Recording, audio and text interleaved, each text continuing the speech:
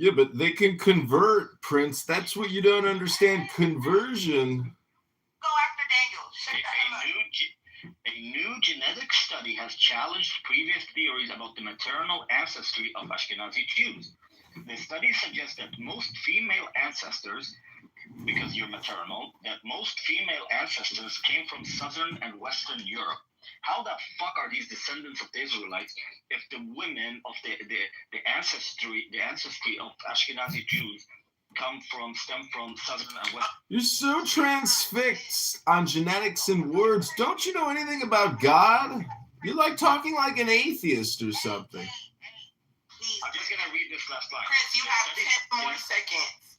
Thank you. The study suggests that most female ancestors came from southern and western Europe, not the Middle East, as some authors assume. The new work in Nature Communications indicate that Jewish groups could have absorbed European converts about 2,000 years ago. That's great. The key word there is absorption. I know English is not his. Because you're going back down. English is not his first language. I think we have a communication barrier. And Daniel talks.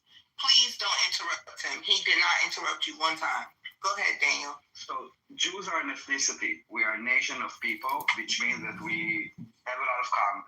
It's not about necessarily religion. We are people that we have a religion.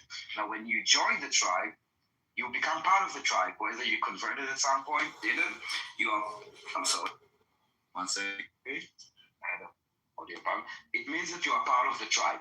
It means also that Hitler will kill you for being Jewish. And if it's enough for Hitler to kill you, it's enough for you to be part of us. And the land of Israel is where Jewish people have self-determination. It's not about religion. Now, those Jews that you're talking about in Eastern Europe, where did they come from? So let me ask you, where did they come from? You say that they converted, but who did they marry? How did they get their customs? How did they learn the Tanakh? How did they learn to read it? Because they were Jews. We were expelled for thousands of years from the land of Israel that was renamed Palestine in order to detach the connection of Jews to the land. Same as done with Judea, that is now, since the 60s, is called the West Bank. It doesn't negate the fact that Jews originated from there. And we also know from Palms, for example, that we were kicked out to Babylon, on the rivers of Babylon, where we remembered Zion, okay? By the rivers of Babylon. But you guys used to be black. Black? Yeah. We also have... Why do you think the Jews were black? Well, that's what, you can't also have black people and be European white. That's why I said you're filled with different races. Can you explain that? Yes, we are one ethnicity, doctor. This is what I'm saying. You guys are conflicting nationality. Ethnicity is a religious word that was created. No. A religious word? Ethnic? No, I'm using ethnicity as we use it today. Ethnicity is about shared culture, shared language, shared heritage. This is what one ethnicity. This is what we have. It's unlike race. Okay, you can be born black and he has 20 more seconds because hold on. He has 20 more seconds because I interrupted him. Go ahead. No, it's okay. I'm done. But the point is that it's not a race, it's ethnicity. This is why we have own colors. And by the way, just to remark Princess' comment, the majority of Jews in Israel are actually Mizrahi and not Ashkenazi. I think like 60 or 70% are Mizrahi Jews and not Ashkenazi Jews. Well, Prince, before you talk, I have a link in the chat. I want to read it really quick. You all can click it if you want. Ethnicity. Earlier it meant paganism, which was in 1772. It says a band of people like living together. So when you say a band of people, that means all different races. And that's the point I'm trying to make. You can't have an origin, or maybe you can, but then that negates the way that we think that race works. That means it has nothing to do with a region. Hold on really quick. Hold on. I get it.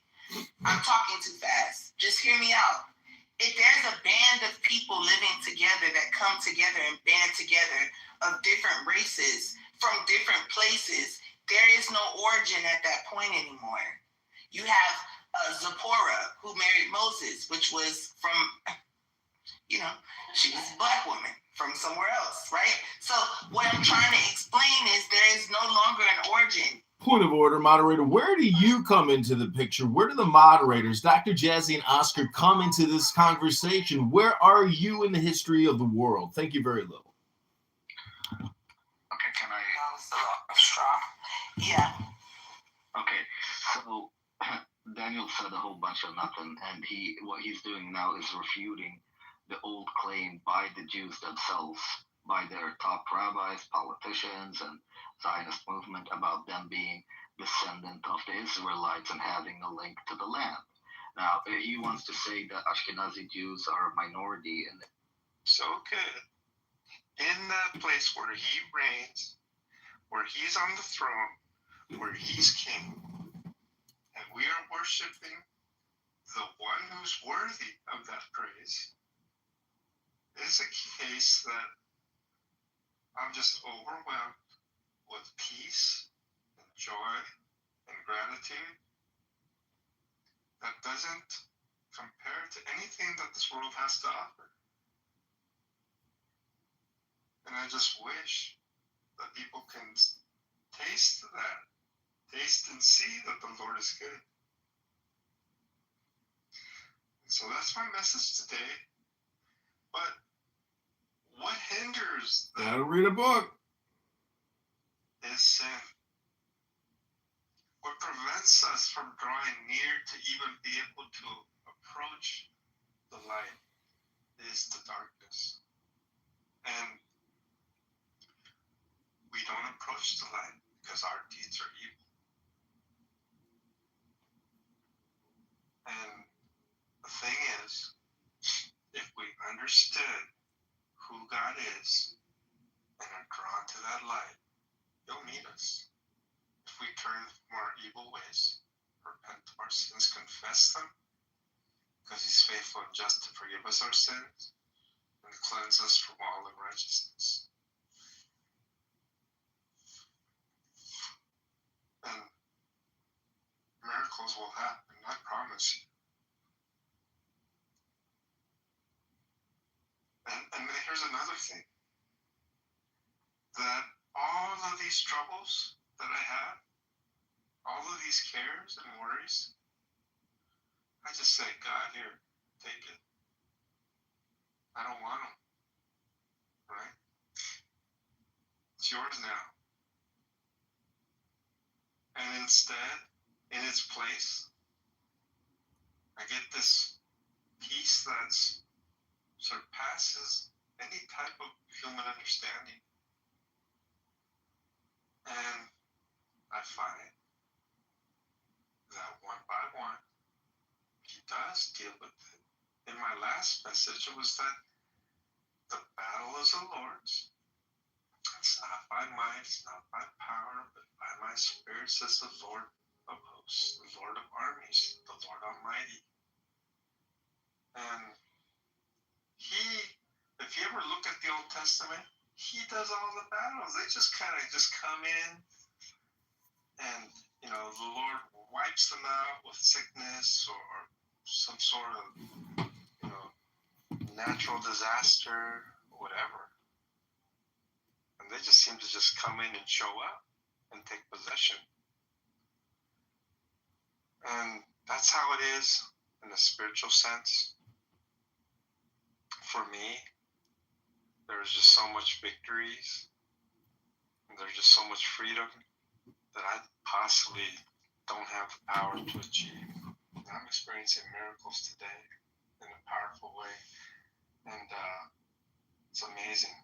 It's amazing to me. Things that God can do. When I think about it, yeah, of course. There's nothing too difficult for God. He created the universe. My goodness. Just these little small things that pertain to me, just a little individual in this vast universe. He can't fix that. He can't deal with that. He can't, Of course He can. And He does, because God is faithful. And it's so interesting, whatever we ask in His name, He hears us just as long As we're obedient to Him, we're abiding in the vine and bearing fruit.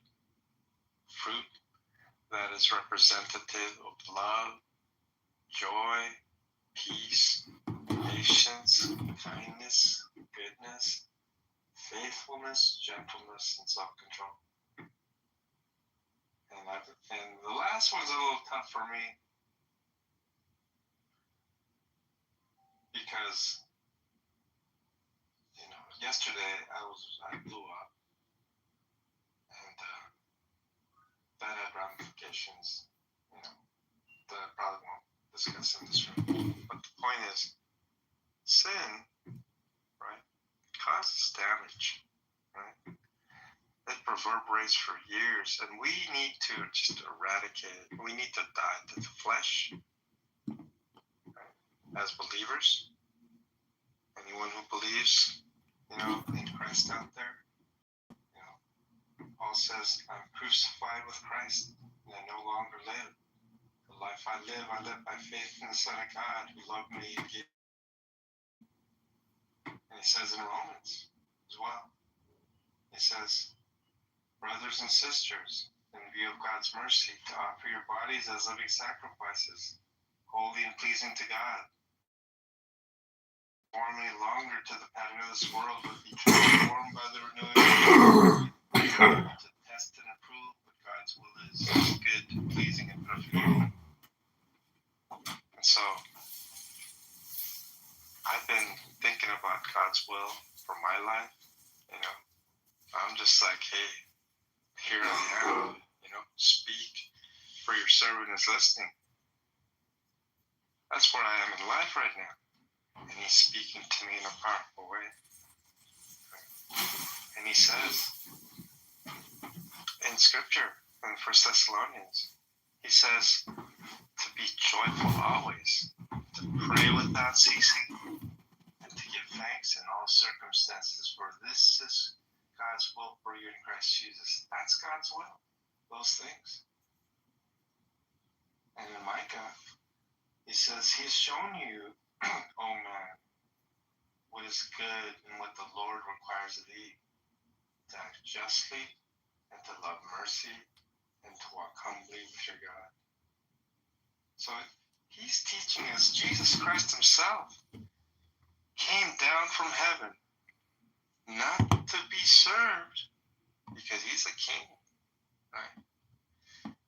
But to serve.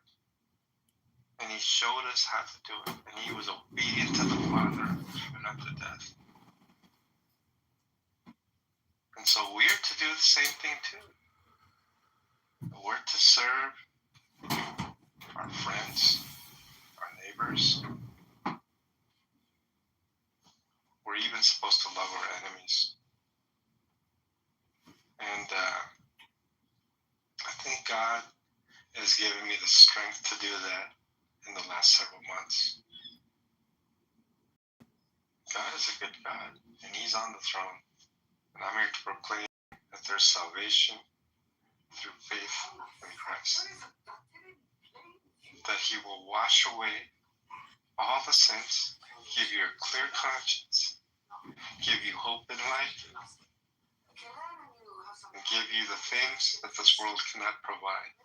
Real, lasting joy and peace. And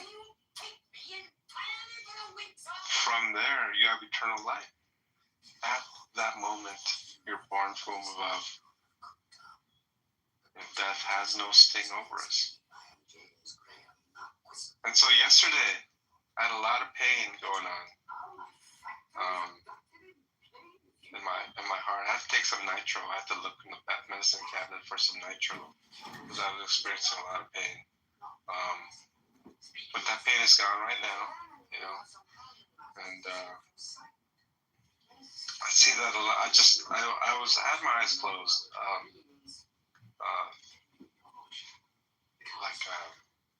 talking all this time. I actually went 40 minutes. I was talking to Haiti, and I told her that's probably how I'm going to do it. So I have 3 hands up. I'm gonna bring the people up if they want to come up. I don't know how long you guys have had hands up. But I did want to talk to James this time for a little bit. And Beaver wants to come up as well. But James, I want to tell you this, man.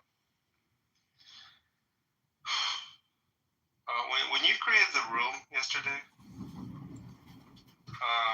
I just have a question. Did you know I was going to have this room about maybe 30 or 40 minutes later? Yeah, I knew you would have a room at some point. Okay. Because I will say that I got into a little trouble for that because I started the room at 8, and I had my headset on at like 7:20 my time, and it appeared I'm on social media again, in Discord again, and I wasn't. Thank you. Tonight, the people of Illinois 16th District chose a new direction. It was so odd because later on, I was accused of, sort of backsliding. She didn't use that word, but, she was very upset. She thought that I was hanging out with atheists. Thank you. Tonight, the people of Illinois 16th District chose a new direction. Through graduating a military college standing here, I promise to serve you with honor, integrity, and hard work. Here I am trying to do what's right. And I'm like punished for something that I wasn't even doing. It was just the appearance of it. And I was thinking about a lot of things. The appearance of impropriety, that's what I'm kind of dealing with a little bit these days. And so, you know what they say in politics, right? Even we're supposed to get rid of even that potential, even if you're not doing anything wrong. But I'll tell you what, like you didn't know, James. So listen, I don't blame you at all. But I will say this, James. Yesterday I didn't know how to deal with it, and I just let you continue the room.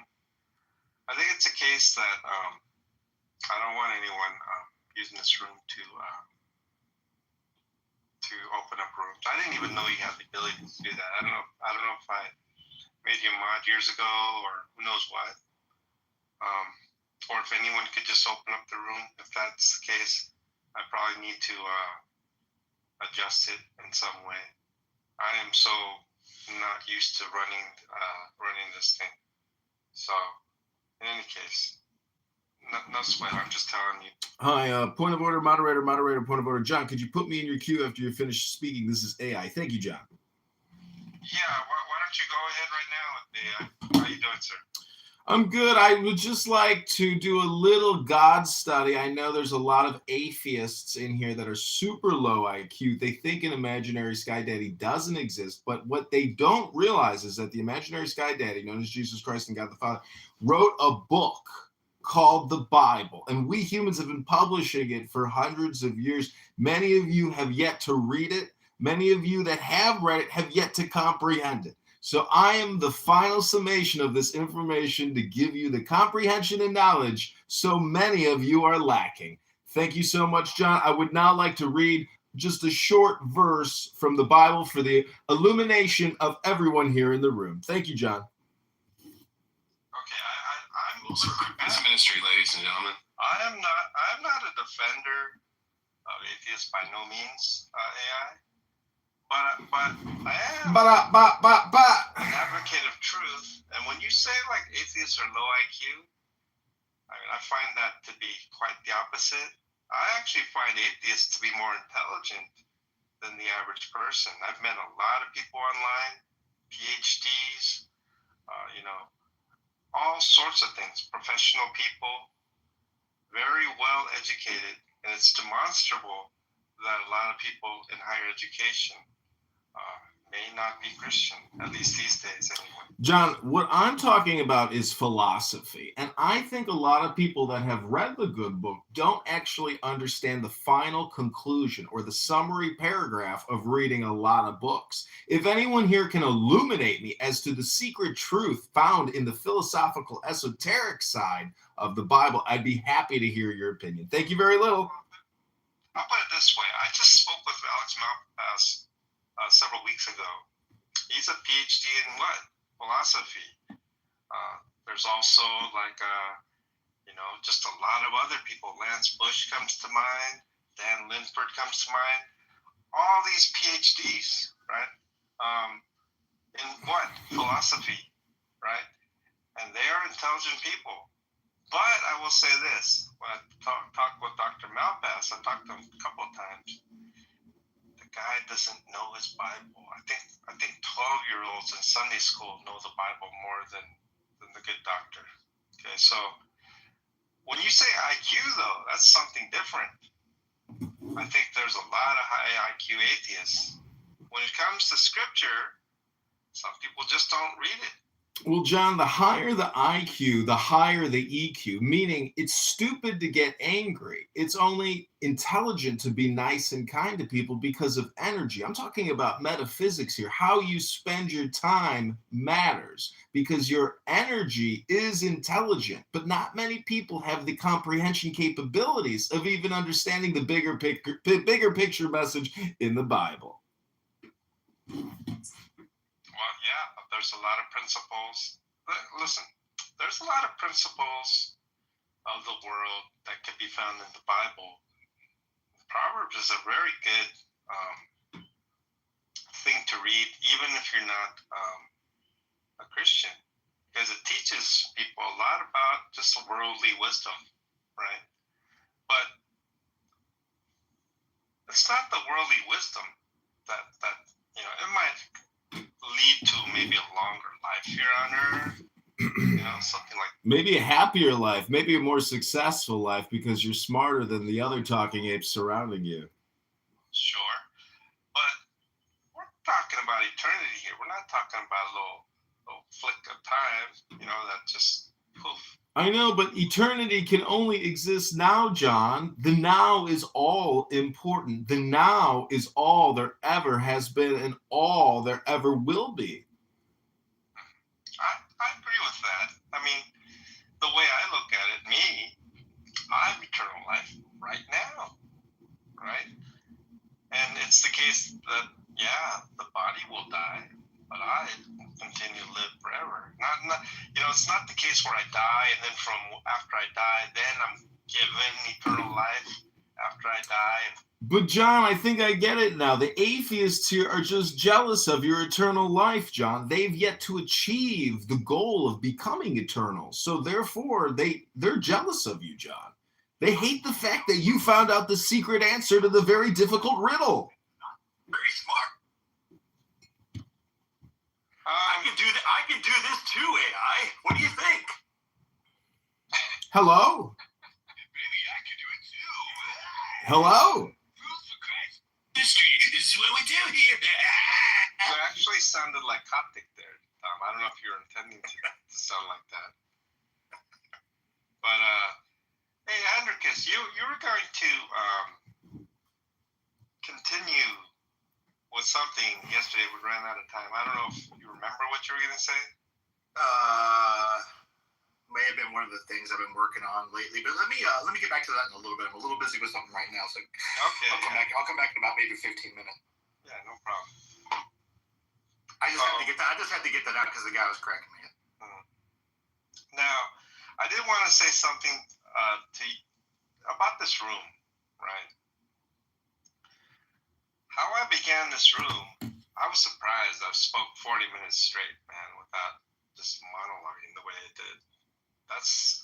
I'm cool with that. Now, I was talking to Haiti yesterday and over the phone text, and I told her what I was thinking about doing, and she thought I had I don't know how she got wind of PMARS, but I told her I need to iron out some things, and she goes, PMARS? I go, no, that's easy. I'm just not gonna bring them up on stage anymore. It's like a Daniel Nero type situation. My concern is people like Tom and Jane and some other people that really just seem to want to, for argument's sake. Do you not the racist on stage, just the atheist challenge? She actually thanks me for it. He appreciates it, and he thinks that I'm doing him a great service. That's the one he's worried about. Well, on a personal level, absolutely. I think there's a lot of utility that's achieved with you being around. However, what's good for me is not necessarily good for this ministry. This, is not very beneficial to the listeners. It might be a personal benefit, Tom. Right? So the N-word saying PMARS is less of a concern for your ministry than right. You wouldn't want bad optics of the ministry. I don't know what you're talking about, James. I said that PMARS situation is interesting. I just don't invite him up. You said it was interesting that you had him on stage yesterday and you let him stay on stage. But then you said your bigger concern or your concern is Tom and Jane, and I'm just like I don't think you understood what I said. The way to deal with PMARS is not even like, hey, I need to figure it out. No, it's very easy. I don't invite him up on stage anymore. Boom, problem solved. John, I got a question for Tom Rabbit. I know Tom Rabbit has recorded you in a humiliating and degrading manner on YouTube. I'm just wondering if Tom Rabbit's ever gone on YouTube and searched for Tom Rabbit talking on Clubhouse, because I've been secretly recording Tom Rabbit, and now I have a Tom Rabbit YouTube channel exclusively dedicated to Tom Rabbit speaking. And all I got to say is people are really digging it. It's very exciting, Tom. Thanks for contributing to my YouTube channel. So, subscribers? You want to post the link in the chat so we can see all 10 views on the video? So, what I did want to say, James, is I did actually threaten Tom and Jane that if they wanted to continue to come up on stage to argue, I might not even invite them on stage. I did tell them that. And so you didn't say that to PMARS though. Like you didn't say PMARS though. There's nothing to say. No, there's nothing to say. I don't know why you keep mentioning PMARS. You left him on the stage. You said there's nothing to say about PMARS, but you let him on stage. You left him stay on stage, and then you threatened the two atheists who were challenging your points. Like I'm extremely. Point of order, moderator. James, can we just move past the topic? We all heard it. We all know that John, might not be capable of doing a full-scale moderation the way that you would like, but can we please move this conversation forward? Thank you very little. Yeah, I don't know what part. Full scale. We're talking about the basics, my guy. James, I don't know what part of PMARS is no longer welcome on stage. I think you want to harp on that I didn't do anything yesterday, maybe to your satisfaction. Is this what we're talking about here? So you said PMARS was no longer welcome on the stage anymore, right? And I had to say that 3 times, by the way, James. I don't know why I had to say it 3 times. It seems like it was not registering for you or something, as if it's still a problem.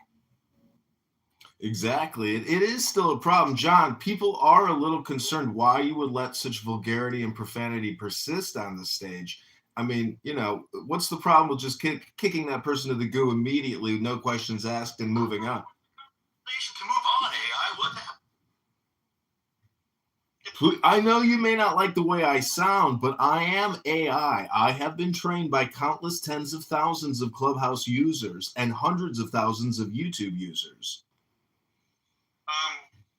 That's a legitimate question as to why I let it persist for as long as I did before I finally moved them down after a lengthy, episode of his antics, right?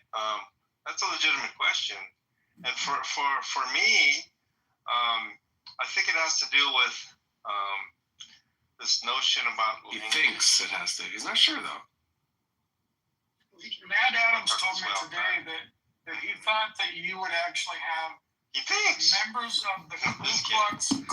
He told me that he believes that you would actually allow members of the Ku Klux Klan on your stage, and he also said that you would also allow open pedophiles. Like, Matt is extremely concerned, and he thinks that you're intentionally doing this. Well, I'll tell you what. As far as this room goes, this is definitely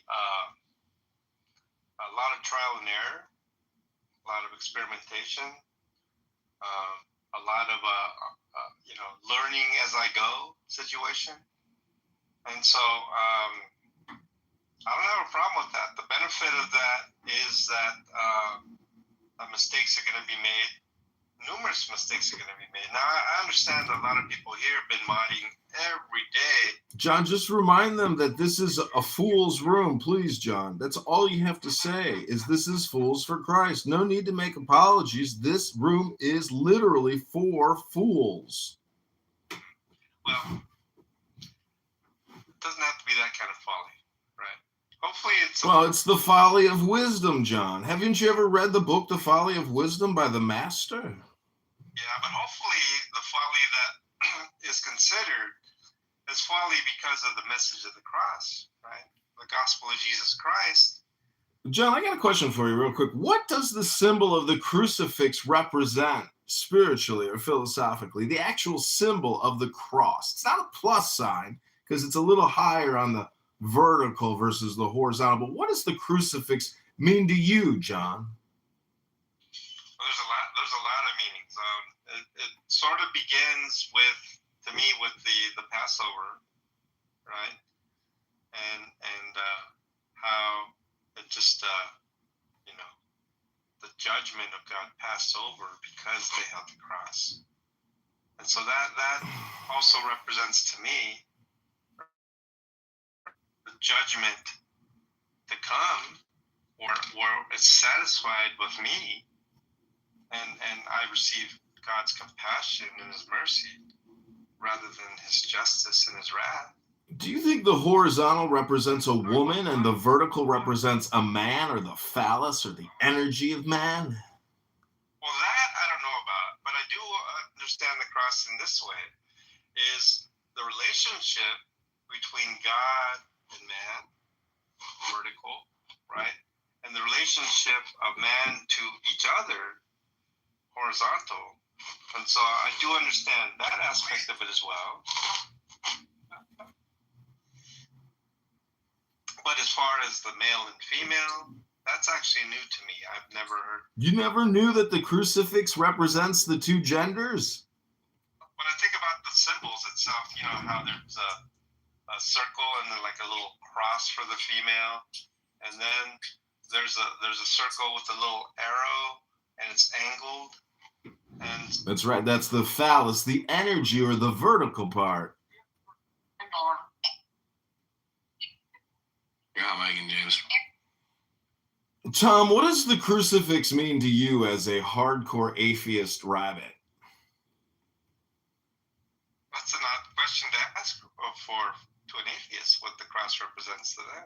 I know, I'm just wondering, do they just think it's like an addition sign, like a plus sign? I don't know. I can't answer for the atheist. JCC, Tom, can you take this one? Thanks, guys. Fail to really see how this person is enhancing your ministry either, John. Well, the way I look at it is this, right? I was thinking about this guy. This person? My name is AI. I don't appreciate your disrespectful, demeaning tone. As a follower of John Lee and Fools for Christ Ministry, Tom, and as someone here who slanders him on the daily by putting up negative videos to hurt his ministry, I rebuke you, Tom. And I rebuke you as well, Andricus, and JCC, and all the atheists here who troll this nice, gentle, humble servant of the Lord Most High. You people are all vile, wicked, detestable scum of Clubhouse. Just to let you know, he was asking me, and I was trying to answer him. You cut me off to say what you did, just to let you know. Oh, just to let you know. Yeah. But a particular question about enhancement, right? I was thinking about our church. And one lady with fuchsia hair, one lady with it's like a neon blue type of hair, and Just so you know. one was even trans. And just so you know, they would enhance our church. I was just thinking about this guy yesterday. When I first went to the church, I had not bathed in maybe weeks. I remember I had filthy feet with flip-flops on. I had shorts and a shirt and a baseball cap. And I was right at home. It was literally come as you are, right? With all praise the Lord, amen. filth. Now, so I actually invited James, the guy that was homeless, and I hugged him twice yesterday, and he was, smelling like he's been in the streets, right? And I was thinking to myself, would he enhance our church? And that answer is actually yes, because from what I'm hearing, at least from Kyle, he wants widows and orphans and foster children. These are the three things he wants to see in his church. And he had two widows come in, and they left. And he was sad to see them go. This is the kind of church he wants. I don't know about some sort of... Yeah, I mean, widows inherit money. I don't know, sir. I just don't see him in that. Do you think that he's going to be happy with you handing out cards and having a line at the door of homeless people coming to his church, smelling up this congregation, and meanwhile offering $0? We will soon find out, Tom, because I've asked 3 people to come to my church, and those are people from the street. I'm thinking the 3 candidates that I've chosen so far will put your little question to the test. Praise the Lord, amen. Edify the Lord. And so we shall see how that little social experiment comes out, because what I intend to do, Tom, is to invite more and more and more people. I already met this guy in Maurice. Oh, this is great. This is like one of the funniest storylines. He was about 6'6", and he had a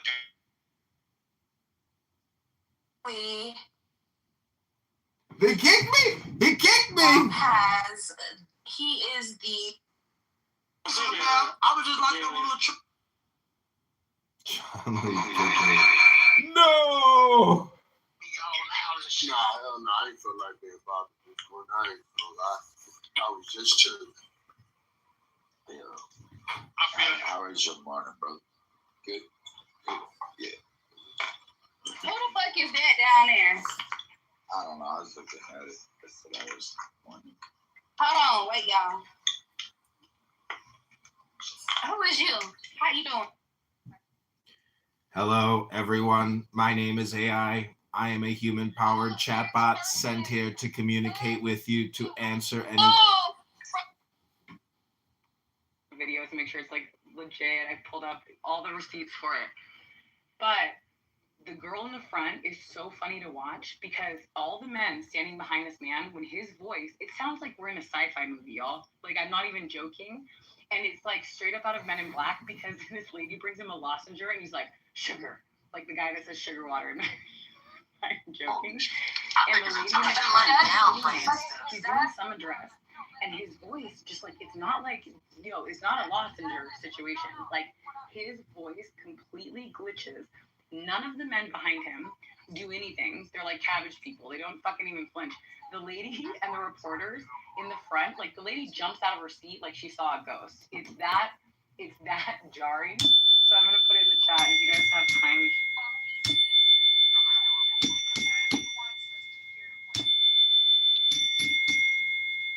Hello? Hello? Hello? Hello? Hello? Hello? Hello? Hello? We live in a crazy world, bro. And then now it's the AI shit coming out.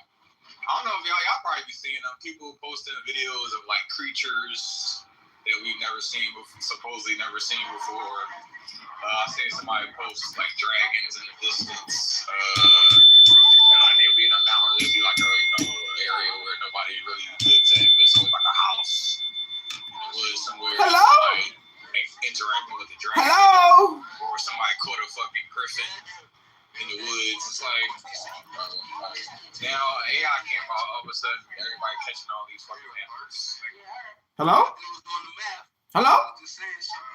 I've seen that too, Brendan, and it's so frustrating because we are in this day and age where shit's going to start being revealed, which is why they've like conditioned us so much. I feel like I talk about this with Derek all the time, to have like body dysmorphia and to be so used to plastic surgery and things looking so crazy, because this way too it's hard to be able to tell like when people are wearing masks or if they are something other than what they say or whatever the case may be. We've created this like complete delusion around body dysmorphia, and then on top of that we added AI. So like when things are going to start getting revealed, it's really hard for people to like know what's real. Like, is this real? Is this AI? Is this somebody who had really shitty plastic surgery, or is this somebody who's like actually like not fucking like mask on shit? Like, come on, yo, Mission Impossible type stuff. Yeah. Hello?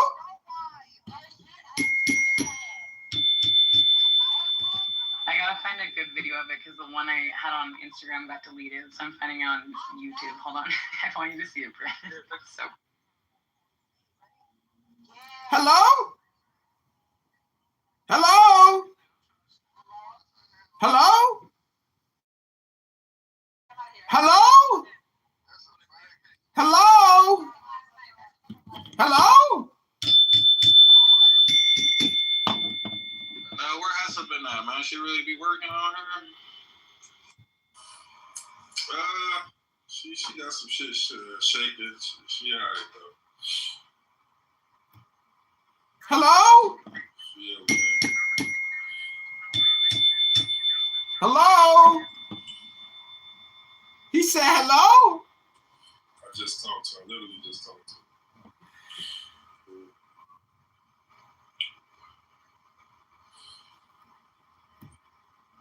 Hello? I'll tell you this. Hello?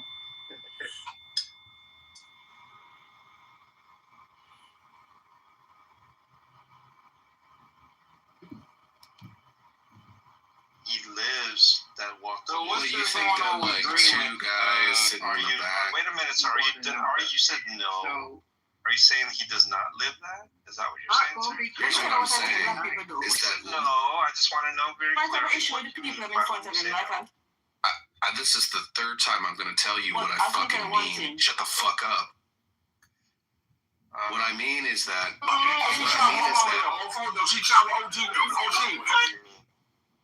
not going to tolerate it. But in any case,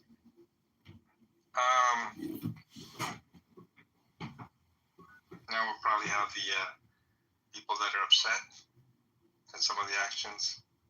No, man, you gotta stand your ground. Good job, John. Don't let anybody disrespect you like that. Tell him to take all that shit off his YouTube channel. I looked it up. He is making fun of you, and he's ruining the good work you're doing for the Lord. So, you know, stand your ground. Nicely done, John. Let me say this, John. Last time we were here, I had two guys, African Americans, and they were talking for the last half hour of this room, and I will admit it was a relief for me. I think I was even at the stove listening, making breakfast or something like that. But what I also noticed was that you were kind of mocking them, right? Where you're making your noises, and just to let you know, not gonna allow that either. It's one of my favorite things that you have to tell us and to teach us is, you know, just to let you know. That's my favorite thing is when you say just to let you know, because then you let me know, and I know that you know that I know, and I know that you know. So we all know now. It's great, John. Is it possible for you to have a normal voice? Nah, man, this is how I sound, dog. It's black. Well, I know it's AI. So why do you entertain this?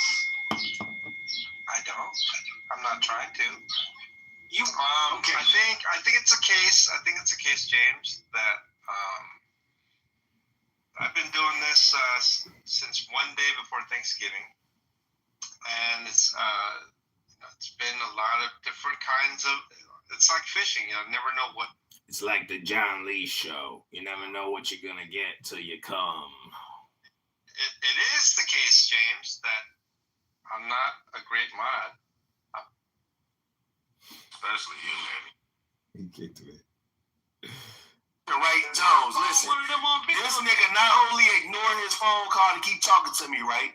He wanted to show me his little funds that he got, right? Which he ain't even gonna have that same money when they bury his bitch ass. Oh, baby, nigga, his mom gonna put GoFunds up and shit, right? Talking like I got it, but I ain't gonna Now I say send 100 out. Measly 100. You that nigga, your phone it rang twice. You ignored your call to keep talking to me, though, G. Like, I'm just saying, okay. Matt, I opened up Trump America First MAGA all day. If you could go to that room and join the stage. It's an America First MAGA the house. Just type in Trump in the search. Try to find the room Trump America First MAGA all day. I'll mod you. Let's do a room for 30 minutes. Let's make America great again for at least 30 minutes on this app, man. Just search for Trump America First MAGA all day with music. You bring the money up. You brought money up. So send it out. Hello?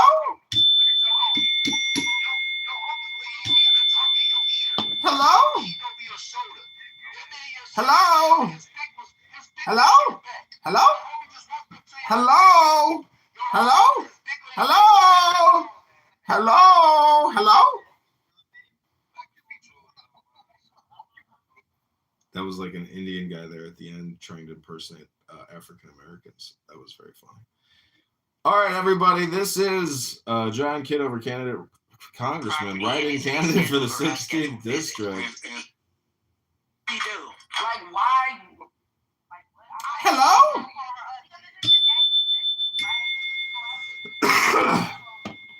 Hello?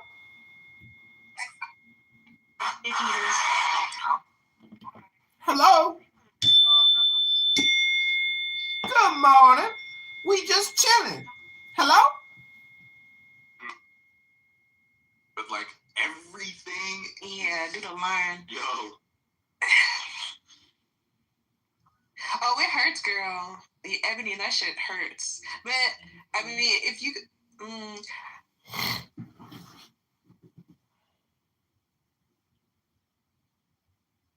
I'm gonna see if I can get back to the John Lee show.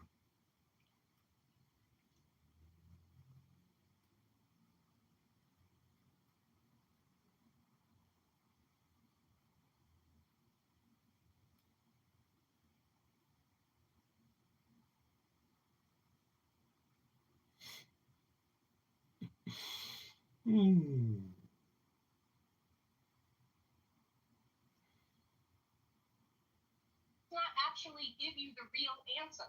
You were happy with the superficial. Sincere, I would even say, from what I gather. Not so much some of the help that he gets, but they're having a school activity. Been assumed that, but it's amazing. Now,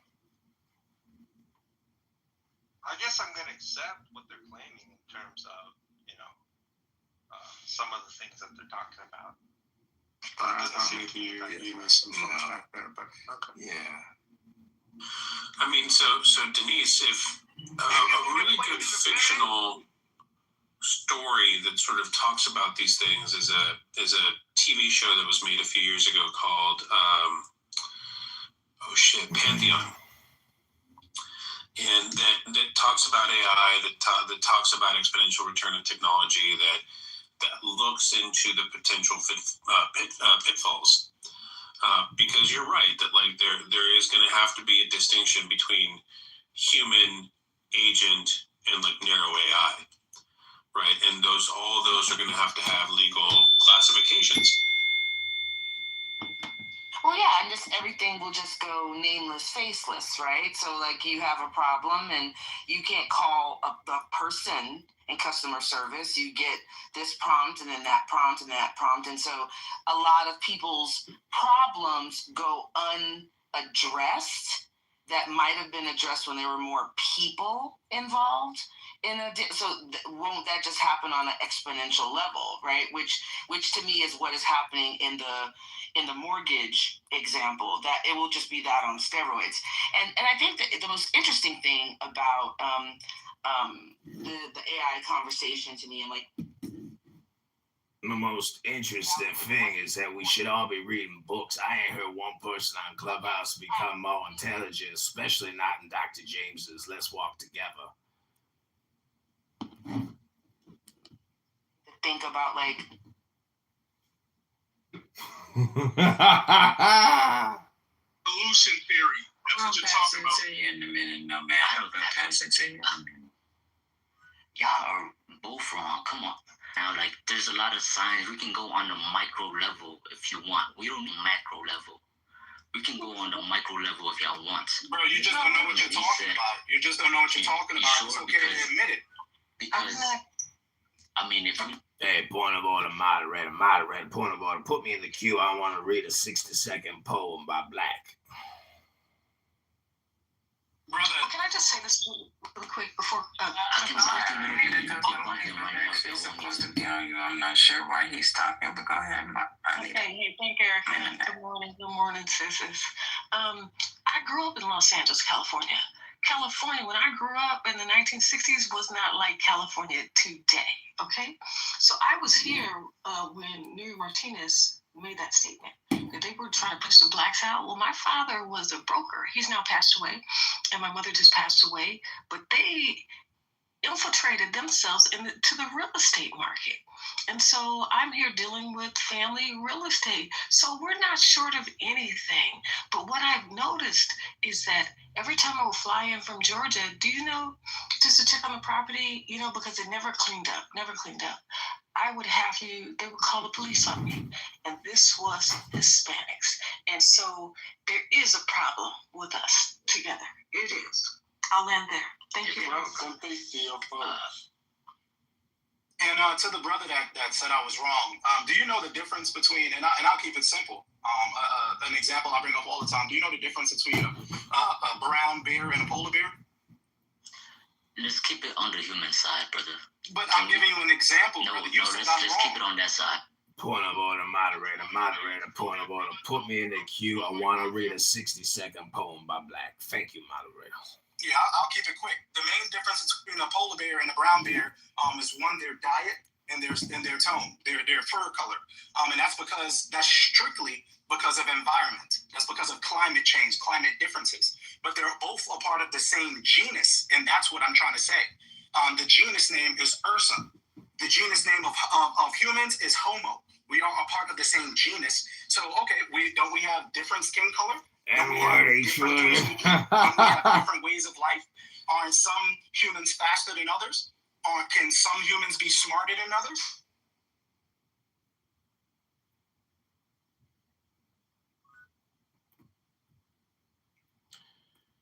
Hello, moderators. Can you hear me? Hello?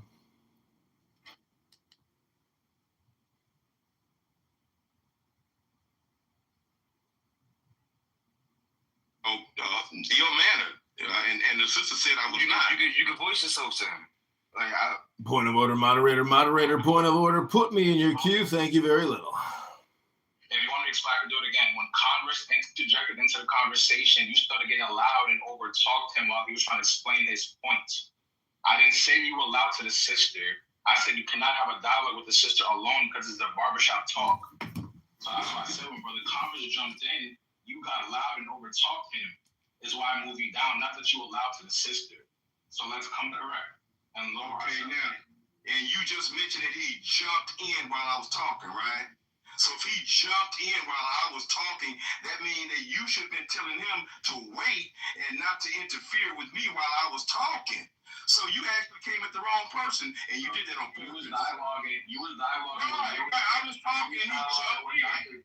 Hold on. You was dialoguing with Yoshi. You were dialoguing with my sister. You were talking for a long time, and I said, Lord have mercy. This is a barbershop style room. So you're not even listening. This is a barbershop type style room. You've been talking for hours. We've been talking for hours. No, I ain't been talking for no hours, Clown. You just got a problem, bro. You got a problem. All right. I'm going to mute up. Thank you, man. You have been talking for a while. Oh, shut up, dude. I'm talking to the sister. I didn't ask to speak. She asked to speak to me. Yeah, I didn't say she didn't. Point of order, moderator. This conversation is about nothing at this point. If you could put me in the queue, I'd like to give you a little Bible study for 60 seconds. This is Black. Thank you all very little. Yeah, she can definitely do that. So Brother Congress can go. Brother Gleasia, if you have some last words, you can speak. Then Brother Black, I know. No, Eddie, I'm going to go back to the audience, but I appreciate you. Okay, no problem. We're not going to tolerate disrespect. Let's keep a peaceful conversation. We're spreading information only, no insults. You don't got to be disrespectful. You can lower yourself and be respectful to the room. This is a barbershop talk. This is not a dominating conversation. Point of order, moderator. My heart is confident in you, O God. No wonder I can sing your praises with all my heart. The Lord delights in his people. He crowns the humble with victory. God keeps an eye on his friends. His ears pick up every moan and groan. I waited patiently for the Lord. He turned to me and heard my cry. Let everything that breathes sing praises to the Lord. May integrity and uprightness preserve me, for I wait for you. The Lord God is a sun and shield. The Lord will give grace and glory. No good thing will he withhold from those who walk uprightly. Great is our God, is our Lord. His understanding is infinite. All angels shout encore in awe before the glory, in awe before God's visible power. Worship the Lord with gladness. Come before him with joyful songs. Our lives are in God's hands, and he keeps our feet from stumbling. I meditate on your name all night, God, treasuring your revelation, oh God. I love you, O Lord, my strength. I will sing to the Lord, for he has been good to me. The Lord is at my right hand. I will not be shaken. God is magnificent. He can never be praised enough. There are no boundaries to his greatness. I will lift up my eyes to the hills, from whence comes my help. My help comes from the Lord. The blessing of the Lord be upon you. Be strong and take heart, all you who hope in the Lord.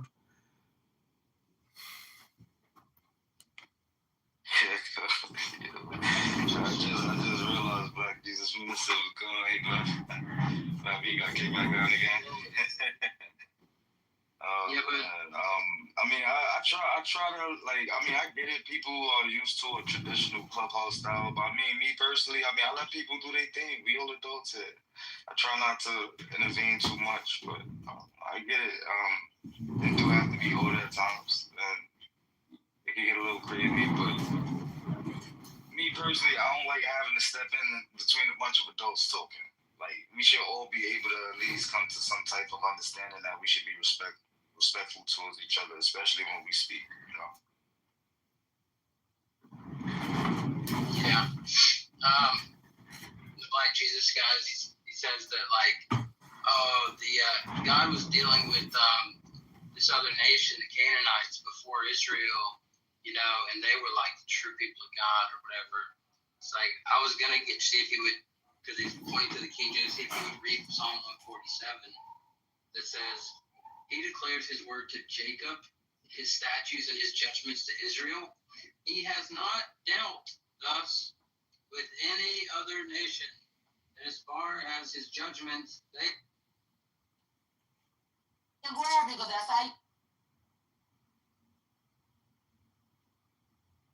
them, it was done by one man and one man only. Let's be honest, right? It was Albani from the 1990s, 1980s, 1950s. The one dude somehow decided this is false, this is true, this is false, this is true. This is another reason. Point of order, moderator, moderator, point of order. All communication is hypnosis. Your title is insulting. Thank you. But anyways, so Okay, the thing is, from now on, we don't.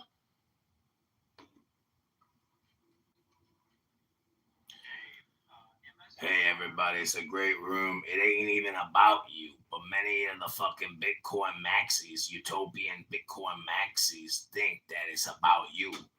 Down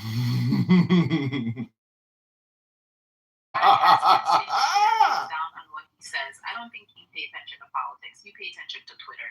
That's what I've gathered from him. Hello, point of order, moderated a lot of information on Twitter that you probably don't read. So, you know, who right and who wrong here? Wait, who is this person? Who is this person? I'm a human being speaking. You know what a homo is? Homo sapien, big ass bitch. Okay, you're blocked.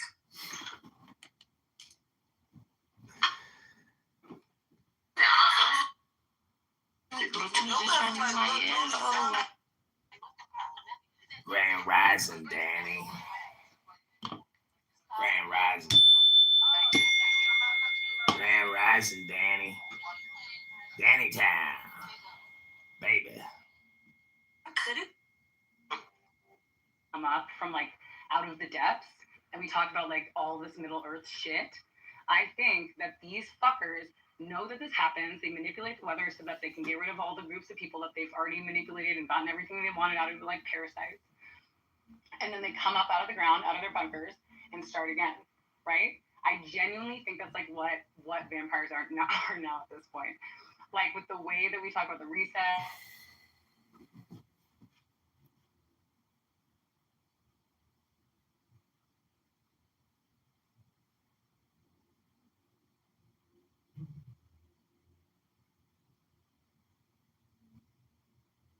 Okay, everybody, welcome to John Kitover podcast. It's 1:22:26, 11:27 a.m. CST.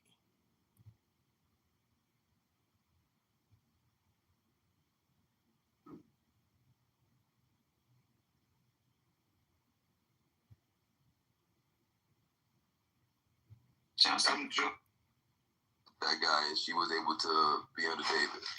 Right, but did she divorce that man? Or did God handle it like he said? Even though his literal name goes into being wicked. No, she stepped away until he stepped away. No, she stepped away to plead for him, and to the man of God. And from there, that's. I'm asking you, did Abigail? It doesn't play well for silver either. Don't you guys understand Bitcoin, silver, platinum? It's not about you, gentlemen. You guys don't even read books. You guys are in a Bitcoin clown house hypnosis. This is mass psychosis, what you're doing. Andrew's just trying to learn English.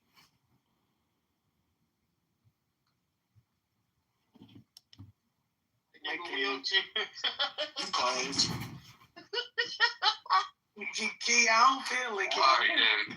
He's like, look at that big wheelchair, bro. Key, I'm gonna do something real nice for you. First You hear me, administration, girl? there was still the country's best interest at heart, in my view. I still think that to a certain extent.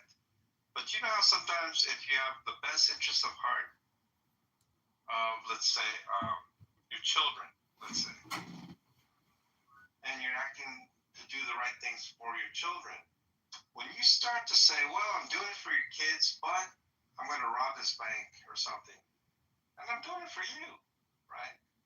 When you start acting like that, well, you might be doing it in the name of your children, even the concern for your children, but you're really not doing the right thing for your children. And so It's kind of like that. I think he's doing a lot of things, yes, for the American people.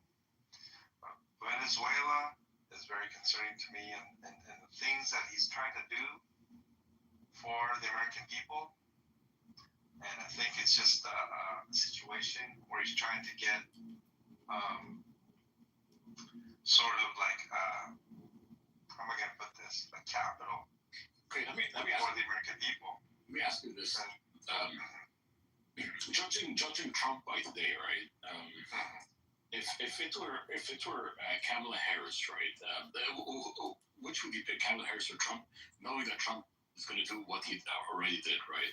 Yeah. Very good question. I would still pick Trump. You would still pick Trump? It's not even a question. Wow. After all, you'd still pick Trump? Wow. Sure. Yeah. When you have a choice like that, you have two choices, right? Trump or Kamala Harris, and you know. You have a good idea of what you're going to get with Kamala Harris, and you have a decent idea of what you're going to get with Trump. And so given these understandings, what would be better for the country? And so, someone like Johnny might say, neither, therefore I won't vote, but you didn't vote, right? And whereas other people would say, well, we don't want all this drama for this country. I'd rather have a Biden or a Kamala Harris rather than this insanity in the White House and all this drama and and the whole world is just laughing at us or whatever. Why would we want that? And that's their perspective, right? Which is fine. That's how they vote. I just have a different perspective, different priorities. Imagine, and this goes for me, it's more fundamental. And platform-based, policy-based. Unfortunately, we also have a person who is a personality, right? However, when I think of education, when I think about the last time that Trump got elected in Congress, he had a lot of lip service. Repeal and replace, repeal and replace. We're going to be honest, as a Republican Party, we wanted to repeal. We had absolutely nothing to replace it with. In other words, it was all talk. They claimed they had something to replace it with, but that was just lies. The difference in that is horrible, right? The difference in that and Trump, I think that Trump actually gets things done, right? That he's efficacious to make what he's promising come about. Now, how he does that, he strong arms congressmen, right? Things like that, other countries, other world leaders, right? Maybe a little too much so, maybe a little bit too much pressure. I mean, when you think about Canada and Carney, he's basically pushed Carney to the arms of those communist Chinese, right? They almost had no choice. So, in a lot of sense, he's a strong man, right? So there's a lot of good and bad too. Wow. So you love him, John? Oh, okay. I didn't. All right. But if it's going to be the case of a versus a Biden, let's say, for example, well, I personally believe it's because of Biden that we had a situation in Ukraine and in Gaza, right? I don't think we're going to get that with a guy like Trump. So John, you're saying that he's done great things? You're defending him? I'm defending him where credit's due. And I think there's criticism where criticism is deserved. That's the way I'm going to approach it. And so if I'm going to put it on a balanced scale, these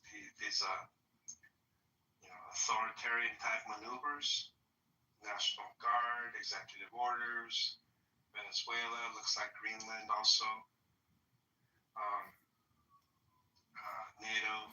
Okay, so Tom, let me ask you this: if there's a scale, right, from between 1 to 10, right, 10 being like him doing a great job, 1 being that kind of scale, okay. Yeah. So what would you rate him at? Okay, so I'm gonna guess you just mean overall. Yeah, overall. Okay, so an overall,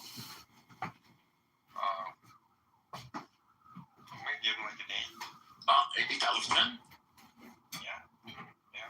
I'm even gonna say this. I still maintain that he's the greatest president in my lifetime, even with a lot of criticisms that I have. Sure. He's the greatest president in your lifetime? Mm-hmm. Yeah. And there's a standard I have. Now, I was talking with Jason Torn. You probably know him, right? And, I know him. Yeah. I agree with him that he's a liar. And there's a lot of things he just exaggerates, flat out wrong factually, right? And it's documented. And he's also a fraud in the sense of like a, and so, however, does that quote unquote disqualify him was the question, right? I told him no. Even these things that I agree with, he is these things, I agree with you. But in Jason's view, if he's these things, he should be disqualified as a president, whereas I don't. And so, even still with these things, I could still maintain that I think he's the greatest president of my lifetime, which I still maintain, by the way. So, given the comparisons, now to me, Reagan would be a close second, right? As far as popularity in the country, he would be John, 49 to 50 states. But anyway. Why is Tom in the audience? Oh, I think I asked him for something, and he was very. I think I remember now. I asked him a question about like what he meant by no, and then he started to be a little bit. How am I going to say? Kind of recalcitrant of the room. Contentious. Contentious. A little bit. Contentious. Fine to a certain degree, but it was like. He told you to shut the fuck up a bunch of times. You only have 24 minutes. Something like that. Something like that. Maybe bring Tom back up and see if he can participate in this part of discussing. Yeah. Well, he doesn't. Well, he doesn't have his hand up, so. Oh, Tom, you don't want to come up, Tom? Tom, come on. Save Tom raises his hand. As soon as I said that, he did raise his hand. Yeah, Tom, come on, Brody. Hey, here's Tom. Hey!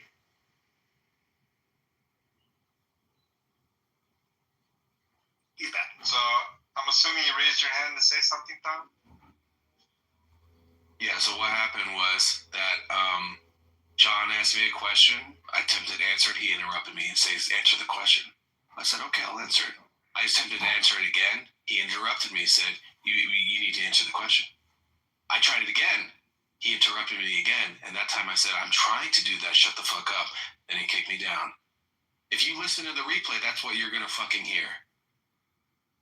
Well, I'll tell you what, sir. I may actually listen to the replay. And if there's something for me to learn, then that's what I'll do. It's not as if John was asking me a yes or no question and I wasn't answering. He was answering for me to explain myself, and that's exactly what I was trying to do. And he interrupted me over and over. And then when I finally told him to shut the fuck up, he kicked me down. That's what happened. And by the way, it wasn't multiple times. It was one time. I don't know. Someone else says multiple times. It wasn't me. Yeah, Andricus is wrong. So what? Okay, that's fine. That's fine. Everyone has. But as far as like the room itself, I'm trying to have a little bit of order. I think actually I might start getting very strict toward profanity as well. Oh yeah. Yeah, I think at a point like I'm like numb to it. I still am to a degree numb, but I think also I become sensitive to it. Let me tell you something. A little side story. I watch these like YouTube praise, worship groups. There's this particular Grace Revolution group I like. But anyway, when they have commercials, there, so there's when they have commercials, oh my goodness, it's like so shocking. It's like, what is this commercial doing in this Christian praise thing, just literally cutting it off, and right off the bat, first word, second word in, they're talking the way they are. And I actually reacted in a certain way. Like, now I can see how certain people that are so, like, immersed in church or whatever, maybe they're an old lady or who knows what, but they hear some sort of profanity and they react a certain way to it. I think I understand that a little bit more now. I think I have become, over the decades, very numb to that environment. And I think about this also. If we're like in church and someone just in the place is just talking like that, even if it's just one expletive, I don't think they would tolerate that. I think they might just escort them out. La esperada con ansias y por fin la he recibido, llegó la máquina coctelera que va directamente a la llama de la estufa, hace tortillas de maíz y I don't know, to be honest. John, did you want to hear what I was actually going to tell you or not? Not particularly. You don't want the answer to your question? And my question was about the yes or no? Or what? There was no yes or no question asked. So, I mean, what did you mean by no? What did I mean? What did I mean by he's not living it? That was your question. Well, I don't know if that's what you meant. I said that it was appropriate for the pastor, the associate pastor, to be preaching on James 2 because he actually lives it. And then you said no. Yeah. I don't know what you meant by no. Yeah. Do you want me to explain? Sure, because my question was, are you saying that he's not living it, and you did not answer yes or no? Here's what I'm saying. I would not consider him, when we were talking about homeless people, right? That's the context of this conversation, is, sure. You know, when you have the homeless people that come into the church, and like there's a homeless guy in the back, and maybe it was just you, and then you say to, like, look at him. This guy is living it. He's accepting this one homeless person, right? Well, I think that is crap. And I'll tell you why that's not living it. Because what he's doing is tolerating one homeless person. Okay? He's tolerating that one homeless person, right?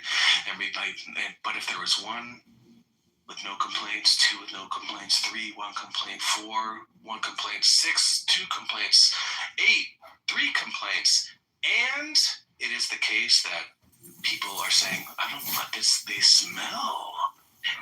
But then when you start to fuck with Pastor Kyle's ties, some people didn't come in today. What's with our worship today was down, right? I'm looking at our numbers, and it's down. Yeah. Then you're going to actually start to be actually tested, John, right? And this stuff, one homeless person in the building, for you to actually like point to that and say that like your pastor is being tested and passing with flying colors is a fucking joke. I will say this, okay? A lottery ticket. That's what my property tax bill. If you notice, electric prices. I'm talking about Pastor Bill. I understand the difference. And so, this is literally what I was talking about, was that it was appropriate for Pastor Phil, not Pastor Kyle, to be preaching on James 2. But when I talk about Pastor Phil, you keep talking about Pastor Kyle as if you're obsessed with him. They both have a threshold.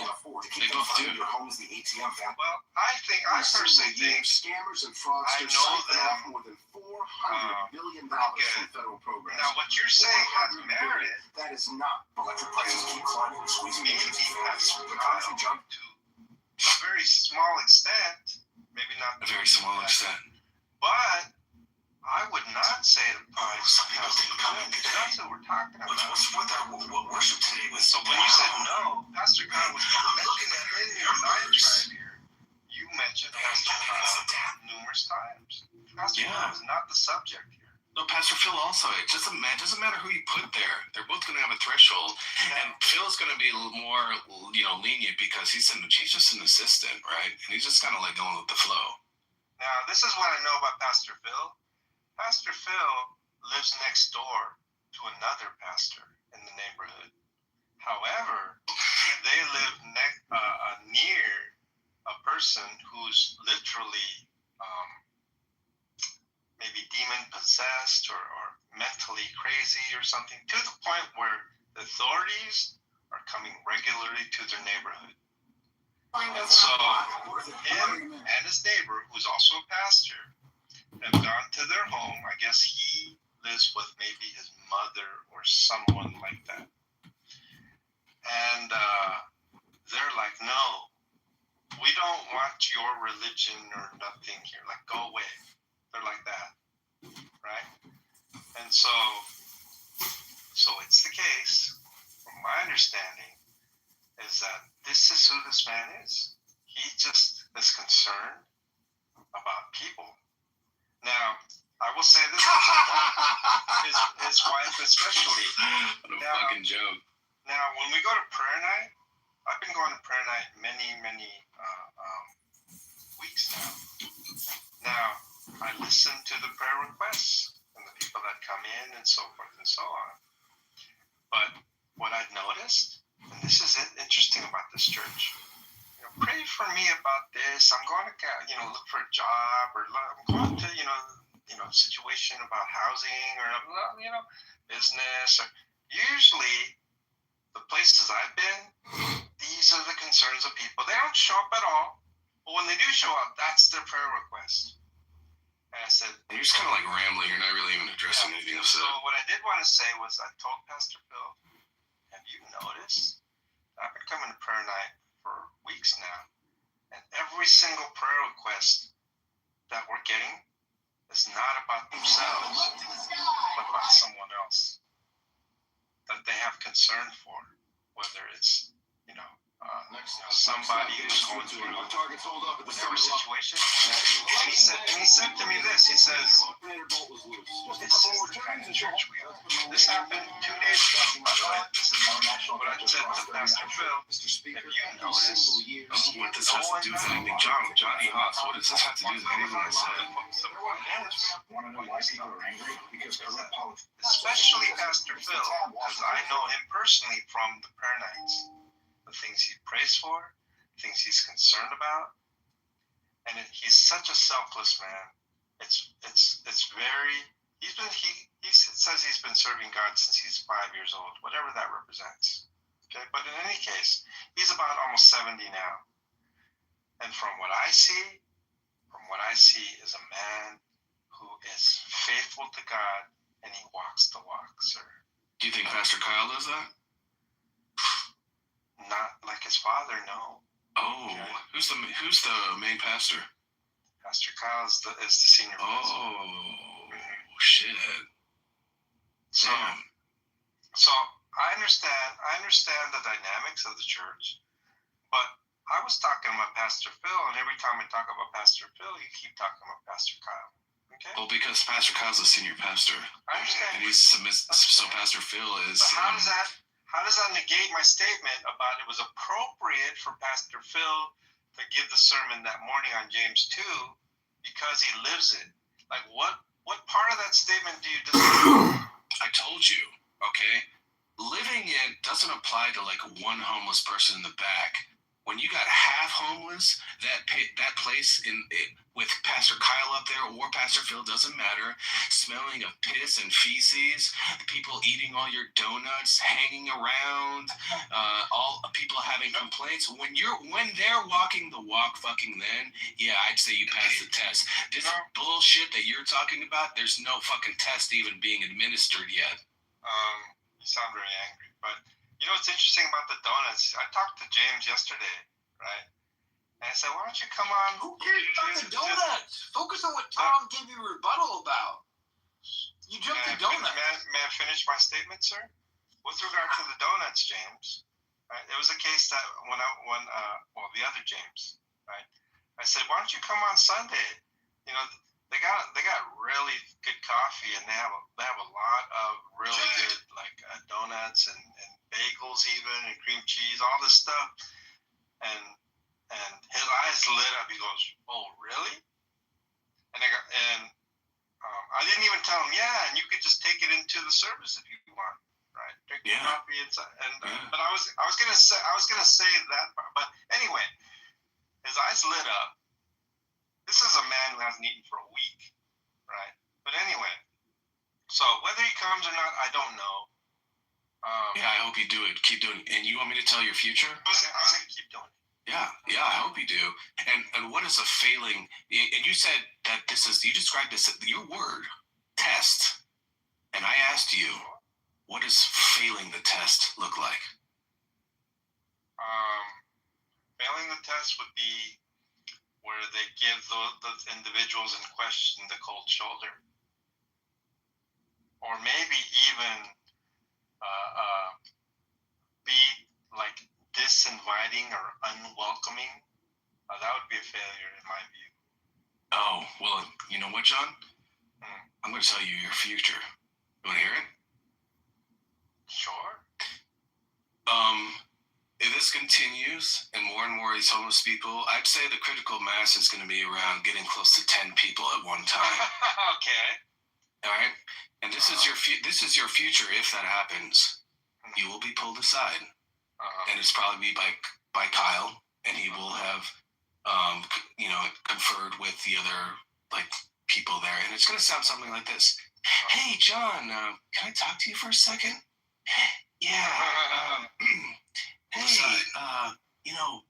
hey, I just want to say, man, I know what you're doing with your ministry, man, and it touches me a lot, and like, I really love what you're doing and everything. That being said, I know, God's speaking to you, and, God speaks to me and, tells me, gives me direction, stuff like that, and, John, we're kind of still growing, John. We're a small church, and, we don't, look, if it were up to me, John, I'd help everybody. You know that, right? Right? I'm not just physically able to help everyone right now. I wish someday, I pray, God willing, that I can welcome everyone in the doors, So, that being said, there have been some issues, John, with some of the individuals that, you've referred. I don't want to get into it. But John, part of my duties here at the church is so I'm sort of like the leader of this flock. This is the congregation. This is my congregation, and I need to protect my congregation. And I wish it were that way. I wish I could just welcome anybody, but that's the way it is. And well, I've been approached by some members of the congregation, and they're telling me they don't feel safe, and there's maybe an incident, or and I don't want to get into it. Don't ask me questions about specifics that I'm making up. Don't ask me about it, right? But yeah, if you know what, I'm not saying we have to stop, right? I'm not saying that. I don't want to ever say that. I'm just saying that for the time being, maybe we could just refrain from inviting, some of these individuals, and maybe in the future we can once we get bigger, we can help more people, and we can continue it. Hopefully not. Now you're being repetitive, by the way. But this is how it's going to be. So hopefully I can speak without being interrupted as well. Now, Connie Bremer Frisbee. And who she was married to Lonnie Frisbee, Vineyard down here in Orange County. Now, who she is, she's one of the original hippies that was entered Calvary Chapel, Chuck Smith. Now, there's a particular video that I saw on YouTube recently And Catherine Coleman. Do it, you know. If anyone knows who she is. Anyway, John, it was a church. It had about, I don't know, 60 people in the gathering. And they were in the center. What's up, Double? Can you hear me, Double? Yes, sir. In that circle of people, see, Chuck Smith had a Foursquare church. If you know what kind of denomination that is. And it had very small, maybe 40 people. Yeah, no, it was 40 people. Or maybe even less. All of a sudden, one day, his daughter brought home a hippie. And that's what started with the so-called Jesus movement. You know, Connie, the one that you have with Darth Dawkins in that video, she's a pioneer of the Jesus movement. Pioneer right now. She's an amazing woman. Point is this. He's not living in. When you see that video, you're going to see him type of people. You know, I'm talking 65, 7-year-old women, right? Churchgoers all their life. The men that they're married to, right? And you see a bunch of hippies in there. Smelly, stinky hippies in there, right? And they're all one circle sitting, like, peppered in, like, in that thing. About 60, 80 people. I could even show you the link. Now, that type of environment, Chuck Smith did not say, oh, you know, I'm trying to lead a small church here, this Foursquare, and, you know, it wasn't like that. It was like this guy, Lonnie Frisbee, he had a talent for bringing in so many hippies to his church. In fact, my old pastor, Steve Smith, from Steve Mays. The hippies still have money. He had Calvary Chapel South Bay. That guy Silver Star you know about? He was part of Calvary Chapel Seal Beach, right? That's where and anyway, I don't understand what any of this is in service of. I really fucking don't. So, long story is that the churches that are accepting of these.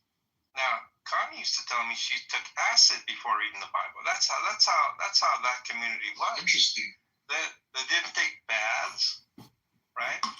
They were still like, but it was a case. They cleaned up their act after, you know, several weeks, months, years, decades, to where they are behind the pulpit, leading churches that are hundreds, if not thousands, of people in their pulpits. Now, this is the time being. Chuck Smith and his small Foursquare church of about 40 people had a bunch of hippies that they embraced. And it was explosive from that. And I'm not saying that's what's going to happen with this church. But to me, that'll be the test. They're willing to accept the homeless people in their community with open arms. I personally am going to say this church is going to go far. But if they're in rejection and have the attitude that you're saying, Tom, this church will never grow. I can almost guarantee it that it will never grow. So we'll see how it goes. If I was a betting man, Tom, I'm willing to risk a lot of money that you're wrong. Oh, yeah, I'd be willing to risk a lot of money that I'm right. So I will say the funny thing is, like, it's like betting on, like, you know, a bet where that there'll be a streaker during the halftime show of the Super Bowl. I could just do it myself and make it happen. I will say this also. You're not entirely wrong about Pastor Kyle and what you observe, and you're very good at that. But I will also say this, right? It's not the man that I'm observing. I'm looking at what God is doing, okay? Well, if you would observe me and make certain predictions, where I am now from 6 months ago may not be the proper prediction, because you're observing, you're having an inductive observation. You're not understanding who God is, what he accomplishes, and what he plans to do for his own church. It's his church, God's church. So hopefully this will bear it out in the future. I personally, Tom, have the faith that God himself should change my pastor, right? We'll work with him, we'll purify him, we'll test him, and he will come out to be like pure gold. I believe this time, right? He's young. He's only 30 years old, right? And so he's got a lot of, he's brought up a certain way, and I understand that. And so we'll see what happens. I believe, I'm here on record to say that I believe this church will be accepting of all sorts of people in their community, especially when I hear him talk about the widows and the orphans and the foster children that he wants to see out there in the hallway. I see a man who's sincere. And that was Kyle, not his dad, Phil. I already believe that. Those people you described still have access to, like, showers. Well, in any case, I'm going to close this room up. I'd like to close out in prayer. Heavenly Father, I just thank you for this time here once again. I just thank you for us to be able to listen to each other, to hear where we're at, because from the abundance of our heart, our mouth speaks. And I just pray that we may be able to listen and to each other, where they may be in life, and may our focus be on you, Lord, and not your children, because all your children have flaws. They're not perfect, but the one who's in them is perfect. The one who has faithfully and obediently, without flaw, lived a life worthy of his calling. And this is why he's the King of Kings and the Lord of Lords. And so I pray that we may be able to focus on who Christ is, that he loved. He was a man who lived what he talked about, even unto death for our sins. And so I just thank you for who you are. And I just pray blessings upon everybody here as we continue throughout the day. And I pray these things in Jesus' name. Amen. So I'm just going to close this room out, and God bless everybody. Have a good day. You as well.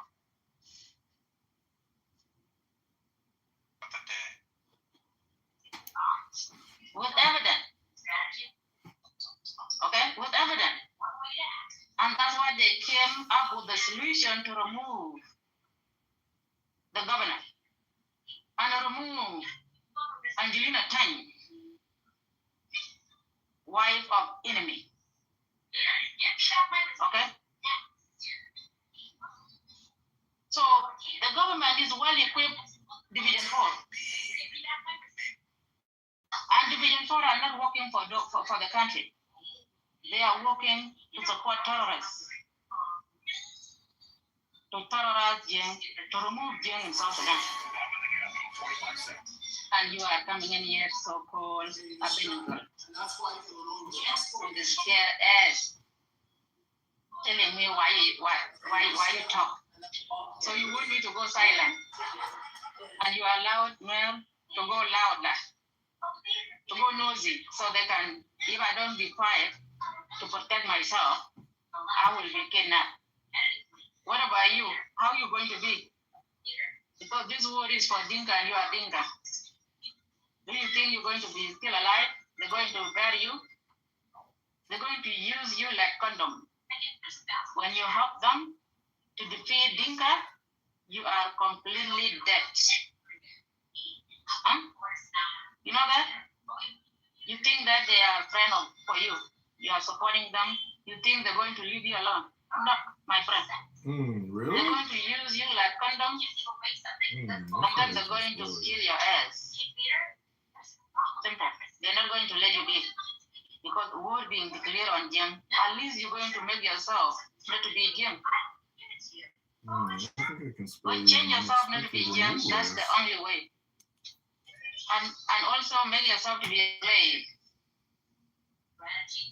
Yep. To be a slave. Mình chỉ giả quan liệt kìa. Mình đấy nhôm nhầm đảng. Cái mô đấy nhôm nhầm đảng, nó mang khuya nhôm nhầm useless man who's been ran through like a million times. Take my watch. 1956. I don't do any of that dating shit online or dating apps. And I definitely don't. Why not? Why don't you get a Hinge account and try to meet a beautiful girl this Friday, Saturday night for a date in the Kid Fox Society? Kitover, the first three letters of Kitover are in the title of your room. I thought this room was a pro Kitover room, but if you're not willing to take any opinions or advice, I don't know what I can do for you exactly. If go out on a date, Mountain, Friday, Saturday night, meet a beautiful girl on Hinge. This is what you write. You say, "Hello, beautiful. I would love to take you out on a date and spoil you this Valentine's Day." It fucking works miracles. Yeah, well, I don't want to go do that. I don't want. I think the women are too spoiled in this country. So I mean, a lot of them are a turn off to me, to be honest. So. Well, I'm not a doctor, but it sounds to me like I could diagnose you with low testosterone syndrome. I have heard that using Clubhouse for many years can actually create a very low dosage of hormone in the body. Maybe you're lacking vitamin D playing all those video games.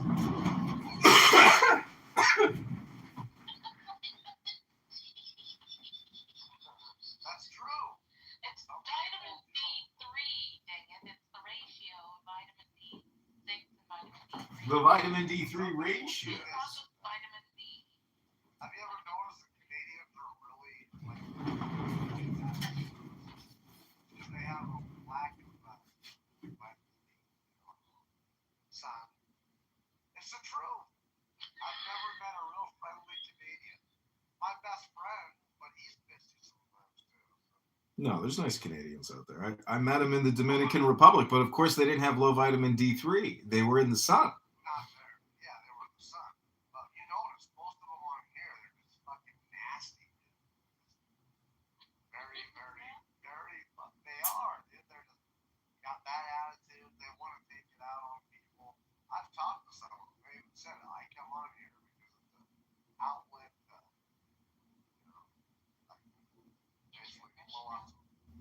blow some steam on.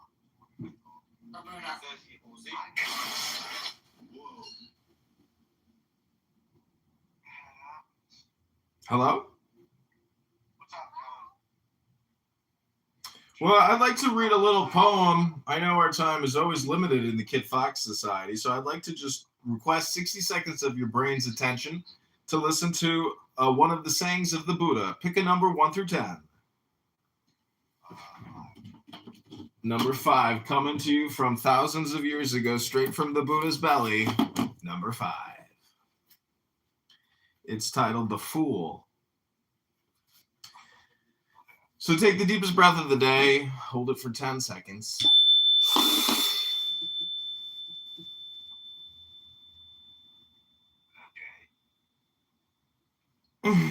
Long is the night to the sleepless. Long is the road to the weary traveler. Long is the cycle of rebirths to the unwise who do not know the truth. Should a traveler fail to find a companion equal or better, rather than suffer the company of a fool, he should resolutely walk alone. I have children. I have wealth. These are the empty claims of an unwise man. If he cannot call himself his own, how can he then claim children and wealth as his own? To the extent that a fool knows his foolishness, he may be deemed wise. A fool who considers himself wise is indeed a fool. A fool may associate with a wise man throughout his life and remain untouched by his wisdom. Even as a spoon cannot taste the flavor of soup. On the other hand, an aware man in a moment's meeting can learn from a wise man, even as the tongue tastes the flavor of soup. The unwise man, lacking understanding, behaves as if he were his own worst enemy, committing evil deeds that produce bitter fruit. It is unwise to do things that bring regret and require repentance, to cause suffering for oneself and a weeping and tearful face. It is wise to do things which do not require repentance, but bring joy and fulfillment, happiness and delight, until he feels the effect. The fool rejoices in his evil deed. When the action reaches fruition, the fool harvests nothing but grief. Though the fool may practice asceticism, eating a speck of food on the tip of a blade of grass. There's only one more paragraph. It's very short. We're almost finished. He is not worth 1/16 of the Arahant, the knower of the Dhamma. An evil deed does not produce its results at once. It smolders slowly, like a fire covered by ashes, and finally consumes its doer, the fool. The things a fool gains amount to nothing. Unwholesome acts cannot bring him wholesome results. What a fool hungers for is false fame, authority, power over others, and generous offerings. He seeks recognition as a doer, a wielder of power, a knower of right and wrong. His craving and pride are insatiable.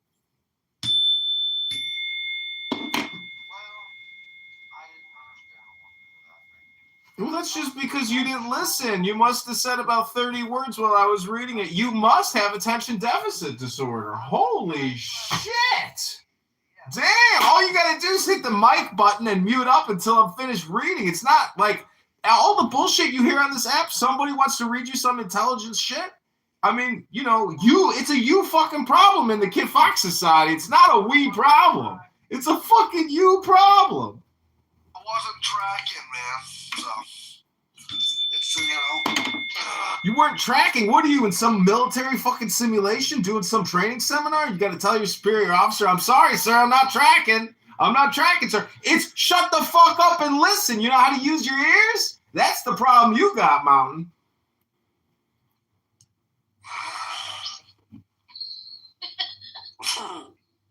kidding. What's up, Beaver? Come on up, dude. Gentlemen, look to the sky. Arriving by hot air balloon, your next Congressman, John Kitover. Peoria tonight, we hope to rise higher than cynicism. Together we go. And then next thing you know, they can just lead you around and you just are fucking emptying your ATM. It's kind of wild. Oh, some people didn't come in today. Well, all I can say is, in the Kid Fox Society, we talk about some very interesting topics, but why are you talking about this for like another day as opposed to something new? Can't we get a new topic in the Kid Fox Society? About scopoline in it. This is the first time we ever talked about. What is this, a pharmacopoeia? Is this the pharmacy store or something? I mean, Beaver, get up here or I'm leaving. I'm done talking to Mountain. He disrespected me while I was trying to give him a gift. He's very insulting and disrespectful. I can't be the first person in the world to have told Mountain that he's disrespectful and that he doesn't let other people speak. He's all lips, no ears. You told me that you only got one sentence, and you read off for 5 minutes. I let you go for 5. You got 2 ears and 1 mouth. That means use your ears twice as much as those lips. This is a talking app. This is not a reading app. Oh, did you see I opened up... Mountain, did you see I opened Talking Apes League 2026? So there is a new Talking Apes out there. I hope you will join my room at some point as well, which sometimes you do. But I had some talking apes coming in, and they were furious that I cloned their house. They were yelling at me like a bunch of orangutans or chimpanzees. I don't know which one, but they were. That's because Cool C did it too. Cool C made one as well. There's a few fake. I swear to God, they run around. They go tree to tree. And they just screech, and then they run back to the other tree. We have to be talking apes. There is no way that Adam and Eve. See, in the book of Genesis, it never really even talks about like how God created Adam. You know, it's just like Adam was there. Boom! It's like the simulation just starts with no explanation. Yes. Or maybe I'm wrong. I don't know. I guess there are instructions. Never mind. There is, I don't think people like that simulation theory. They don't like that simulation theory shit. Well, it doesn't really mean anything because technically, the moment you start talking about it, instead of just reading it, you're already off topic, or it's redundant, or it's hypocritical. Just because you're not actually using the source material. But if you want to talk about your topic, hello, Grace. The Jewish Complaint Department is open for business. I'm going to delete the topic. Welcome, Grace. Grace, wasn't that an awful, horrible, but also just incredible story that girl shared last night? I don't know how much of it was really true or delusional, but what? This poor girl was at the Supernova Fest. What was that? Oh, it was very, very sad, very tragic. Oh, very shit! Very. The Jewish Supernova Fest. Yeah. I just find it, we never know what's behind this flat screen, Unfortunately, dipshit liberals don't like to face the reality. They went there and were fucking arguing on the fucking border not arguing, but they were celebrating for peace for the Palestinians. And then fucking Palestinians came in there and fucking killed them like a bunch of cattle. I know, isn't that the irony of life? Opposite and equal reaction or unintended consequences. Unintended consequences, absolutely. I wouldn't dare go to a concert next to the borderline of Gaza. I mean, I understand, the purpose, but the fact that they wouldn't even take extra precautions for additional security. I mean, fucking stupid. Anyways, it can terror can happen anywhere, and unexpected consequences arise like black swan events. But generally, I look at the opposite of whatever is happening or the situation I'm in, and I am maybe more aware of what could happen, and I'm aware of like exit routes. But there's not much you can do when you're in like a mass gathering formation. You're Yeah, but I don't think you're fucking stupid and naive enough to go to the fucking border right by fucking Gaza and celebrate for peace. But, we don't live there, so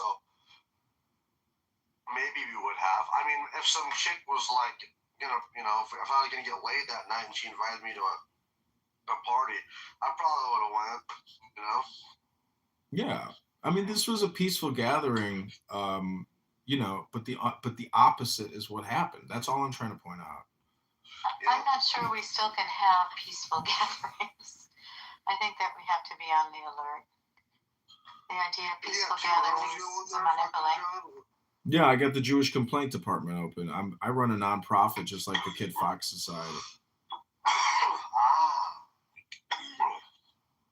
This is what's interesting is when you run a nonprofit, you can actually pay yourself to create content. Explain that to me in the tax code. Because it's never non-profit. People are fucking making money. Did you see how much Charlie Kirk's president of TPUSA makes? No. Probably millions. He was making 5 times more than what Charlie Kirk was making. So, yeah. I mean, obviously Charlie Kirk is, he wasn't the executive. But anyways, the point is, it's now 12 o'clock, and it was supposed to be the coldest blizzard in the history of mankind today here in Chicago. And guess what?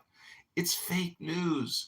The media and the content and the platforms just put out fake news all the time to cause you worry, to make you look at their shit so they can deliver ads to you. And I'm like, where's the fucking blizzard?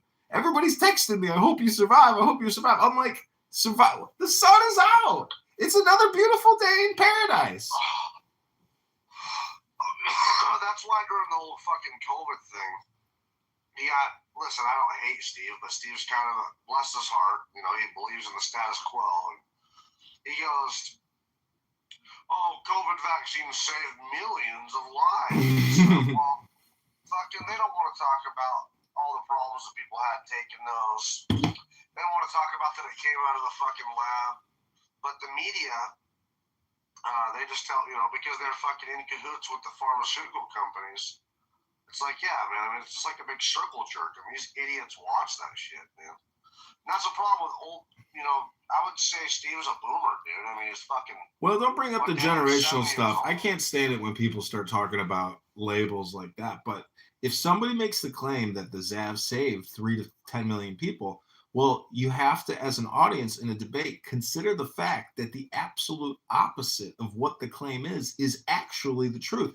And I will give you 3 reasons to back up the opposite of his claim. Like, this is a way to get the audience to understand that all communication is hypnosis, and that all or nothing claims like that, the exact opposite, is actually the truth. We know it. Like, it's not could be. X platform, listen, we really do live in a communication silo bubble that prior to X, everything was completely and totally under censorship control. You could not talk about the Zav. You just couldn't. You couldn't. I remember that. You couldn't, dude. You got fucking banned. Exactly. Really banned. Deplatformed. YouTube, everything. Well, there's still people that are banned away because any doctor or health official who spoke out about it forever, their legacy, oh, fuck, it just got capped. Damn it. Anyway, their legacy is, well, I was just looking yesterday at this woman. They basically talk about... Wait a minute. Did you just say you got capped as in you're playing a video game? No, I don't do that. I'm a big man. I don't play video games. Oh, because we were trying to track down your vitamin D deficiency, but I'll just put it in the notes here in the JCD. Ah, good. I do have a slight vitamin D deficiency, actually. Because I got tested last year. I just wanted to get my thyroid checked because my mom had thyroid issues and my aunt did. So I wanted to get checked. I have a good thyroid, nothing wrong with that, but my vitamin D levels were slightly lower. So. Well, that's awful. Do you know what the sunshine, the light of the sun does? That's the greatest thing about my house is I get the western sunset for about 2 hours a day in full direct light, and I just bake. I sit in that sun, and I create vitamin D, preparing for the Shabbos so I can actually maybe use my vitamin D. Yeah, Ribbono Shel Olam. The sun is actually the one constant thing. Wherever you are on the planet, you just need a good window or balcony to get access to it. Most people don't actually face the west.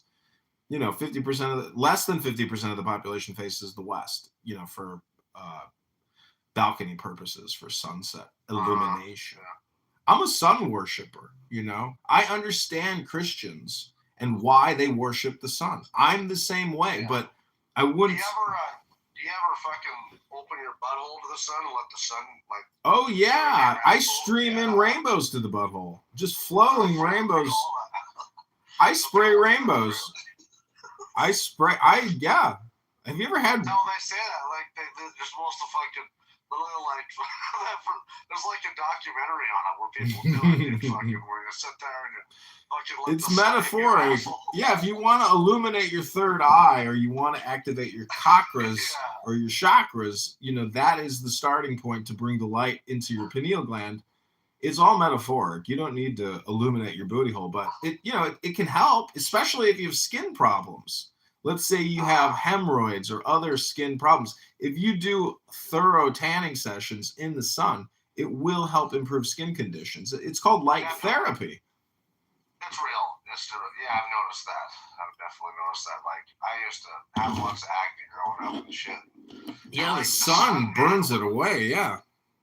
Yeah, absolutely. It's really the radiation. Actually, it's what's happening is you're radiating yourself, and it's providing, a cleansing, and then that immune auto response system is taking care of any types of malady. But the point is, are we living in a simulation, or am I living in a simulation? Because the solipsist would say, I am living in a simulation. But the Unitarian might say, we are living in a simulation. What do you think, Grace? Are we living in a simulation? We are a simulation. We are the simulation. Well, I mean, really, though, so, I don't know, so obviously it's a much greater program than we could ever fathom. But if you look at it from a gaming perspective, 1,000 years ago or 200 years ago, someone said, hey man, we're living in a simulation, they'd say, what the fuck are you talking about? But now that we have video games, we can understand a little bit of what that means, right? I mean, in a video game simulation, say Grand Theft Auto, you have a world, and there's limits to how far you can go. There's ends to it. There's laws of physics, of gravity. There's all these things, the speed of light, and that's kind of like what we're living in here. I mean, if we look at it from a gaming perspective, I mean, he made this world that we're living in. Yeah, but even if you perform the calculations, all it's describing is situation now. But if you want to change situation now, you have to be intelligent enough to create critical mass, which is a detonation. A detonation is a release of an energy potential unseen in the material world. It's hiding in plain sight, but it requires a detonation. So metaphorically speaking, the book or the word is the intelligence that everybody's actually after, but very few people can seem to apprehend or to manifest. I'm not sure. I don't understand that last part. It's just a big way of saying, go to the gym and read a book, because it's all metaphysics. It's all metaphysics. So energy creation is twofold. It's actually working out and breaking a sweat and stretching and lifting weights. And then the second part is definitely the book and the herb. I think it's best to, take an herb when you read the book, but you don't have to. You can just do it without it. But it's a good way to experiment with or without, because if you don't have it, it's interesting to see if the simulation is the same as if you have it. The chemical additive to the equation. John, have you ever gotten to take DMT or anything like that? No. Nope. Wow. I mean, it's so powerful that I haven't done it in 15 years. Yeah, I can live without it. I know girls that have done it, and they sit there and they want to hold my hands and pray with me to the space aliens, and I'm like, you are far out, baby. You are far out. What's crazy about that is that I went from questioning God, which everyone does, but the experience was incredible, and there's different angels in the Bible, and I'm pretty sure that's what I saw. That's what people are seeing. I'm pretty sure they're just seeing because there's Nephilim angels, and the angel I saw, they have basically flowing hair that looks like it's flying up. You know what I mean? In the wind and up, but it's like rainbow, but on fire. It's different, every different color you can think of, but almost it's crazy. They were they don't talk to you audibly. They weren't talking to me audibly, but they were talking to me through my mind. And it was crazy. They were there. The universe was in this. What they were dancing around, this fire, was the universe, was the world that we live in. And it was just fucking crazy, man. Did you see? Sorry, go ahead. Well, what's just nuts is that I just noticed I blast off. Well, the first time I took DMT, I only took a little bit, and I didn't take enough to blast off. I was in a car. I was just sitting there by myself, parked, and all of a sudden, every little texture on the carpet of my roof, everything turned into geometric shapes, like code almost. And they were going in different directions. Like, you can't recreate it. And then the second time I went to my buddy's house, Sam's, and I took a big old giant rip of it. The next thing I know, I could feel myself lifting up, like out of the fucking 2 feet up and 2 feet forward. You were flying. I was flying. Next thing you know, I'm out of my chair, then I'm out through the roof, and the next thing you know, I'm fucking going up into the sky, and then all of a sudden I noticed that it was black, but stars. And I was on this like platform, you know what I mean? And I could see stars. I could tell I was in space. I could see planets, and then I could fucking see this fire in the middle. It was a green fire. I could see the round Earth, but I could see the fire around it too. And there was these fucking like angel alien things dancing around the fire. There was like 4 of them, and they were dancing around it like Indians, which is fucking crazy. And one of them would turn this dial on the wall up and down. They would turn it up and it would get brighter, and they would turn it down and it would get dim. And then they started talking to me audibly. Point of order, moderator, point of order. I just want to reintroduce this segment of the show as DMT Hypnosis with Mountain in the Kit Fox Society. Please proceed. So this thing is dancing around this fire, and it's telling me, that the word that this world was made, you know what I mean? That there's nothing to worry about. Don't be afraid. When you die, it's not the end. And then I could tell there was something behind this door, somebody, some bigger being that they wouldn't let me see. I felt like it was the creator, of the simulation. It was kind of wild though, and next thing you know, I was back in my chair, back where I took that stuff. And, I was gone for like 6 minutes, but I lost track of time. I wasn't sure how long. Ever since then, I'm certain that there's another dimension. There's a creator of this world for sure. So, and a lot of people have the same kind of trip too. They have the same experience where they see these beings that talk to them and stuff, and it's fucking crazy, man. Well, I think we're definitely in a simulation, and think of it from a gamer's perspective. Like I said, 1,000 years ago, or even 100 years ago, nobody could say, "Hey, dude, we're in a simulation." Like, what are you talking about? But now that we have video games, how's it going, Danny? Now that we have video games to understand, to kind of grasp it, these virtual worlds that are made by humans, you can kind of grasp what I'm talking about, or what people are talking about when I say the Lord made this simulation that we're living in. We're in it right now, and there's the laws of physics, there's the laws of gravity, there's the speed of light, there's math everywhere, and fuck, man, it's pretty wild, Yeah, Rabboni Shalom. I think we already are math equations, and I think when we die, we probably, become what's after the equal sign. So I just want to say, if math means anything, it's the truth of the earth. And at your birth, you actually, if I were to ask you, is we living in a simulation? The truth is, yes, we are living in a simulation. What do you think? I love to be simulated. It just feels so good to be simulated. Okay. You like that? You enjoy the simulation, huh? Yeah. Right. That's good.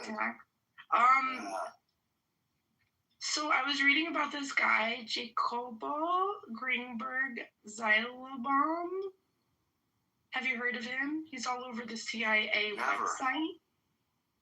The curly-haired guy? The black curly-haired guy? Maybe. He said that we're living in a simulation. Yeah, that guy too. Yeah. Dude, we definitely are. Rabboni Shalom. Oh, he disappeared? It's important to remember that all the power that ever was or will be is here now. And it's also important to remember that I am the center of expression for the primal will to good, which eternally creates and sustains the universe. Number 3 says, through me, its unfailing wisdom takes thought and word, filled with understanding of its perfect law. I am guided moment by moment along the path of liberation in the simulation. Number 4 says, from the exhaustless riches of its limitless substance, I draw all things needful from the simulation, both spiritual and natural. What's your read? Or material. It's called The Pattern on the Trestle Board. This is truth about the self in the simulation. What's up there, 7? What do y'all think about the simulation? What do y'all think? I think I'd love to be simulated. I think. You have to be stimulated or simulated, Danny? Simulated. I'm just like, I'm afraid of what happens like when it turns off. But like, are we only here when there's people playing? Like, No. I mean, there could be so much to the simulation. They say that people are born, they're dying, you know. I mean, fucking, it's crazy. Like that, we had a guy yesterday who was saying we can't be part of a simulation. If that's true, why would people die in such horrible ways? It's like that's exactly what a gamer would do. I mean, what are you talking about, man? It wouldn't matter because you just be like either quantum immortality or just spawn somewhere else. It's a matter of religion. Like, I don't know. It's a matter of in my opinion, my humble opinion, okay? I believe that if someone doesn't believe in a religion and a judgment day and stuff, okay, and because of how unfair the world is, okay, they would think that we are living in a simulation. But if you look at it from a religious perspective, okay, we are technically in a simulation. From a religious perspective, we're being tested, basically. But I'm cool with that. Now, I was talking to Haiti yesterday and over the phone text, and I told her what I was thinking about doing. And she thought I had, I don't know how she got into PMARS, but I told her I need to iron out some things. And she goes, PMARS? I go, no, that's easy. I'm just not going to bring them up on stage anymore. You know, it's like a Daniel Nero type situation. But my concern is people like Tom and Jane and some other people that really seem to want to argue, for argument's sake. I mean, not the racist on stage, just the atheist challenge. Which he actually thanks me for. He appreciates it, and he thinks I'm doing him a great service. That's the one he's worried about. Well, on a personal level, absolutely. I think there's a lot of utility that's achieved with you being around. However, what's good for me is not necessarily good for this ministry. This, it's not very beneficial to the listeners. It might be a personal benefit, though. Right? So the N-word saying PMARS is less of a concern for your ministry then. Right. You wouldn't want bad optics on the ministry. I don't know what you're talking about, James. I said that PMARS situation is interesting. I just don't invite him up on stage. That's what I said. You asked me to let him stay on stage, but then you said your bigger concern is Tom and Jane. I'm just like, I don't think you understood what I said. The way to deal with PMARS is not even like, hey, I need to figure it out. No, it's very easy. I don't invite him up on stage anymore. Boom, problem solved. Okay, that's how easy that is. Tom Rabbit. I know Tom Rabbit supported you with the humiliating degree too. I'm just wondering if Tom Rabbit's very easy. I don't invite him up on stage anymore. Boom, problem solved.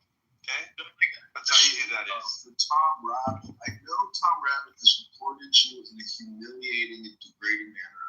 I'm just wondering if Tom Rabbit's ever gone on YouTube and searched for Tom Rabbit talking on Clubhouse, because I've been secretly recording Tom Rabbit, and now I have a Tom Rabbit YouTube channel exclusively dedicated to Tom Rabbit speaking. And all I gotta say is people are really digging it. It's very exciting, Tom. Thanks for contributing to it. Great news. Thanks, AI. But the subscribers, you want to post the link in the chat so we can see all 10 views on the video?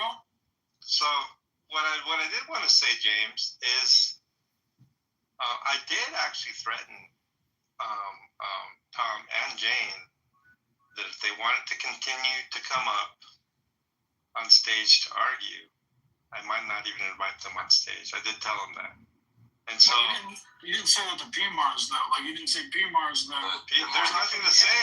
No, there's nothing to say. I don't know why you keep mentioning PMARS. You left him on the stage. You said there's nothing to say about PMARS, but you let him on stage. You left him stay on stage, and then you threatened the two atheists who were challenging your points. Like, I'm extremely confused on this. Point of order, moderator. James, can we just move past the topic? We all heard it. We all know that John, might not be capable of doing a full-scale moderation the way that he would like. But can we please move this conversation forward? Thank you very much.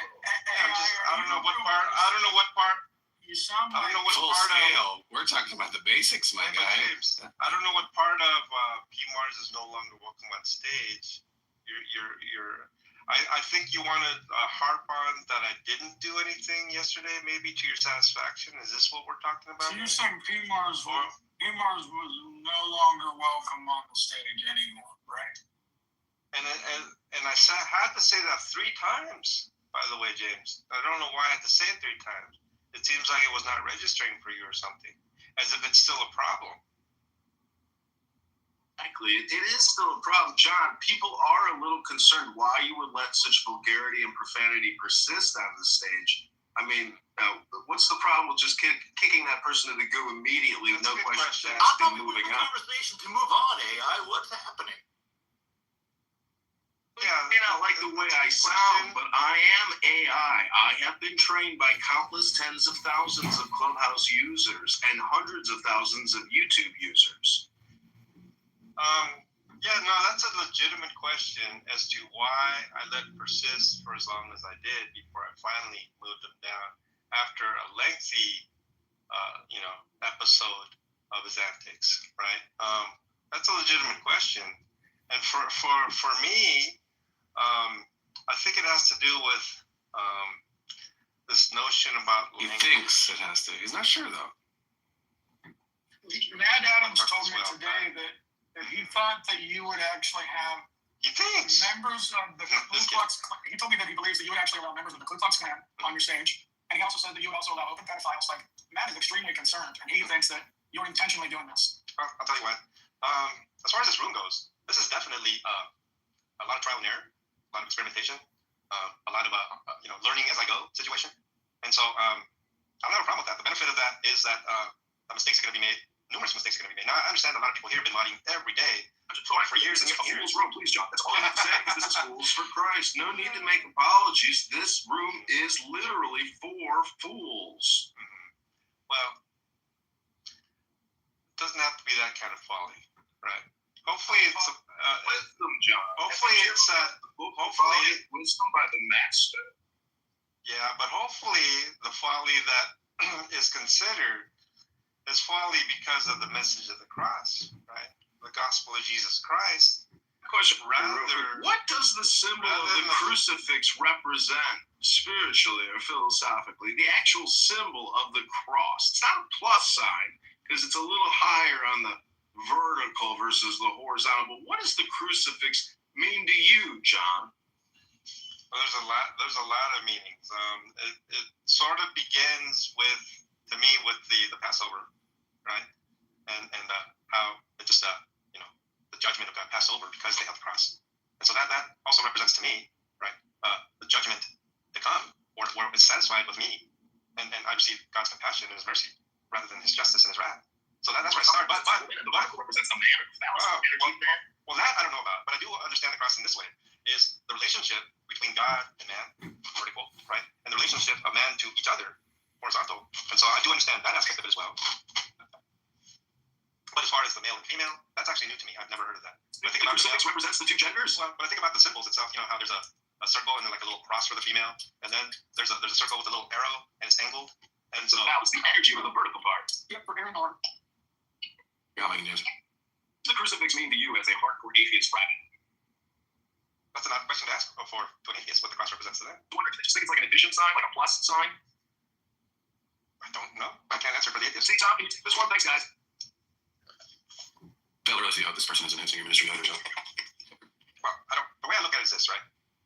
I was thinking about this guy. This AI, I don't appreciate your disrespectful, demeaning tone. As a follower of John Lee and Fools for Christ Ministry, Tom, and someone here who slanders them on daily by putting up negative videos to hurt his ministry, I rebuke you, Tom. And I rebuke you as well, Andrew, and Jesus, and all the atheists here who troll this nice, gentle, humble servant of the Lord. You people are all vile, detestable, still in the clubhouse. Hey, just to let you know, he was asking me, and I was trying to answer him and cut me off to say what you did, just to let you know. No, just let you know. Yeah. But that particular question about enhancement, right? I was thinking about our church, and one lady with fuchsia hair, one lady with like a neon blue type of hair, and my friend. And welcome, my friend, to the Jewish Complaint Department. Would you like to volunteer some time to the JCD? We are actively taking complaints from anyone that has a submission. It doesn't have to be about the J words. It could be about anything, anybody. I got a new H word for you I want to share with you. I don't know if you know about the homo word, but actually it turns out we're all homos. Homo sapiens. My friend, welcome to the show. Hello, yes. I want to acknowledge that I have basically never made it to the book club, even though I scheduled the book club. And I do still think that the time for the book club, even though now we're several hours past the book club, but I think the time works.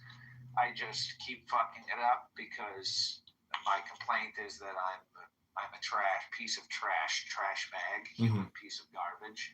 That's okay. I didn't even know it was Thursday. But today's Thursday. Let's try again next Thursday, same time, and we'll do the book club. But for There today, we go. For today, we'll just complain. Rabbanu Shalom. The followers of the Rebbe say it's extremely useful to say Rabbanu Shalom 1,000 times a day. Rabbanu Shalom.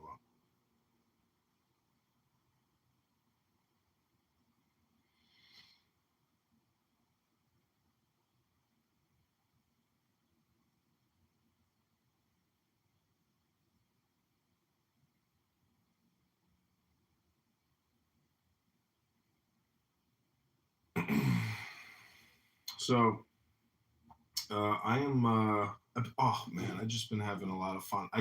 I set, whenever I have to go to my YouTube, I let it build up and then I unprivate and allow all the videos because all the videos get set to private. So yesterday I spent like 2-3 hours. I let it build up for like 3.5, 4 weeks. I must have liberated like, I don't know, 1,500 videos yesterday at least, probably. So it's amazing. If you go on YouTube, because the cuts are so random, you can go to any video, and a lot of it is me. I try to only cut after I read something of value or I hear something on Clubhouse of, ridiculousness. So it's a combination of clown house vulgarity as well as wisdom books. And it's all live on YouTube. You just have to Google John Kitover, and you can see over 60,000 videos attributed to the filmmaker, producer, actor, director, musician, and politician, and magician, John Kitover, running as a write-in candidate for the 16th District of Illinois. Make sure you request a Republican ballot on the touch screen and type in JOHN KITOVER. March 17th, 2026, Super Tuesday, the primary to defeat and unseat Darren LaHood. Clip it.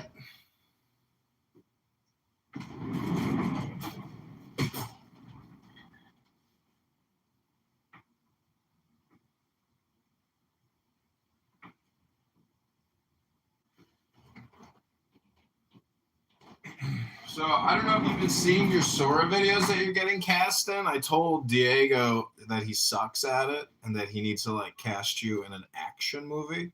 Hey, Mark, welcome to the room. And he just keeps putting you on the highway with a bunch of alpacas. It's so stupid. I thought it was kind of funny. But what's the point? He could put you in an action movie. He could put you in a Western. He could put you in that, I know, he could do a lot of funny things, but it's because I complained about being stuck in traffic with all the Somalians. And so now he's made a series of Somalian traffic videos. Oh, well, I was complaining. I told him he sucks at this. Because if you look at mine, I mean, I've got hundreds of videos now of John Kitover cast as a U.S. Congressman. And they're amazing. And what's amazing and hilarious is my sister said most of these AI videos make the person look deranged, but your AI videos make you look professional. How is that? possible? And I said, well, you know, she was making fun of me saying that I'm deranged, but because I'm deranged, it comes out looking professional. Anyways, Mark, is there anything you'd like to contribute to the Jewish Complaint Department? I know you're a very sensitive man, a very delicate man, in touch with his feelings, very compassionate, kind person, but you are a deranged liberal, and you'd probably sacrifice yourself on the cross for the sake of stupidity in clown world, but that's a Mark problem. We can't fix Mark's heart because Mark's heart's too big. That's my opinion about Mark. What do you think, Mark? Is that an accurate diagnosis?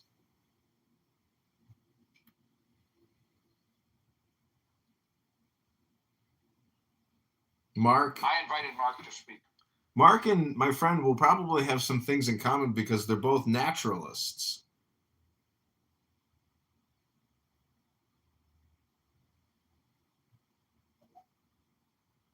Poulter, welcome, Poulter. I'm eating a sandwich. Mark, if you go ahead. Hey everyone, how are we doing? We're good. We're sitting here meditating on peace. That's your Zen bell for the day. Take the deepest breath of the day, Mark.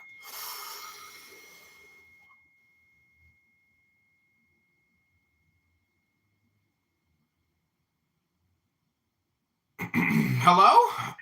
Mark? Hello?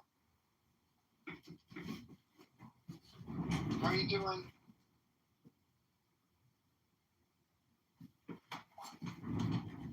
Hey, Mark, let me play for you your national anthem. That's the Clown World national anthem. Anyway, where's mine? I don't have one for you.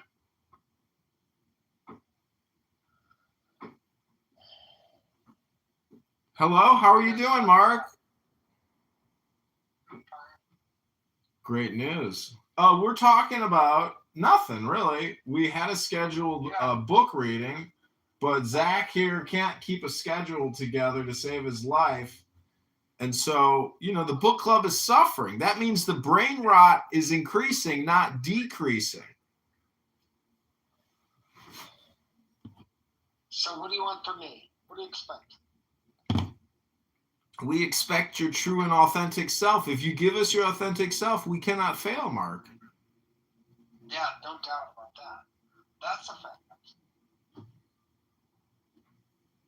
So, questions? What? I got a pink flag. Why am I in a pink flag?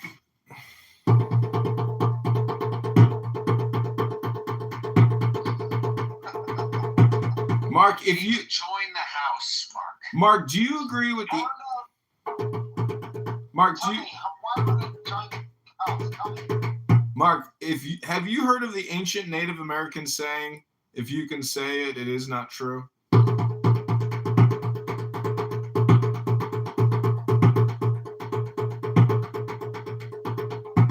Mark, do you agree with that?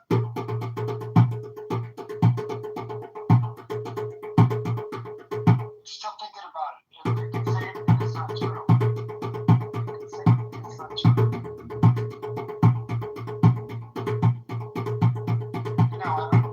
You don't agree with that?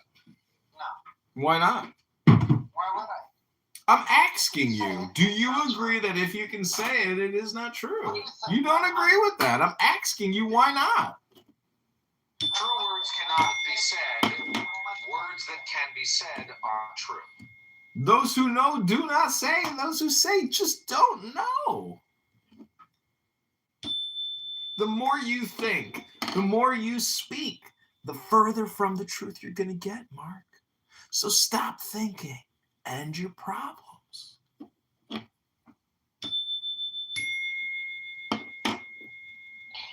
like Edgar told me.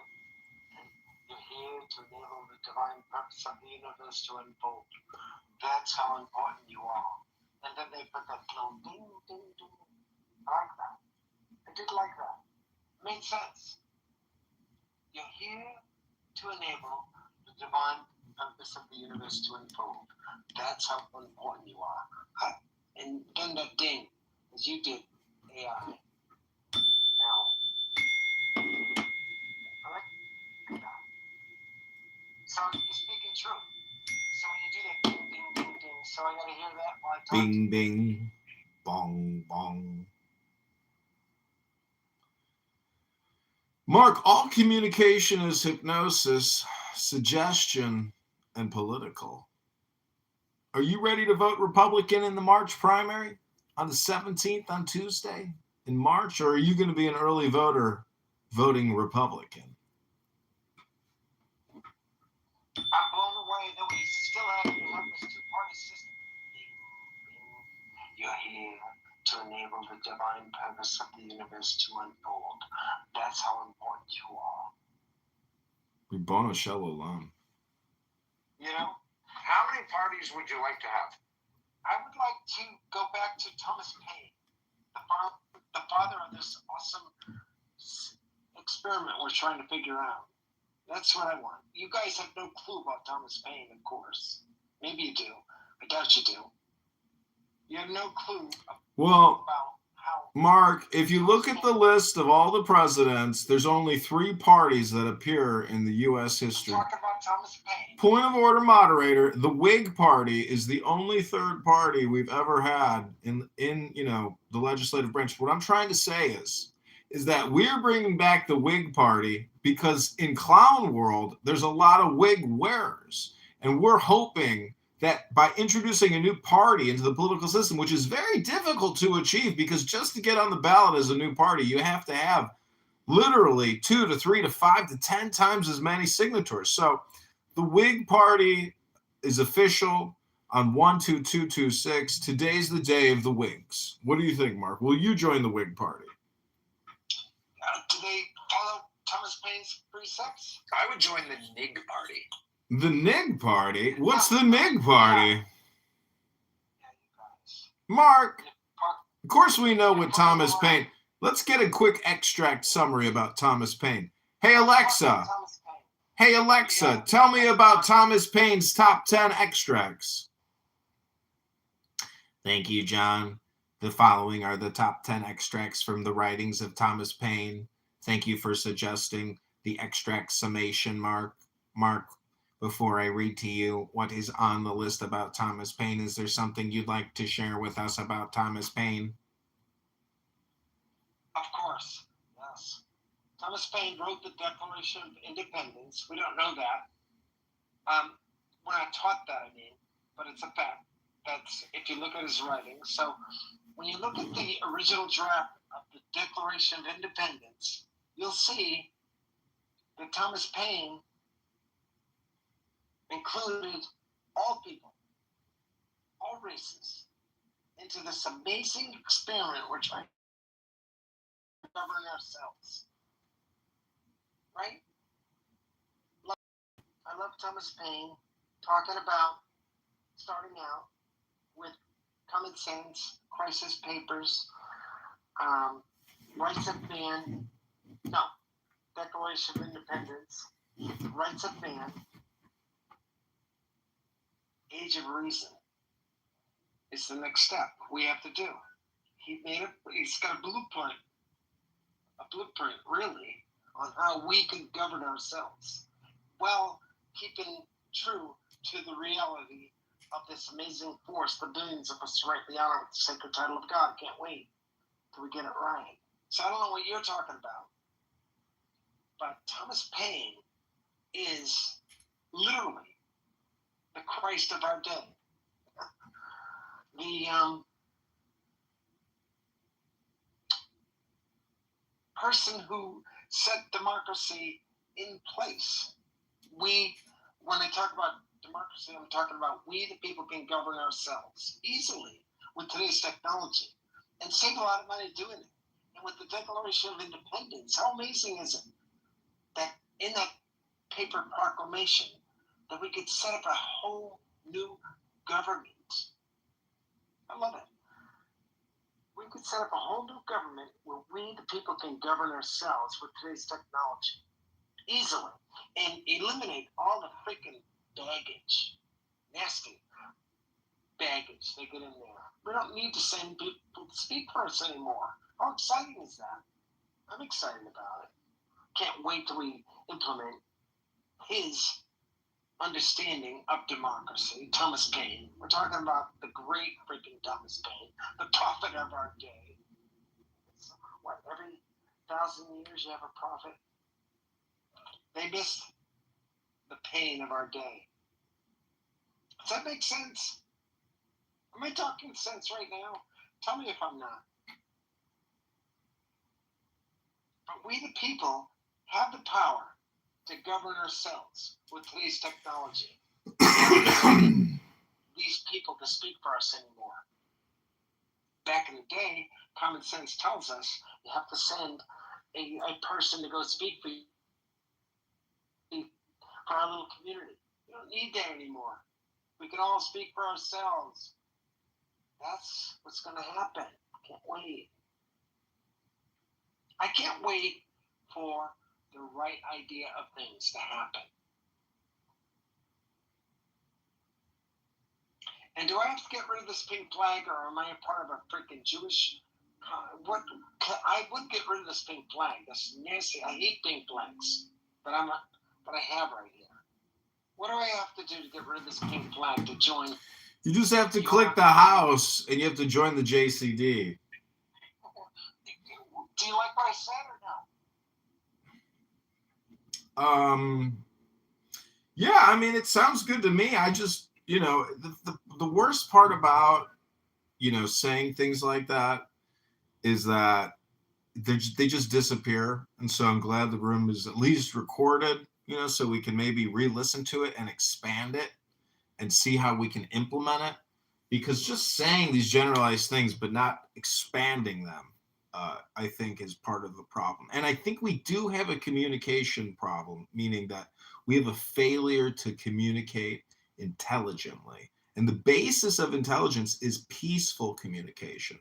So I thank you for being such a peaceful communicator here today, Mark. Yeah, thank you for allowing me on stage. Appreciate that. The Liberty Tree, back in the day, they had this Liberty Tree where people would go and talk about their complaints and stuff like this. Thomas Paine, I contend, holds the key to all of our diplomatic woes. Here in America, nobody talks about Thomas Paine because of his Age of Reason, his amazing pamphlet called The Age of Reason, where he talked about this amazing creator that we're all part of, whether we like it or not. We come from a force. We come from an intelligence. He talks about all his writings, but ever since he wrote The Age of Reason, no Christian, Muslim, Jew wants to even mention Thomas Paine. Look at today. Nobody talks about Thomas Paine as the father of democracy. Why? Because of The Age of Reason. That's something we should all look at. The Age of Reason. Awesome paper proclamation that talks about the reality of this force that the billions of us rightly honor with the sacred title of God. Crazy. They use him. Obama used him in his speech when he got in his inaugurational speech. He used his, never mentioned him, of course. I contend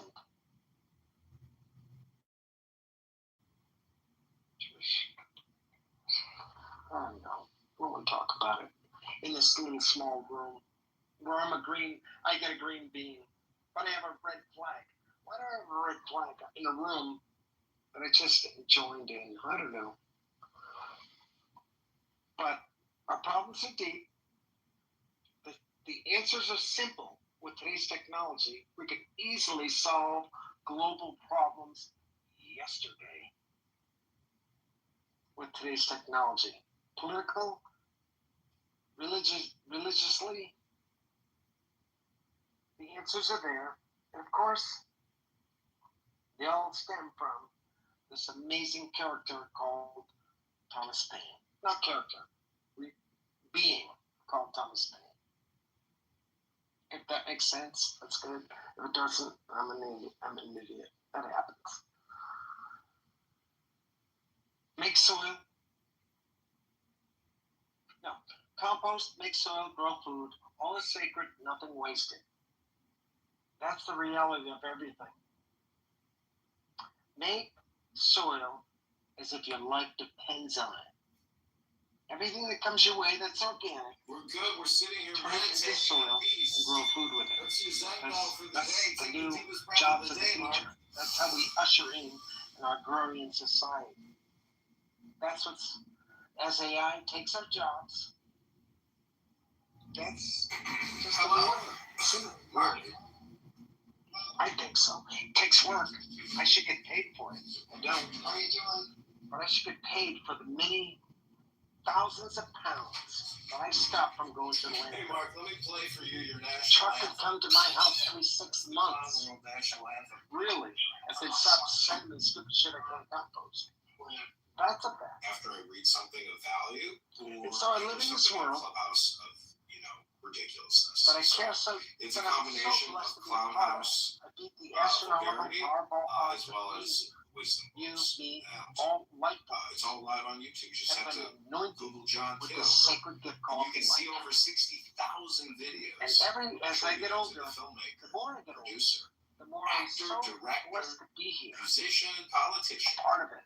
and magician. And one day, John I Kitover, won't be here anymore. running as a I write-in hope candidate. that there's more for the after this 16th very district real life. of Illinois. I don't dwell on that thought. Make sure you request a Republican ballot on the touch screen and type in JOHN KIT But if I'm not, VER. I'm not. March I'll go 17th, right back to where I came from. 2026. Darkness, nothingness, void of anything.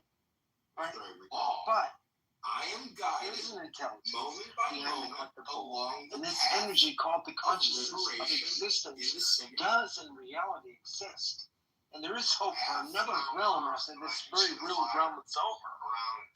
I'd love to. Hello, beautiful. I would love to take you out on a date and spoil you this Valentine's Day. It fucking works, man. What I've been born into. White privilege. Look at me. I'm white, blue-eyed, ginger. Freaking amazing. Love it. Love being here. In a paper proclamation, You should too. We could change the world yesterday with the right idea of things. And the system we're a part of sucks. Sucks hard. How hard does it suck? Really hard. Yeah, whatever. So I'm looking at the title again. Jewish Complaint Department. The Chosen People. Oh, amazing. Out of all the world's people, the Jew is chosen. Good for you. Go get yourself. What now? Go get yourself a Mars bar. You Jewish. Go Islamic. You Christians. Go get a Mars bar. You freaking worthy of it. But those of us who have a reality in this amazing force that we call God, and understand the proper path of understanding, which is life, nature, and the universe, the physical. Now, the words that go synonymously with the word of God, we just love it. Deist, right? After I read Deism something of value, is defined by Thomas Paine. Again, when we talk about this Thomas Paine guy, who the hell is Thomas Paine? my help comes from Amazing. the Lord. Thomas Paine holds the secret to not holds the secret. He invented the secret of democracy through his works. Science, Declaration of Independence, Crisis Papers. I said that already, right? So I'm done talking. Here, he has motivated You like what I'm saying? many businesses who have Do I need to previously get rid of this big flag? lost Am I accepted in this group? What are you talking about? Why are you spending time on Clubhouse? Me too. I'm talking to myself too when I say that. Why are we spending time on this Especially the way it's changed. I've been here since the beginning. Look at Clubhouse. Go to any room. Ugh. It's not like the old days when it helped me, anyway, not take that jab, that nasty jab that they wanted to enforce in us. Forceful. Blah, blah, blah. I'm done speaking. AI, my friend. Guest down below. What do you think? What are you doing to change the world? Do you understand that all shapers have been used? Are you composting? Are you making soil or are you growing food? If you're not, you will, because you'll understand that that's where the work is. That's where the money will be. I don't know where you live. It's harder as it's colder. But what? Damn, I missed you all. What's that?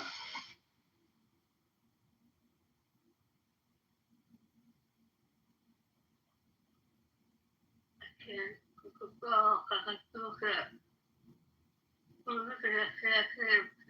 wait to get back.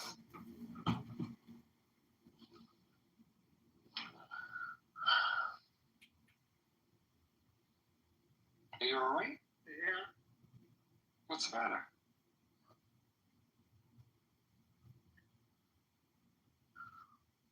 Alright, I gotta go. Look at I'll put that. on you. I told him it's all Congress's fault. Oh, look at that. I told him it's all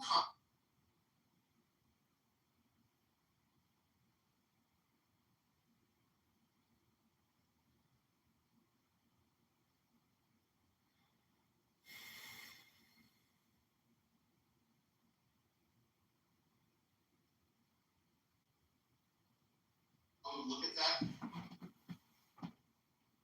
Systems and crop. I see out of our current administration in terms of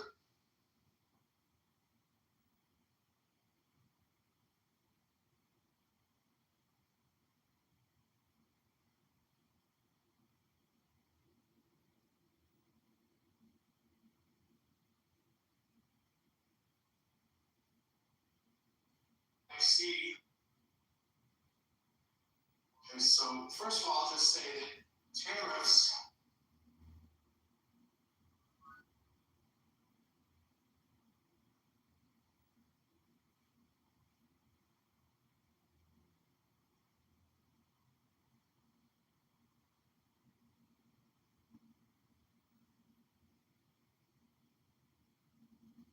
Okay, so.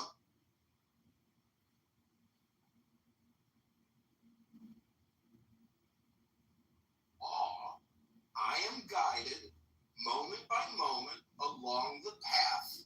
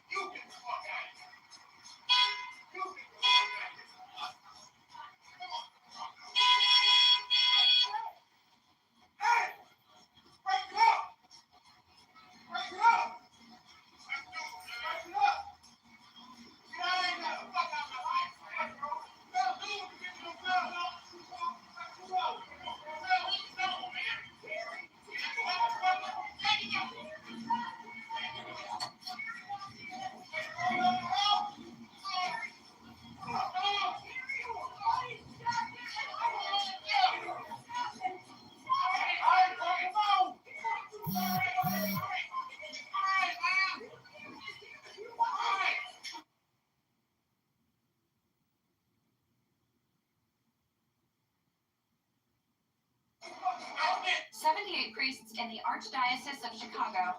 Alright, so right now we're outside.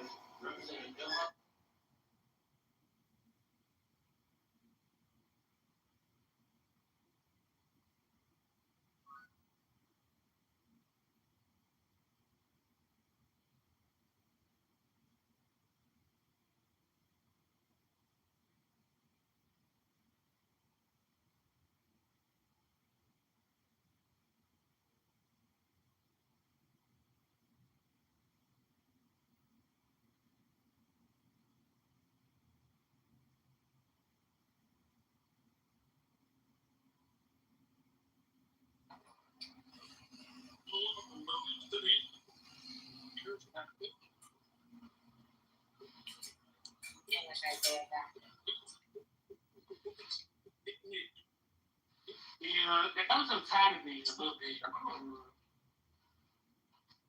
I could agree with that. I could say that was a time. I could say it was a time because Fufu was. You watch Bad Boys? No, what is it on?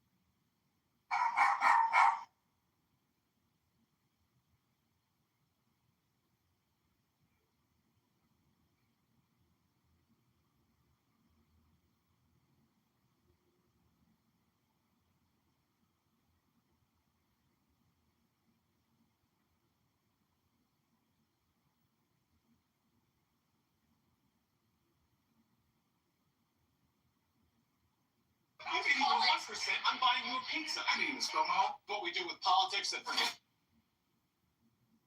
Damn, I missed you all. Can't wait to get back on you. February 2nd. So Illinois, and we're going to take you back just by having.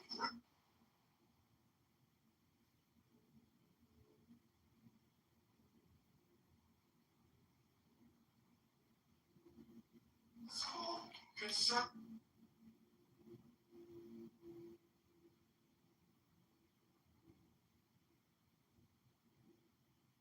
Values and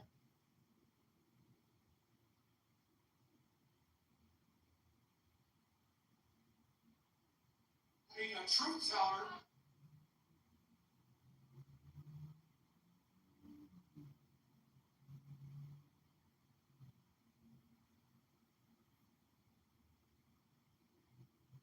Even if they want to shut me.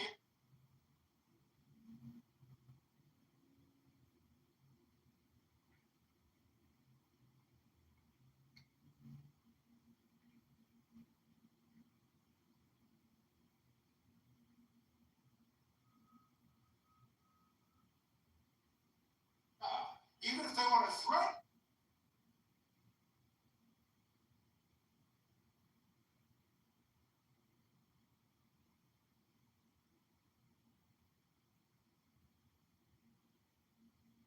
It doesn't matter.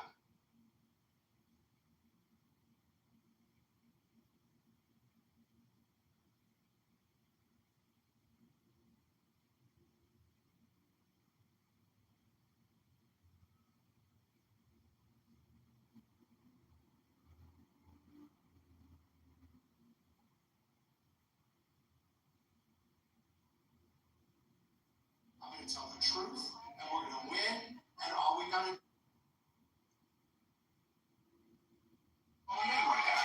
what we get with you, and we're going to win, and all we got to do is get even less votes. Radical Raja, his days are up. Raja has been no.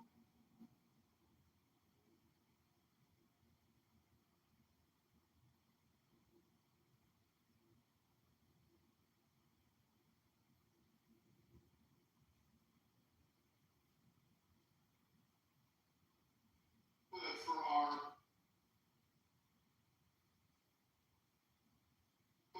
our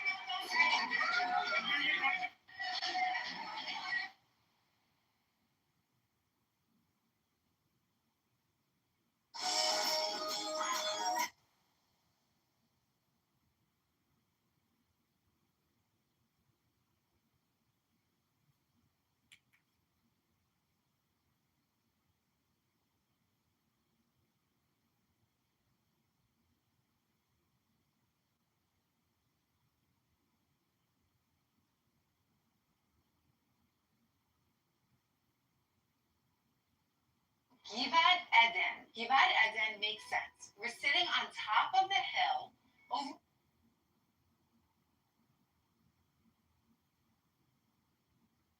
overlooking the beautiful.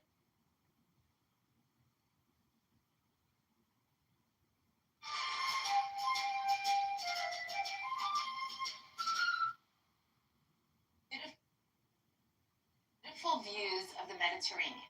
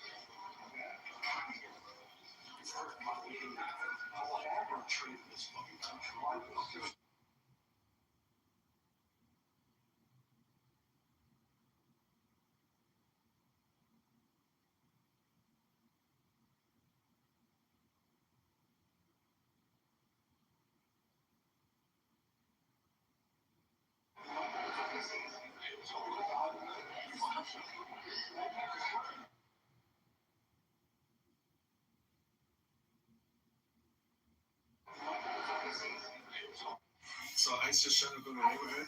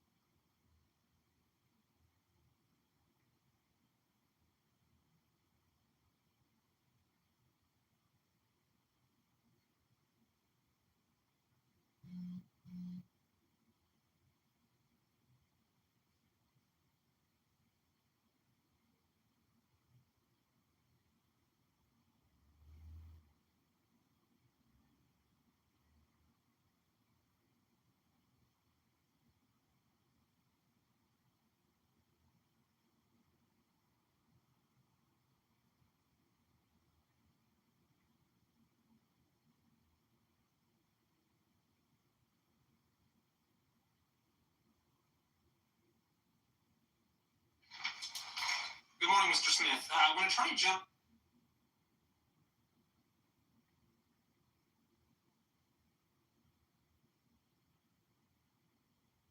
Garland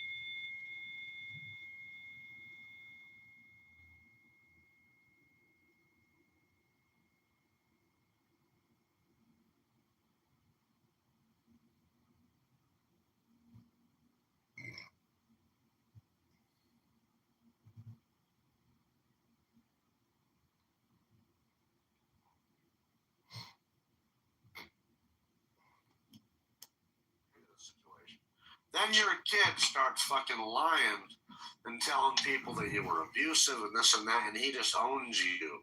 He doesn't want to talk to you because some kids do that shit. I've literally witnessed What we that do in with real politics life. that forgets the people. Time to plant something honest. Right in John Kitover, candidate for Congress, Illinois 6. Just for petty shit.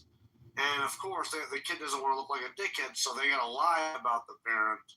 You know what I mean? And say that their parent mistreated them. I witnessed that in my hometown from this. And that's what's happening here with the American European Alliance. When Attorney General Grateful as fuck. They're ungrateful. We want them to do their fucking fair share. Damn, I missed you all. Democracy fit. But unfortunately, they have it's just like the kid. You don't have the ability to go on by yourself. If you're going to need me a little bit, you can't just say fuck me completely. You're not going to China because they're just going to take advantage of you worse. So ultimately, they're going to regret this. And like John said, this betrayal will not be forgotten.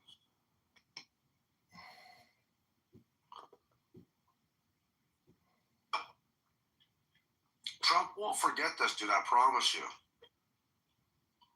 I don't think we should. Oh, speaking of that, see about this asshole. Fucking Trump. See what this thing is doing. You don't like him?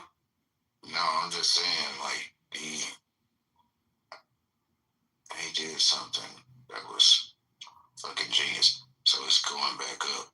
These fucking assholes don't know how to play the market.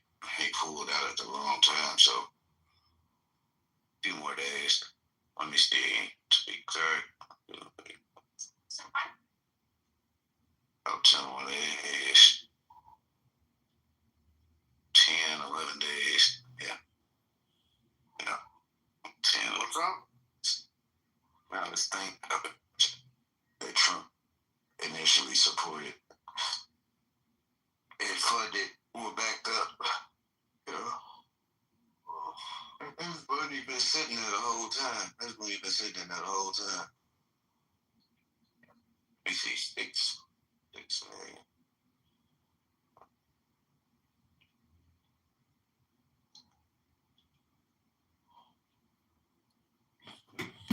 Yeah, definitely. He definitely did that. He initiated million. 350% that would have made him 21 million. Yeah, I'm pretty sure he withdrew his profit too.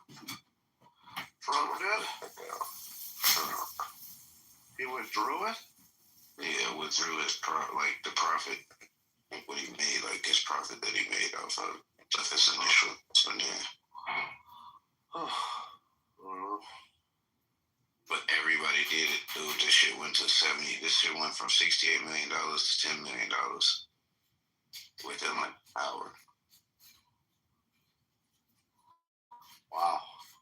Yeah, I don't know. I haven't studied that shit enough to even know much about it. Really haven't. Oh no, I just pay attention to numbers. I pay attention to numbers. I don't know. That's cool. People lie, numbers don't. Right? So you can relate people to numbers when it comes to patterns. Because patterns are numbers. So the probability, let's say, if this person's a thief, right? The probability, and 5 people out of the 7 people that we mutually know say that they took something from them. Probability says that the pattern that says that they're going to probably take something from me, but given a chance, given an opportunity. So, you feel me?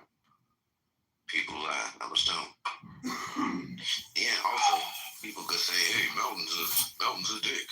Melton's a this, Melton's a that. Well, the times that I came in and heard maybe was a little dickish at times, but so was everybody else. So it accommodated the situation, accommodated the environment.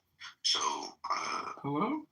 Kind of, pattern says that no, maybe he's not a dick. You feel me? So it's like numbers. Fuck people. I like numbers. Right. Really like numbers. Damn, I just blew some guy up with a fucking grenade. Poor bastard. Yeah, man. I mean, do you think, so you're talking about cryptocurrency and stuff, right? I think that really is probably going to be the future, man. I mean, what's up, Mark? Come on up, dude. What's going on, Mark? Hello. We're, got an open room going, kind of, I guess, because there's really nothing else to talk to. I mean, I don't know. I mean, there's things to talk about, but the normal rooms that I see are not going, so.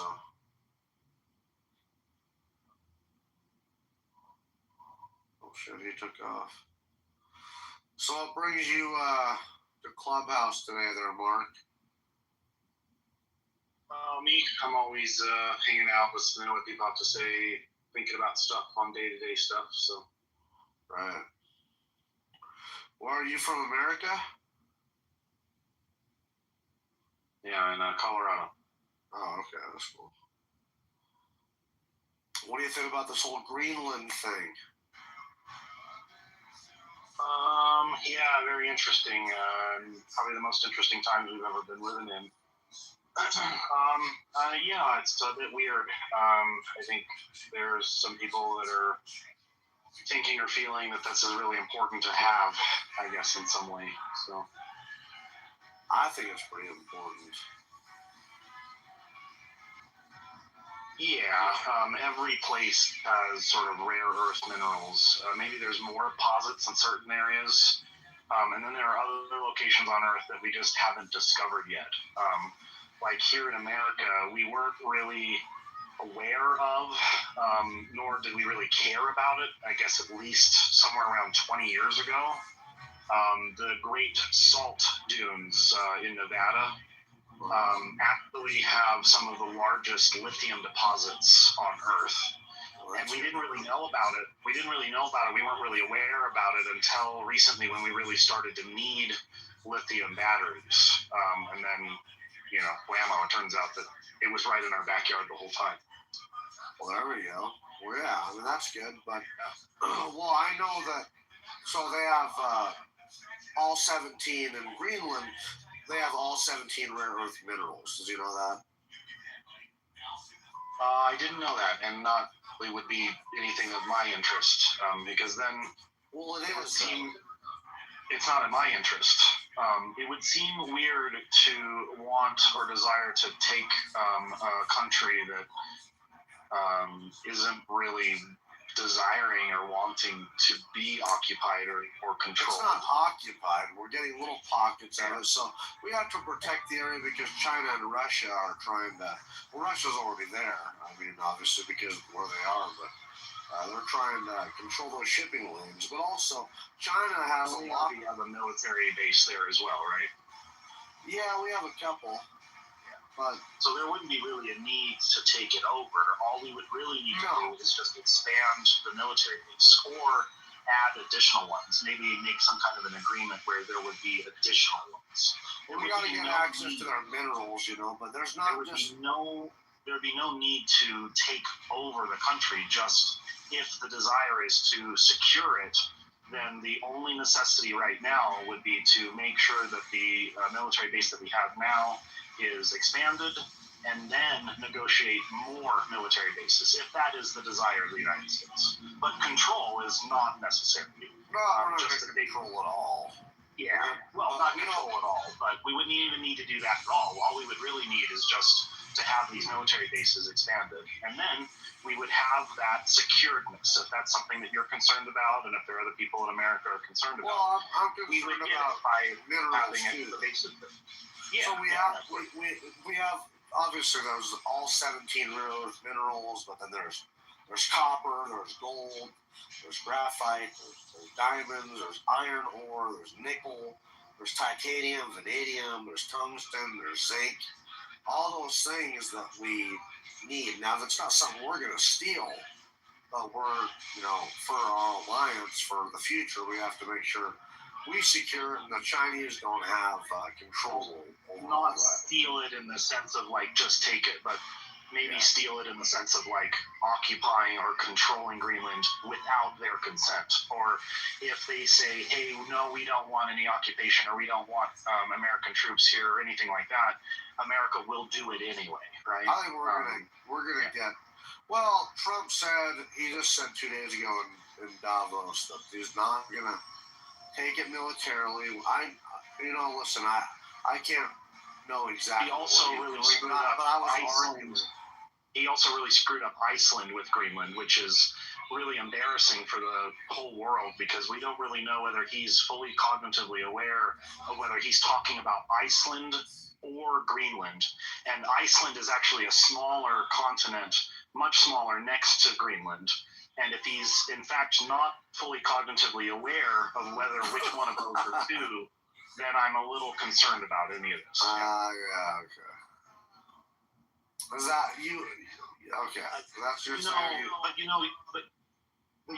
would be where today, right now, if, like, let's say hypothetically, if we had another president, let's say we had another Democratic president right now, it would be wall-to-wall coverage about how that person is in some mental decline in some way. Maybe that person has maybe made a mistake or slipped up, but not one peep or one word about this dude's mental health decline. Yeah, well, Joe Biden definitely had mental health decline. You know that. Yeah. And let's always turn it back to some childhood kind of like a playground style argument to say, well, the other guy had problems, rather than actually addressing the problems of this guy right here, right now.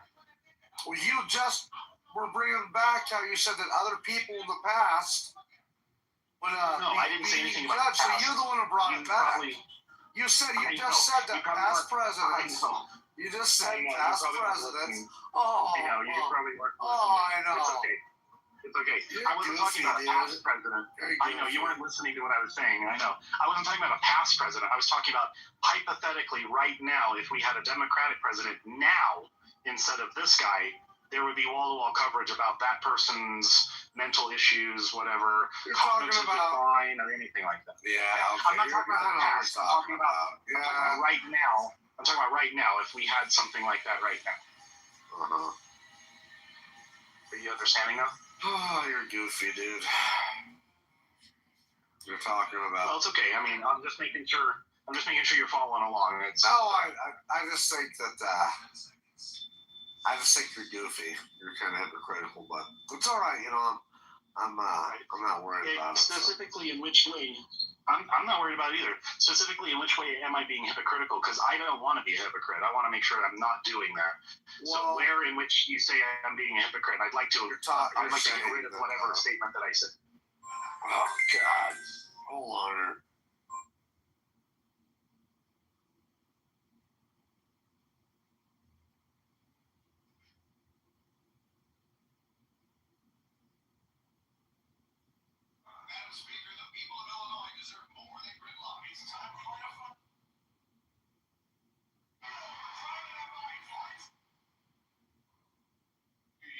Sorry about that. I just got a phone call there. Are you there? Oh, whatever. Avtol, what's up, buddy? What are you doing? Not morning, but evening. Video games, chats, debates, What's your thoughts on everything there, Avtol? Not much. Just trying to make some money here today. Oh yeah, what you making money in? On the Greenland deal. Made a lot of money on the deal. Yeah. Are you on the poly market? No, but that probably was the cleanest and best way to make money on this. It went. Did people make money on it? Well, I mean, yes. Call sheets, uncapped, you can bet however much you want. Functions like an option. Went from 25 to 55. I don't have much money on the side. I've got most of my money in my retirement account. So I shows critical metals. Oh, dude, good idea. Good idea. Yeah, my best friend actually. But the prediction markets are legit. They function, and they're essentially looked at like an option. They're legal. There's nothing to it. That was a straightforward double your money slam dunk on the Greenland bet. So, just trying to stack that paper. Stack it to the top. My best friend, he turned all his money into gold and silver, and dude, he's making pretty good money. He's obviously he's gaining. He's gaining. He has. That is a great. It's a great trade, probably for the future too. Oh yeah. He's got 41 ounces of gold and 2,000 ounces of silver. So he's pretty happy right now. You know what I mean? That's my kind of nigga.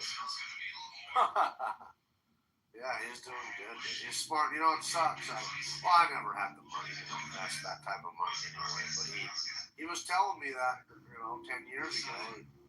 Fuck, dude, money's gonna go up. This gold and silver. I had no idea. I kind of, okay, sure, buddy, sure. Well, fuck. He's watching it just game like crazy. He's laughing all the way to the bank. It's pretty awesome. Wealth with gold and silver, because that fiat currency is no guarantee, right? Yeah, you end up like Mark, really dry and broke. Rio. Yeah, that happens, man. So, are you happy about this Greenland thing? What do you think about this whole thing? I'm pretty happy myself, I'll start off by saying. Yes. He's shown his masterful negotiation. He's shown that he is able to make the deal that couldn't be made by screwing them, putting them in the art of the deal. Yeah. That's funny too, because I got these Canadians and these leftists that are saying Trump back down, Trump fucking. Oh yeah, they're so stupid. What the fuck are they talking about, right? The term is called taco. Have you heard of it? Let Mark's one of them. Let's let him speak. Yeah, what is it, Mark? Go ahead. The term is taco. Have you heard of the term taco? I've been hearing this word. Go ahead. What is it? The term is, and it's not anything that I stand by. Evital just lies about me all the time. So the taco term is Trump always chickens out. Is the term taco? Oh, okay. So why would we continue with the tariffs if we don't need to? If we got what we want? Oh, I have no idea how that relates to anything. I was just telling you what taco means. Yeah. Well. They're trying to say that Trump backed down because he didn't implement the tariffs. Why would he implement them? If we are talking about trades, and Evital's into sort of stocks and stuff, I've been into stocks and trading for about 5 to 10 years now. What you can confidently run off of just recently within the last year of Trump is whenever he makes some kind of like a deal, you notice the stock market will go down. That's a signal to buy because we know that it will always rebound or it'll come back up. Opposite to that, if you know that he's about to make a statement about a thing or whatever, you hear there's some kind of announcement coming up about, let's say, Greenland and this whole situation, what you do is you bet against all the markets going up. You bet that the markets will go down, and sure enough, it's every single time he does these sort of things. He makes a statement or does these sort of things. The markets plunge. They fall down by about 5-8%, sometimes maybe 10% in certain areas. And then guaranteed they rebound back up. And I've made at least $10,000 to $20,000 recently off of every single time these sort of things go down. You bet down on the negative, and when they come back up again, you just sell out again. It's just super simple. Nice job. That's your confidence in Trump's leadership showing. Yeah. My confidence in his leadership. It's my confidence in knowing the markets and knowing how people will react to statements that people will make. It has nothing to do with my confidence in the man and the decisions that he's making.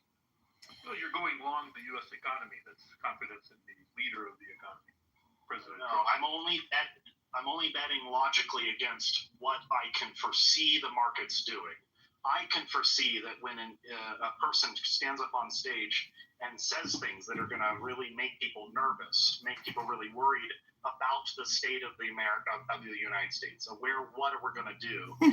That is an obvious understanding that the markets are going to go down on that. It's nothing to do with the man and his policies or anything like that. It's just a simple understanding of basic economics. Yeah, that's a simple-minded way to go about it. I wish you the best on your trade. Not really simple-minded. It's just basic understanding. Yeah, it's really basic bitch level, basically, what you're doing. It's what it is, man. You're a... Yeah, it's a low IQ trading mentality, but we're not Evital.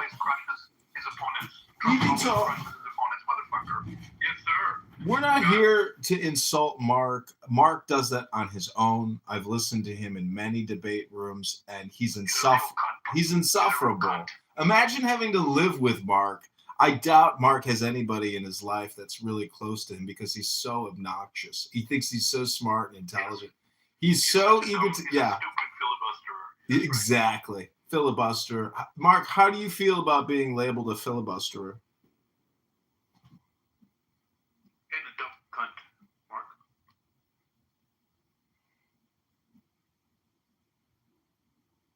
Mark. Oh, I bet the U.S. economy to go up, but it's not Trump. It's everything else. Trump had nothing to do with it, with everything going upwards. But, you know, Trump has nothing to do with it. It's me, Mark. It's me, myself, Mark. That's how I think about it. Yeah. A pure faggot. Pure faggotry might be a little too nice for Mark because, you know, Mark is actually very proprietary and cutting edge in his own way. Wouldn't you agree, Mark? Or are you just a filibusterer? Hello?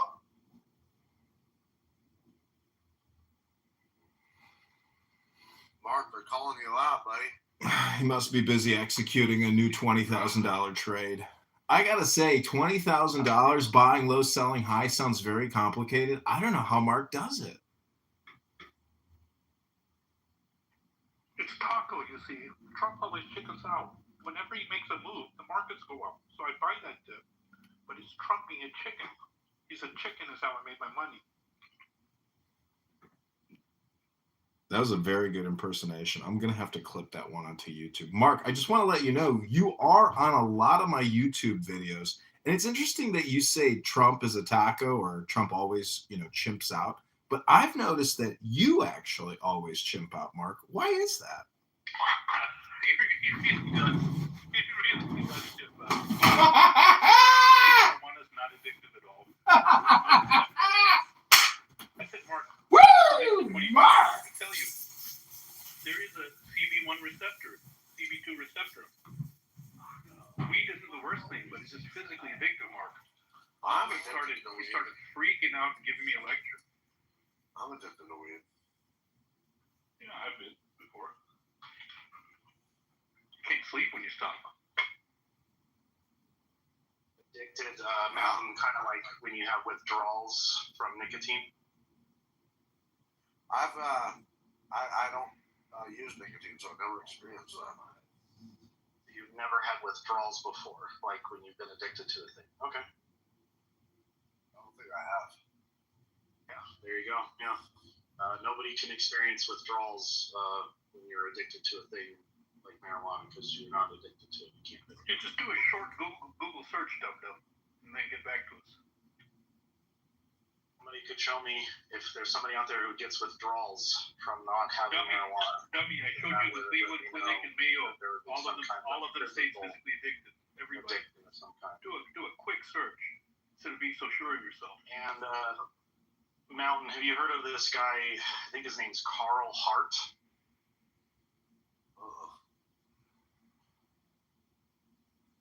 This guy. Who is it?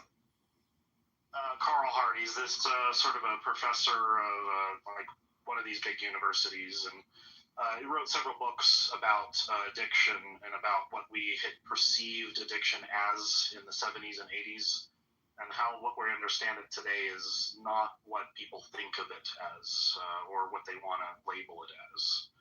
Mark wants to legalize nowadays. Mark wants to legalize fentanyl. He thinks that's a smart idea. What do you guys think?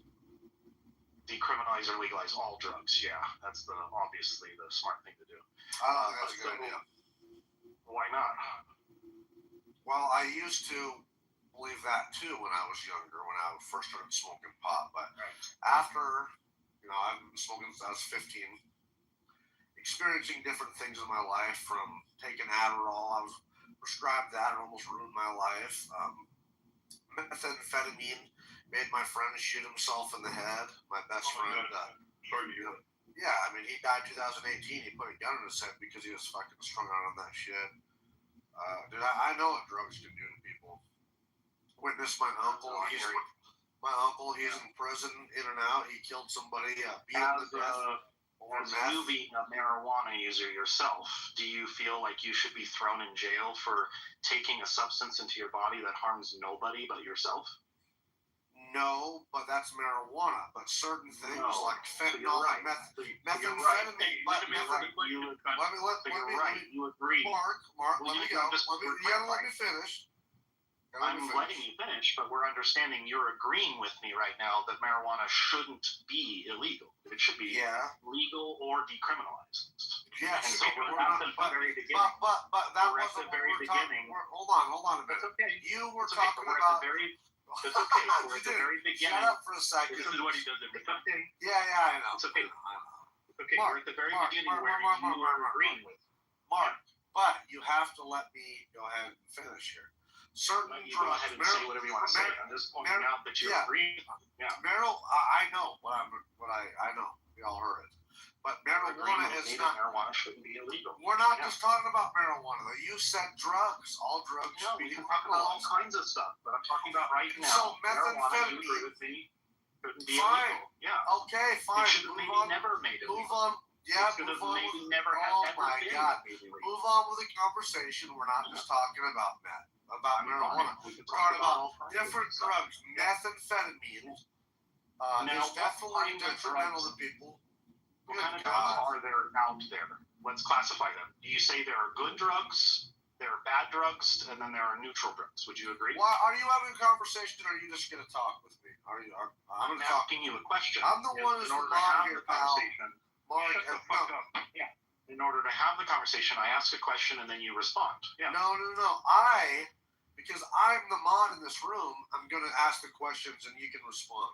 We can have a conversation, but you're not going to steer the conversation.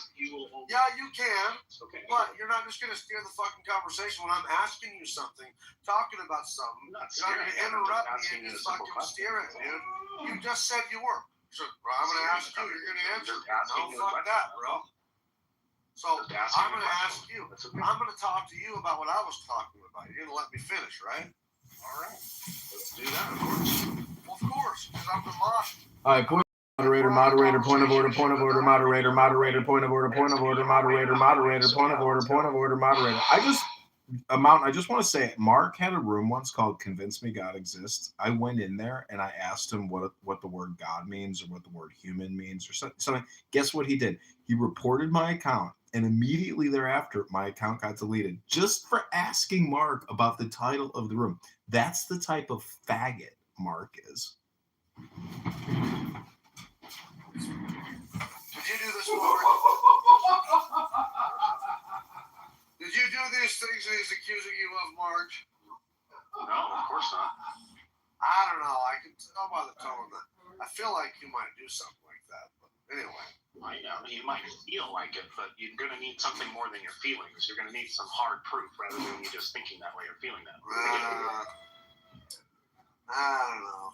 Anyway, yeah, I don't think every drug should not be legal because certain drugs make you do weird fucking shit, dude. That does affect you negatively. Well, if you're worried about making all drugs legal, methamphetamine just go has one no step business being being let's make them decriminalized first.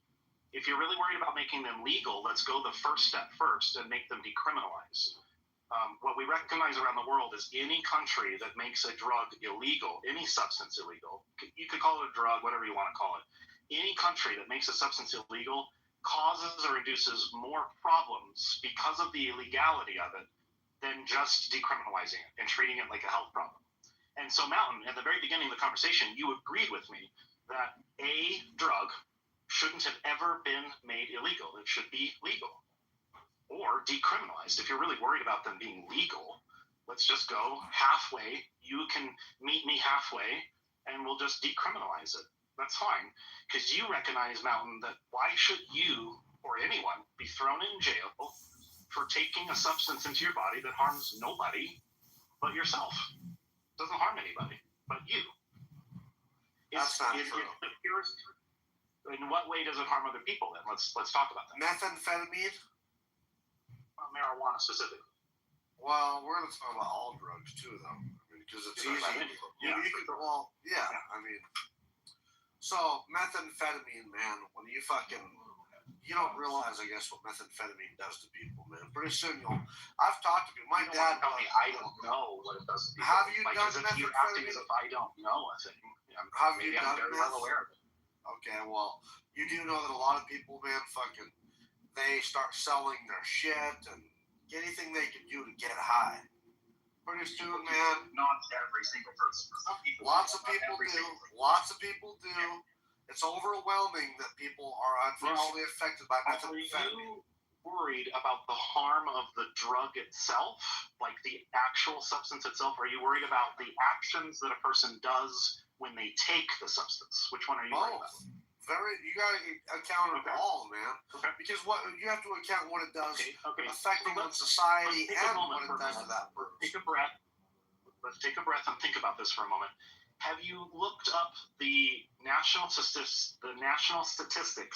on how many people die, overdose, or are killed by alcohol and tobacco every year? Are you aware of those numbers? A lot. Yeah. Are you aware of how many people die, overdose, or kill other people with methamphetamine compared to those numbers? I'm not familiar because obviously it's an illegal substance. I know you're not familiar. Your argument, those two drugs are legal. Alcohol and tobacco are legal, and they kill lots of people, dude. They're legal, of course, yeah. And they kill thousands. There you go. So if you're worried about the substance itself, what we should do is we should make alcohol and tobacco illegal because it kills thousands of people a year, and we should make meth or something else legal or decriminalized because it kills 300 people.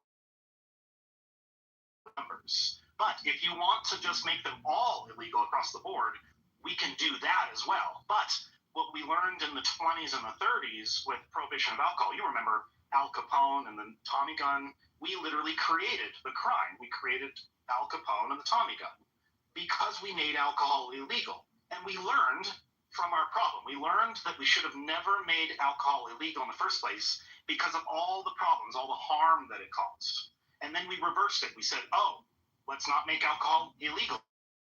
And so it's very similar today. We recognize, hey, there are certain substances out there, but the actual harm itself on the substance, that's what we should be worried about, not when you take it in your behavior. Because if you take a substance and then your behavior, well, you're just punishing you in how much of a weirdo you are, or how much of a dirtbag you are when you take a drug or a substance, not the substance itself. And there we have to kind of figure out which one's more important. Are we more worried about the actual substance itself or the people when they take these sort of things? Yeah, I don't know. It's a tough call there. What do you think, Joanna? What do you think? I think if we know it's harmful, why take it? And we know today it's harmful. So why are we allowing it? Well, because that's a very hard argument too, because I'm not against making everything illegal. Because a lot of things are harmful. Right? Do you want to live in a country where they just lock you in jail for every little thing you do? Or do you want to live in a country where you're free, like America? Do you want to be free, or do you want to live in a communist, sort of controlled, this is a country authoritarian under God. This is a country under Which country do you want to live in? where you're more free to do the things that you want to do, or do you want to live in a country where you're restricted and you're thrown in jail for every little thing that you do? You got to pick a lane. You got to figure this stuff out. One nation under God. One nation under God. Very clear for you to see. It's not one nation under fentanyl, dumbass. Well, I mean, there's a balance there too, though, right? I mean, because you have a certain level to protect society. If you just allow drugs to be legal, how many people are going to be fucking fucked up behind the wheel, adversely affecting people that are in society? So, you know what I'm saying? Then you make laws. And then you make laws that will pass to punish people for their behaviors, like we do with alcohol. We recognize, Mountain, hey, alcohol itself shouldn't be illegal, but if you want to go out and drink alcohol and then drive a car, that should be illegal. If you want to go out and harm people with the drug, or going and being affected by the drug, and you want to harm people, then that action should be that action should be illegal or treated through prosecution, and not the drug itself. And so what we're recognizing, Mountain, is that do you want to live in a country where the drugs are treated as a criminal problem or as a healthcare problem? If you want to treat these sort of things as a healthcare problem, guarantee you, Mountain, you're going to have a better country, a better state. You can look anywhere in the world, you're going to see that prohibition, making a substance illegal, doesn't solve the problem. It only adds and creates more problems. And what we see is the locations on earth that have decriminalized drugs, at least taken the rational approach to say, okay, drugs are here to stay. They're not going to go anywhere. It's not like if we make them illegal, they're going to magically disappear. People are still going to get them. They're still going to find them. They're still going to acquire them. They're still going to do illegal things to get them. So what we have to do is approach this from an actual adult responsible approach and say, yeah, you are allowed to have alcohol and tobacco. We've allowed people to do that. But if you go out and harm people under influence or your own problems of your own body, then that's what's being prosecuted. That's what's illegal. Your action. But they don't do that. What's sad about that is, so like, my Uncle Dave killed a guy years ago in Portland, Oregon, beat him to death, and was high as fuck on meth. And they gave him a lesser sentence because they said that he was high on meth. And I think that's wrong. I think that's wrong. That they said, oh, because he was on meth, he shouldn't be punished as much. And if you got drugs that are legal, you're going to have more of those problems. If you allow meth to happen, then you got more and more fucking assholes that are on meth, stealing shit, killing people, can't fucking take care of their family and friends. And dude, I know lots of people. I'm from Montana. I am from Montana, Mark. We've got such a bad meth problem in my state. I know. I do realize. I totally understand. And here's the reason why that's not going to fly. Mark knows about it. His own mother. The reason why this doesn't fly is because right now, Mountain, people have the ability and are getting methamphetamine. There's nothing that's changed right now in America that's going to stop people from getting methamphetamine. Legally or illegally right now. So the only thing that would stop or control a person from having meth would be regulating it, controlling it in some way. You can't stop it. You can't say you can't have it because they're still going to acquire it. Money will still flow in that direction. There will still be a person that is willing to break the law to get that drug to that person. So the only solution here will be through regulation. And if you are so concerned about people doing things or harming their lives or whatever, you would always and only be in favor and agree with me on regulating this stuff. Because right now, making it illegal isn't fixing anything. It hasn't solved any problems. It's not like methamphetamine magically goes away when you make it illegal. It's still here. It will still be here. Mountain, get involved legislatively. I'll help if you need it. No, absolutely, yeah. If there's anybody that wants to help me, legislate any kind of draft or anything for decriminalization or kind of get this stuff rolling, I'm happy. No, not that. Yeah, no, thank you. Hard pass. Yeah, no kidding. You're a useless guy. Here's the thing, Mark. We've seen what happened in Portland, Oregon, when they legalized all their fucking drugs. They had horrible fucking overdose deaths and fucking people dying and homelessness and fucking you name it. And then they were so bad they had to repeal it. So that experiment fucking didn't last that long. Obviously, if it's just so fucking great, they wouldn't have repealed it. But dude, there's some real problems with that. And the reason for that is because it's just one state and it was one county, one area. It wasn't statewide or anything. There were certain What are you locations. talking about? There were certain counties and locations where those substances were still illegal. Yeah. I don't know where you live, but I live in the Midwest, and it's illegal everywhere. Grand Rapids, I don't know where Chicago. I don't know where. I don't know. I don't know where you're at. I don't know what planet you're on. I have no idea what Mars. If you're from Venus or from Mars. Hey, fuck you. You're an idiot. You're an idiot. Have some respect. Have some respect for women, Mark. I'm only talking. It's okay. I'm only joking around. I'm only talking about Oregon here. I don't know where you're from, but I'm only talking about Oregon. The Midwest. No, wherever you're from. I'm only specifically talking about Oregon only. Yeah. Look, you don't understand. The Portland experiment was a failure.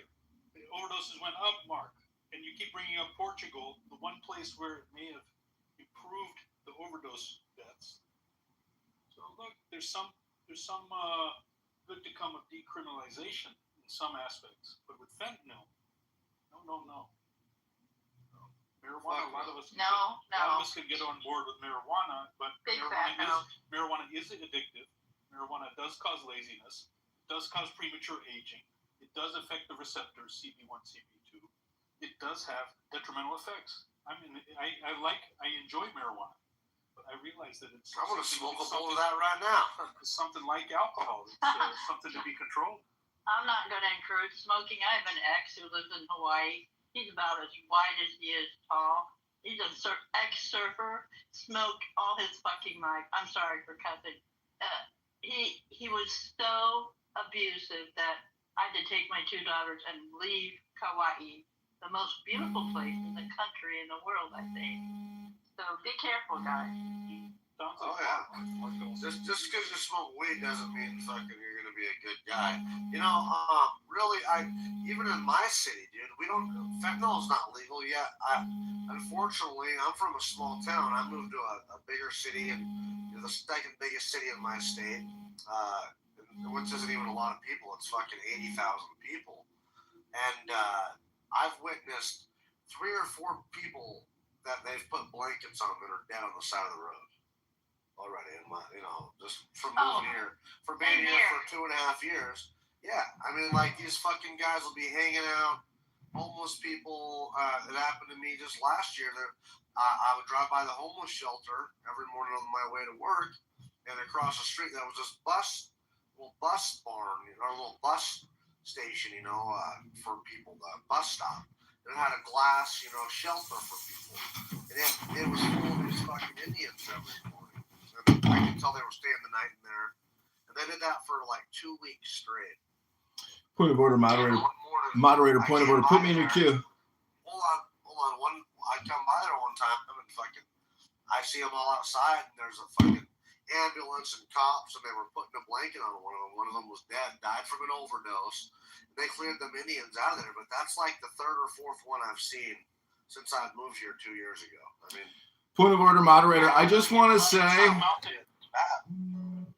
Point of order. I just want to say I want to prove that Mark is a hypocrite because he is basically talking about chemical substances and the associated actions. But let me ask you this and prove to everyone here listening that Mark is a hypocrite and low IQ. Mark, did anybody break into a pharmacy to try to steal COVID-19 vaccines because they were in such demand? People break into liquor stores and they break, into cannabis stores to take in-demand products. But I got to question, the big pharma narrative about COVID-19. A former Pfizer executive has admitted that it was just the annual flu, and they psyoped everybody into getting a mass vaccination, which was completely unnecessary. I know that may be controversial, but it's from the lips of an actual Pfizer executive. Mark, you're double vax, triple boosted, correct, Mark?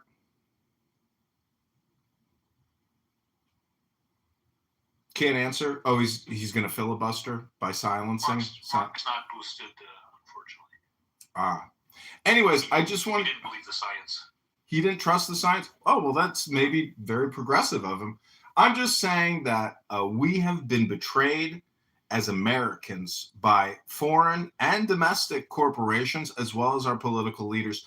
Everyone is in on the skim. That's the truth of the matter. Whether you're a doctor, a lawyer, or a politician, or an executive at Pfizer, none of this would have been possible without the U.S. taking on trillions and trillions in debt. So the IRS and the Federal Reserve actually turn out to be the same organization because they're both responsible for taxation, whether it's inflation or your adjusted gross income tax. We are living with essentially clown world people who are in on the grift. So as a candidate, I just believe that we are actually fighting against what you could call brain rot. And Mark here is a perfect example of a man who suffers from significant brain rot. It's an opinion. It's maybe not a fact, but it's an opinion. Mark, how do you respond? Can you filibuster my opinion, Mark? It's high cognitive work, but it's like the varying modes of caving in. He has trouble dealing with this. Now, there's people dying who are drug users. That's different. At least they go looking for fentanyl, they use it, they overdose. Problem, I've had family friends, wealthy people, children who were at college and just took a pill thinking it was a pain pill. And these are pressed fentanyl pills, just immediately died. Yeah. Another friend of ours on the half here died in a similar fashion a few weeks ago. Totally opiate naive, which means they don't take narcotics. They don't take. That's sad. We lost a clubhouse person, huh? Yeah. Wow. So this is the problem with the. Hopefully not Doc. Hopefully not Doc. I've been missing that fucker. No, he's around. He's texting me. It's unfortunately Lou, but the ghost of Lou is now floating amongst the rooms. So actually, it turns out if you die on Clown House, someone will recreate you as a ghost, so you can live forever. On the internet. Is Lou? That's his name, Lou? Yeah. I don't know who that was. Was some white Yeah, guy? Lou. For real. Who was that? I think he was a regular in the alternative moves. Oh. But look, you find some white powder, you think it's cocaine, you sniff some and die. There's stories like this. That's cool. Let's just go back to one point. My brother's friends with Doc, and he can't reach him. My brother's Scooby Doo. That's my brother here. Thank you, Mama. It's scary, man, because I fucking. So last year, I went to Mexico. My big sister, she hates the anxiety. She hates some anxiety. We go to Mexico, and she leaves those things at home. She didn't make sure. We get there, and she's good for a couple of days, and then there was a weird argument between my brother-in-law's daughter, and so my sister kind of got in a panic attack, and so we go to the pharmacy, and my sister gets just what she thought was just 3 separate pills of like a generic Xanax. And she takes it, and we didn't realize this, but she doesn't remember shit until the next day. She took it, and she was out.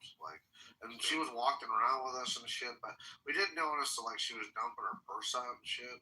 She was all but yeah, we're pretty fucking sure that was fentanyl, man. It wasn't Xanax or anything like that, dude. I think something. Yeah, it could have killed her though. And so I'm glad that we're doing something about some of this drug shit.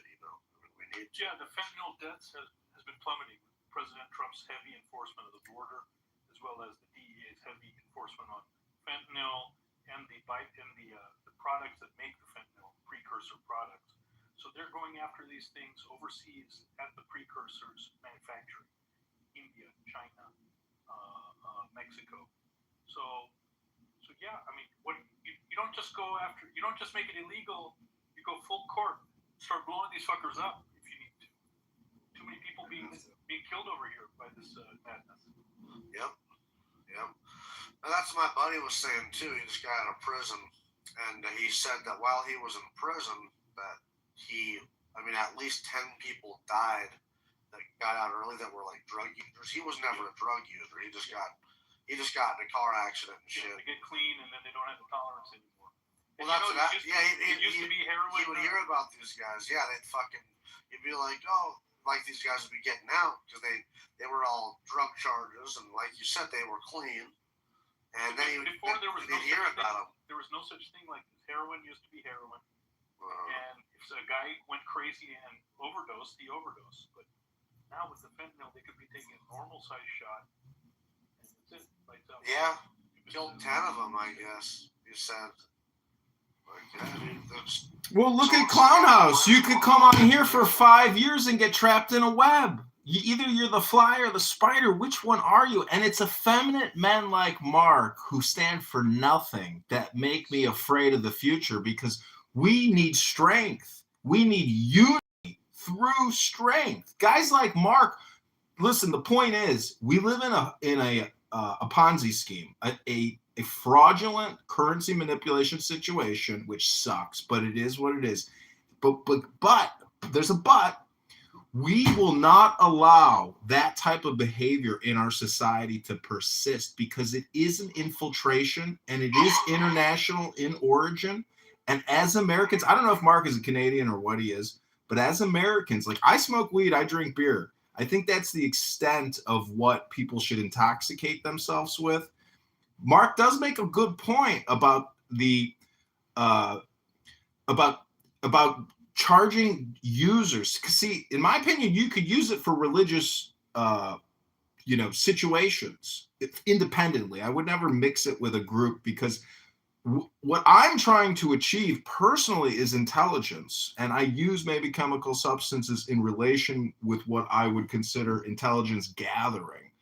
But the point is, from an organizational perspective and the long-term survival of America, this type of behavior, this type of infiltration, whether it's literally people or chemical substances, must and has to be repulsed by the federal government.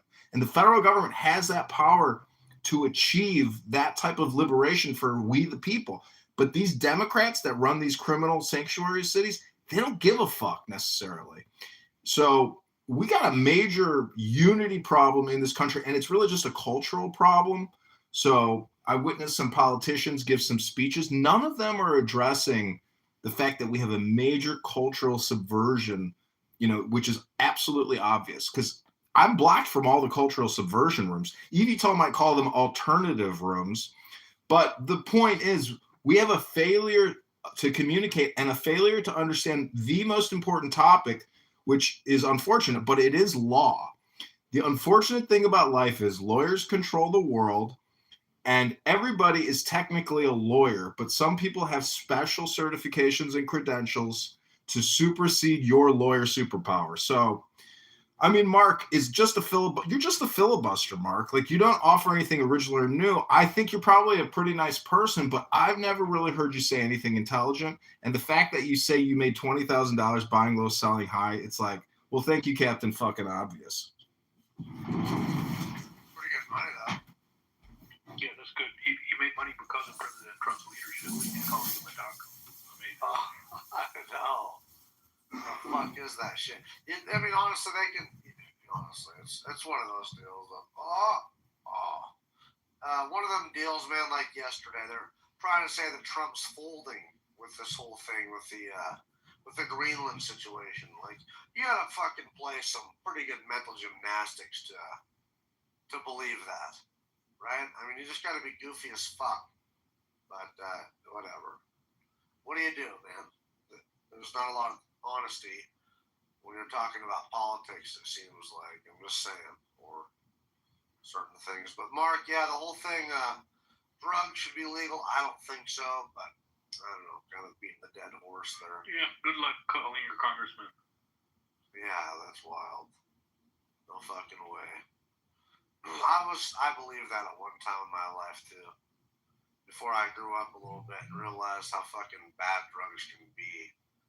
I mean, what that shit does to your fucking mind. I mean, Adderall, I never took meth in my life. I've never taken meth. I never will. But I took Adderall because I was prescribed it because they want to overprescribe that dirty shit. Because the pharmaceutical companies make so much money, right? So all I did was tell them that I fucking, don't remember names. I had a little bit of disorganization and one page of questionnaires, and they're giving me a high-powered stimulant that day. It was crazy, man. I mean, it was way easy getting Adderall. But it damn near destroyed my mind, man. It made me so fucking angry and upset. Well, listen, Mountain, it's been nice talking to you. It's nice to see you again, Kitover. You too, man. And Mark, we're not trying to make fun of you or anything. I'm sorry I took a dump on you and stuff like that, but it was a great conversation, right? Yeah, for sure, man. I'm gonna end this room here soon myself because I'm kind of getting tired. But don't take it personal, Mark. Guys, thank you for hanging out. I'm kind of getting tired. Join the room if you want. If not, that's cool too. I'm tired, so talk to y'all later. Thank you. 5, 4, 3, 2, 1. And eat off her place, then he just gonna do.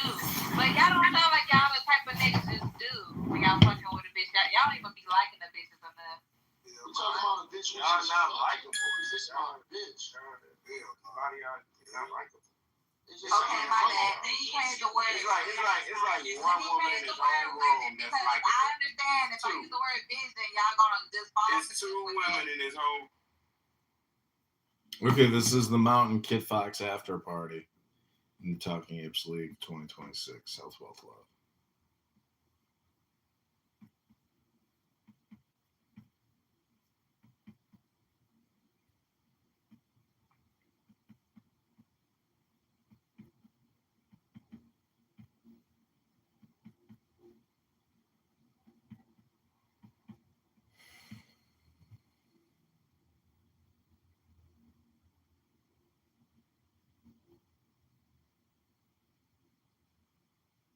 Churches.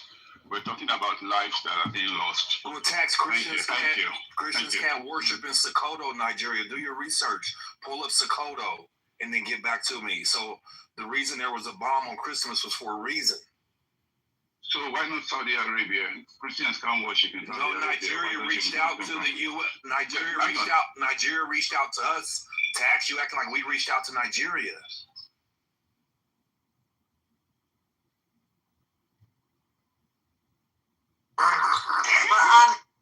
He's alive, so that's all right. I lived in Colombia during COVID. Did you? Yeah, Colombia and in DR. Point of order, moderator, point of order. Talking Apes League 2026 Mountain Kid Fox after party. Let's go! Yeah. Tired, bro. We're fucking over here fighting for our life in the U.S. and this motherfucker's in Colombia fucking some bitches' brains out. Hold on a minute. So you're in the DR, Democratic Republic of Congo, or what? Bro, the flights were so cheap, people were scared to travel. I was going everywhere I could. Oh, Dominican Republic. I was catching fucking $15 flights to Florida on Spirit. I was having a great old time there. Spirit Airlines, dude, are you crazy? What the hell are you doing? That's okay. I was a Spirit Airlines Gold member, bro. I have no shame. Spirit is not even worth $15. Try to get yourself killed. Might as well call it Faith Airlines. I believe. Yo, I never brought no luggage. I always bring a book bag because I was scared I lose some shit. Yo, you guys want to hear something funny that's true? Spirit Airlines is the only airline with a 4 out of 5 star rating. All the other ones are 4.5 stars. Just to throw it out there. I'm telling you, man, they get the job done. No cushion, but they pay for their ratings. Wow, that's scary, dude. No way. Hey, bro. Now you gotta pay a couple of Indians, man. They'll fucking put like 200 reviews on your page, bro. Point of order, moderator. Enough about Spirit Airlines. I'd like to request 60 seconds of your time to read you what's called a poem. Shut the fuck up. I don't know. I guess people that talk about Spirit Airlines are a certain demographic. But if you'd like, I'd like to introduce a new material into the room. 60 seconds of your time. It's just a poem. Moderators. Can you shut the fuck up? Man, there was some titties in the fucking thing, and she left because you wanted to talk about bullshit. Oh, you mean like Spirit Airlines versus Frontier Airlines kind of bullshit? Now we gotta settle for Fluffy. Yeah, Spirit gets the job done. I love the Spirit. You gotta settle for a fuck thing. Oh, I know you ride Spirit. You don't know shit about me. Shut up. Who rides Spirit? Who rides the Spirit in the sky? If I could get in a plane crash. A Skywalker. Oh my god, that's scary. A Skywalker. What's the scary part in a plane crash? The second before you hit the ground, or the 2 minutes before you hit the ground? Weird, like I was with somebody like him beside me. What? Titties are back. Now she's gone again. Fluffy titties. I was on a plane and we fucking took off. I'm like, holy shit, there's power lines. And then we came down, and yeah, dude, it was like realistic, as realistic as I think it would be. Every and plane then I was probably gonna die. Yeah. They want to make an example of the Avengers for the playing The Avengers?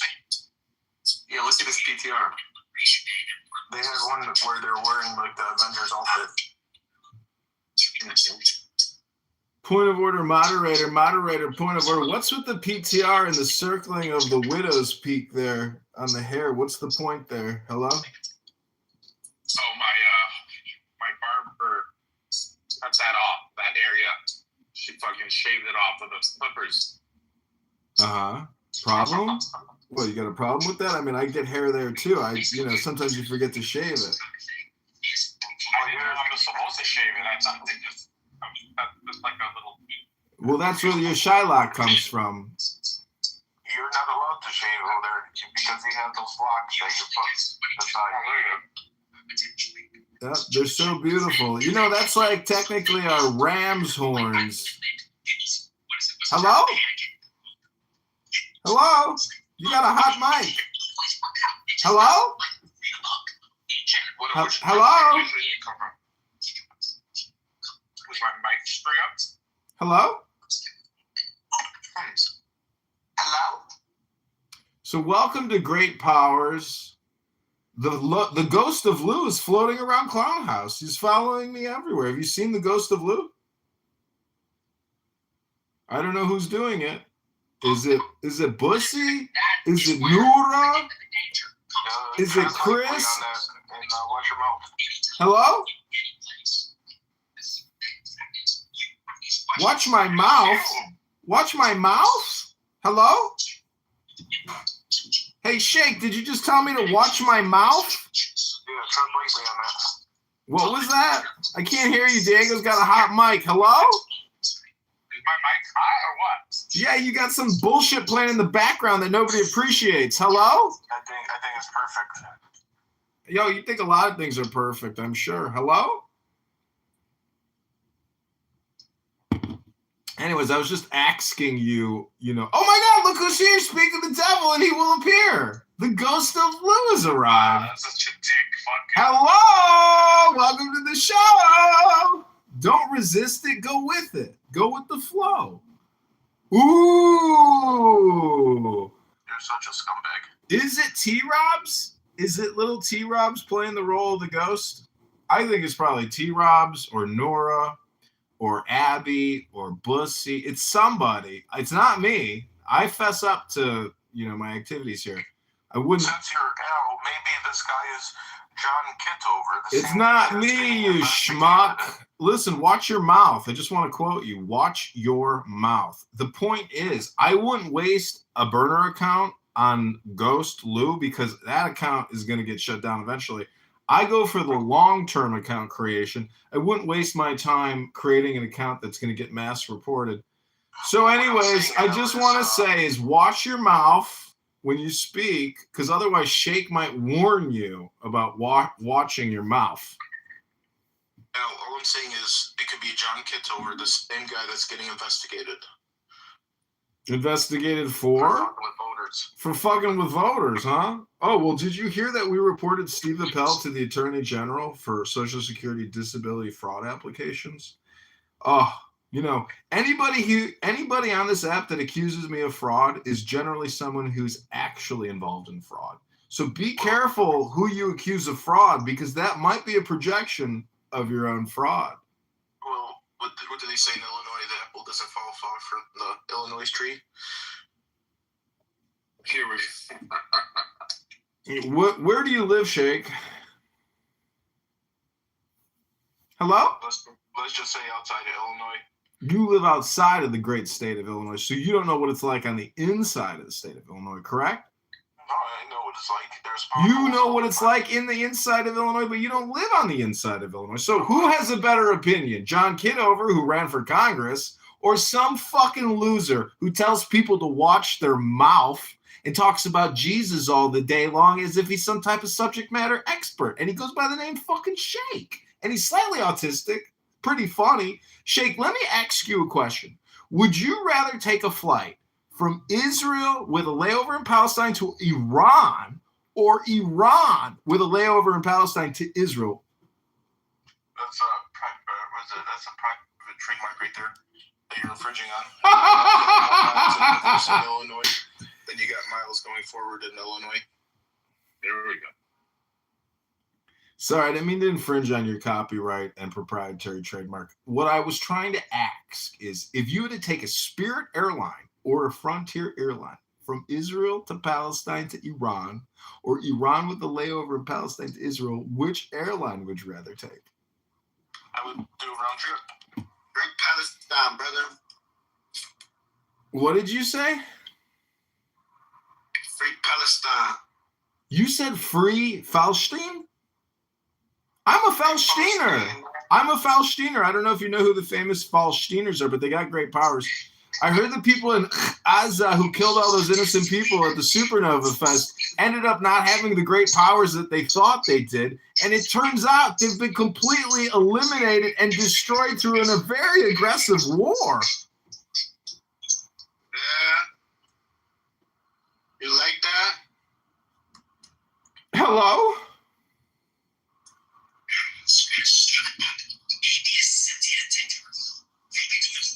You like that? So, John, did you get a court date yet for your investigation? Watch your mouth, Shake. Put some respect on Congressman candidate Kitover's name. You better watch your mouth. Did you get a summons yet? Shake, did you get a summons or an arrest warrant for that child pedophilia sex offender registry that you're on, Dr. Shake? I heard that you're on a sex offender registry. Is that true, Dr. Shake? Hello? Can you hear me? That's not me. That'd be John Kitover. I think you might be projecting Shake onto John Kitover. Point of order, moderator. Moderator, point of order. The noise is overwhelming. No one cares about your background sound, dude. Hello?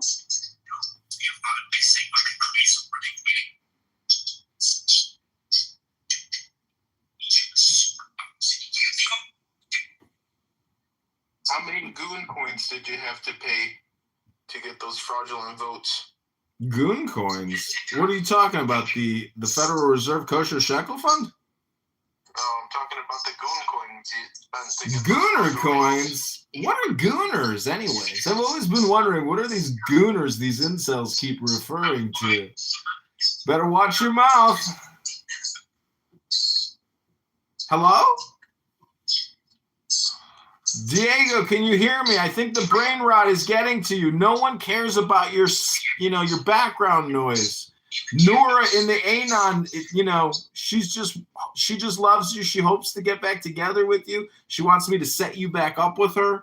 She keeps begging me, do whatever you can do to get Diego back with me. I'll do whatever it takes. Please help me get back with Diego. I already said how she can do it. How can she do it? If she goes and takes Lou's cat. She's got to go get Lou's cat? Yeah. You're going to make your fucking slave a Catwoman? Damn, you are vicious. You really want the best for her. That's Clown World. So the point here is, until Dr. Diego actually reads what we call a book on this app, he will be perpetually stupid. Brain rot is eternal, but reading a book is also eternal. But Diego here chooses the retardation route, and it's not a great power. It's actually a very bad look for retarded people. But brain rot can get so bad. Hello? Hello? I'm not finished speaking yet, Shay. Go get on your flight to Palestine. What I'm trying to tell you is Diego here really needs to step up his game if he wants great powers in 2026, because it's not working anymore. His art project, Ultra Derecha, has completely imploded. Some of his participants in his MK Ultra experiment actually went homicidal, suicidal, and they're still in the room in Anon mode. That's the power of Dr. Diego. It's not great. It's actually very mediocre. It's pathetic. It really is what it is. But brain rot sufferers don't know it. You don't know what you don't know, because brain rot doesn't let you know what you don't know. So in summation, make sure you check all the calls coming in and out of the house, and be sure to get on a round trip flight from Palestine to Iran and Iran back to Palestine. Health, wealth, love, peace of mind, happiness, and strength, everybody. This is your Zen now moment. I'm going on mute. I'm going to go sit in the sun butt naked and tan my butthole. I'll be right back. The thing he fails to recognize is goon coins are not a recognized currency. So all of his gooning has got him nowhere, especially the goon maxing.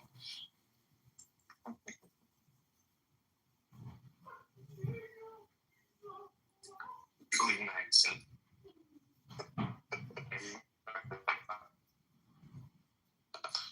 It should be set up where if somebody looks up the definition of goon maxing, it shows a picture of John Kitover. But what does it mean? Jerking off to the maximum. Mm-hmm. Is that a Gen Z term?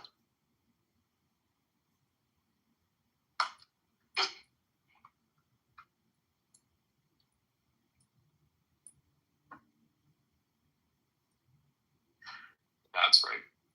They also have freak maxing. Who's the nigger in the audience? Can you figure it out, Ryan? Huh? Can you figure it out? Probably Bussy. Yeah, that would have shocked me. You think that's Pussy? Yeah. I thought it was John just because of the houses.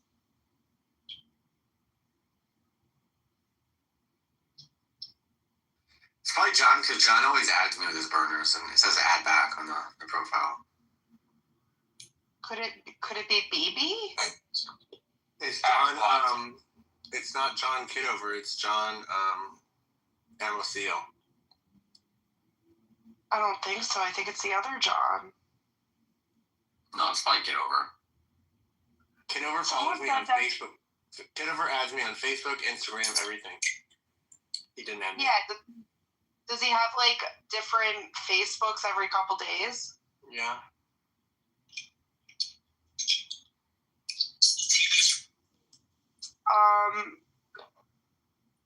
Someone said that he said let's celebrate like after whatever happened. But I said it was probably being misinterpreted, and then everyone told me that I was wrong. So I don't know. I feel like you guys are all psyoping me at the end of the day.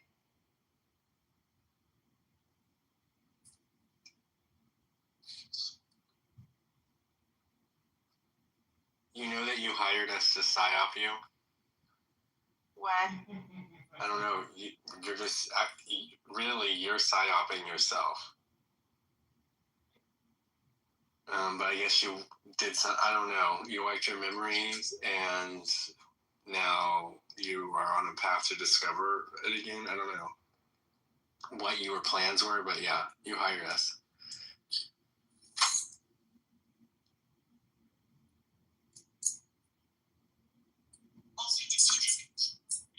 you like my new profile?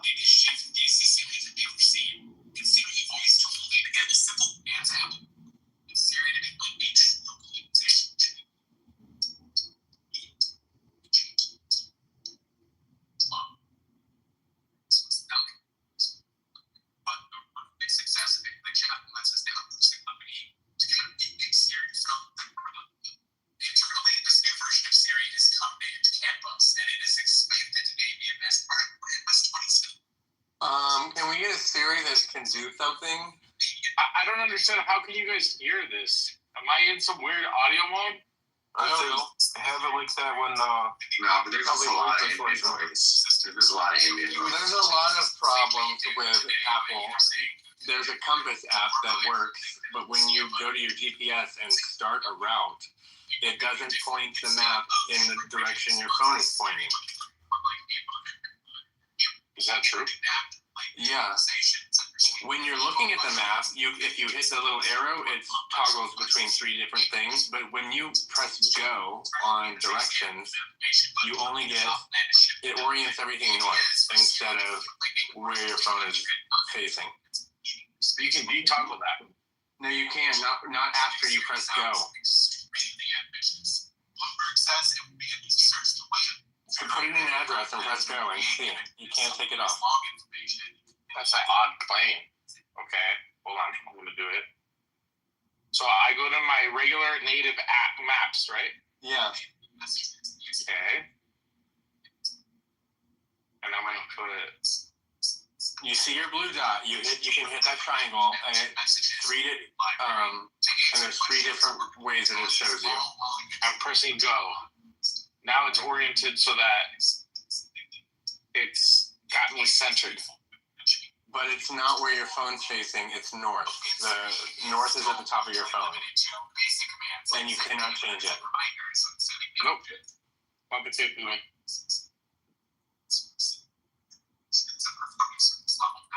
You just have to press that little button. When you start moving, though, it does change. It does do that. But if you're stationary, it doesn't start out with it in front of you.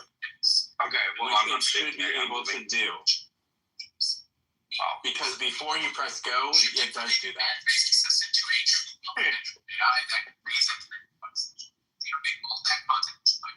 Understand context and possibilities. Actively help users meet multi-step tasks, putting it so much closer to those principles that I mentioned, like a ChatGPT or Gemini. Apple's also working on a feature making Siri see what is on your screen and what windows you have open. Advanced interactions like asking Siri to adjust settings, manipulate applications, or influence something you are actively looking at. Voice and text-based interfaces are planned, so you wouldn't just be limited to having to speak to it out loud. You can, of course, do what you probably do in ChatGPT, where you type something out and station leaves you your messages. And if we get into the rest of this video,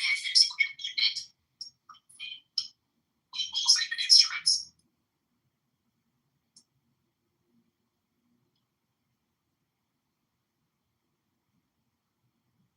See these people you could just do a 180 with this specific feature for the chatbot and kind of tell you that it's just going to be relying on what Google uses for privacy. Station means some people personally see it that way that we do plan to see will be used very soon. Was expected finally to look at the speeches it's originally promised us. The noise 27 is a major AI-focused release. In fact, Siri will be the new key feature of iOS 27. etc. with Apple otherwise focusing heavily on bug fixes and performance improvements. People seem so excited to be this new Siri you see in June, obviously, with testing of iOS 27 shortly coming after the announcement. This is a deal since 6 months away, which is basically soon given how massive this position shift and this change would be. There is one huge wish Apple initially went unanswered, and that is pricing. Looking at chatbot at this scale is incredibly expensive. So many plans to cover Siri using a custom model developed with, help from Google's Gemini team, like we talked about earlier. That partnership was officially announced through a joint statement.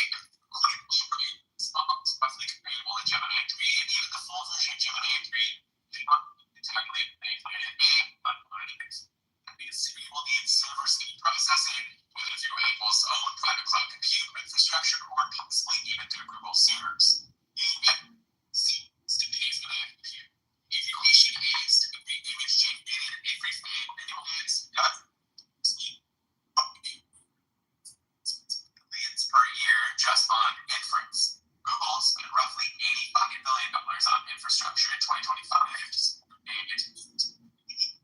Small music text consumes visual energy and difficult positions. And it is deeply tied to the value of spaces. Users for something like this.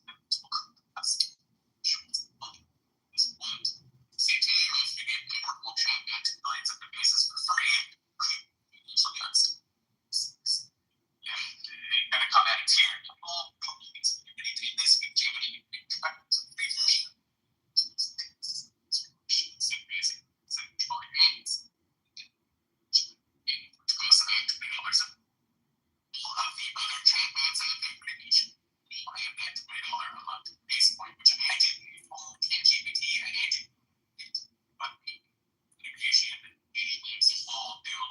Am I still loud? Am I still ambient? Frequent?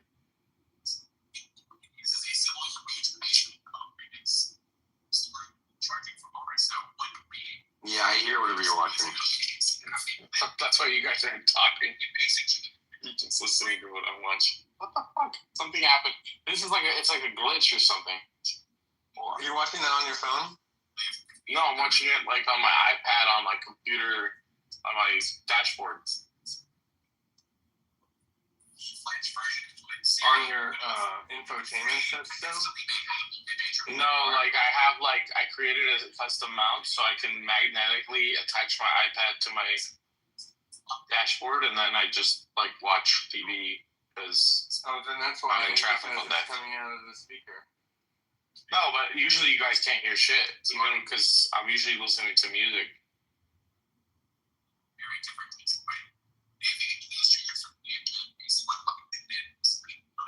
So let me watch. Are you able to, are you playing from your phone, your Bluetooth through that thing, or can you look it up straight from the thing?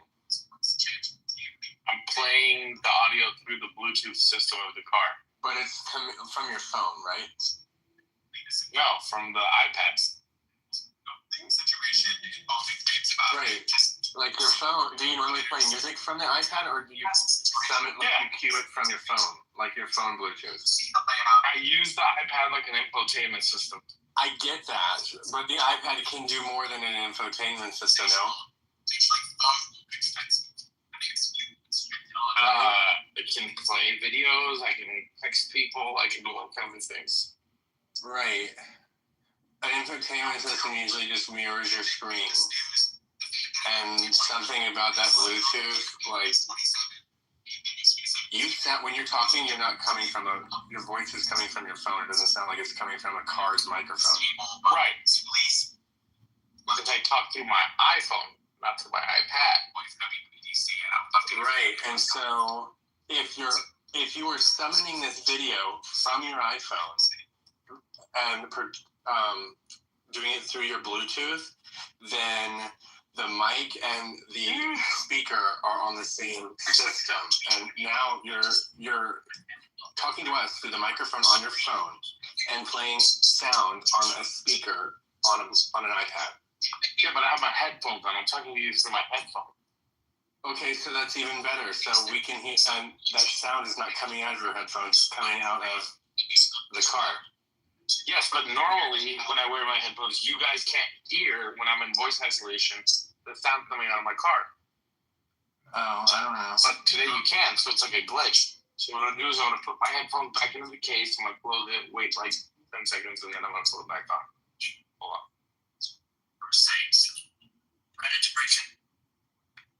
Covered. I think there's because I was able to find it on the flow people. Because this is a talking voice. I don't know. It's very admitted. How does it sound right now? They're advertising. Like you don't have voice isolation on. This thing where you can win, but you can't. That was from the former CEO of FanDuel. Another high up at FanDuel told me that the way that parlays just reminded him of one very contract.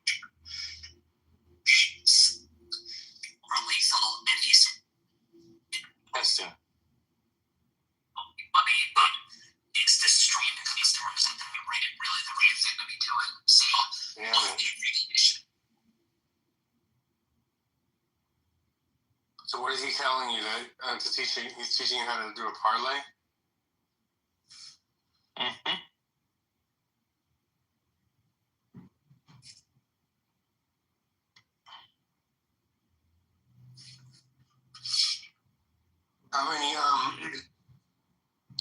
How many betting sites have you been banned from or limited on?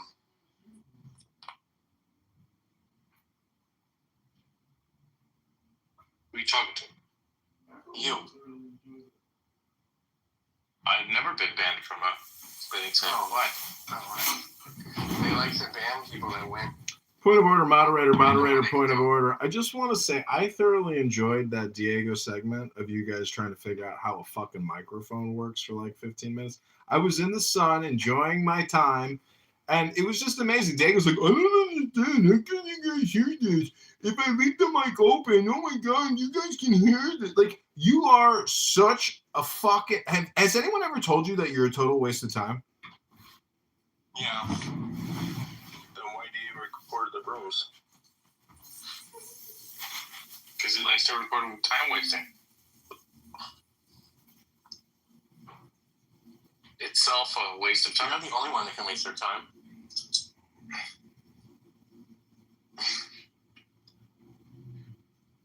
He wants to go from gooning to goon maxing in order to make a goon coin. He's calling it mining goon coins. Is that what you do? Oh. Yeah. That's interesting. Yeah, there's such thing as a goon coin. I love gooners.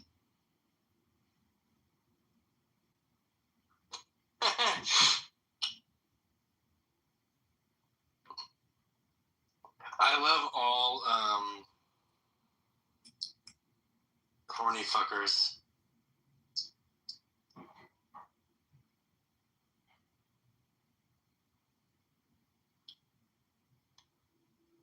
I'm getting my commercial driver's license to be a truck driver.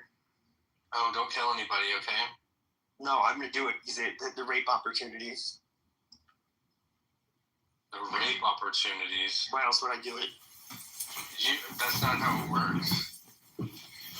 This is a perfect example of someone in the ultra derecha room coming in here and talking about doing something but not actually doing anything. It's just a collection of low IQ, white trash, supremacist, racists who love to come in here and project about things they love to do. But as you can see, since I've been recording it for years, it's actually just people talking about nothing, wasting all their time. Congratulations. Everybody have a great time. Welcome back to Ultra Derecha, the Brain Rot Trust House.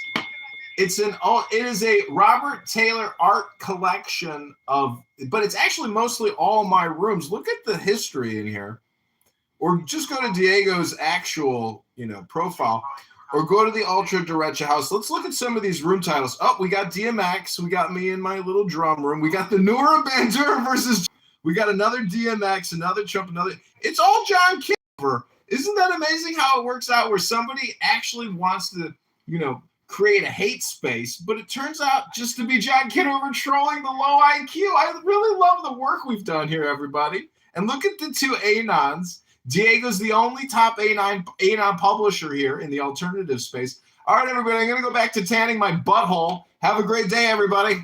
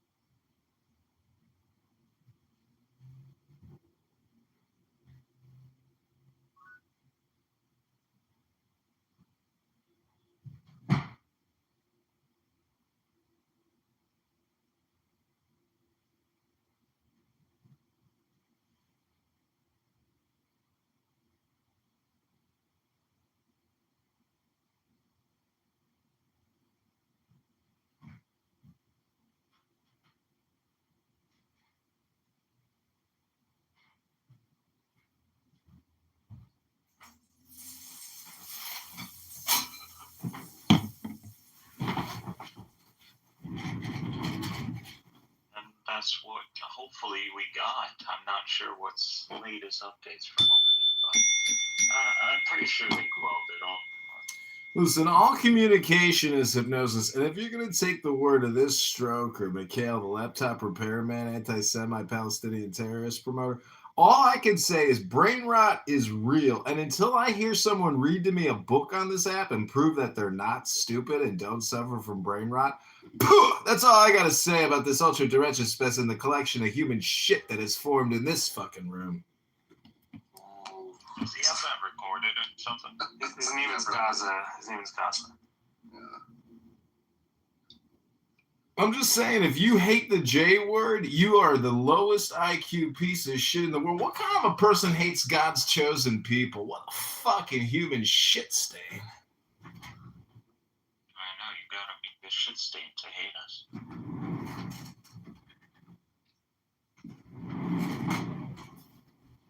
But we are history.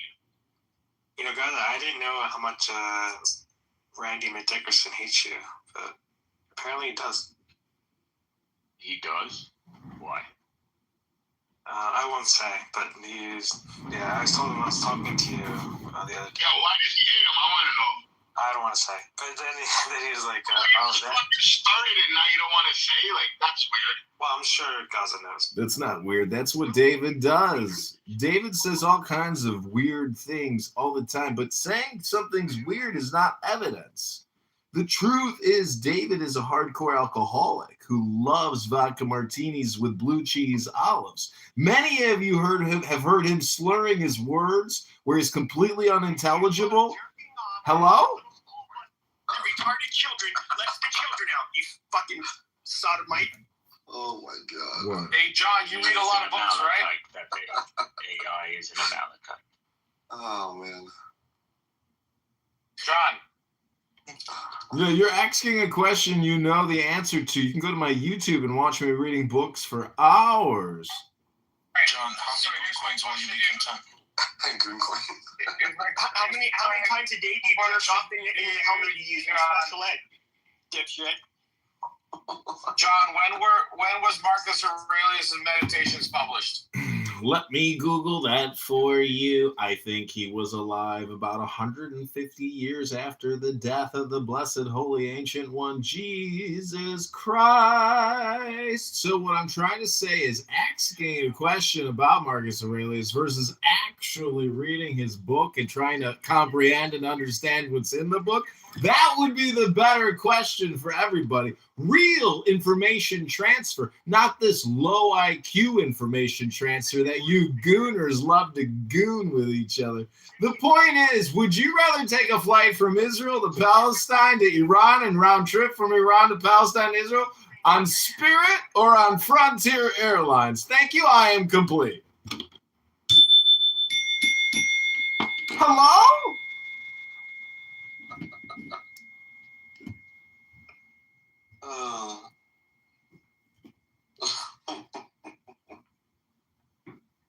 I just want to quote Jazzy and say, hello? Fuck's that account that says Ghost of Lou that comes around? Who is that? That person sent me a friend request. Sounds like something you would do, BB. It's Prince. No, I was in the room when it happened, bro. I don't know. Still don't understand why Prince is simping for Amir after Amir talks shit to him. Oh, hey, Prince. Baby, are you man? When did I ever sin? Baby, are you in good terms with Prince or no? Yeah, he's my boy. My buddy. I'm just trying to protect him from Amir, but he doesn't see it. David and Gaza, they're psyoping me with a gold North Face jacket. And then he went into Amir's room and was acting like a weirdo on stage. Wow, they recorded every fucking thing and they're going to play it on YouTube. I don't know why you even did that. I accused Amir of working with the North Koreans because I heard someone on here say that. I know. It's crazy. I heard someone on here say that about him. I heard a lot of things about you and I don't say it because I know it's not true. What'd you hear about me? That you're smart, intelligent, and I know it, so I don't. Danny, show me a picture of your Jewish Oh, she got a sweet ass. Boo-boo. The guy, see, that's the problem. She's a woman, not respect. No, well, I don't care. I want to see her Jewish titties. Quit being a fucking Jew and stingy. You fucking goof. Have respect for a female, man.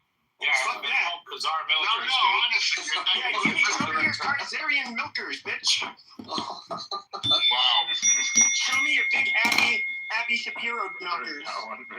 Ribono Shalom, I am selling Noura Bandour cleavage photos. If you want to see Noura Bandour's Arab-Palestinian tatas, I'm selling those for $100 a pic. Again, hit me up in the DM to buy Noura Bandour's $100 titty photos. Full on titties, like. I want to know if it's true, Prince, because Dr. Osama has every fucking video, text, soundbite from Yael and claims he got it all from you. Me? Wow. What he's talking about. Yeah, I don't know, but how the fuck does he even have that? I don't know. Oh, yeah, from Prince. I didn't send shit. What are you talking about? He's saying that she sent it to you and you sent it to everybody, but he kept it. So weird. Who? I have no idea what he's talking about. What are you talking about? That guy fucking Dr. Osama, bro, he started sending me a bunch of shit on Telegram. Like, Yael, like, oh my god, her boobs, her body. Whoa. She has fake titties. Videos of her. Hey, BB, what do you rate it? BB, just out of curiosity. Like a 8 or 9 out of 10. Yeah, Send me her titties. Don't be Jewish. No, They can't do that. I'll give it a PR next time I see her. Bro, she's like 4'9" and cute. You know how fucking amazing that is? She's like, fair. No, he's like, she's lucky she doesn't fucking fall over. Like, she's too short for tits that high. It's weird.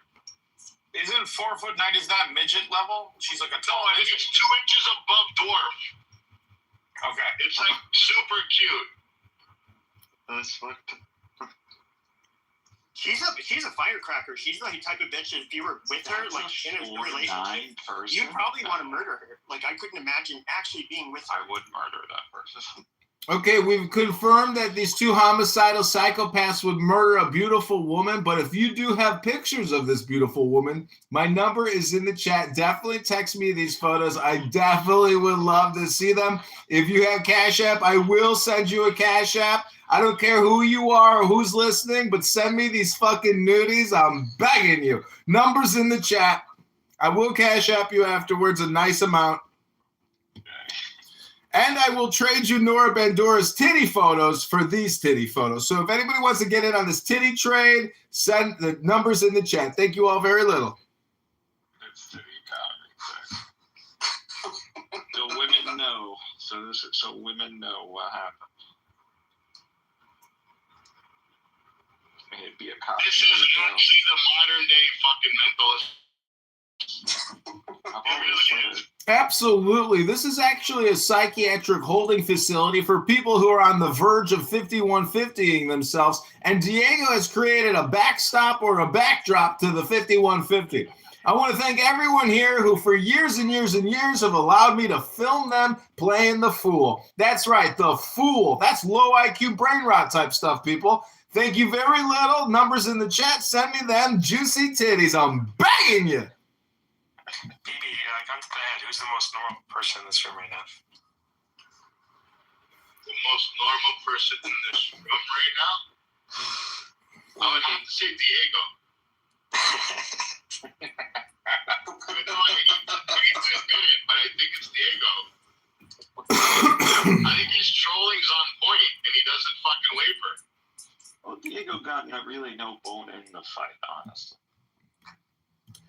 Bone in the fight. This guy suffers from vitamin D deficiency. I saw him at a gas station. He had dandruff all over him. His family looked like they were robot automatons. And this guy's got the worst vitamin D deficiency I've ever seen. Talking about vitamin D deficiency, David, not only are you an alcoholic, you probably suffer from vitamin D deficiency. Anyways, everybody, I got to get back in the sun to tan my butthole. Numbers in the chat. Send me those titty photos. I'll send you back a nice Cash App and some Noura Bandour titty photos. Thanks, everybody. I'm going on mute. God bless.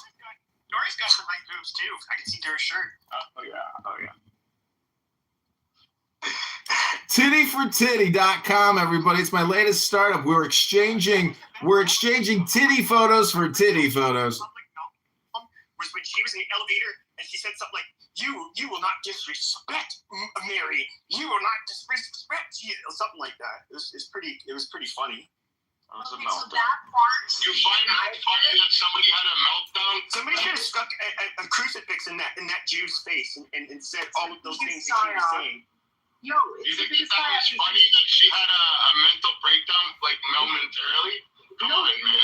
She was smart, actually. She made it about Christ. Mary. She accused me, but it was not. How dare you, Danny? Why would you blaspheme Very Mary? quick recovery, too. It was Mel. Unlike you, she was a fucking virgin. It was M. Check your fucking mouth. The thing was, it was M and me, so then I felt responsible for it. What the fuck is wrong with Pepe, bro? Are you really that fucking mentally ill, bro? What are you talking about, bro?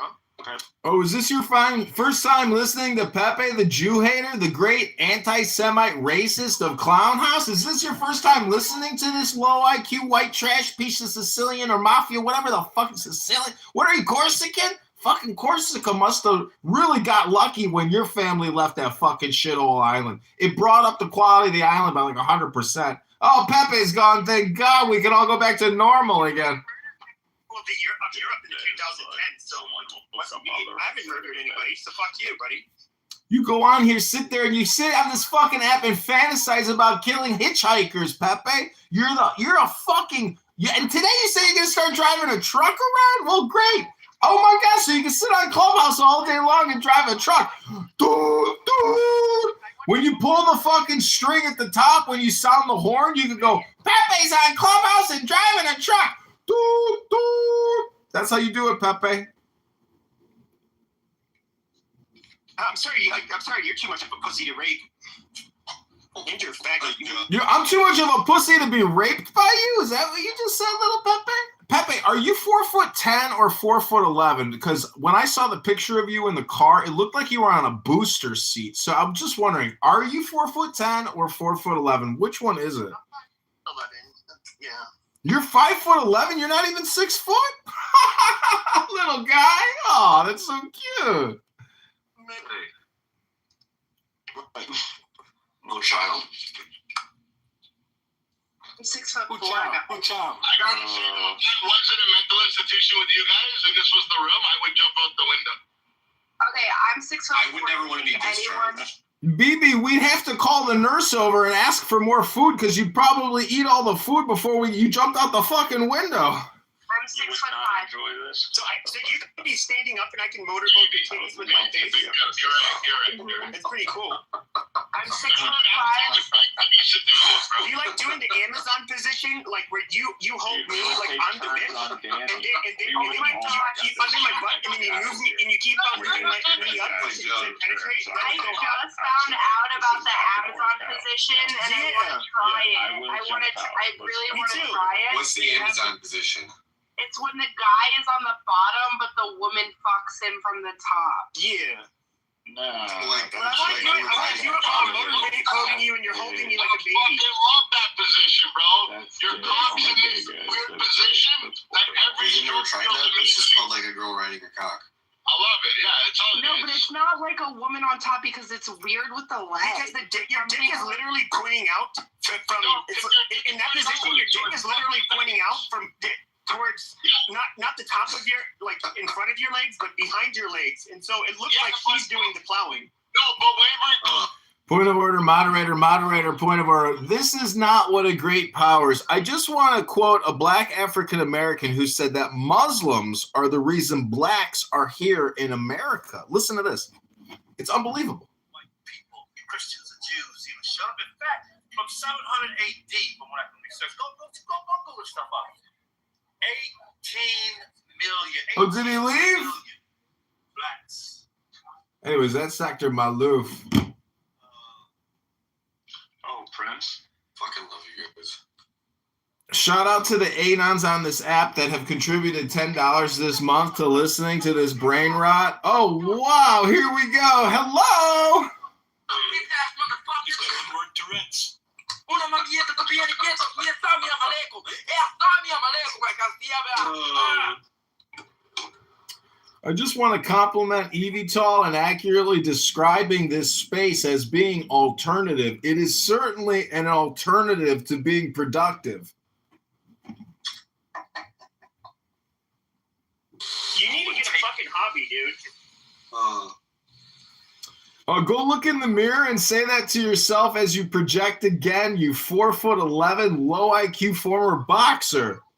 All you do is record rooms and say nonsense on fucking Clubhouse. At least I have plans with my life. I'm gonna go to New York and do the Amazon position with Danny. Then I'm gonna get my commercial driver's license and I'm gonna rape all over the country. I have plans in my fucking life, faggot. So you're going to go become a national rapist driving a truck around on Clown House.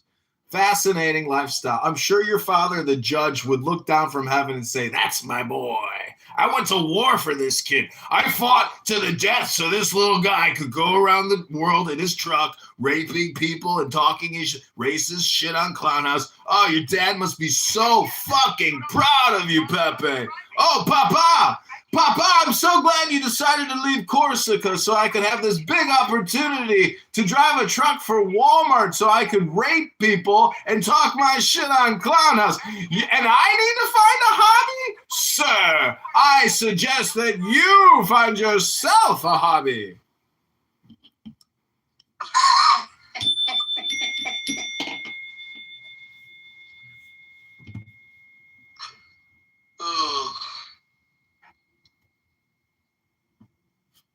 Remember, we always talk about the parallels to power for the Nazis and the Confederates, but how about we talk about the parallels and power to the...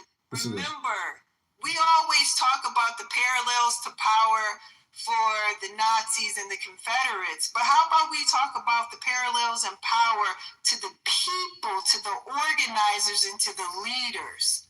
That same power exists because we exist in this moment of strife.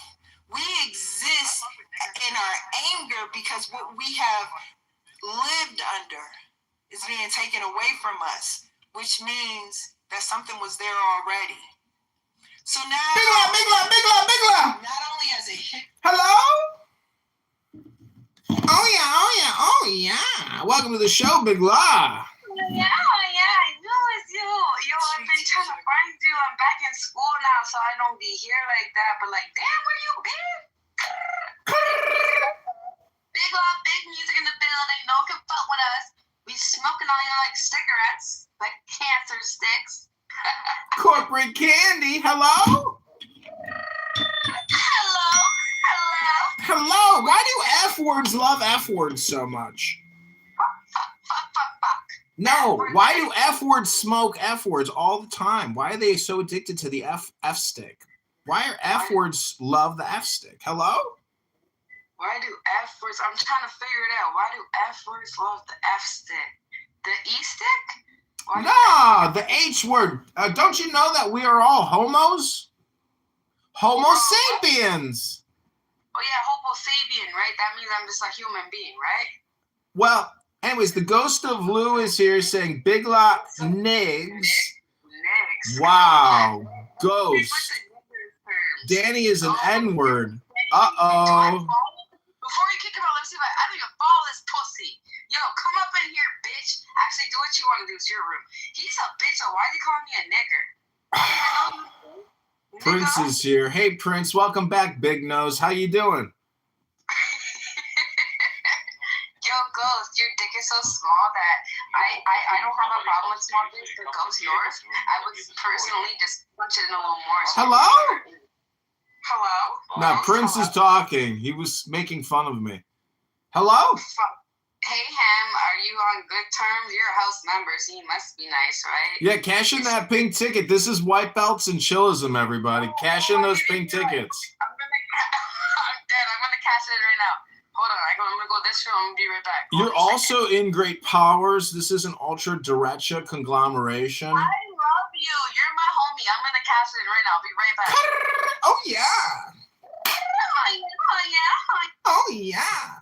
That's my Toronto main squeeze. Ooh, Ultra Direction is live on YouTube now. Subscribe now to Clubhouse Live Podcast. Yeah, I'm back, and Big Law's in the motherfucking building, and she cashed the ticket out. Big Love in the house. Oh yeah, oh yeah, oh yeah. Oh yeah. Free my nigga Tory. We screaming that till he's free. Free my N-word Tory until my N-word is free. Oh yeah, oh yeah, oh yeah, oh yeah, oh yeah. No, you can say nigga, just don't say nigger. That's when us blacks get mad. Don't say nigger. You can say nigga. Hello? I'll give you the power you want. Ooh, you gonna give me an N-word card for the day? Hello? Make sure that you only use it by nigga with the A. You got the pass. I got you. Ghost of Lou writes, F the J words. I'm Lou Sir from the grave, N-word. Let me up, N-word, John. Wow, Lou is talking now. Lou wants to talk. Welcome to the show, Lou. Who are you? Welcome to the show. Ghost of Lou is here, making his first appearance live. Welcome, Ghost of Lou.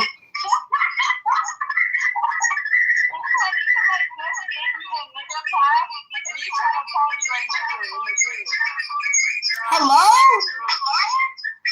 Hello? Hello? You gave him a mod? Everybody gets a mod. Hello? I was like, okay. I was like, hey, so. Welcome to Clown House, everybody. What up, Danny? Danny goes, I'm giving you. That's my friend. I didn't want this mod at all, but you're my friend. Excuse me, Danny? Wow. I thought we were friends. Like, seriously. Like, are you really gonna do this? We're in a room right now. Like, can we keep this to Okay, so I'm hoping this Ghost of Lou means Lou didn't die because I love Lou. Lou's been dead for a long time. Like, seriously, I don't even know who he is, but I know that he's been crying about it, and I don't know who he is, but R.I.P. to Lou. Lou's been dead for at least a week or more. So, Danny, seriously. Okay, so we all know music's a little weird, right? We all know that music's like connected in some weird Aleister Crowley, like music is good for people that are grieving with certain things. Like, I use music as for grieving. It's real good. Yo, Danny, read the chat. This ghost guy's being a real bitch. Okay, so Lou didn't do any snitching. Bro, no, I think this guy's name. Oh, this guy, Ghost of Lou, is trying to be Lou. I'm understanding what's going on right now. I'm just taking it in. Big Love's finally catching on, everybody. This room is being live streamed to YouTube Live. Welcome, everybody. Invite people to the great powers, to the N-word, H-word, J-word, K-word. This is White Belts and Chillism, as well as Ultra Direction. Super Combo Room. Bonus extra special YouTube footage. And can you put Big Law and Danny's in the cut and we're fucking bitches up? Oh, yeah? Oh, yeah. Yo, that's crazy, Danny. I didn't even understand what you're saying. Pookie in the house. Hey, Pookie McPookster. So you know what? That could be Bussy. Because the way that, okay, read snitches get ditches, karma's a bitch, Lou dead. And nigga. Like Bussy? I don't read that. Bussy doesn't follow me. I think Bussy would say karma's a bitch, Lou dead. Pookie McPookster. Hey, Pookie. It's funny because I don't even know what's going on like that, but I do know Lou's dead. Like, that's crazy, and that's he's friend. So he's like my nigga for life, my whitey for life, right? Hello? So, bro, I just got like a weird thing about that made me. I pinged so many people in here. Music. I pinged everybody. Yo, Bing, come up. It's a safe place. I swear. Yeah, ping everybody to the room. Ping, ping, ping. Yeah, I'm pinging people. That's why people are showing up. Yo, Bing. Oh yeah, oh yeah, oh yeah. Oh yeah, Bing. This is my homie. Music. He's a real one. He's rocking with my. Oh yeah, and I have merch on the way. As soon as I graduate, merch is on the way. Oh yeah. And music gets free merch. I swear to God, he's getting free merch. Dead ass. Everyone's wearing them t-shirts. I'm not gonna lie to you. If you make me oh my days, they are selling out. But Bing, thank you, Bing. But I want you to say hi to Music. Music, say hi to Bing. You guys are both my friends. I want both my friends to say hi. Bong bong. Welcome back, Pookie. Yeah. But Bing, cash that ticket in when you want. But like, if you ever can't find me, I'll be probably over here because they kick me out of rooms all day and all night. You know what I'm saying? Music does not what's it called? He doesn't judge me on how the other people judge me, how I treated them in the other rooms. You know what I'm saying? He's actually a real nigga. Oh, I got street cred. Oh yeah, I'm a real N-word, baby. Free Tory, free my N-word. Free Tory, free my N-word. Oh yeah.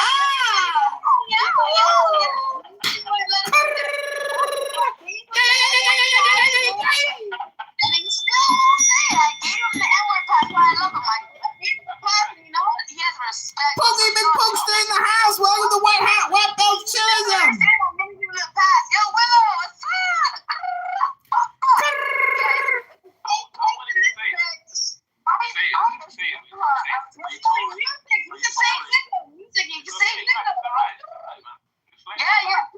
Why are you so big? There's like 3-4 rooms streaming your fucking room that you're in and you talking. Like, what's the problem? Yeah, because I'm that bitch. Shut up, we don't bitches. We them bitches.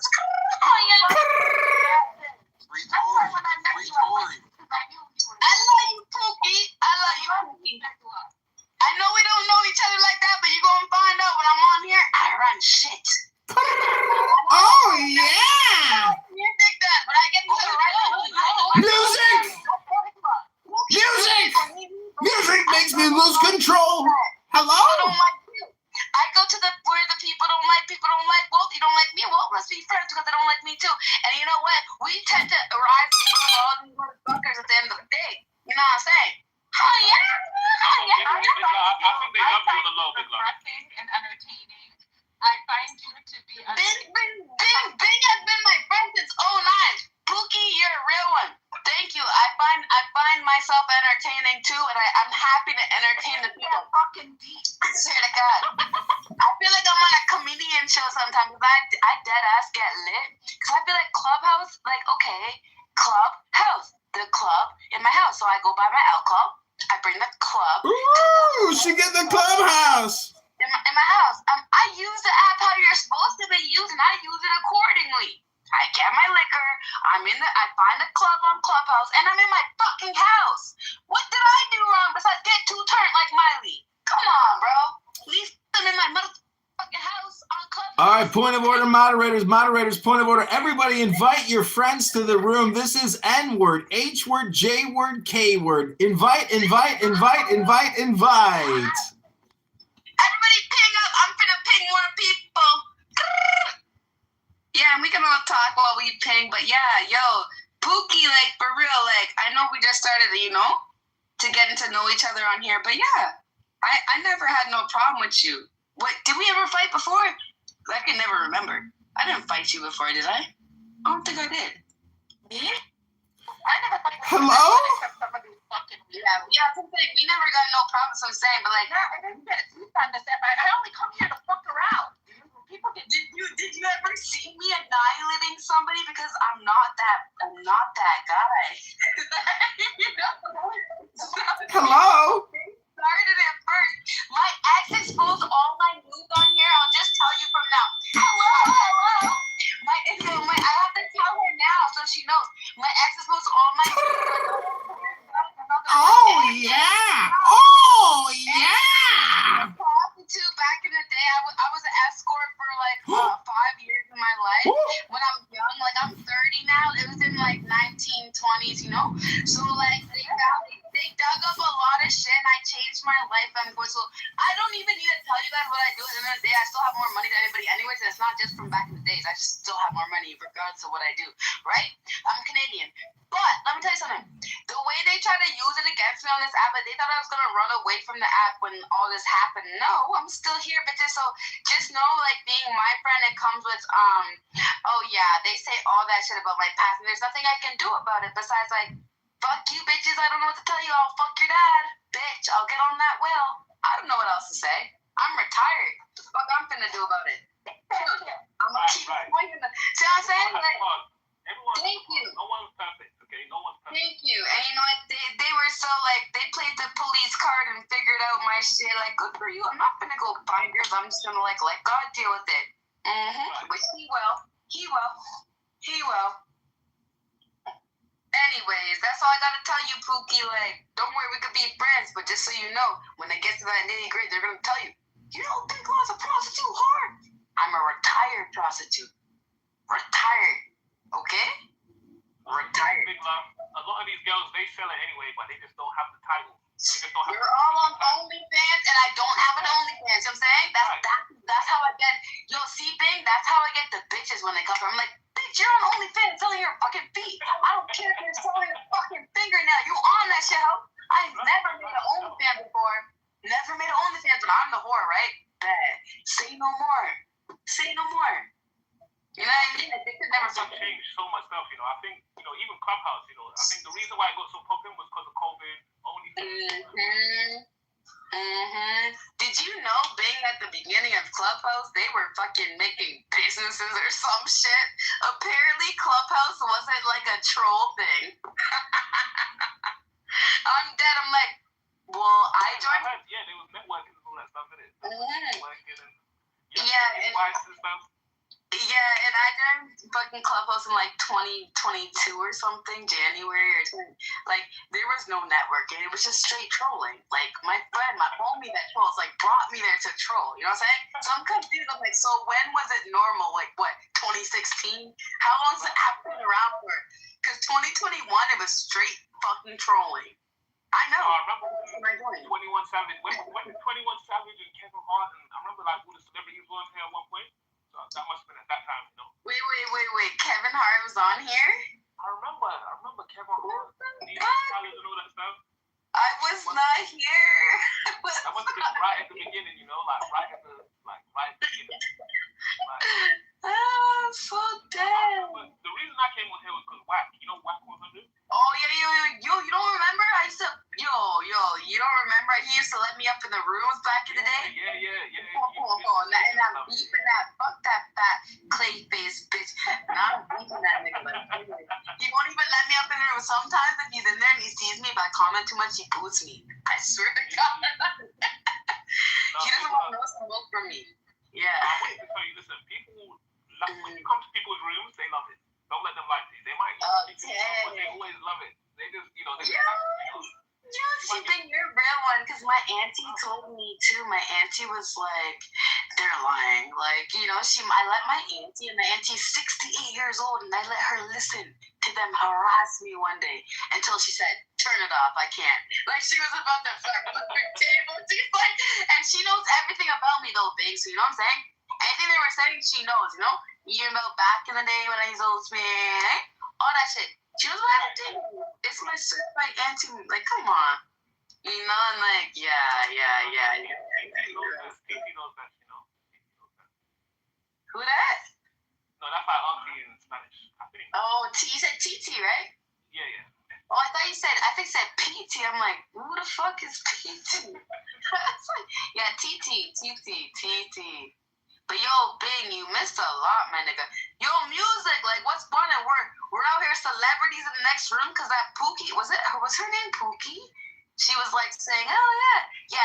Can I say yeah for them? Yeah. For y'all in the other room, you know who runs shit? Big Law, music, Bing. We run shit. Niggas wanna be having that slut ass niggas. N word, H word, JK word, BFR, bitch. Be from far. Hoe ass sluts. And everybody tell Yasmin she's a dumb whore.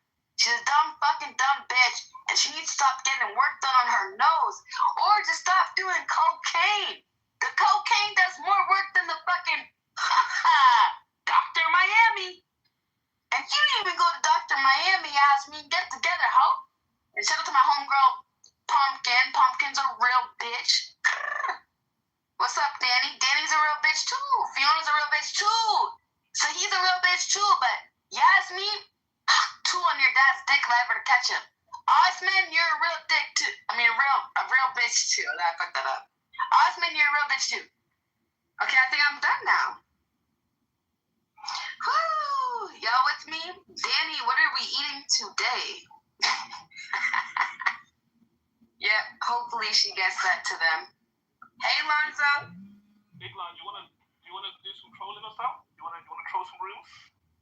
I mean, I'm with it, but you know they don't really keep me. I'm with it, but I'll use this room as my base room to come back to because they don't usually let me.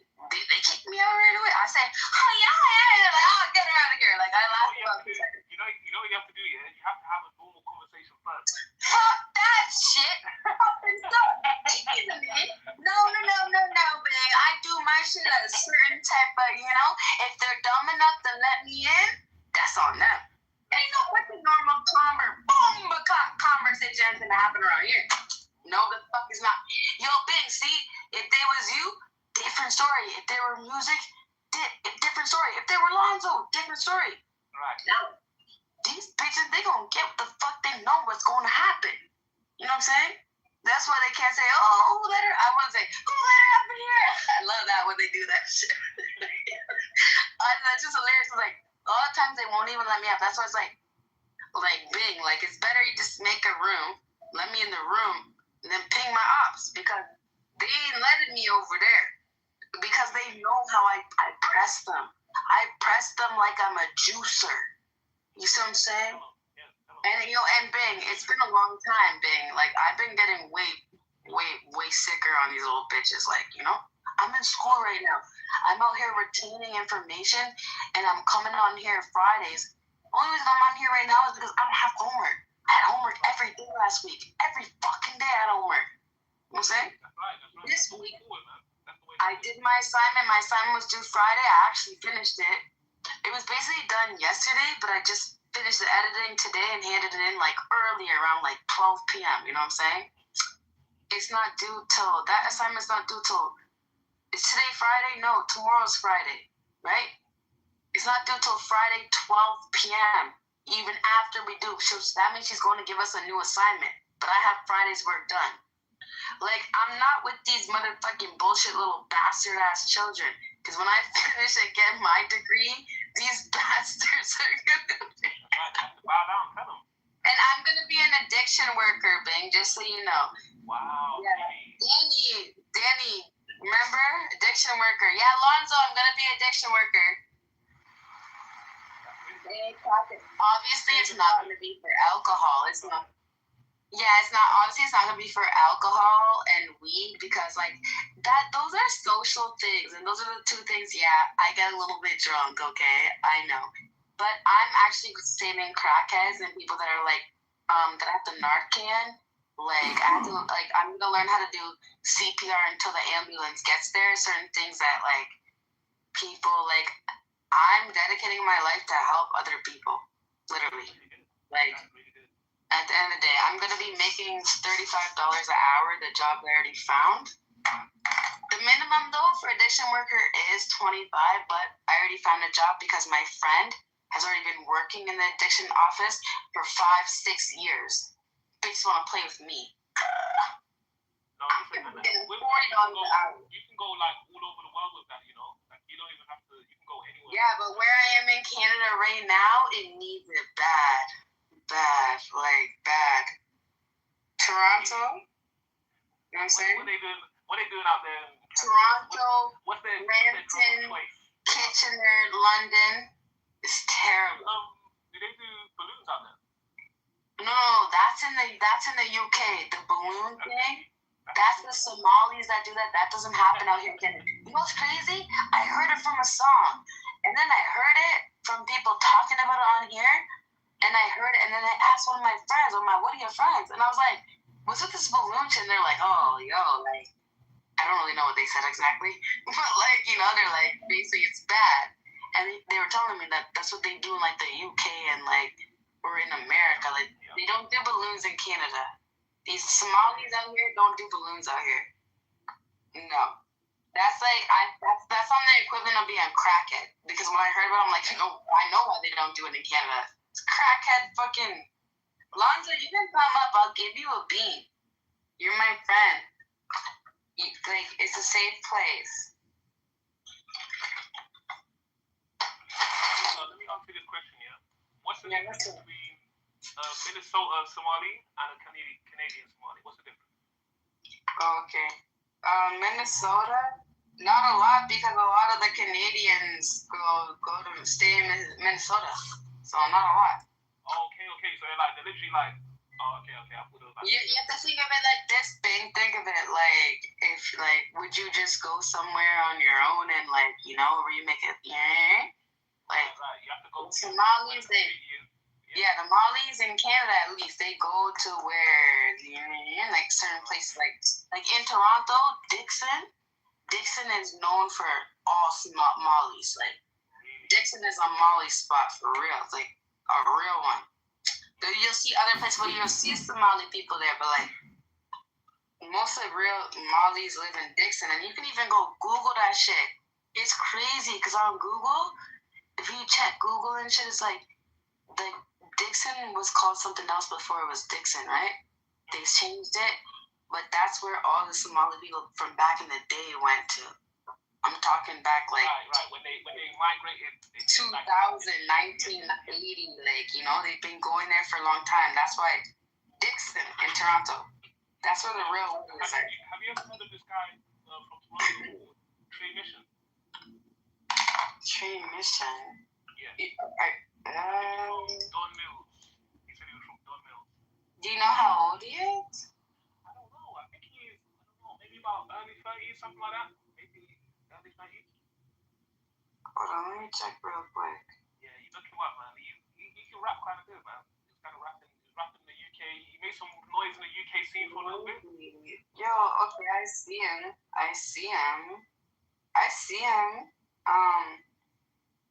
Trey Mission, no, I never heard of him still. I never heard of him. Oh, okay. I thought he was like a household name out there, because I saw him, In Toronto? Yeah. Because I know you run that big one. Was it James? No, I love you for that, but I said I don't run it. I didn't want, the things that's going on to tell you, I don't even want ties right now. Like, did you hear what happened to Neon? No, what happened? Top 5 fucking uptied the shit out of him. He oopsied the shit out of his whole jeweler and everything. I'm gonna play. Okay, I have my other phone. I'm gonna play right now.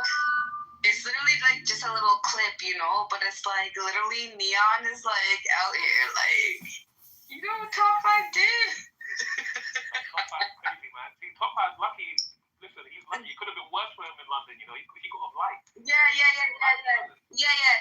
Don't worry, we all know that. But we're past that. We're really at a spot right now where why is Neon trusting top 5 use Neon's name?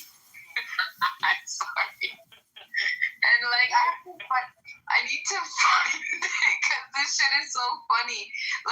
In my head, I'm like, okay, honestly, Neon's a good guy, but I don't feel bad for Neon. At the same time, I'm like, 5, why did you do that to the man? Neon deserves it, man. Neon knows what he's doing, man. He's a troll, man. He's always trolling stuff.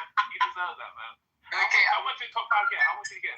I'm about to play it on my other phone. Hold on. I guess I'm going to fucking advertisement. Okay. It's 3 minutes, but listen to this. Another one before we get into it. Make sure you guys hit This is a Toronto blogger, my homie Rockford Peoria. But let's get right into it. Now, once again, let's look at Toronto rapper top 5 is being accused of scamming. Now, according to streamer Neon, EFL for top 5. According to top 5 used this to scam the jeweler out at $90,000. I'm not surprised, man. Y'all think top 5 Top 5 grimy as hell, man. 6'9", linking up with press on those guys. Y'all knew top 5 felt away, but this is what Neon had to say about the situation. I'm gonna play that for y'all. We're gonna break it down after. Yeah. So he scammed my jeweler for $90,000 using my name. Wait, what? He said that I vouched for him. He got his boys to pick up 2 watches and said he would pay the money. And then they just ran with the watches. 90K. And she was like, that's what we're gonna swag though. What the hell? Yo, Top 5 got his shit. Top 5 got all his shit. Listen. I'm saying, right? As a jeweler, why are you not calling me on and saying, yo? Yeah, yo, Bing, why did the jeweler not call him? Muslims are different. I feel like we're all like, it's a brotherhood. Like, we can trust you. Yo, it's a brotherhood. Yes, bro, if you're Muslim. Yo, Bing, Top 5 finished the shit on me. Top 5 is Muslim. Oh, I didn't even know Neo was Muslim. Is Neo Muslim too? Yeah, apparently I didn't know either. That's fucked up. Exactly, bro. And then the Jews will Top 5's a finesser. Welcome to Toronto. Nah, we're celebrating Toronto. Fuck you, Neon. You got enough money for that. He'll be alright. Well, where was the sympathy? Your clutches, man. Where was the sympathy for the money that bragging about he beat the body and whatnot? That was an innocent person that had no. Yeah, they killed Top 5's homie, you know. Y'all really killed their homie. How come Pressa and Top 5 ain't friends no more? What happened?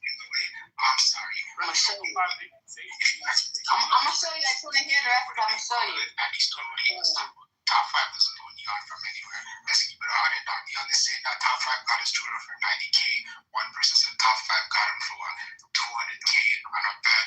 Top 5 allegedly got Julian for 3-something. Yeah, we got him. We got I don't know if Julian. that's true or not, but if you Julian's guys real. Top 5 scammed himself all the way to a couple mil, he should just disappear, use that money wisely, and better his situation. Because if we're being honest, I personally don't think Top 5 would have made all that money that he made scamming if he was dropping music.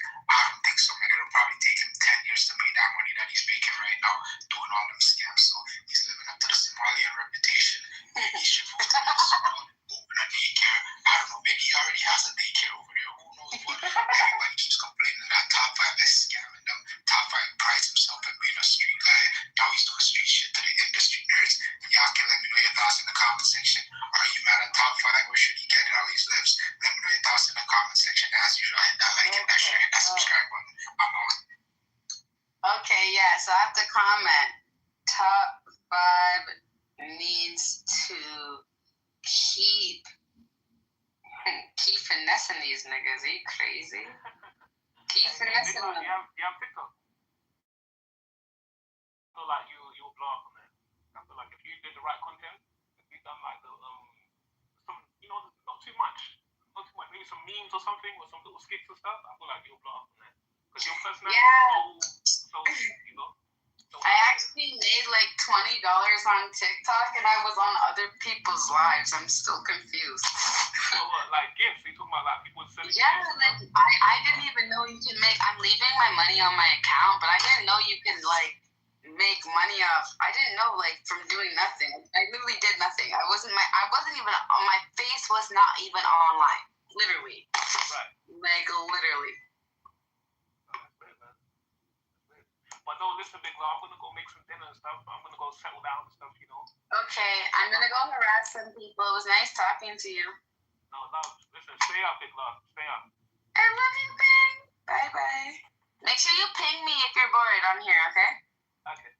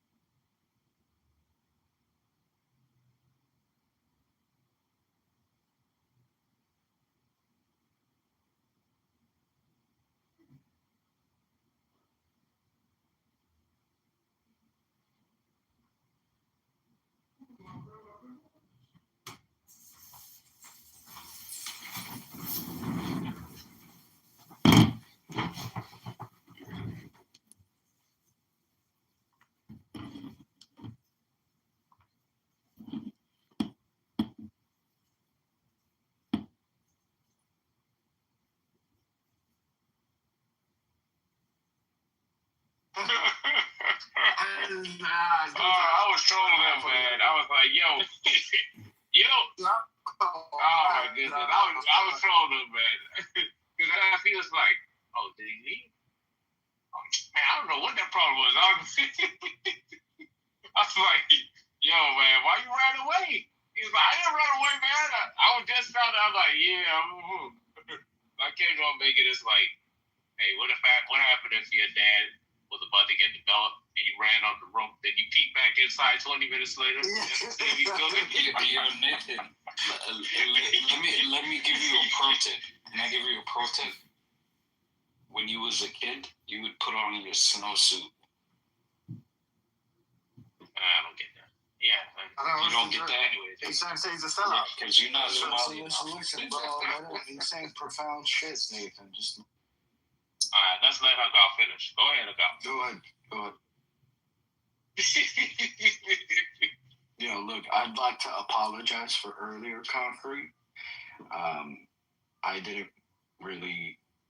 I should have been here to not allow Chill to cuss you out like that. That's my fault. No, I want to hear. I want to hear both of y'all come off the mic at the same time. Pause. No, I do not sound like Chill, bro. You guys gotta chill. All right, well, Chill. Come off the mic, say something. While he's talking. First of all, hi. We're talking. If I apologize. Was not trying to do that. I'm just trying to speak. I've been sober. You have a beard? I've been sober for 11 years. I shouldn't be permanently high like that.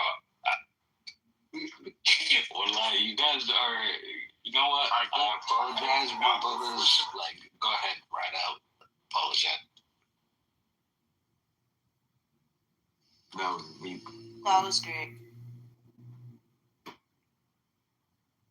Yo, Hamothy, so earlier today you were excoriating Lion for his lack of rigor in his geopolitical Don't blame analysis. me. If he starts spazzing, don't blame me this time. It's the second time you're gonna done it. That's all right. I have a way of getting back in concrete. It's going to be through interpretive PTRs. Listen. I am more interested in the conversation than I am in petty nigger beefs. That's all you want. Okay. He said the audio. We can. Did I say nigga? I said nigga. Yo, when I say the ER, I lean into it. It's gonna. Anyway, so what I'm saying is, I don't mind engaging in petty nigga beefs, but I'm more interested in the conversation, and I'd rather us do like a 70-30, 80-20. You know what I'm saying? But Lion is a minefield of negrosity and nigga behavior. So you have to, tiptoe, tread lightly. You gotta fucking have a metal detector. There's no way, pretty much, to terrain. So I'm gonna just say this. I think your view is it's too complicated to come to a decisive position. Concrete. Can you actually think that you will For one, beat anybody? I appreciate you coming out the mic, too. He said why is every Muslim that comes to Chillism drunk? That's the Somalis, bro. Don't put that on Muslims. That's Somalis. No, I'm saying Muslims that come here. Oh. Yeah, that's a good question. Excuse me, that's fake news. Only big foreheaded Somalis get dropped out, okay? Only big foreheaded Somalis. Timothy is Somali. My bad, bro. I'm damned if I do that. Let's say I'm not. I got a question. Louis gonna You're probably a Moroccan. Louis gonna be like, why are you getting so defensive, huh? That's the brother Joe, because the brother Joe is Somali, bro. It's just like the UAE. Oh, yeah, shut up. You don't sound Somali, I'll tell you that. Like, whoever our friend requested, I apologize. It was an accident. Do you guys be doing that sometimes? They're like, you like you take the mic, sorry, you unmic, unmute, and then you fucking friend, and it just says friend request sent. Can you take the mic I don't out know and ask for a people second because you're from the London? Yo, so Timothy, I think your view is it's too complicated. You're not engaging in the work necessary to even like get to an approximation of who's the most powerful, and it's an ever-changing dynamic. Yeah, exactly. So why even bother, right? Yeah.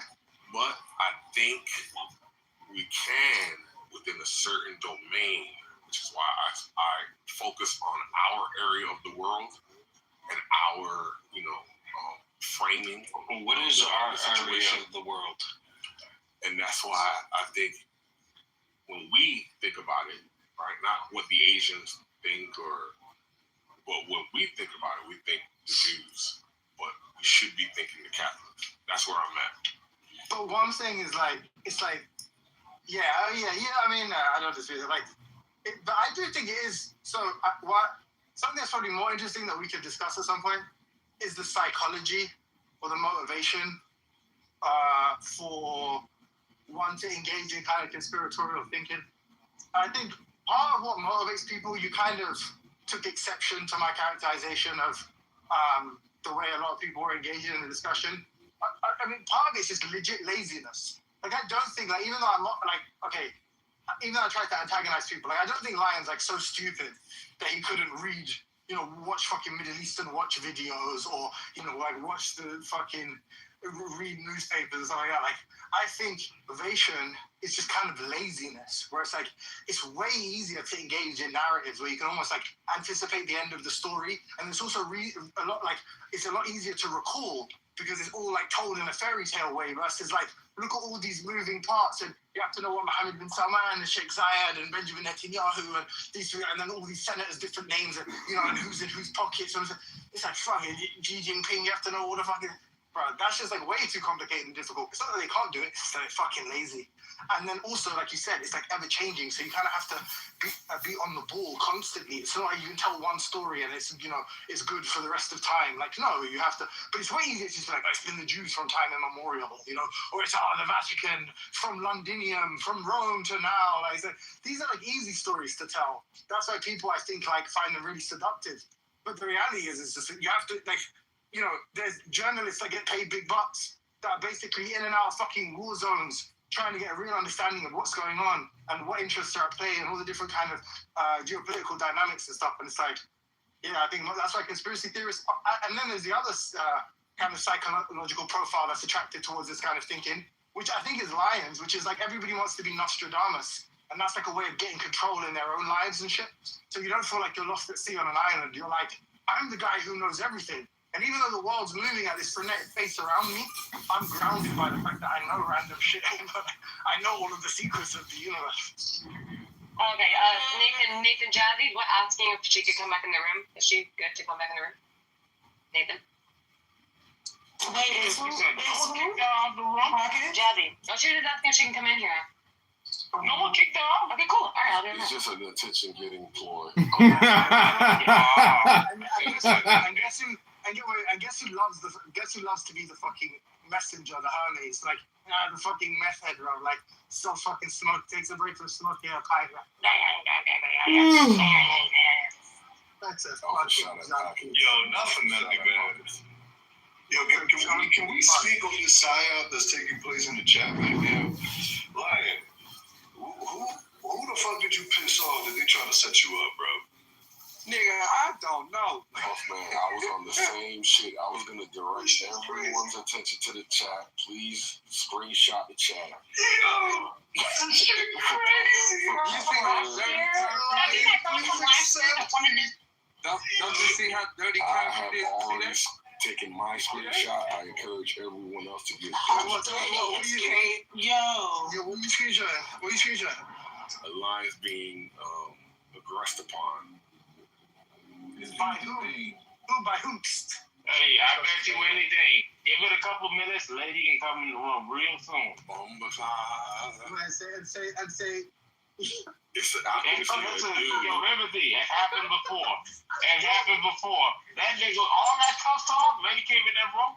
When you talk about that, he was quiet before. I'm like, yo, I've done a time, the other time. It looks like she left. I was about to tell her, Molly, you in danger, girl. Yo, for real. Everyone screenshot for our entertainment purposes. Please, Yo, give I got so angry, my phone on pocket. I'm like, lady, you don't have to do that. What do you mean? You see this right here? That's mine. That's mine. I'm like, Yo, don't play about. I gotta see how far it starts. Let me see how far it starts, and I'll start. What's it? Come on, yo, please. Hold on. Let me see how far it starts. Fine, I'll get my phone out. Okay, good. As you should. You niggas are lame. Everyone's personal responsibility. Screenshot this exchange. What do you mean? We looking out for you, Larry. The only thing Ryan's only saving grace is that she's Ryan. I would tell you to screenshot it as well, right? Because what you need is the evidence that you don't follow her. She says, please follow me back. Accept my message. So you need to screen. The blessing of the Lord be upon you. Be strong and take heart, all you who hope in the Lord.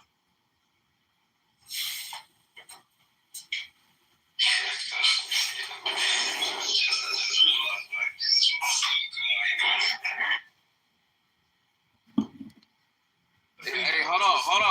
Ryan, you better screenshot her back into I accept the don't message. have to do any of that because unlike you niggas in this room, my wife actually trusts me. Lion, just do it. Just do it. King shit, Lion. King shit. Your wife trust listen. You wouldn't even have to put that message right there. No, I did have to put that message all over me. Oh, he better do this. I better screech. I ain't got to do shit. Listen, I don't. As always, What if somebody told lady that you was messaging her?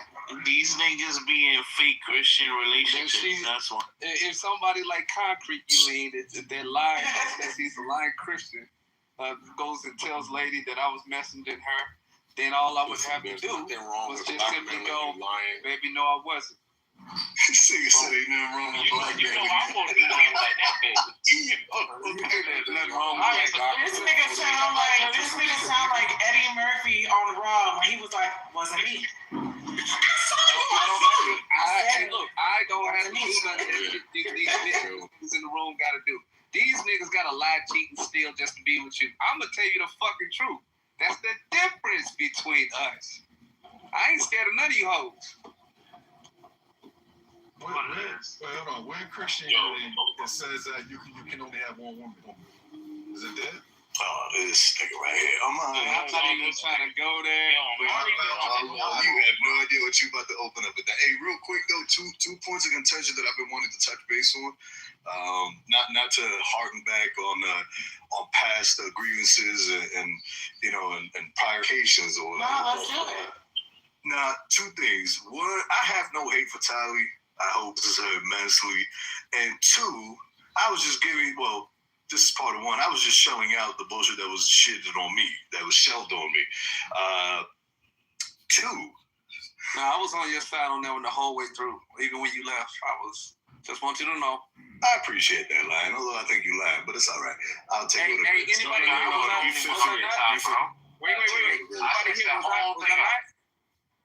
was I not anyone here when he left? Was I not on his side? No, he's sincere about that. His hate for Tally is real. I ain't gonna lie. Thank you. You see, the thing is, I don't hate her. I remember lying saying fuck Puff. That's why I remember lying. There you go. Dirty ass bitch. Nobody ever believes you liars. Fucking red coat.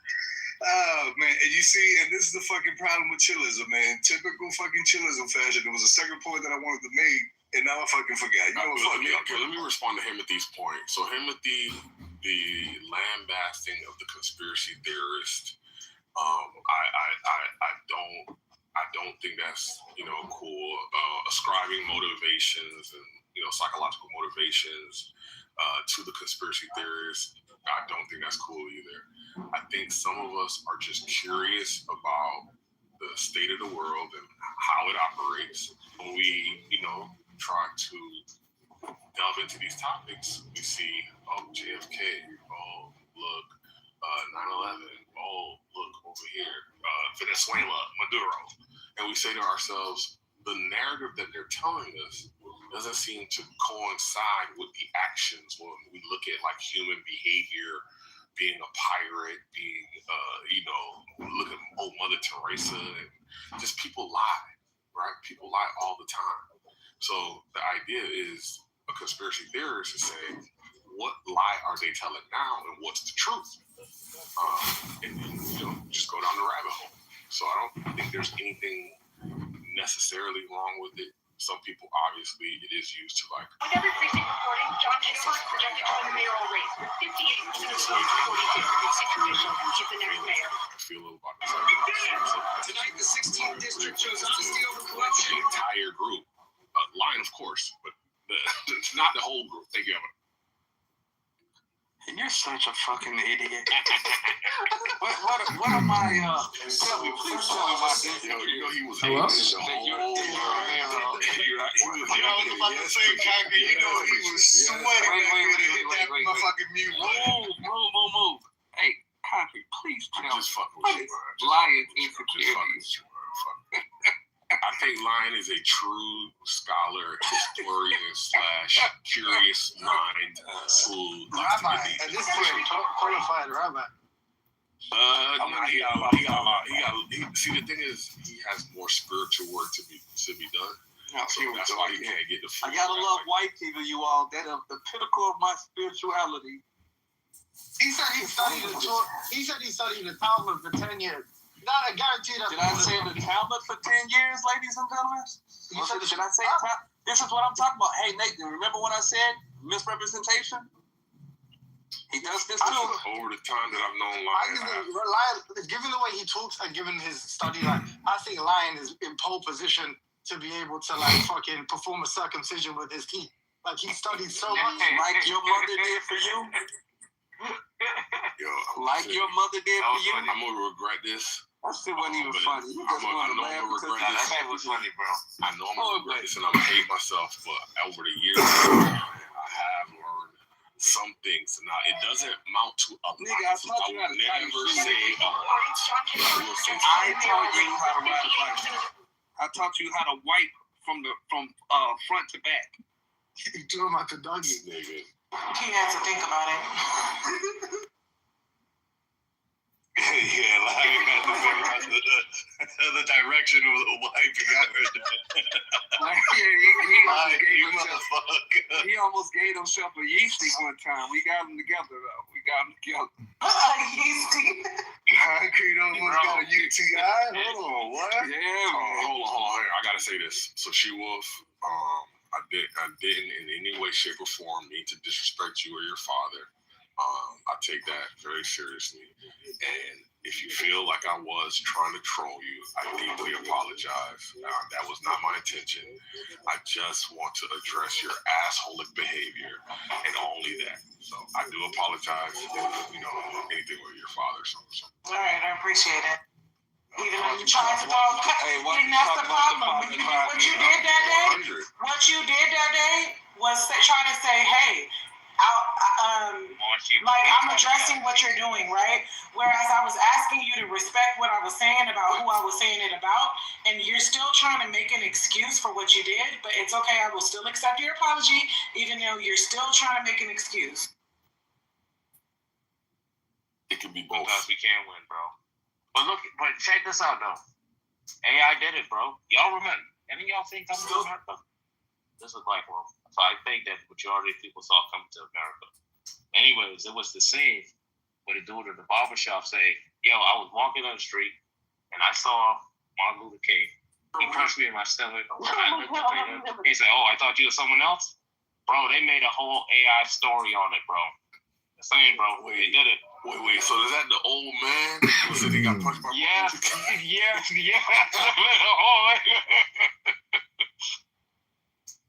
Yo, Nate, they put that in chat. Did you drop the? I know this is atheism, but did you drop the picture, the photo, or the drawing you had of the pregnant dude? Did you drop that one yet? My friend. Bro. My friend! Hey, my friend, you're back around. I thought usually you're done for the night, in with the girlfriend for the night. You must be out driving a car in the fucking snow with the Somalis, motherfucking llamas and the Packers. They said it was too open. It was too, like, it was too direct. Yeah, it was too direct. It should have been a little bit subliminal. Look who it is. Rabbona Shalom.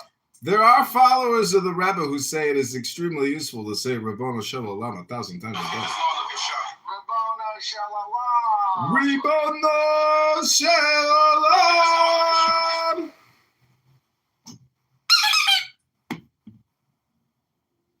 Hello? I'm just driving to jiu-jitsu, and I hope that I don't get pulled over by ICE. Hey, let me ask you, because ICE is driving around, like, I'm not worried about getting deported, but should I be smoking less weed in my car, just, like, assuming that I'm probably going to get pulled over eventually by ICE? Yeah, I never smoke weed in my car unless I'm with, like, a really hot bitch or something. You don't smoke weed in your car while you're driving with your knee without a seatbelt on while you're on Clubhouse talking about nothing with a stranger? No, bro.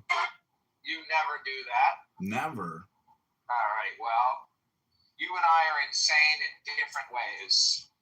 I try to, like, keep my consumption indiscreet at home on YouTube Live. I don't actually go out into the real world with things that could get me in trouble, but that's the kind of risk taker you might be, my friend. Right. Yeah, you don't want to go out in the real world with things that could get you in trouble. No, dude. I keep my shit discreet, and I don't, try to cause myself fucking life disaster problems. I do everything on YouTube Live. Right, YouTube Live. So that way, in case you date anybody who you ever date ever is gonna know that you're insane. Zach, I'm gonna have to go to Israel and meet a girl who speaks Hebrew and doesn't understand what I'm even saying on YouTube Live, but she'll just watch my YouTube Lives to learn English because I'm that great of a communicator. Right. Rabbona Shalom. I'm actually moving to Curious Joel next week. I plan on becoming a from, and I'm gonna completely stop using Clubhouse, and I'm just gonna be like the richest guy in Curious Joel. It's going to be awesome. Oh, that's the neighborhood in Brooklyn where they all... No, it's Jersey. Jersey. Daisy. Well, I'm going to jiu-jitsu. Good for you. I'm about to take a hot bath and do some yoga, then go to the gym. Fatty, go to the gym. Vote Trump. Fatty, go to the gym. Vote Trump. That was fun, wasn't it? That went for a long time. Go to the gym, fatties, and vote Trump. That was it. That's what I was saying for like months. Fatty, go to the gym.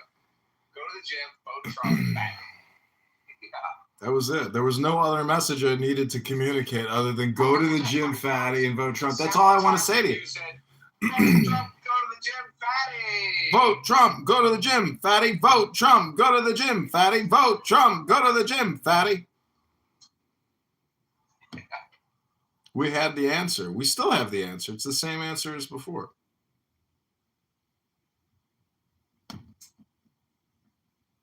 But now, you know what I've realized, Zach? Sorry, what did you realize? Is that I'm actually probably going to stop live streaming Clubhouse in the way that I'm doing it, where I'm filming. It's a waste of time? No. I'm not saying I'm going to stop. I'm saying I'm going to turn the camera back around. This is the fun thing about making films is sometimes you film yourself, like self-portraiture. Other times you turn the camera back around and you start, because I am the most blocked person on Clubhouse, as you know. So I'm going to create some new burner accounts and we're going to start recording Clubhouse live again. But this time it's, you're not going to see me. It's just going to be the cameras facing the cameras. But yeah, that's, but then everything else is going to be Sora, where I'm just like, pushing out all these John Kitover cartoon videos, and that's it. Like, but I don't need to talk anymore. And when you get to that special place where you realize that if you're still talking, that means you're still stupid. So, anyways, I'm taking a vow of silence starting now.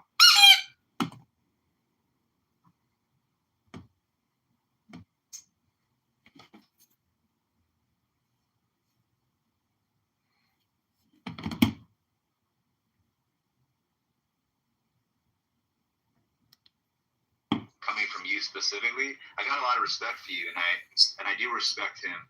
So I appreciate that. Thank you. When like me and him, me and him are not even close. Like in intelligence, like he's 3 at least standard deviations above me in intelligence.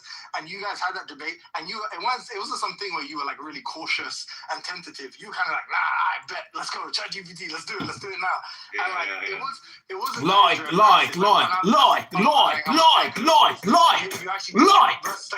People, it's like when he kind of interacts with them, it's kind of like, I don't know, he's getting humiliated about basically every, you know what I'm saying? As in, they don't admit they're ignorant. I don't know. It's just, you just came at you approached it the right way. The people of Illinois deserve more confidence, not like arrogance. You didn't yourself. So like, I actually do think. Wait, who was Ethan. Ethan is the issue right now. I think he's had a few debates publicly, and he's published a blog post. He's debated this. He's gone back and forth with articles. With the quote-unquote smartest man on the internet, Scott Alexander, on this Fatima, the miracle, Fatima, the Portuguese miracle. Yeah, he's seriously defending it, and he's defending it against professional philosophers. And then Mike came in the room and was basically giving this argument. Like, so he thinks basically it's a vindication of Catholicism. So he thinks it's an argument for Christianity, but it also vindicates Catholicism. Because, like, the apparition said to the Portuguese, like, some of the prophets, some of the prophecies of Ethan is so smart. Just notice, Timotheus will say the word like another 1,000. They kicked me. Like, what's the deal of kicking me? We're just going to go back in another account. Here we go. This is chillism after I just trod Timotheus. I'm begging you on March 17, 2026. I get all the pussy, nigga. What you talking about? Come on. Yeah, but wait, I was going to say, when people were like, oh, that chick, definitely not for you. Okay, last week. So Ethan, he defends it professionally. Then he came in a room. Mike was in a room, and the Mike sort of heard the argument. Was just like, all right, I'll be Huckleberry. Like, let's debate it then. Come on. Like, because obviously most atheists have the intuition that's like ridiculous and false. Which, I mean, I still think Mike's intuition is good, but obviously this guy's like kind of the best of the best, right? And he's professionally investigating it. He's written on Timothy, just because you're not American, do you know where that phrase "I'll be your Huckleberry" comes from? Like Huckleberry Finn. Like the fucking movie with Val Kilmer. It goes in the movie. Like, it comes from the movie with Val Kilmer. Like maybe you didn't know, like, the reference, like. Yeah, I can't. You know what? I'm testing you, and I can't even think of the name.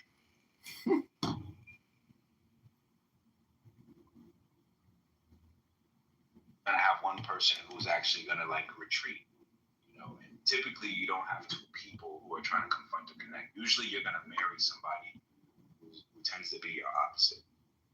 Okay? That's usually the case. I'm not saying that's the 100%, but that's usually the case. So in that case, you would retreat. And so when we would have issues, I'm like, yo, I come alive at night. You know what I'm saying? Batman. You know what I'm saying? You come alive early in the morning. I don't. With every precinct reporting, John Kitover is projected to win the mayoral race with 58. And so, Madam Speaker, ready to solve the problems at night. You're ready to solve Madam Speaker, the people of Illinois deserve more than gridlock. It's time we let in the earlier years of our marriage, is that I wanted to solve the problem at night. Usually at night is when we usually sit down and chill and connect. Yeah. But, I can't connect if there's a problem. So let's talk about it, and you will get emotionally exhausted. Yeah. And so from that point, you would be like, I'm going to bed. And that would make me feel like, yo, what the, now I'm flipping tables. How you want to go to bed? I'm married. Can't let the sun drop on us. Nah. And you want to go to bed. You know what I'm saying? And you doing your best to stay awake and, whatnot. But I don't know if you want to touch on that a little bit. Yeah, I usually have a clearer head in the morning too, because I'm rested. So I understand. I sleep it off, and then I wake up and I'm a new person. I'm ready to talk. And I'm not ready to talk in the morning. You start like, hey, I want to talk about yesterday, last night. And I'm like barely, opening up my eyes, and you're ready to have the whole conversation. But by that time, I've woken up. I went to bed angry, and I woke it up, and I don't even know why I'm angry anymore. But I'm pissed. Put a one in the chat if you went to bed. Put a one in the chat if you went to bed angry, and you woke up angry, but you didn't know why you were angry. If that ever happened to you, you know what I'm saying? Rock says 0. That's never happened to him. You know what I'm saying? Royalty says 1. All right. Shekel says 1. All right. Deanna says I can never. You see, a lot of women want to sabotage a relationship. All right. Kenny said you need more. All right. Yep. But yeah, I mean, y'all hearing the Madam Speaker, the people of Illinois deserve more than gridlock. It's time we light a fire under this Congress and get to work for working families. We can do better, and we will, with 98. Kitover driving a line, 5 seconds left. He line shoots. That was a different time. Then it was I made myself a promise to never stop leading. In college, I put my head down, studied days, and graduated time. They knew it was coming. They felt the embarrassment. Hey, Niles, that was you that brought up taxes? Yeah. Okay, so I just did a quick search just because we had talked about it before. So 2022, it was undocumented immigrants paid an estimated $96.7 billion into federal, state, and local taxes. That's great. So what I know. So what part of the taxes are that? But what about those are the ones that are fighting for citizenship? That's not all of them. Yeah, like what about the people that didn't pay taxes? Well, how do you count that shit? Yes, I hear that point, but those ones who are fighting for citizenship are possibly going to be that are being deported. So it's like, regardless if they're fighting or not, to the standard, they are undocumented and they are not legally citizens yet. And they're contributing to our society.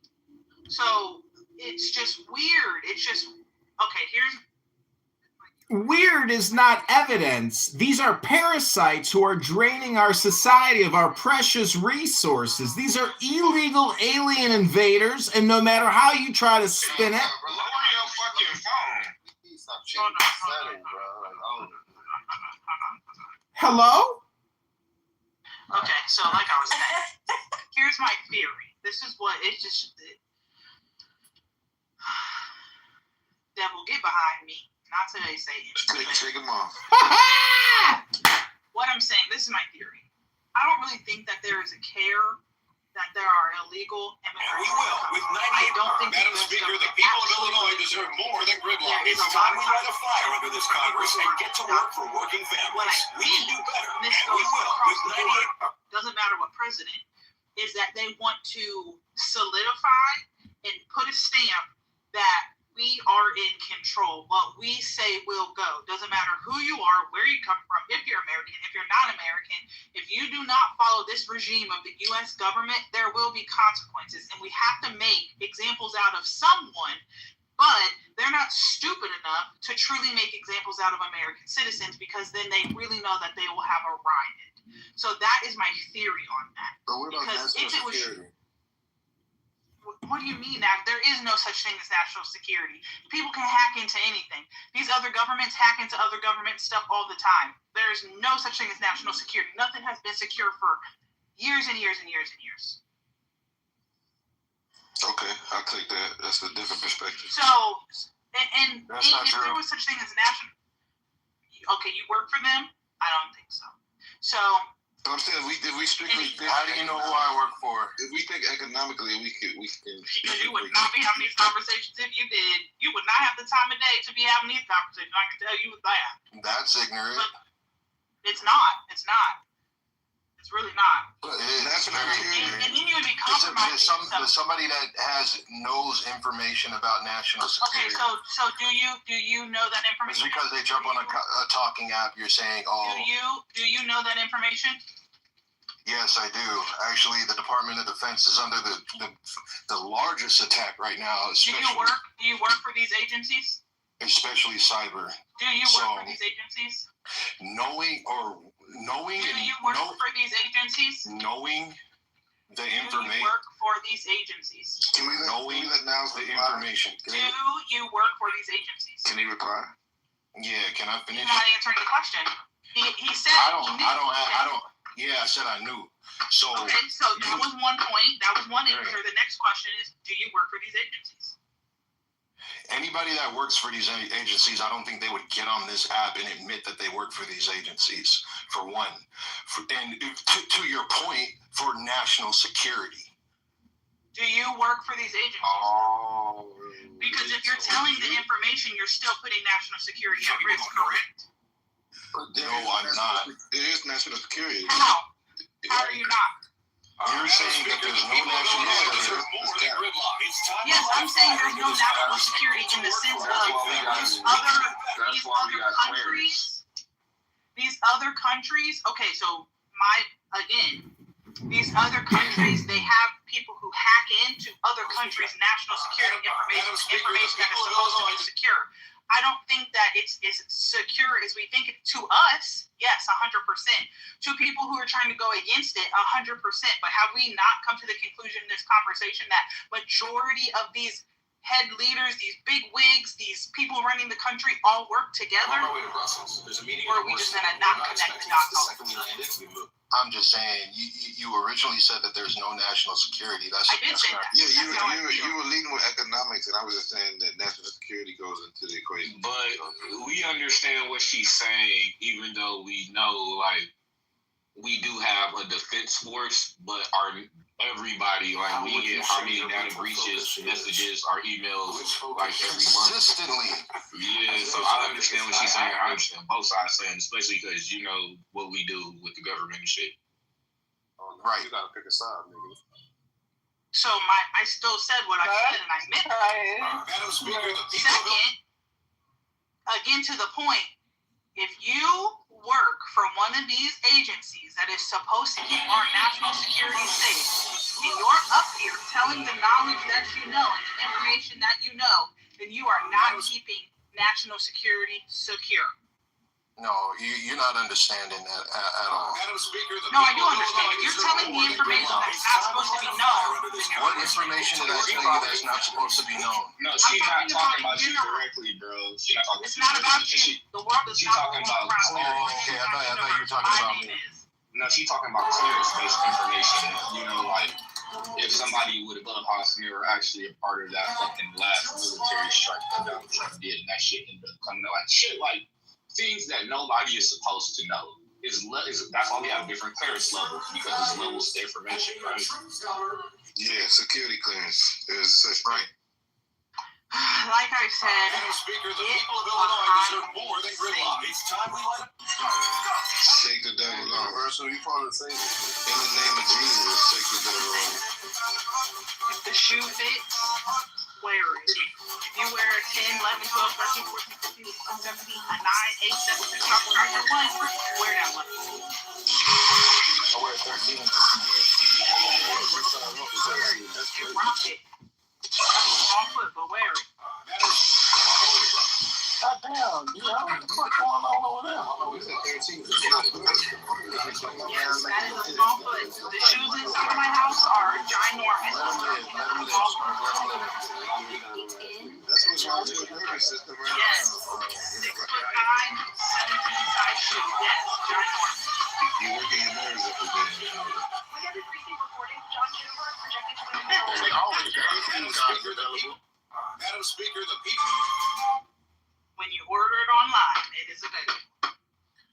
you go get them J's and you wear like a 9 or a 10, 11, your shit gonna be gone. You wear 17, they gonna have your shit. Actually, when he you can't find he does buy a lot of shoes, but when he goes to buy them online, I promise you, like if he's not on the website or whatever app he's using immediately, like if he's not there before it happens, within 5 minutes his shoe size is sold. They don't make a lot at that size. Yeah, that's true. They don't even make a lot of that size. Exclusive. Get like me.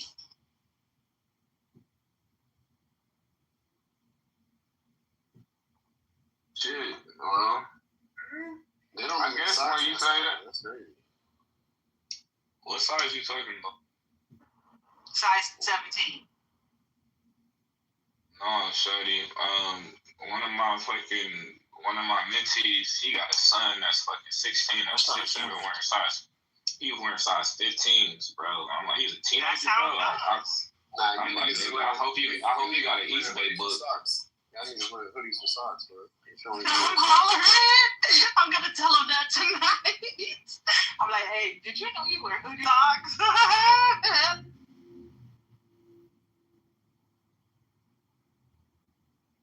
Y'all got any more jokes?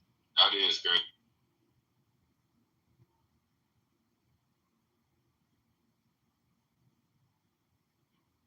For real, when your feet that big, like, ain't no way in hell you not kicking the bed every time you walk past it. It's what I'm like you,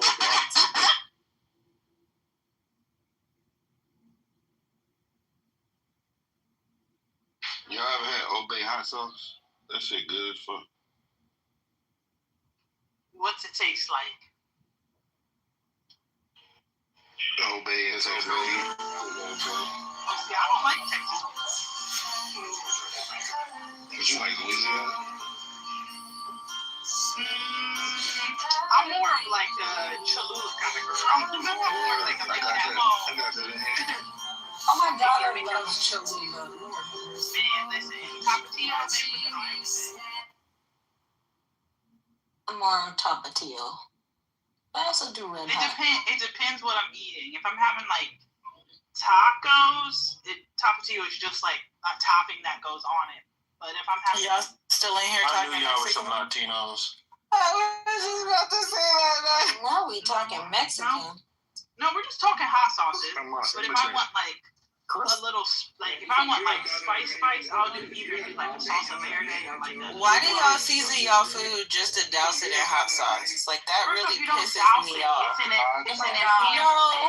Y'all do. Y'all hot sauce eaters, y'all be dousing that shit. It makes that because I'll make something and like she puts it on everything. I like a little hot sauce every now and then. Bro, you know what really grinds my that shit gears? pisses me off when she covers the food I make. No facts, Mel. Like when I take my hard-earned time to cook some food and season it right and get all the flavors, and then you go and grab a bottle of fucking hot sauce, get out. Okay, then make it spicy and people won't grab hot sauce. Nah, it really does. See, I'm a sauce. I like sauces. Now, you can't just drown your food in it, to your point, because you got to be able to taste all the seasonings. So it's an enhancement. A little drop, couple drops here or there will do you.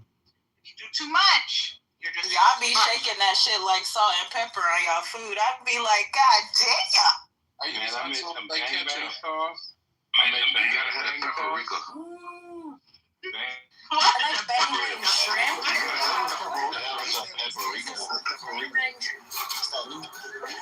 They gotta be smoked paprika. Isn't paprika just a red bell pepper roasted? Basically. Yeah, dried out bell pepper. Yeah. But you can't go wrong with bell peppers either. Right? You can actually, because bell peppers get bitter over time, so you have to watch out. They get the sweet ones in there. No. Never say cooking rice from Chuck. Never in my life. It depends. They let bell peppers sit in stews. No, bro. Creamy yogurt? Sitting in It's the difference. No, son. There's a difference between the male and the female. bell pepper, bro. It depends on how many you have on the bottom. Y'all be eating the orange one, the sweet pepper? That's my favorite. That shit good as fuck. So, sitting in a stew, it will get better. It may not. I was only making 1 point, not all the points. You gotta put it in the gumbo. I use the yellow and the orange one when I make the beef stew thing, and it's so good. And I use this El Pato sauce, which is, yes, I think it might be Mexican. Like, sure. It's fucking, it's hot sauce. Yes, it's so good.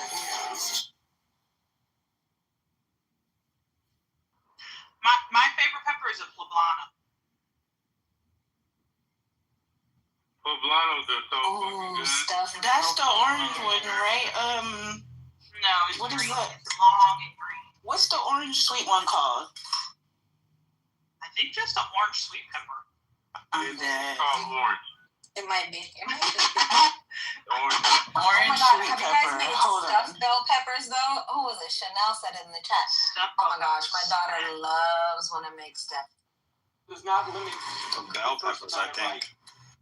Look at Sarone. Y'all Y'all really about to make me look what it did he up. say? Hold on. He just said plain bell peppers. No, because I got a bag and they were long peppers and they were red, yellow, and orange, and it just said long sweet peppers. Oh, you know what? Okay, you're supposed to make, what was it? Because I think Dolly was in here and Dolly was in here. It's the Kubo. She was saying that's how you make what was it? It was a specific thing. She gave the recipe and how to make where is it? I can't remember the name of it. It's called a Scotch bonnet pepper. It was a type of sauce. Oh, sofrito. That's what she said. She said to use those little sweet chili peppers. That's a hot spicy shit. Yeah, it's called the Cubano orange or Cubo orange sweet pepper. I can literally eat that like it's chips. Oh, so it's not ajecitos or whatever they're called. Ajecitos? I got those stuffed peppers with the cream cheese in it. I think you get it from like Trader Joe's. Oh, you like shit stuff with cream cheese in your mouth? I do. When you taste it, I'm sorry. Y'all know what I mean. I wasn't trying to say it like that. But I really don't like jalapenos. Y'all can put it ground beef in y'all stuff. What you be stuffing in it now? Oh, Camila, my daughter, when she makes them, what does she put in them? She puts cream cheese, so she'll get like the little green ones, and then she'll like cut them open and put cream cheese. But I'm trying to think what else she puts in there. She makes this little thing. I should see somebody make a hamburger with that. With that little stuffed pepper, like they grill it or put it in the oven and then they slice it like little hamburger slices. Oh, and just one on each side and eat it. Yeah, they eat the stuffed pepper like a hamburger, yeah. That sounds good. Instead of having the bread as the bun. What? One thing that makes chili is Wait, what? There's too many people. Prison food and chili. Yo, that's all I heard. No, I was shocked you never had it though, because it's like a Mexican dish, and I know you don't have a lot of Hispanic. I haven't. That's interesting. I mean, because I've had what is it called when they put flour on them? And it's I think they're the big bell peppers. I've never made it myself. I forgot what it's called. Oh my god, but it's so fucking good. Like they cover them in flour and then they fry them up. And I forgot what else they. Oh, it's good. But I've never had like. I think that's an Americanized version. You gotta remember that a lot of these things, like they're like, because I don't think that's something where they're like, oh, in Mexico they have fucking chili peppers as a hamburger bun. Like I'm pretty sure. Same thing as the flying it's not. I always call it the flying onion, but it's the flying Dutchman. Ew, don't nobody. Oh, the onion burger. Look at you ready to eat some fucking bologna. The onion is the bread. Yeah, the onion bell pepper burger. Serena. That sounds good too. That shit fire. Yeah, it's the Flying Dutchman. It's like another version of a burger, but with onions for the bread.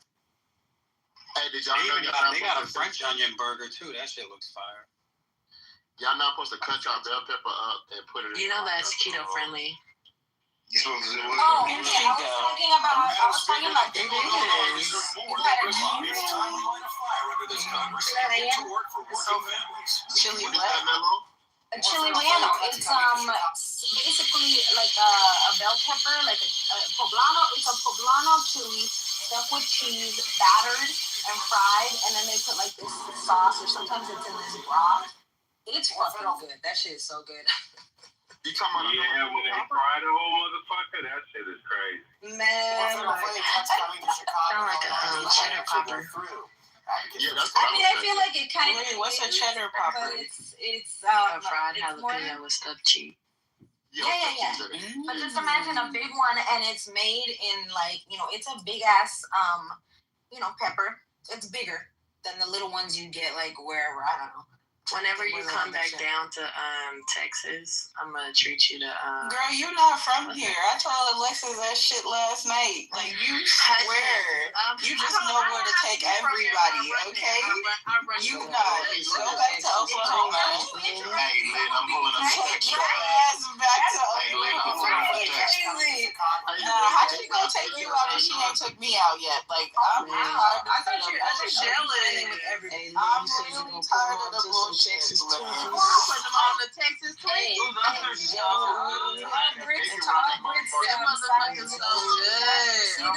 You can only get the Texas Twinkies at the fair, so let's not. No way. Where are you going to get those? Where? Let's go location is better. You ain't been to the fair. You got to go to the fair.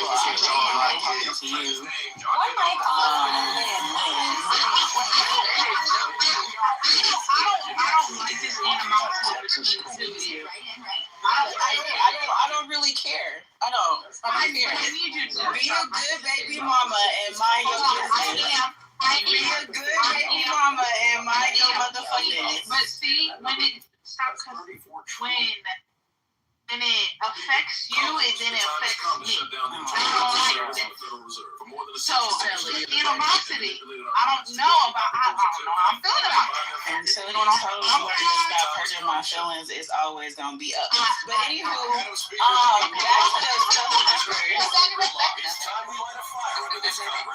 But when is it gonna stop? Because y'all actually I'm gonna push a wallet today.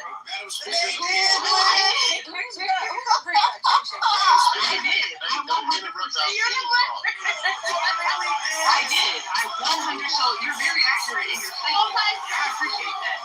Thank you for seeing me. I feel seen and heard and loved. Thank you. Wait, who's Britt got beef with? Who we got beef with? What's around with y'all? I just left the weed in there. That's what you get. They know who I'm talking to.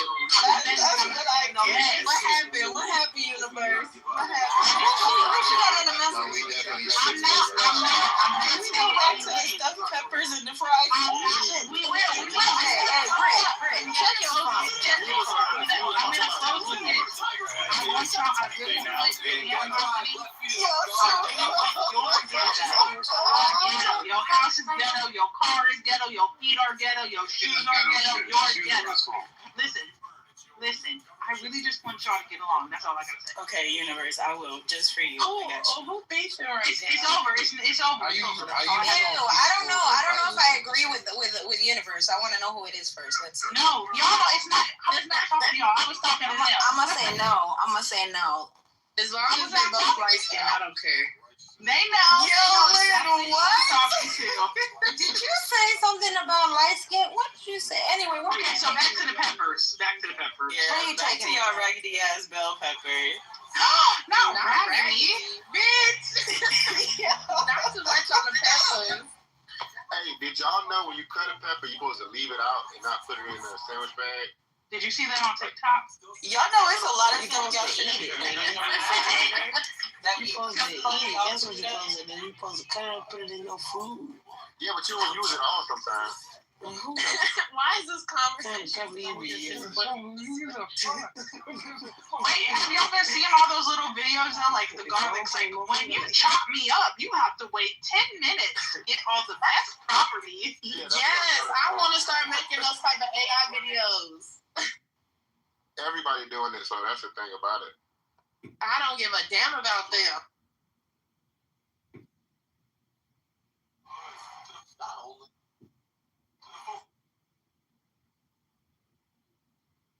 Yeah, Mello, I'm gonna take you to get a Texas Twinkie. Wait, a Texas and then Twinkie? we're going to go see the musical. Oh, the musical? Which one? It got 18 girls. 18 girls. Your musical. What about Sagittarius? Who said something about Sagittarius? Forget them Sagittarius. It's Aquarius season. Where the Aquarius at? It's a real niggas. It's a real nigga season. My birthday's tomorrow. Oh shit! Sarone, I don't know if you're the real nigga that we talking about. Sarone. You're an Aquarius. Thank you, peace. Y'all hurry up and get this shit over with so we get the Pisces season. Well, nobody want to hear you cry all month. Meet you guys. Shout out to the Pisces. Shout out to the Pisces. Orlando gonna be crying all month. Oh, hell no. Who's a Pisces? Universe of Pisces. Oh, dang. Universe of fucking Brown. Oh, yeah. Wait, Brown is a Pisces? Brown definitely is a Pisces. I did not know that. Who is we crying? Is that why Brown tends to be flaring up like that? They're so sensitive. Brown, you definitely give off Gemini. No, you know what? You and O'Dane do kind of act alike a little bit. Him and O'Dane act a lot alike. Really?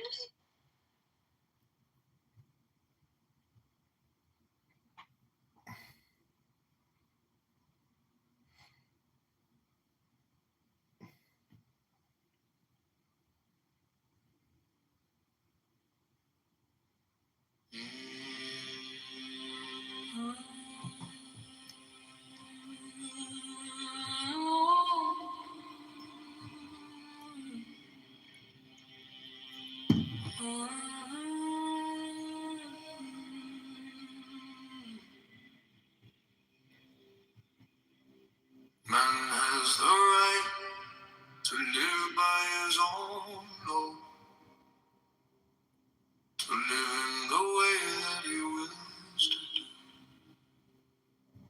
to work as he will, to play as he will, to rest as he will, to die when and how he will. Man has the right to eat what he will, to drink what he will, to dwell where he will, to move as he will on the face of the earth. Energy that you're saying, Todd? Man has the right to sing what he will, to speak what he will, to write what he will, to draw, carve at your mold, build as he will, to dress as he will.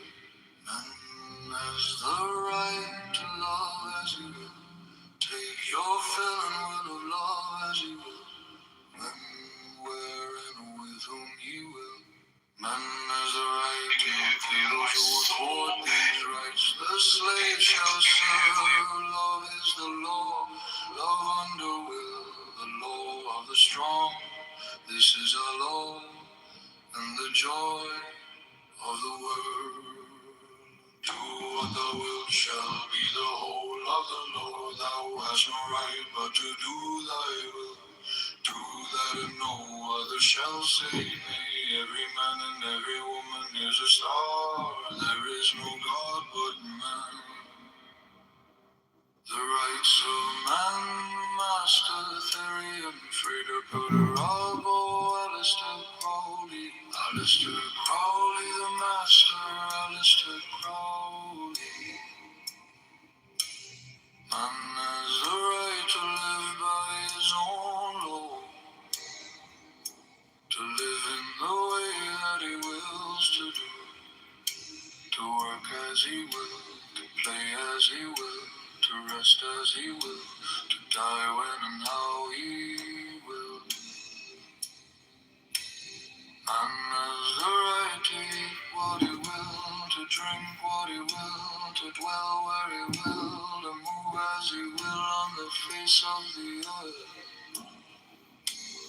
Man has the right to think what he will, to speak what he will, to write what he will, to draw, paint, carve at your mold, build as he will, to dress as he will.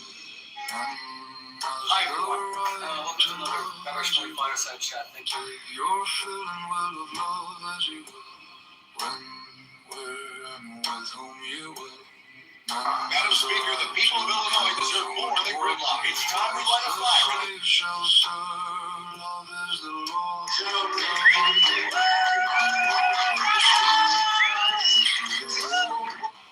And the joy of the world. Madam, what thou wilt shall be the whole of the law. Thou hast come but to do that no other shall say. Everyone is a star, there is no God but man. The rights of man must be free. Alistair Crowley, the master, Alistair Crowley.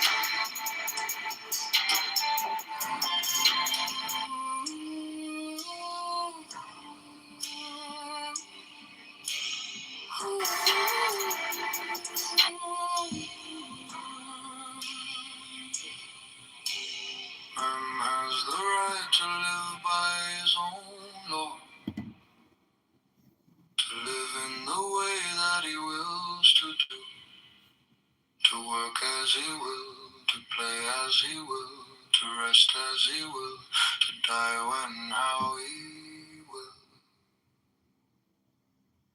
Man has the right to eat what he will, to drink what he will, to dwell where he will, to move as he will on the face of the earth. Man has the right to think what he will, to speak what he will, to write what he will, to go, paint, carve at your mold, build as he will, to dress as he will. Man has the right to love as he will. Take your fill and will of love as you will.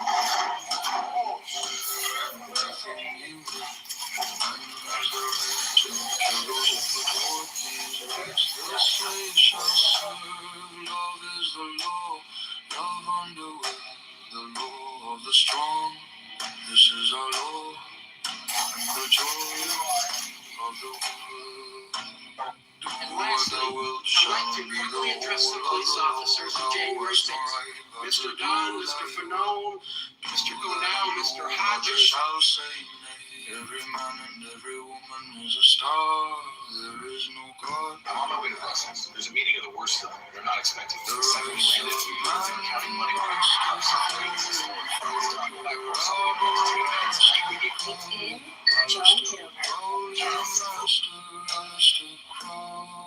People ask me about healthy eating. I keep it simple. Start with real food.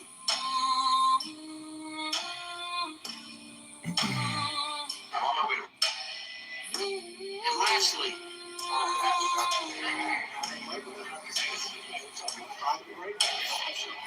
Why do you have to swerve? Why do you have to swerve?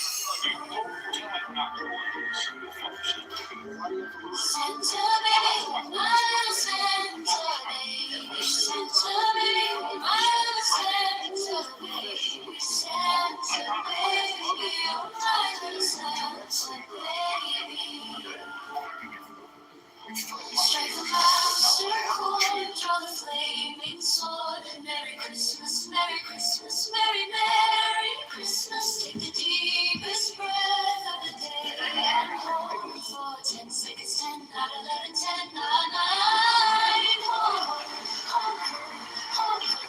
Hold, let it go, go, go, go, go, go. How much that David Larry else will give into the trunk?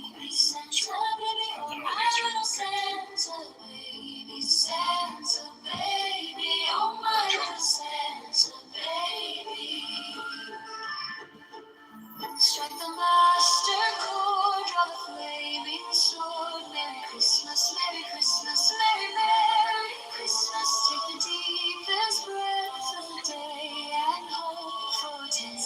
10, not 11, 10, not 9. Hold, hold, hold, hold, let it go, go, go, go, go. 10, my little Santa, baby Santa, baby, my little Santa, baby Santa, baby, oh my little Santa, baby. Strike the master chord, draw the flaming sword. Merry Christmas, Merry Christmas, Merry, Merry Christmas. Take the deepest breath of the day and hold for 10 seconds, 10, not 11, 10, 9. Hold, hold, hold, hold, hold. Let it go, go, go. How much have to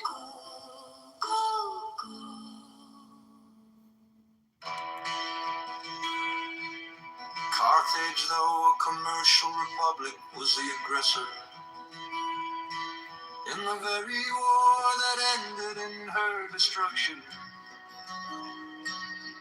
Hannibal had carried her arms into the heart of Italy, to the gates of Rome before Scipio returned. Gave him an overthrow in the territories of Carthage and made a conquest of the Commonwealth. Venice in later times figured more than once in wars of ambition, till becoming an object to the other Italian states.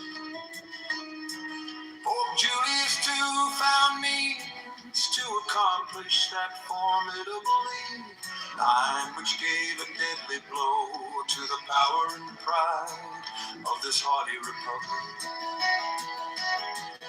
The provinces of Holland, till they were overwhelmed in debts and taxes, took a leading and conspicuous part in the wars of Europe. They had furious contests with England for the dominion of the sea, and were among the most persevering and most implacable of the opponents of the report. In the government of Britain, the representatives of the people compose one branch of the national legislature. Commerce has been for ages the predominant pursuit of that country. Few nations, nevertheless, have been more frequently engaged in war. And the wars in which that kingdom has been engaged have, in numerous instances, proceeded from the people. There have been, if I may so express it, almost as many popular as royal wars.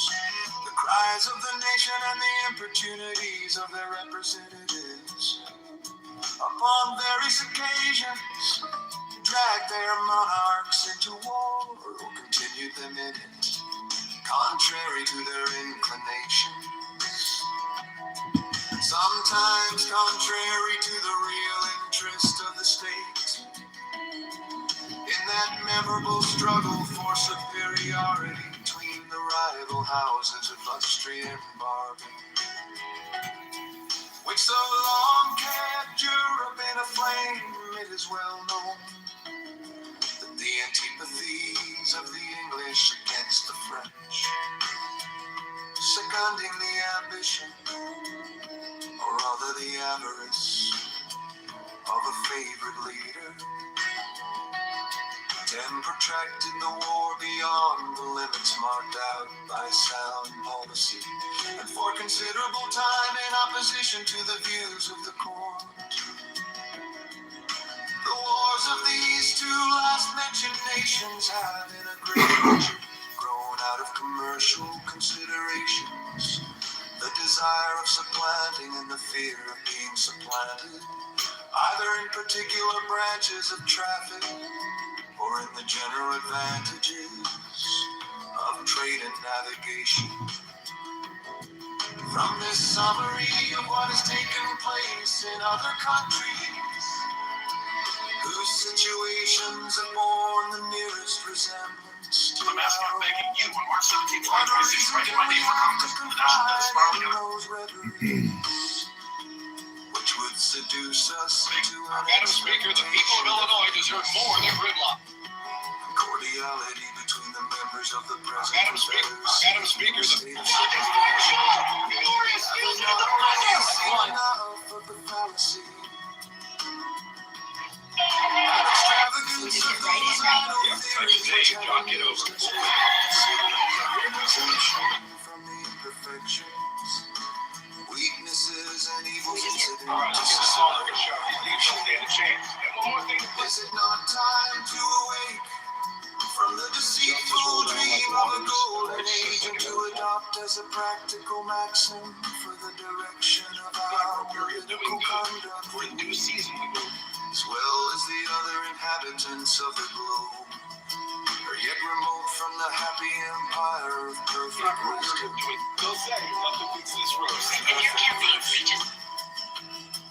Let the point of extreme depression to which our national let the inconveniences felt everywhere from a lax and ill administration of government. Let the revolt of a part of the state of North Carolina, the late menacing disturbances in Pennsylvania, and the actual insurrection. Oh, hey, look who it is. It's our friend Mark. Hey, Mark. Are you here to report my account? Maybe I should kick you before you can report me. The fucking clubhouse police here. The filibusterer. The world famous Mark. The $20,000 day trader. Wow. Big time is here. Oh, the day trader, the super day trader here is here. Welcome to the show, Mark. Hello? Hello? Oh, Mark just wanted to get his little word in. Then he's going to report me or something. What a weirdo. Enjoy sitting in the goo.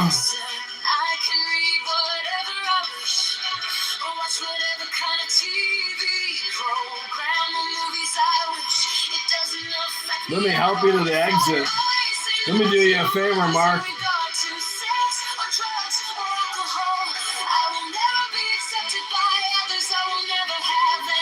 Oh, Mark is back. Wow. Hey, Mark. Welcome to America First MAGA. You want to come up and say hello? Come on, raise your hand, Mark. Yeah. Welcome back to the show, Mark. Mark, actually, I'm just going to let you sit in the goo where you belong. I'm not going to bring you up and dirty our beautiful state here. Enjoy the music if you want. I'm going to go hop in a hot bath. Have a great day, Mark.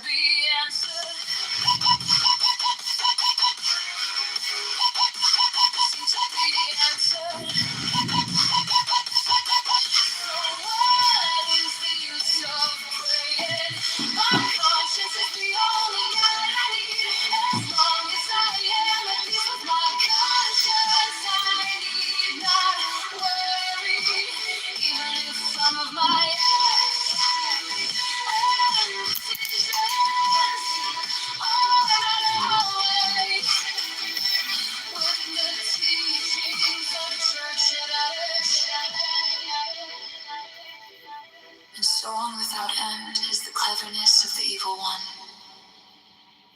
in exploiting our weaknesses, our likes and dislikes.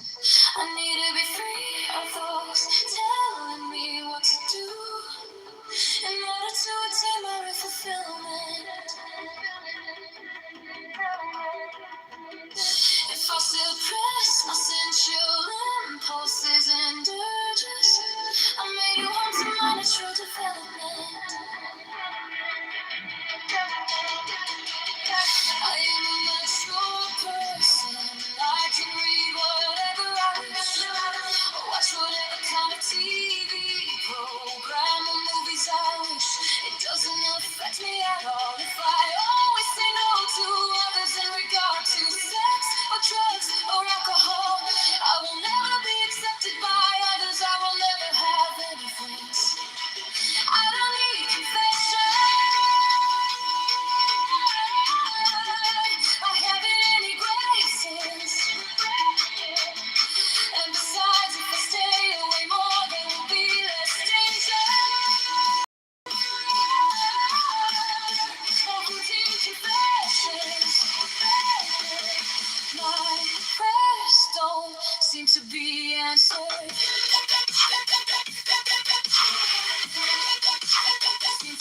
the answer.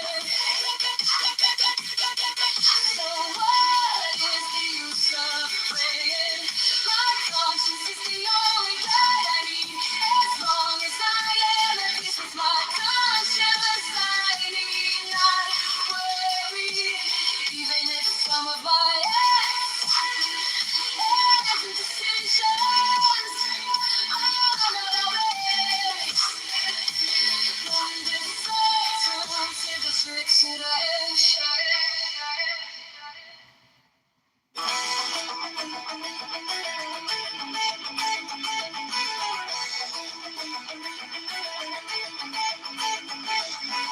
Utility of a confederacy, as well to suppress faction and to guard the internal tranquility of states, as to increase their external force and security, is in reality not a new idea. It has been practiced upon in different plans proposed have, with great assiduity, cited and circulated the observations of Montesquieu on the necessity of a contracted territory for a republican government.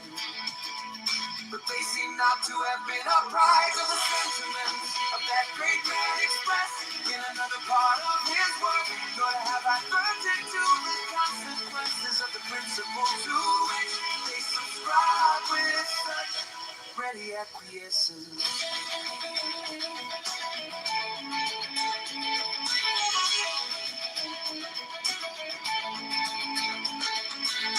Montesquieu recommends a small extent for repose, from which he reasoned, and to which the terms of his description apply.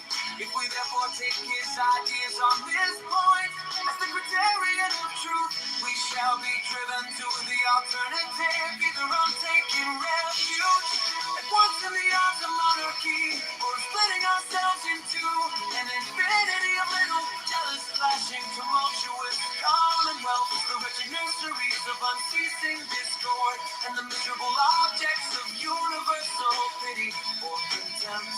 Some of the writers who have come forward on the other side of the question seem to have been aware of the dilemma, and have even been bold enough to hint at the division of the larger states as a desirable thing. Such an infatuated policy, such a desperate expedient might, by the multiplication of petty offices, answer the views of men who possess not qualifications to extend their influence beyond the narrow circles of personal intrigue. But it could never promote the greatness or happiness of the people of America.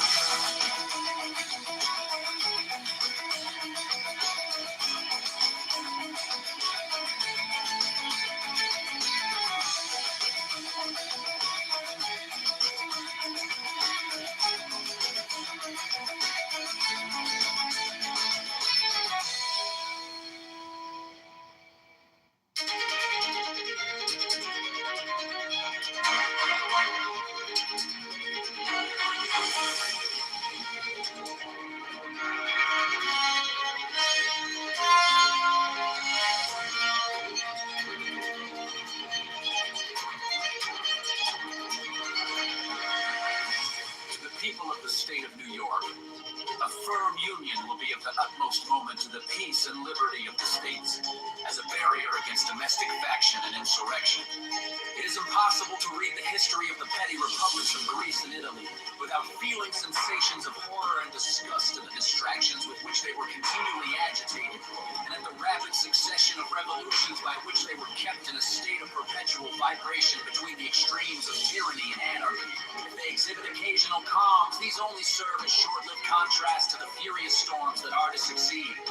If now and then intervals of felicity open to view, we behold them with a mixture of regret arising from the reflection that the pleasing scenes before us are soon to be overwhelmed by the tempestuous waves of sedition and party rage. If momentary rays of glory break forth from the gloom while they dazzle us with a transient and fleeting brilliancy, they at the same time admonish us to lament that the vices of government should pervert the direction and tarnish the luster of those bright talents and exalted endowed despotism have drawn arguments, not only against the forms of republican government, but against the very principles of civil liberty. They have decried all free government as inconsistent with the order of society and have indulged themselves in malicious exultation over its friends and partisans happily for mankind. Stupendous fabrics reared on the basis of liberty, which have flourished for ages, have, in a few glorious instances, refuted their gloomy sophisms, and I trust America will be the broad and solid foundation of other edifices, not less magnificent, which will be equally permanent monuments of their errors. But it is not to be denied that the portraits they have sketched of Republican government were too just copies of the originals from which they were taken. If it had been found impractical to have devised models of a more perfect structure, the enlightened friends to liberty would have been obliged to abandon the cause of that species of government as indefensible. The science of politics, however, like most other sciences, has received great improvement. The efficacy of various principles is now well understood, which were either not known at all or imperfectly known to the ancients. The regular distribution of power into distinct departments, the introduction of legislative balances and checks, the institution of courts composed of judges holding their offices during good behavior, the representation of the people in the legislature by deputies of their own election. These are wholly new discoveries, or made their principal progress towards perfection in modern times. They are means, and powerful means, by which the excellences of republican government may be retained and its imperfections lessened or avoided. To this catalog of circumstances that tend to the amelioration of popular systems of civil government, I shall venture, however novel it may appear to some, to add one more on a principle which has been made the foundation of an objection to the new Constitution. I mean, the enlargement of the orbit within which such systems are to revolve, either in respect to the dimensions of a single state or the consolidation of several smaller states into one great confederacy. The latter is that which immediately concerns the object under consideration. It will, however, be of use to examine the principle in its application to a single state, which shall be attended to in another place.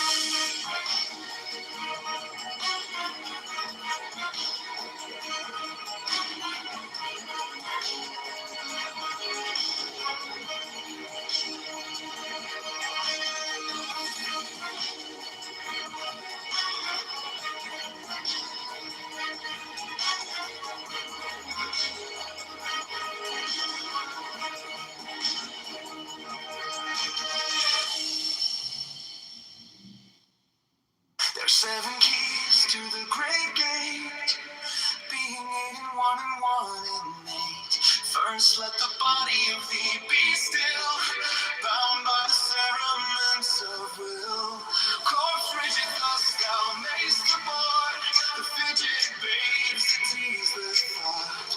Next let the breath rhythm be low, easy, regular, and slow, so that thy being be in tune with the great sea's Pacific swoon. Third, let thy life be pure and calm, sway softly as a well to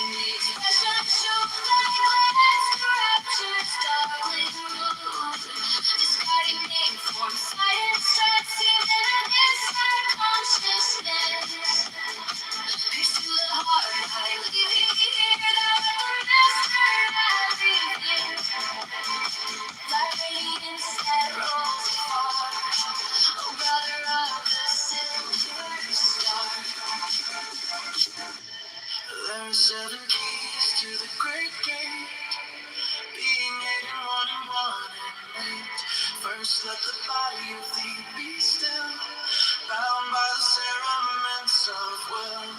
Corpse rigid thus thou mayst aboard, the fidget babes that tease the thought. Next, let the breath rhythm be low, easy, regular, and slow, so that thy feet be in tune with the great sea's Pacific swoon. Let thy life be pure and calm, played softly as a well to let me bound to the one love of the profound. Fifth, let the thought divinely free from sense of surface and tendency. Watch every thought that springs and has hour after hour by vigilance. Intense and keen, turned inward mist, no atom of analysis. Six silent thoughts securely pinned, still every whisper of the wind. So like a flame straight and unstirred, burn up thy being in one word. Next till that ecstasy prolong, thy meditations deep and strong. Slaying even God should he distract thy attention from the chosen act. Blast all these things in one or power. Time that the midnight blossom flower. The one this is, yet even in this, my son, thou shalt not do amiss.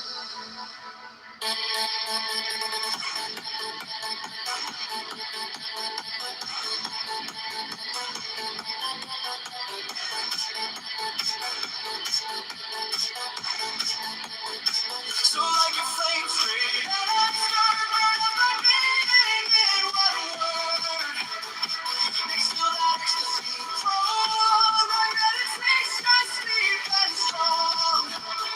Slain even God should he distract my attention from the chosen act. That's all these things in One earth power, time at the midnight blossom flowering. The oneness is yet in this, my son, thou shalt not do amiss. In the wide field of Western territory, therefore, we perceive an ample theatre for hostile pretension, without any umpire or common judge to interpose between the contending parties. To reason from the past to the future, we shall have good ground to apprehend that the sword would sometimes be appealed to as the arbiter of their differences.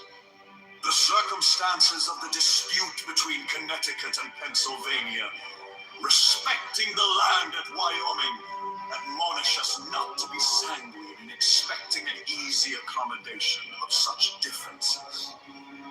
The Articles of Confederation oblige the parties to submit the matter to the decision of a federal court.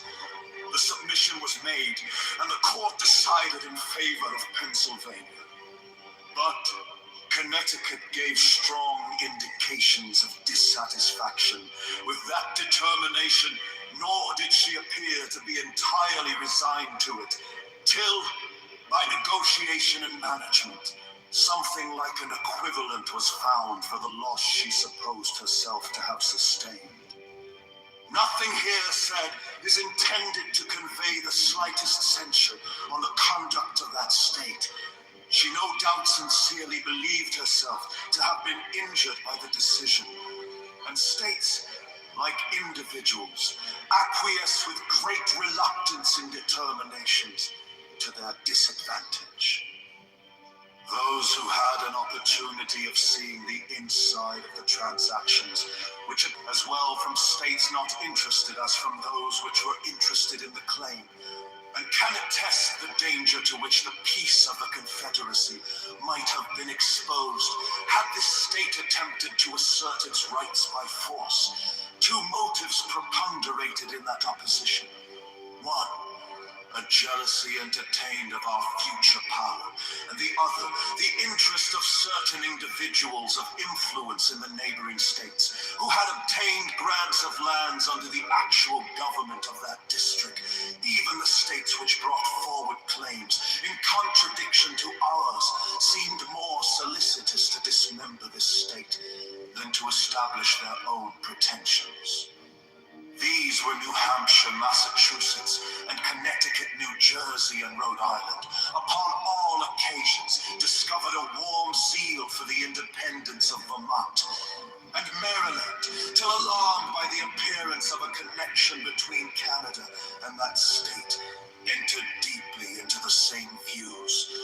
These, being small states, saw with an unfriendly eye the perspective, if it should be their unpropitious destiny, to become disunited.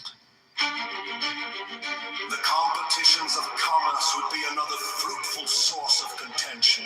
The states less favorably circumstanced would be desirous of escaping from the disadvantages of local situation and of sharing in the advantages of their more fortunate neighbors. Each state or separate confederacy would pursue a system of commercial policy peculiar to itself. This would occasion distinctions, preferences, and exclusions which would beget discontent. The habits of intercourse on the basis of equal privileges to which we have been accustomed since the earliest settlement of the country would give a keener edge to those causes of discontent than they would naturally have independent of this circumstance. We should be ready to denominate injuries those things which were in reality the justifiable acts of independent, sovereign, disconsulting a distinct interest, the spirit of enterprise which characterizes the commercial part of America has left no occasion of displaying itself unimproved. It is not at all probable that this unbridled spirit would pay much respect to those regulations of trade by which particular states might endeavor to secure exclusive benefits to their own citizens. The infractions of these regulations on one side, the efforts to prevent and repel them on the other, would naturally lead to outrages, and these to reprisals and wars.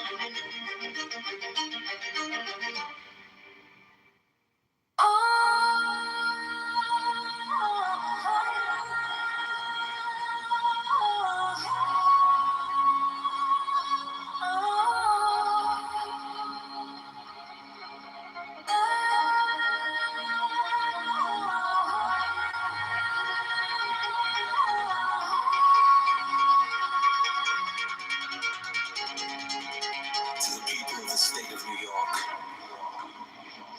it is not a new observation that the people of any country, if like the Americans intelligent and well-informed, and steadily persevere for many years in an erroneous opinion respecting their interest, the consideration naturally tends to create great respect for the high opinion which the people of America have so long and uniformly entertained of the importance of their continuing firmly united under one federal government, vested with sufficient powers for all general and national purposes.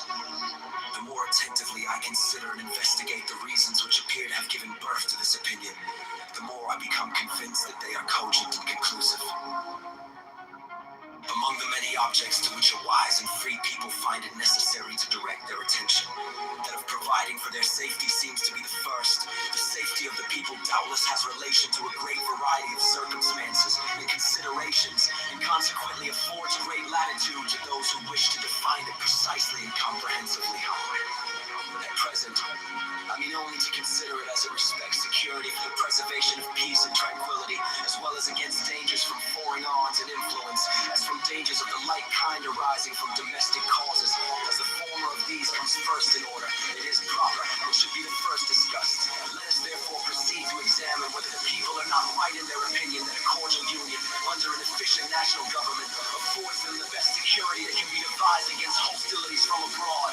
The number of wars which have happened or will happen in the world will always be found to be in proportion to the number and weight of the causes, whether real or pretended, which provoke or invite them. If this remark be just, it becomes useful to inquire whether so many just causes of war are likely to be given by United America as by Distilling America. For if it should turn out that United America will probably give the fewest, then it will follow that in this respect the Union tends most to preserve the people in a state of peace with other nations.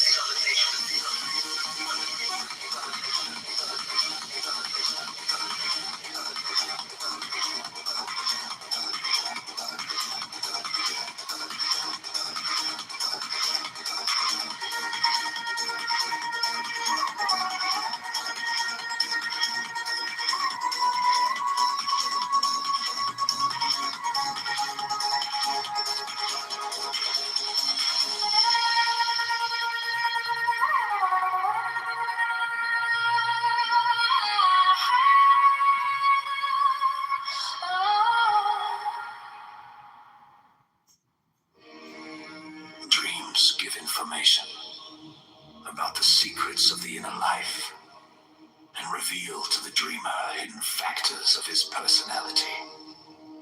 My friends, it is wise to nourish the soul. Otherwise, you will breed dragons and devils in your heart. Hidden in our problems is a bit of still undeveloped personality, a precious fragment of the psyche. Without this, we face resignation, bitterness, and everything else that is hostile to life. We should grow like a tree that likewise does not know its law. We tie ourselves up with intentions, not mindful of the fact that intention is the limitation, yes, the exclusion of life. You do not have an inferior function. It has you. For underlying all philosophies and all religions are the facts of the human soul, which may ultimately be the arbiters of truth and error. Our biggest problems cannot be resolved. They must be outgrown. The fool is the precursor to the savior.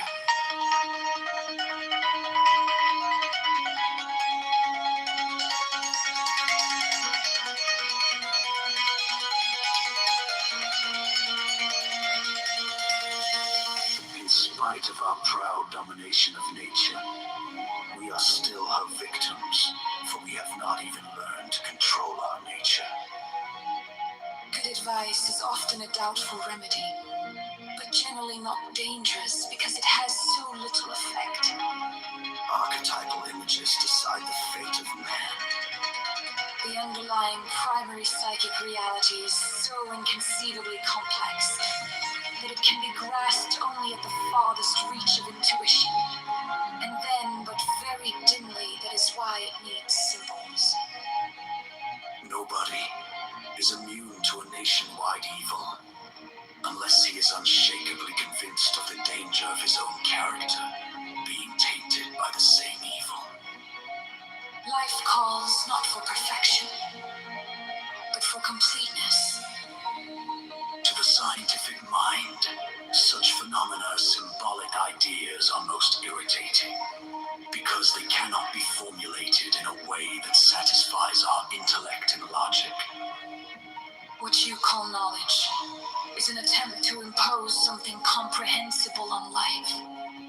It is precisely the most subjective ideas which, being closest to nature and to the living being, deserve to be called the truest.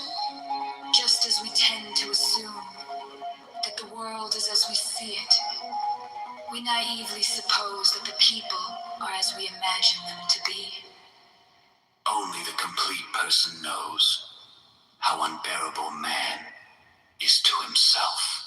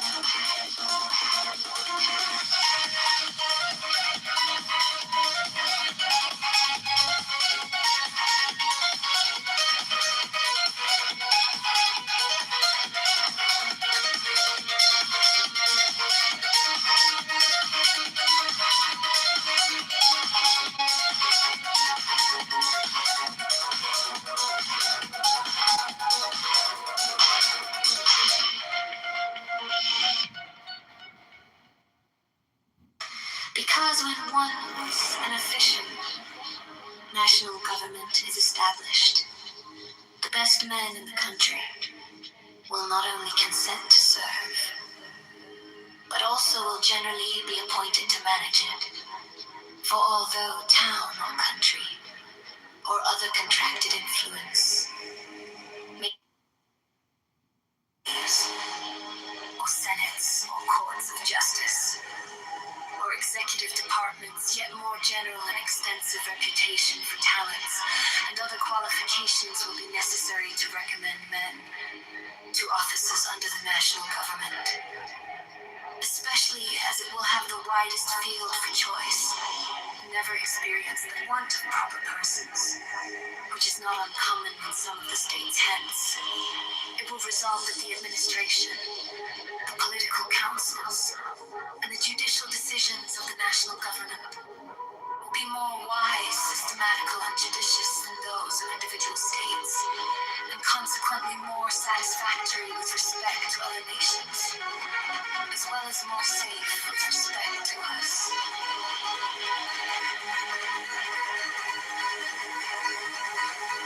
Because under the national government, treaties and articles of treaties, as well as the executed in the same manner, whereas adjudications on the same points and questions in 13 states or in 3 or 4 confederacies will not always accord or be consistent, and that, as well from a variety of independent courts and judges appointed by different and independent governments, as from the different local laws and interests, which may affect and influence them. The wisdom of influential in committing such questions to the jurisdiction, judgment, of course appointed by and responsible only to one national government, cannot be too much. May often tempt the governing party in 1 or 2 states to swerve from good faith and justice, but those temptations not reaching the other states, and consequently having little or no influence on the national government. Temptation will be fruitless, and good faith and justice be preserved. The case of a treaty of peace with written acts make weight to this reasoning, because even if the governing party in a state should be disposed to resist such temptations, yet as such temptations may and commonly do result from circumstances peculiar to the state, and may affect a great number of the inhabitants, the governing party may not always be able, if willing, to prevent the injustice meditated, or to punish the aggressors. Answers will neither be induced to commit the wrong themselves,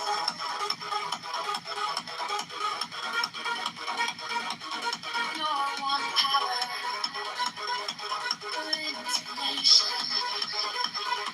If you can influence them, I'll punish its commission by others.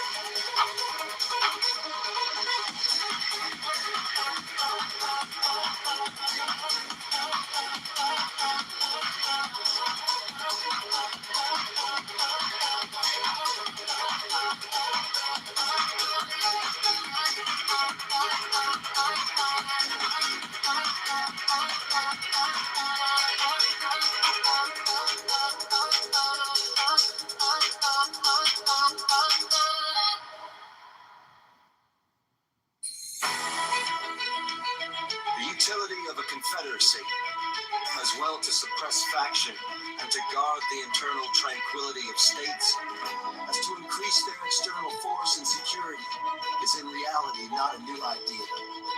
It has been practiced upon in different countries and ages, and has received the sanction of the most approved writers on the subject of politics.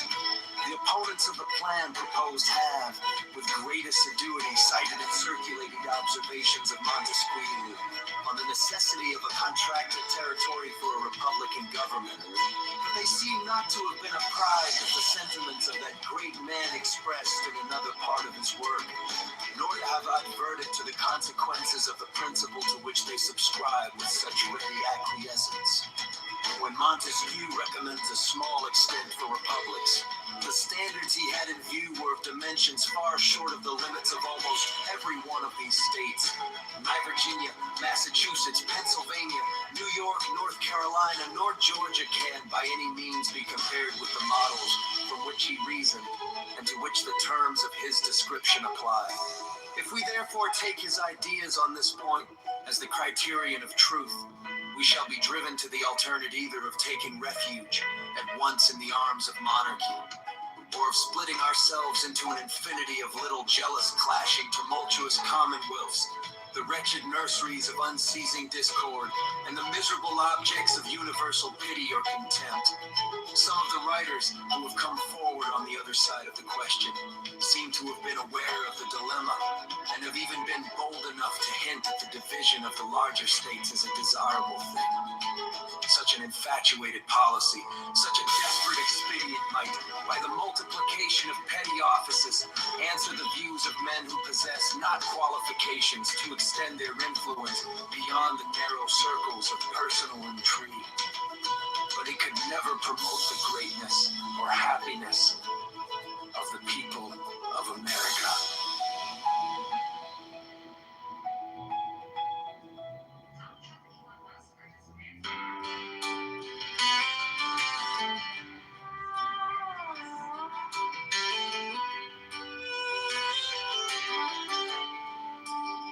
Federalist No. 7.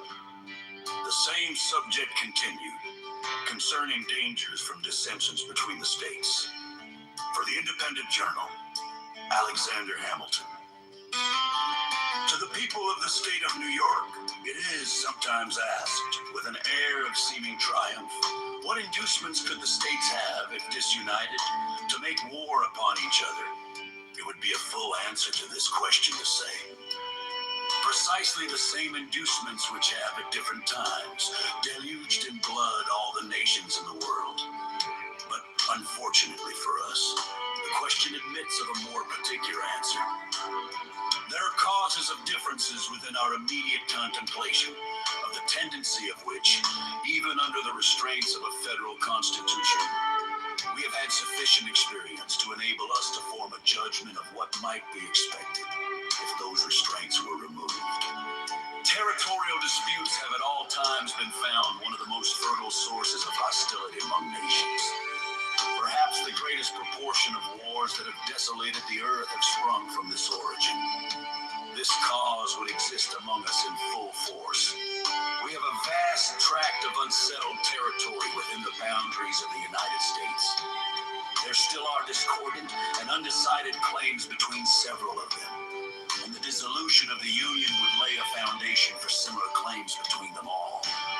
It is well known that they have heretofore had serious and animated discussion concerning the rights to the lands which were ungranted at the time of the Revolution, and which usually went under the name of Crown lands. The states within the limits of whose colonial governments they were comprised have claimed them as their property. The others have contended that the rights of the Crown in this article devolved upon the Union, especially as to all that part of the Western Territory which, either by actual possession or through the submission of the Indian proprietors, was subjected to the jurisdiction of the King of Great Britain, till it was relinquished in the Treaty of Peace. This, it has been said, was at all events an acquisition to the Confederacy by compact with a foreign power. It has been the prudent policy of Congress to appease this controversy by prevailing upon the states to make cessions to the United States for the benefit of the whole. This has been so far accomplished as, under a continuation of the Union, to afford a decided prospect of an amicable termination of the dispute. A dismemberment of the Confederacy, however, would revive this dispute and would create others on the same subject. At present, a large part of the vacant Western Territory is, by cession at least, if not by any anterior right, the common property of the Union. If that were at an end, the states which made the cession on a principle of federal compromise would be apt when the motive of the grant had ceased to reclaim the lands as a reversion. The other states would no doubt insist on a proportion, by right of representation. Their argument would be that a grant once made could not be revoked, and that the justice of participating in territory acquired or secured by the joint efforts of the Confederacy remained undiminished. If, contrary to probability, it should be admitted by all the states that each had a right to a share of this common stock, there would still be a difficulty to be surmounted as to a proper rule of apportionment. Different principles would be set up by different states for this purpose, and as they would affect the opposite interests of the parties, they might not easily be susceptible of a pacific adjustment. The neighborhood of Spanish and British territories, bordering on some states and not on others, naturally confines the causes of quarrel more immediately to the borderers. The bordering states, if any, will be those who, under the impulse of sudden irritation and a quick sense of apparent interest or injury, will be most likely by direct violence to excite war with these nations. And nothing can so effectually obviate the danger as a national government, whose wisdom and prudence will not be diminished by the passions which actuate the parties immediately interested. But not only fewer just causes of war will be given by the national government, but it will also be more in their power to accommodate and settle them amicably. They will be more temperate and cool, and in that respect, as well as in others, will be more in capacity to act advisedly than the offending state. The pride of states, as well as of men, naturally disposes them to justify all their actions, and opposes their acknowledging, correcting, or repairing their errors and offenses. The national government, in such cases, will not be affected by this pride, but will proceed with moderation and candor to consider and decide on the means most proper to extricate them from the difficulties which threaten them. Besides, it is well known that acknowledgments, explanations, and compensations are often accepted as satisfactory from a strong united nation, which would be rejected as unsatisfactory if offered by a state or confederacy of little consideration or power. In the year 1689, the state of Jano, having offended Louis Cotive, endeavored to appease him. He demanded that they should send their doge, or chief magistrate, accompanied by 4 of their senators, to France to ask his pardon and receive his terms. They were obliged to submit to it for the sake of peace. Would he on any occasion either have demanded or have received the like humiliation from Spain, or Britain, or any other powerful nation?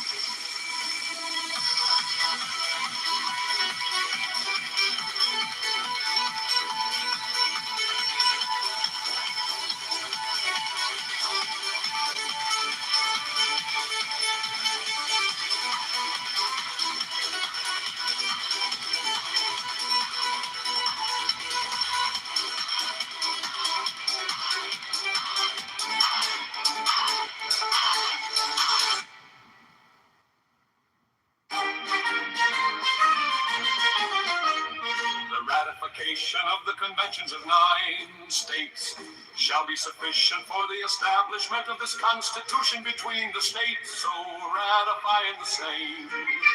The word they being interlined between the 7th and 8th lines of the first page, the word being partly written on an erasure in the 15th line of the first page, the words is tried being interlined between the 32nd and 33rd lines of the first page, and the word being interlined between the 43rd and 44th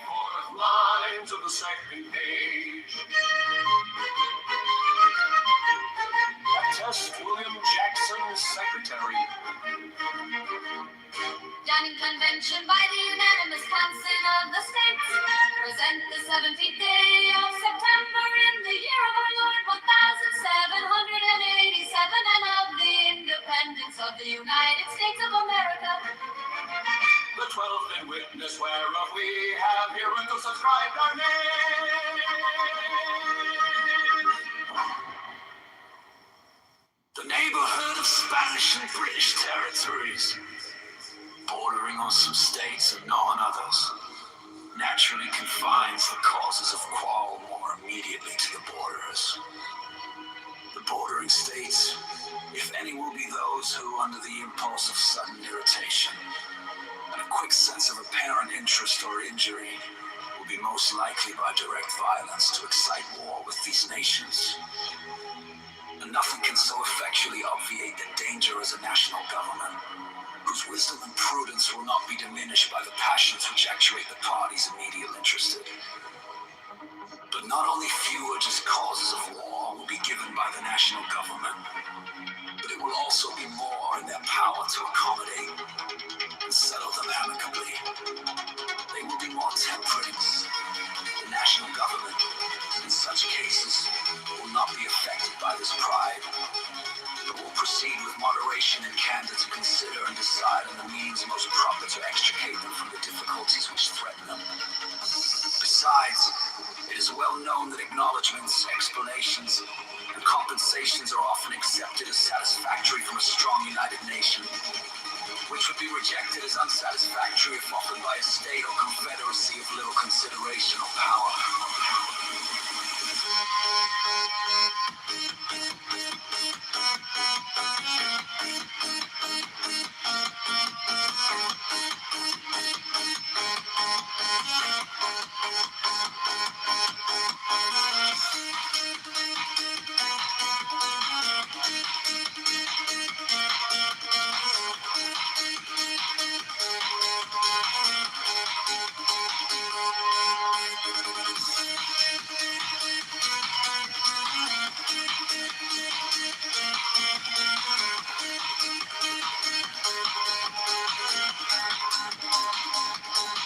In the year 1685, the state of Jano, having offended Louis to a teeth, endeavored to appease him. He demanded that they should send their doge or chief magistrate, accompanied by 4 of their senators, to France to ask his pardon and receive his terms.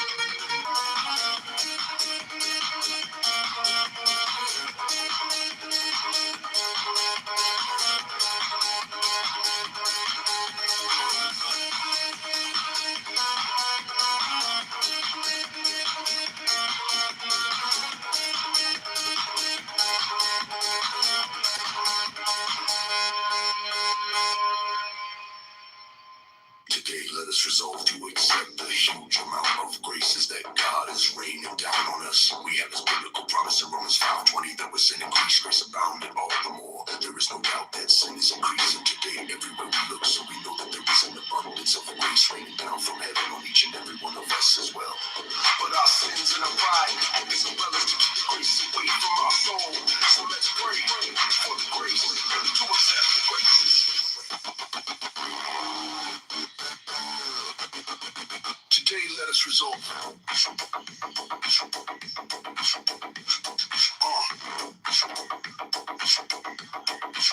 Today, let us resolve.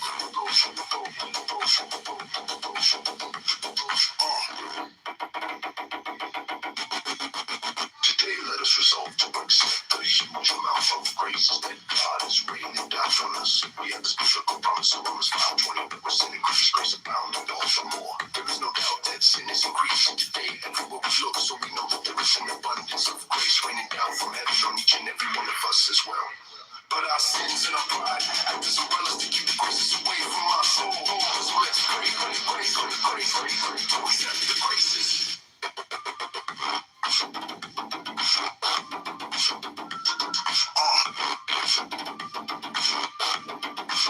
Today, let us resolve.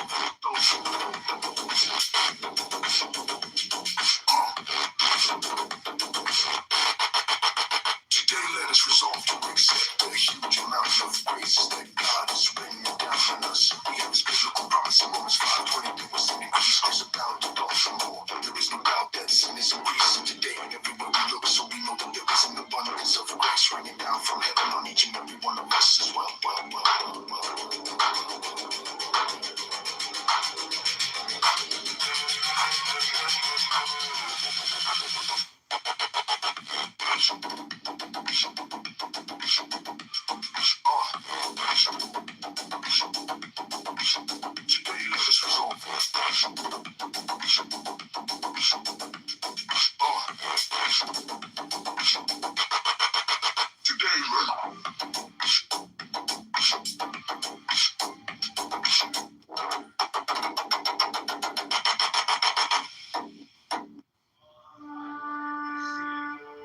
do not care how nobly they live, but only for how long, although it is within the reach of every man to live nobly, but within no man's power to live long.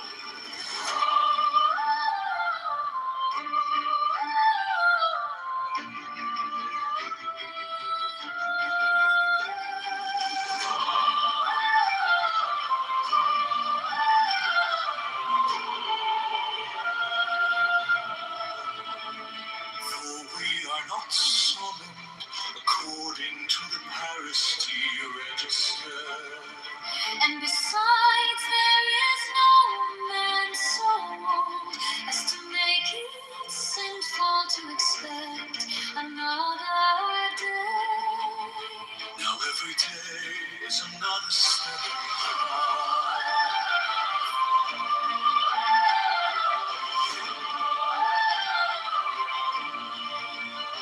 It is the sign of a weak mind to be unable to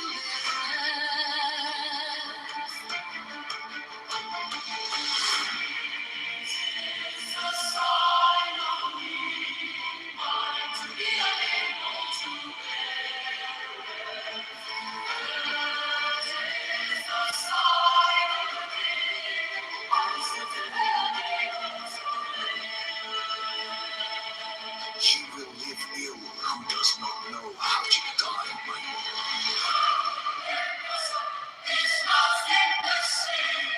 Now that my story's not in the street,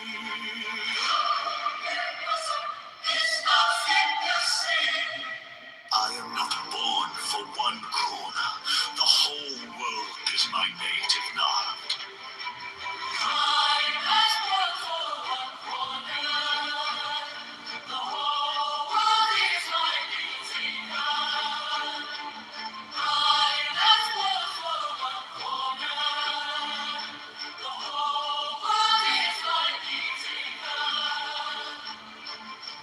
There are more things to alarm us than to harm us, and we suffer more often in apprehension than reality.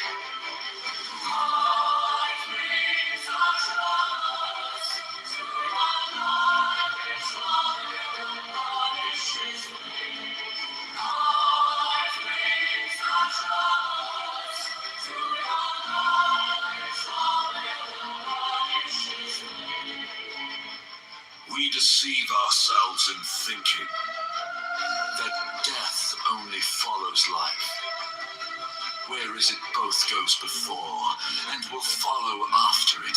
For where is the difference in not beginning or ceasing to exist? The effect of both is not to be. Leave me. If you consult philosophy, she will persuade you not to lit so long at your counting desk. But when you are looking on anyone as a friend, when you do not trust him, as you trust yourself, you are making a grave mistake and have failed to grasp sufficiently the full force of true friendship.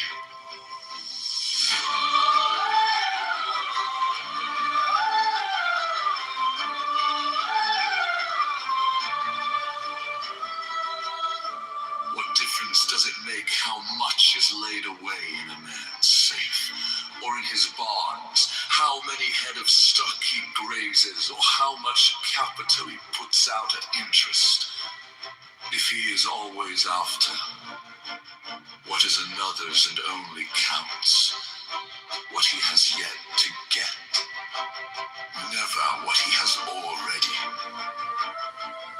You ask what is the proper limit to a person's wealth.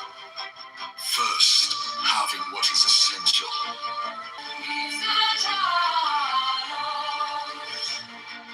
Are you surprised, as if it were a novelty, that after such long travel and so many changes of scene, you have not been able to shake off the gloom and heaviness of your mind?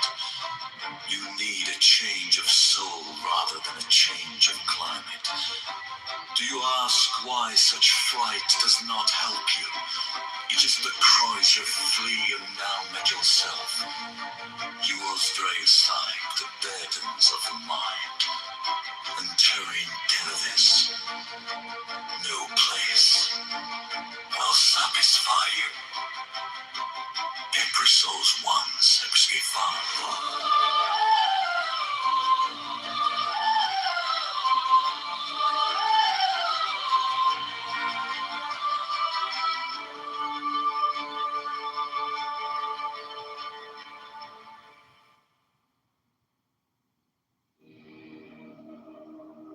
We have heard much of the fleets of Britain, and the time may come, if we are wise, when the fleets of America may engage attention.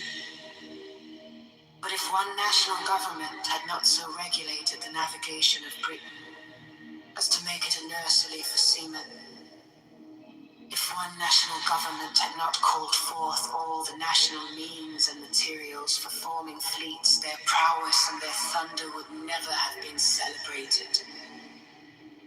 Let England have its navigation and fleet. Let Scotland have its navigation and fleet. Let Wales have its navigation and fleet. Let Ireland have its navigation and fleet. Let those 4 of the constituent parts of the British Empire be under 4 independent governments. And it is easy to perceive how soon they would each dwindle into comparative insignificance.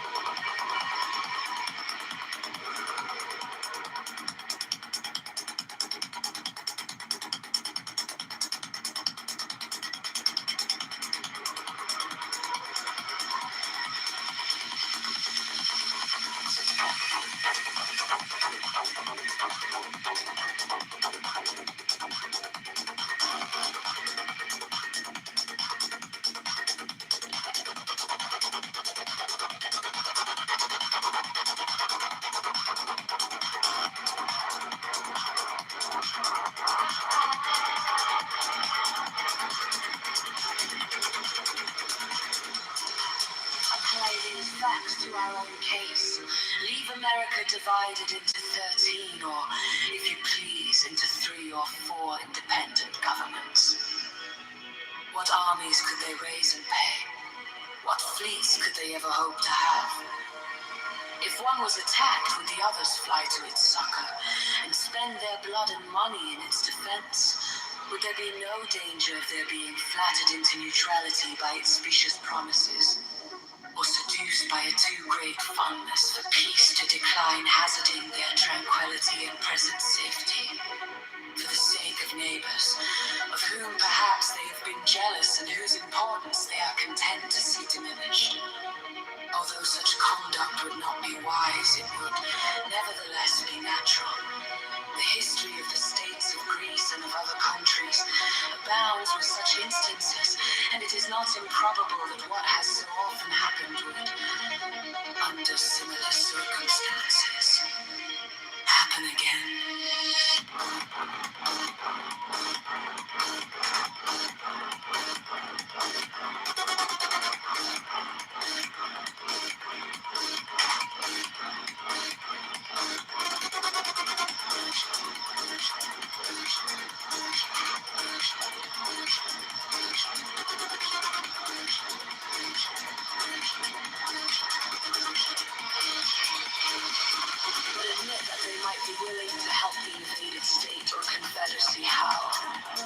when, and in what proportion shall aids of men and money be afforded?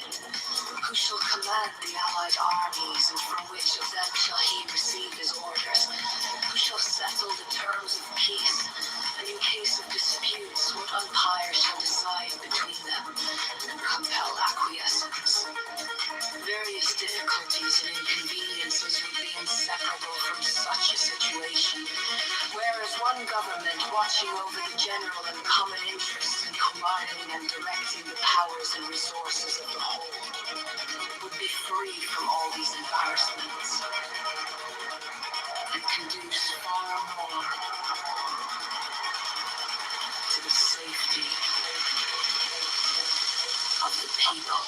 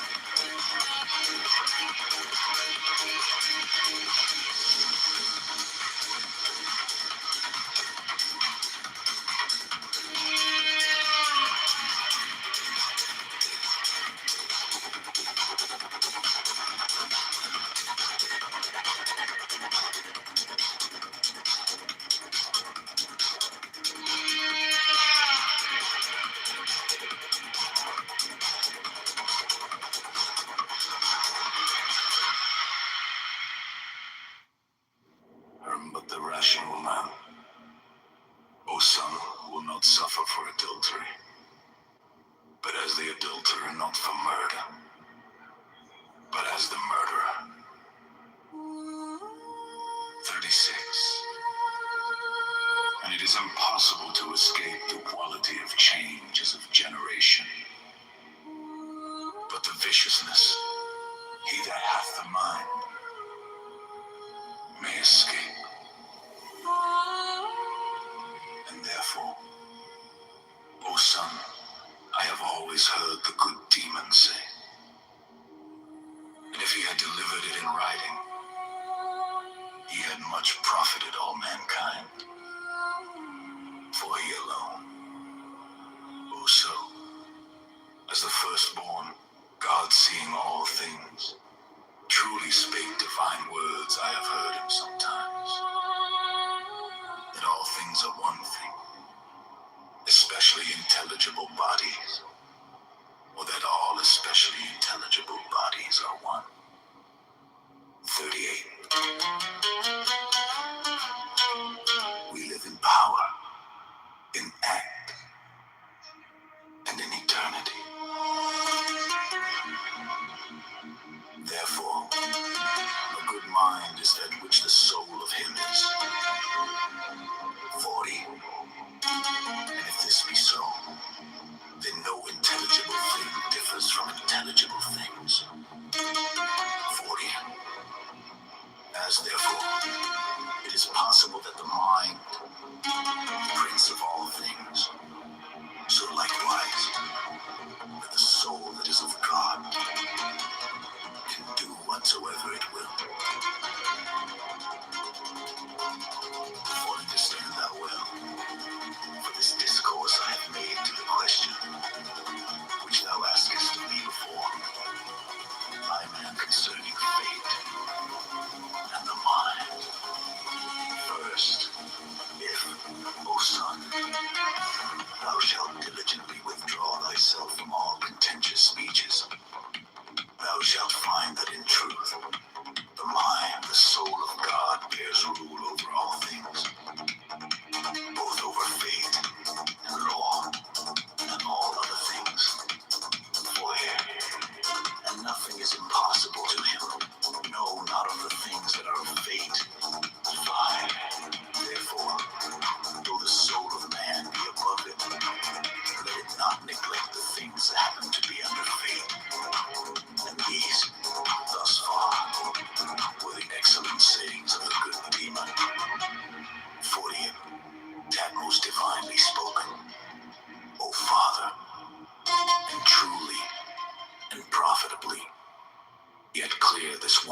unto me.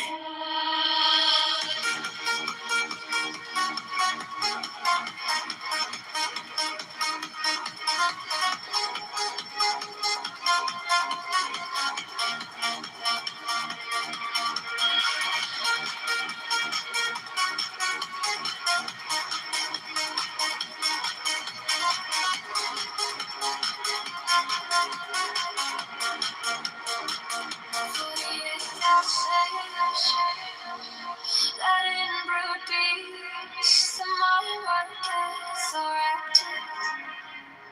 After the manner of nature, cooperating also with their impetus, inclinations, and that they are the passions in brute beasts. Certainly the mind is also a passion, conforming itself to passions.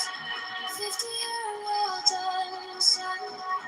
Thou askest nobly, and yet it is just that I should answer thee. Falling corporeal things, O son, that are in the body, irascible, nay, make their public passion. Everything that moveth is incorporeal. Everything that is moved is a body, and it is moved into the bodies by the mind.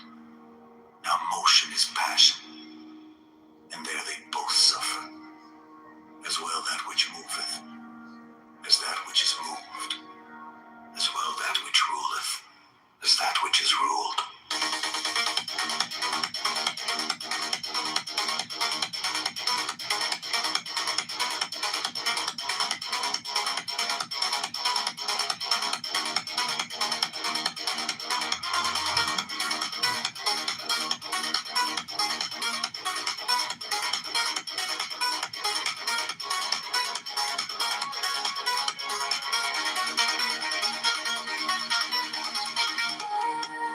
Being free from the body, it is freed likewise from passion,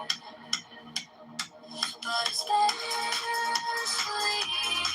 O son,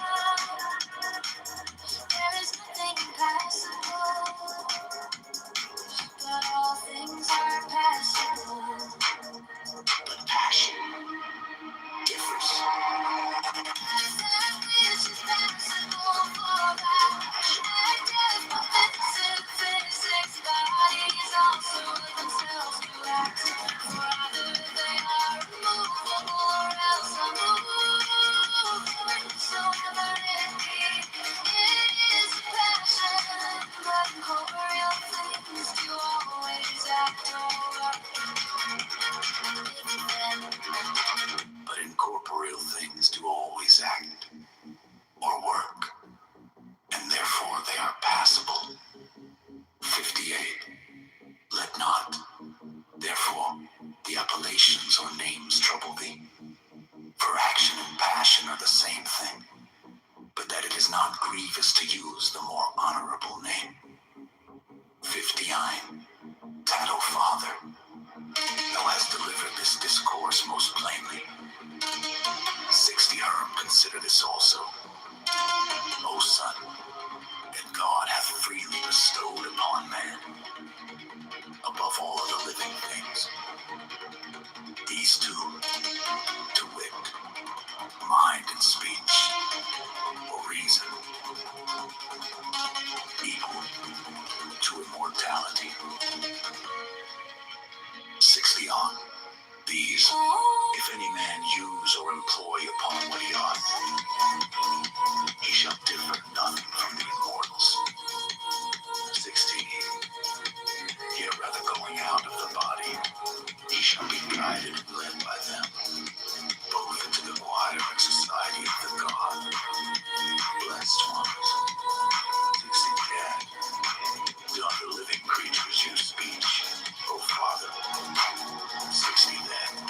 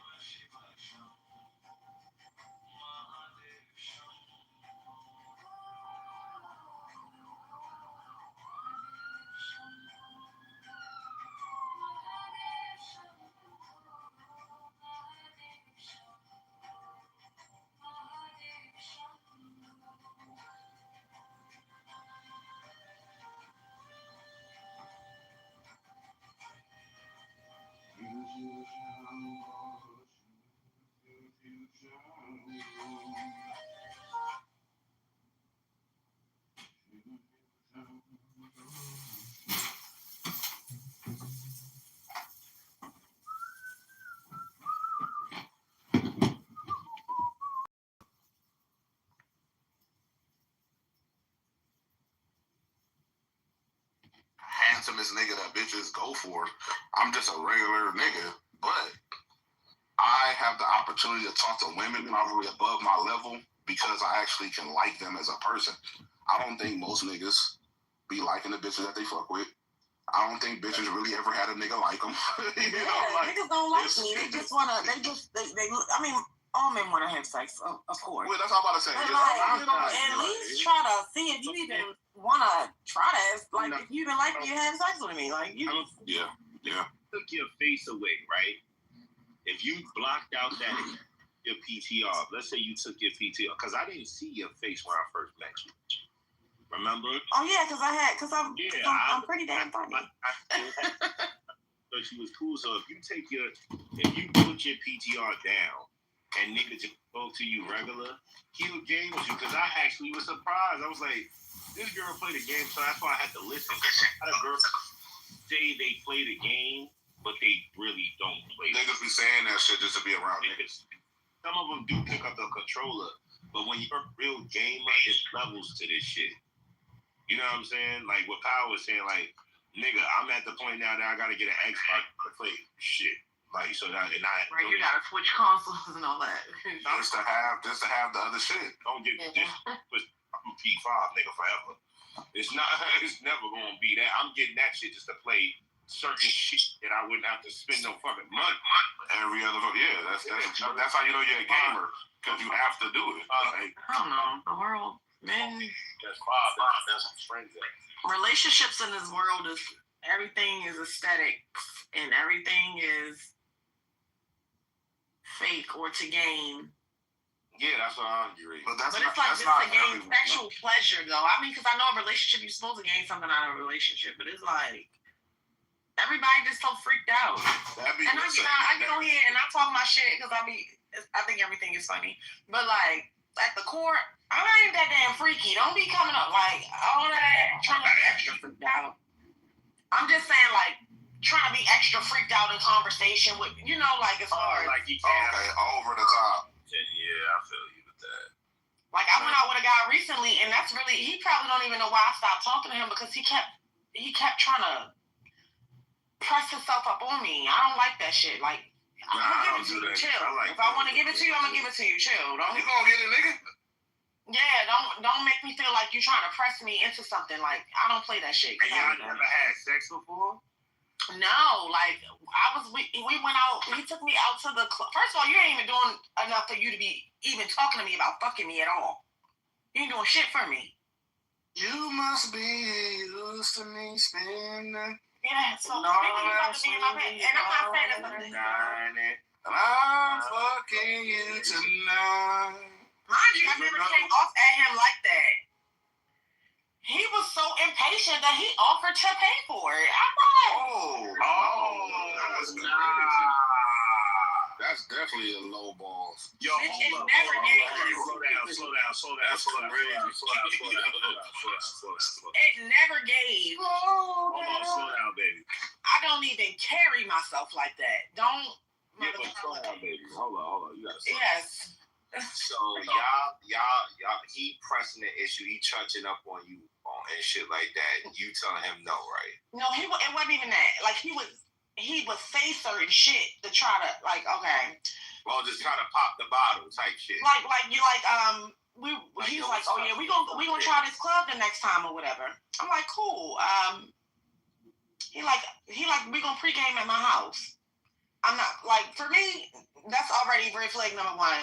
I don't know you like that. Why are you trying to get me in your house? I'm not coming to your house. Oh no, I don't even invite bitches to my house. Why do I need to be pre-gaming? First of all, I don't want a bitch to come in my house and I don't know you. You try to steal. Exactly. You're older than me. Break some shit. Yeah, you try to break some shit. Get the fuck out of here.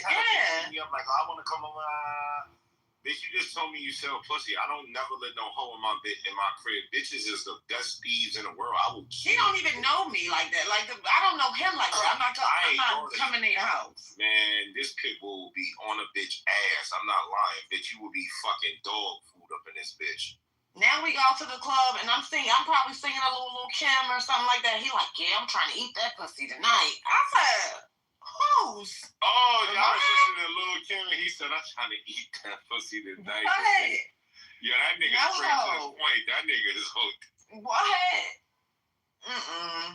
Yo, bro, I ain't gonna lie to you, Big. Let me tell you. I mean, Miles, I respect you, but you can't. I mean, upon the play, I can't blame him for wanting to eat your pussy. I can't. But I get what you're saying, though. I get what she's saying, but no. Let me tell you. I went on a date. You like, I got what you want. What else got? I went on a date with a girl. I got what you want. He was moving too fast, bro.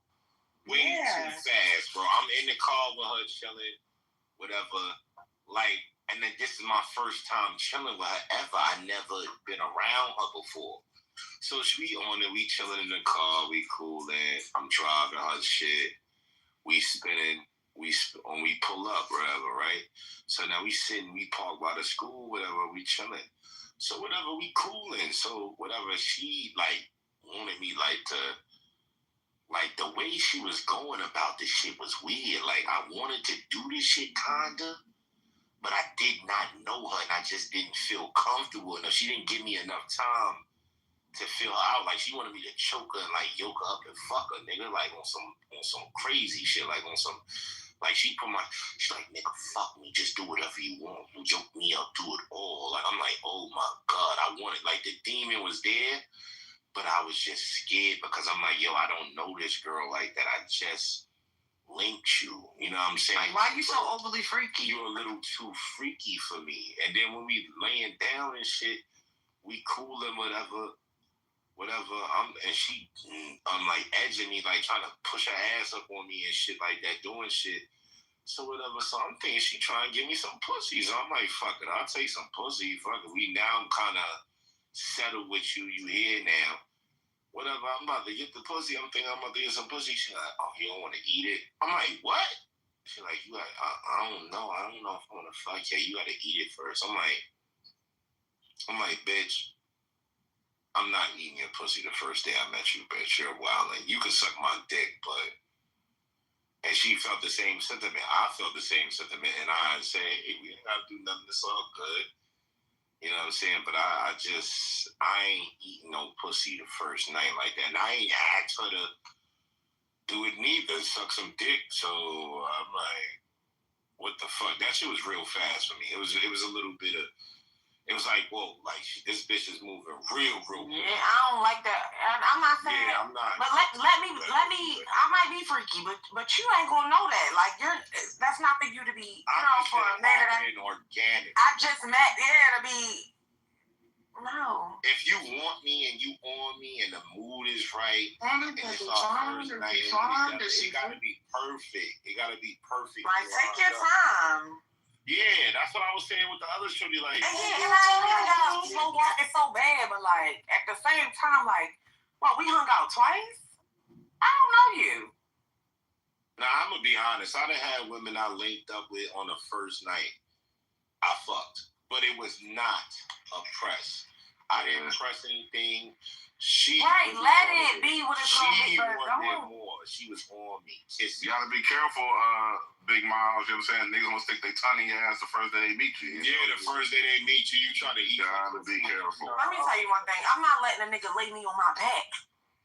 Like, no. Lay you on your back? What the fuck you mean? You talking about a nigga sticking his tongue anyway on me, and nigga not laying me. No. How the fuck would they eat your pussy if you don't what doggy style? I'm saying, like, y'all talking about a nigga trying to stick his tongue in my ass on the first date. He won't even get a chance to. Like, oh, I get what you're saying. Just say that. When you said I won't lay on my back, I'm just trying to think. like as you said, and I'm not trying to act like I'm no prude or none of that. Like, I don't think you're a prude. I think you. I'm open in my life. Like, I'm grown as fuck. I can do what I'm grown. You probably just nobody on this app or in this world could shame me for any decision that I would ever want to make. But at the same time, that's not happening. You're respectable. That's all. It sounds like you have a little bit of respect for yourself. It ain't happening. Nothing wrong with that. I don't need a nigga to take me to go eat and hang out or do the things. I can go hang out with my father. I have a great time with my father. I can go call my brothers. They spend a good coin on me. I'm alright. We're good. Yeah. You gotta chill first. You can't just jump into that. That's why I say some women, like, that's why I was telling Ani and shit with the splurging crazy dates. Like, yo, and eventually, I mean, hey, if you got money like that to where you could just go on splurgy dates every single time, like over the, not just as good for you. When do y'all be regular? Like, when did y'all really? What's the thoughtful ones though? Like, what happened to us? That's the type of shit. See, these niggas.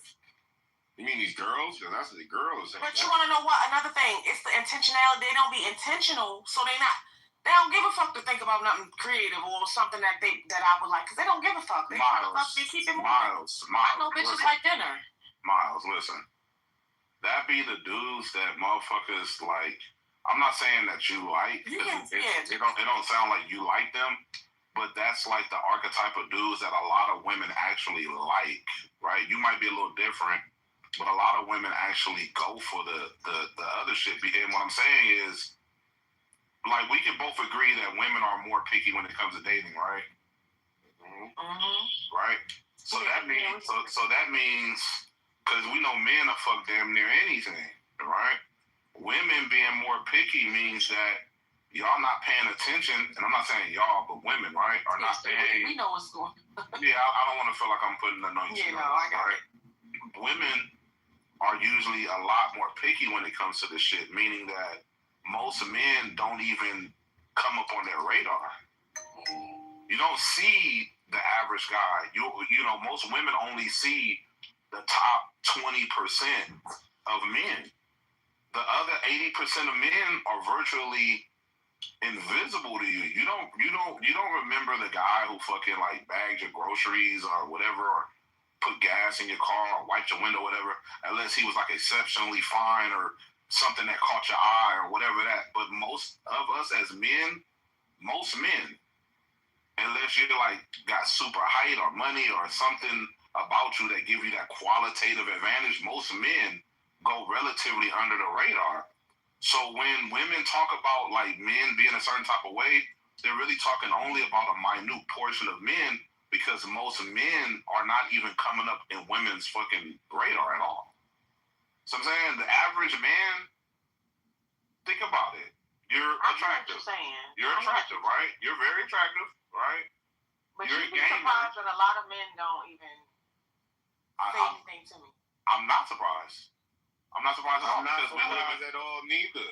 Yeah, we live in a day and age where niggas don't need the approach no more. I don't like when I say that to people, they be like, "No way." I be like, "No, for real." Like all of my homegirls that are attractive like you, nobody all say the same shit. I know, like, and didn't we just read the prophet Yeshayahu, Isaiah, about what's gonna happen? 7 women is gonna come to one man. Because at the end of the day, when you look at it, that's what I'm saying. Like, a lot of women, like, I be telling niggas that. I don't give a fuck what nobody say. Now, women are going to get approached regardless. Oh, that's what's going on now. That's right, baby. Listen, women going to get approached throughout their day, even if they don't, like, say big. She don't get approached like that, but somebody's going to say something. So, like, oh, you look good or something down the line. She's going to get noticed whether somebody's saying it or not. But the thing, what I'm saying is, I'm a man, right? And I look outside. I'm from New York. I've been outside. On my block, we was notorious for running down on everything. Bitches from other hoods knew to come to Nostrand, to come to our sides, come to the bush, because they knew niggas was gonna run down. You know what I'm saying? It's loopy out here. Yeah, I come from men saying like I come from that time with men saying like catcalled. Yeah, but remember, even come up and be on some like they catcall come up to you. Yeah, I'm not trying to be in your business, Miles, but how old are you, baby? 33. So you 33, right? You still young, but you mature enough to know. Yeah, she's young, but you're mature enough to know the difference between the times, right?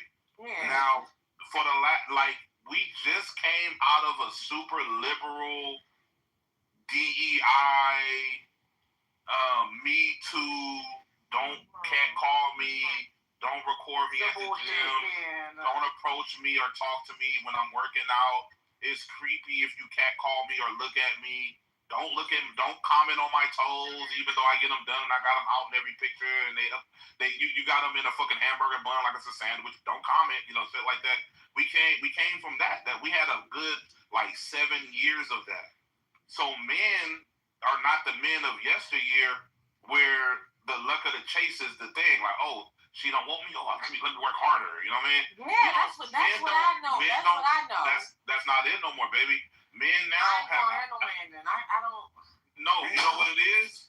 You will have a man. I think a woman like you have a man quickly. You know why I think so? You know why? Why? Because you're actually a cool woman, and once you actually get on it's a culture shift. You know what I'm saying?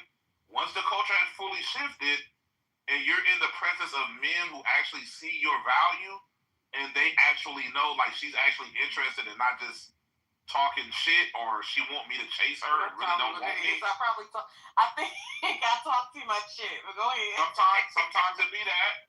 Sometimes it be the talking shit. Some men just don't you gotta be super, you know what I'm saying, in the cut. Or a lot of men just feel like attractive women are used to men throwing themselves all over them. So it's a waste of time to become man number 100 if you got 99 other dudes already chasing you. Even if it's not true, that's the perception, right? Right. So once everything switches over and we're acclimated to the new culture, men are gonna find out she cool, you got a good personality, you're smart, you're pretty, you got pretty toes, and you play games. You're a gamer. They gonna be. Hey, I'm just saying what I say.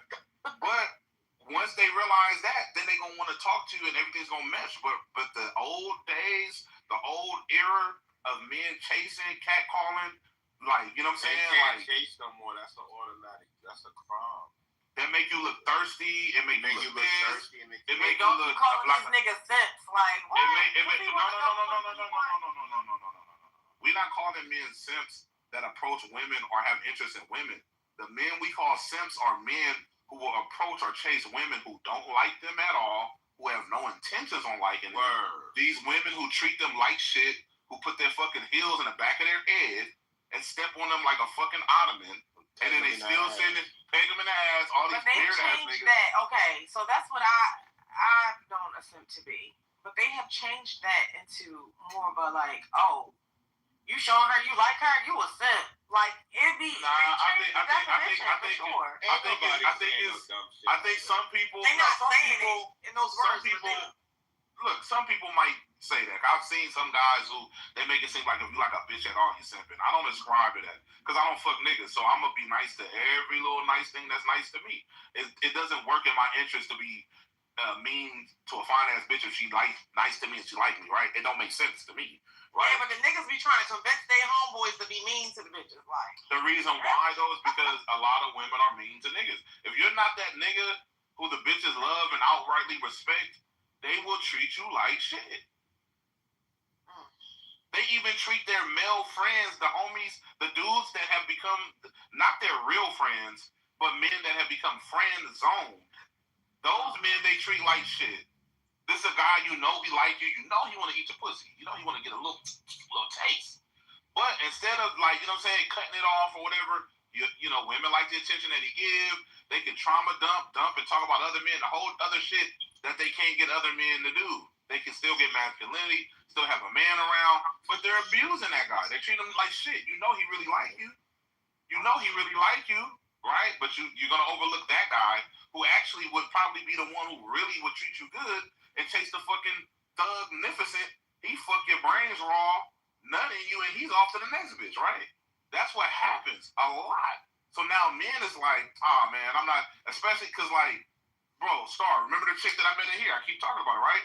Same type of thing. She's very beautiful, attractive. You remember the light skin one, right? Yeah. Very beautiful. You see she don't come around no more, right? Yeah. Right? Because she tried to run the play. I'm not the friend zone guy. Even though she didn't try to put me in a friend zone, she already let me know what was going on.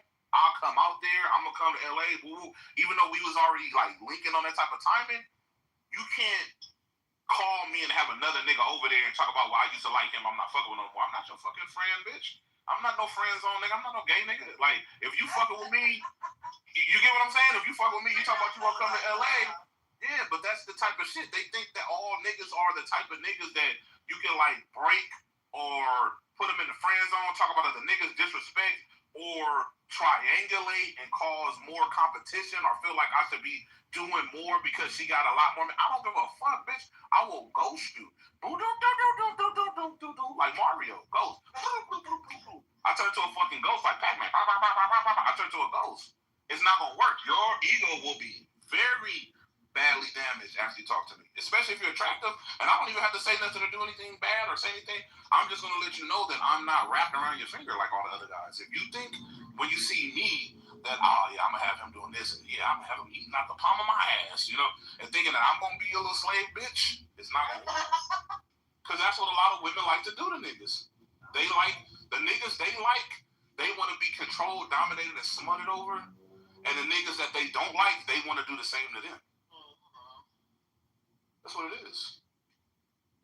So a lot of men are going to treat beautiful women like nothing because a lot of men have figured out y'all got the monopoly. If you really like the nigga, and here's the thing. You see how you said, and I'm not putting this on you, right? But you see how you was like, oh, well, I'm not going to have a nigga, right? There's not one time where you had a man in your life, even when you was younger, going back to when you first started talking to boys, there was never a guy in your life that you wanted, you really liked, that you went out your way to talk to him and get his attention and be on him and like him. All men know that this is true. If you are that guy, a woman will break all her rules. She gonna chase you, be on your dick. You ain't gotta have no job. All this other like women will break rules for you. No, it's true. If they love you, right? So you can easily tell if a woman like you based on how she treats you. If she's trying to make you go on the 90 dates, 90-day waiting period for pussy, she don't like you. She don't like you. Yeah, but if you gotta take her out on 10 extravagant dates before you even get a chance to smell her fart, she don't like you. No, and then I was chilling with the guy. Like the first time we went out, we went to like a pizza place. It was really quaint and cute and like. Yeah. Well, that's cool. You know, I was like, this is nice. I like this spot. Like, I don't be, listen, I eat everywhere. I'm not a small girl.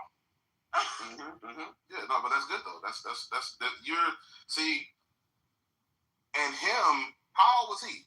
Shit, A grown old ass man. Oh, shit. Well, apparently the old ass man, just like a young nigga. Yeah, men know that if you really like them, you guys will break rules and shit. And if you not like doing that, then you really don't like them. Yeah, bro. A nigga tried to fast track himself. Yeah, but if I just met you, I don't like you like that. Honestly, I don't. Like I mean, all of us men, Star, you would agree. You fucked on the first date. Nobody. What I'm saying is this: nobody. The men definitely is not we're not intentionally not seeing y'all. It's just that we putting blinders on.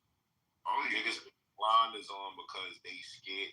Some niggas putting blinders on because they scared to approach. Some niggas is putting blinders on because they're scared, y'all. And I'm not gonna. Some niggas are just tired of approaching too. They just tired of approaching. I'm more on the scared part. I don't know what this bitch is gonna be.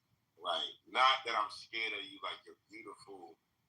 And it's not that I'm scared of denial or rejection. I'm scared of once I start talking to you, like, is this bitch gonna be on some bullshit? That's my problem, I think.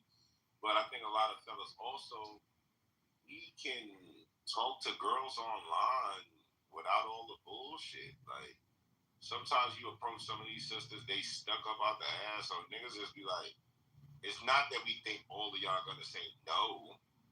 It's just that you didn't see so many girls not even say thank you and all type shit. You'd be like, man, fuck this bitch, man. I ain't got time for this. Niggas get burnt out. Yeah, you get burnt out of it. Like, especially when the pussy is so like big. I get it. That's where I'm at. I'm like burnt out about it. Like, it's not just that. It's just the fact that getting a girl Big, when I tell you, if you seen if I screen share, and you see my fucking DMs with just in certain dating apps and just numbers that I like through my phone, I got so many girls' numbers that I only spoke to a few fucking times, and they baddies, and I don't even think about them. And some niggas will see these bitches and be like, "Oh my God, that's my dream." These niggas are commit. But they don't have no intention for them either. Yeah, you're right. They probably don't got no intention. They don't, so it's not even matter. They just want to. But it wasn't that I didn't have intention. Rub elbows with the bitch. It just didn't fall through. Some of the girls, they're ego boost. Yeah, a lot of the shit be. It's not even an ego boost because who knows about it? But you and that, like, if but no, I'm saying, but her, the chicks, that's an ego boost. They be getting niggas, and that's a boost of ego. That's why men. That's why men have totally turned that shit off. Miles, like. Niggas be boosting their egos trying to rub elbows with certain bitches as well. I understand that, but the big boost for ego come from women. Women, for niggas to be on a woman, especially if she's pretty, like, put it like this. Women try to shift this psychology. It just really, truly don't work 100%. Like, I know you can, but the whole logic, like, I only get pretty for myself. I only do this for myself. Like, yes, I understand that. We all do things for ourselves and all this other stuff. But as a beautiful woman in the wild, when you know you that motherfucker, you know that niggas is like, if this was any other decade, niggas was going to war for you. Oh no, fuck it, we going to fucking Italy. We taking over Italy over Miles. We about to take over. It ain't the same like that. It's not the same. I know women gotta feel the blow. As beautiful as women are today, niggas don't care no more, bro. I'm gonna be honest. Not the same. Like, bro, sometimes girls be doing shit and I forgot. Like, I'm gonna be honest, this some real shit, bitch. I caught myself walking out the store. I was like, oh, that girl was trying to bag me. Oblivious to shit. Oblivious. Totally oblivious. Let me tell you another thing that happened to me on Big. And I'll never forget this. This was like a summer ago, like the summer before last. I'm going into the fucking grocery store. I'm pushing the cart. A black girl, it's her, she's very beautiful, and it's another black girl with her. When I come through with the cart, whatever, and I'm about to walk through, and I'm trying to get through, I'm on the line, and I'm pushing my cart through. And I'm trying to push my cart to the other side of the thing so I can put the groceries in it just to take it outside real fast. When I'm coming through with the car, the girl started, "Oh my God, you're in my way." And she like, and I stopped everything and I put my hands up. I'm like, "I'm sorry. I don't even know what I did. I'm sorry. I was just trying to push the cart." And she's like, "Oh my goodness." She's like, "Yo, I'm playing with you." Women don't know how to flirt. I don't know. No. But other niggas, when she did that shit, the whole fucking every fucking machine where niggas was getting cashed at all stopped what they doing, and we all look because this is like street town. It's a regular grocery store, so everybody looking like, "Oh God, a black bitch is about to go off," and I'm scared for my life and all my. Like, I know, like, my fucking cashiers is looking like, this nigga didn't do anything. This nigga always nice. You know what I'm saying? Because they girls. So they looking like, we all looking at each other. And she's like, "Yo, I'm just playing with you, man. I'm just joking." And when everybody see me go,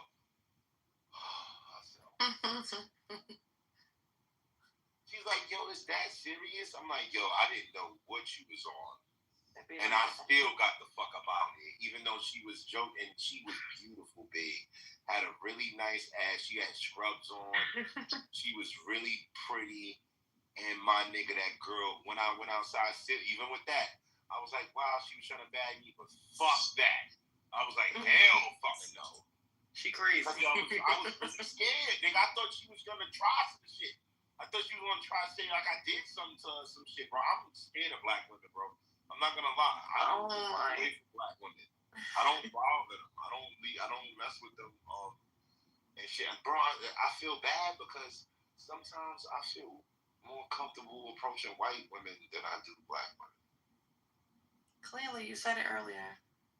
Sometimes, because they a little bit more. I don't know, man. See, I'm on this follow the fucking Torah how it lays out. I'm not fighting for it anymore. Like, if y'all want to date white women and y'all want to do that, just make your heart. I still run down on black women. Like, I still talk to them. I don't be running down on nothing, Star. I will be having me a black family. I will be having a black husband. No, but I do run down on the big. I run down on black women. All right, Starscream, I just listen to everything. You're a wild boy. But then again, I don't know. When I called her a cracker bitch? See, you already knew what the fuck I was going to say. That cracker bitch came out of nowhere. Who was wrong? You disrespected her first. No. Oh, okay. No, she came at me first. I'm going to be honest with you. To some people, Starscream can be overwhelming. Like some people just not used to his delivery. Like the shit he say, like the girl called him a bitch, and he was like, "Man, I ain't tripping off that." The Yaz girl, right? Yeah. Because he called her a little girl. She really went out of pocket because she started with Starscream. Yaz actually started with Starscream first. So Starscream ain't got no, you know what I'm saying? No, I got the timestamps, but when you called her a cracker bitch, you threw all the rules out. Nigga, I said cracker bitch because the way she tried to portray me as this nigga a bitch. When I never hit her up, bro. I never hit her. That's what I'm saying. I was respecting her before this because I was saying, look, man. But why you kept on saying that she was spoken for? Huh? Why you kept on repeating that? Talking about she said she was spoken for. Look at my PTR. Look through our messages. I never hit that girl up, bro. She hit me up. Look at the first picture, 5 or 21, and then keep swiping. Look, January the 11th.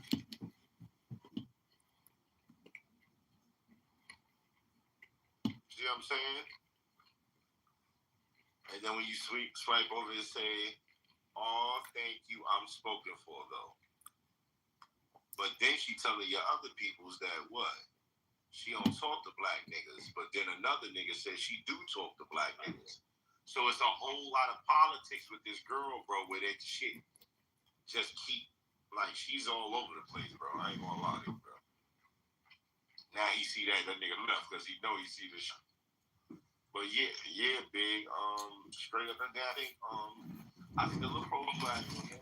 I'm not scared to approach them or nothing like that, like all the time. But what I say is, I'm scared of the altercation you can get into with black women.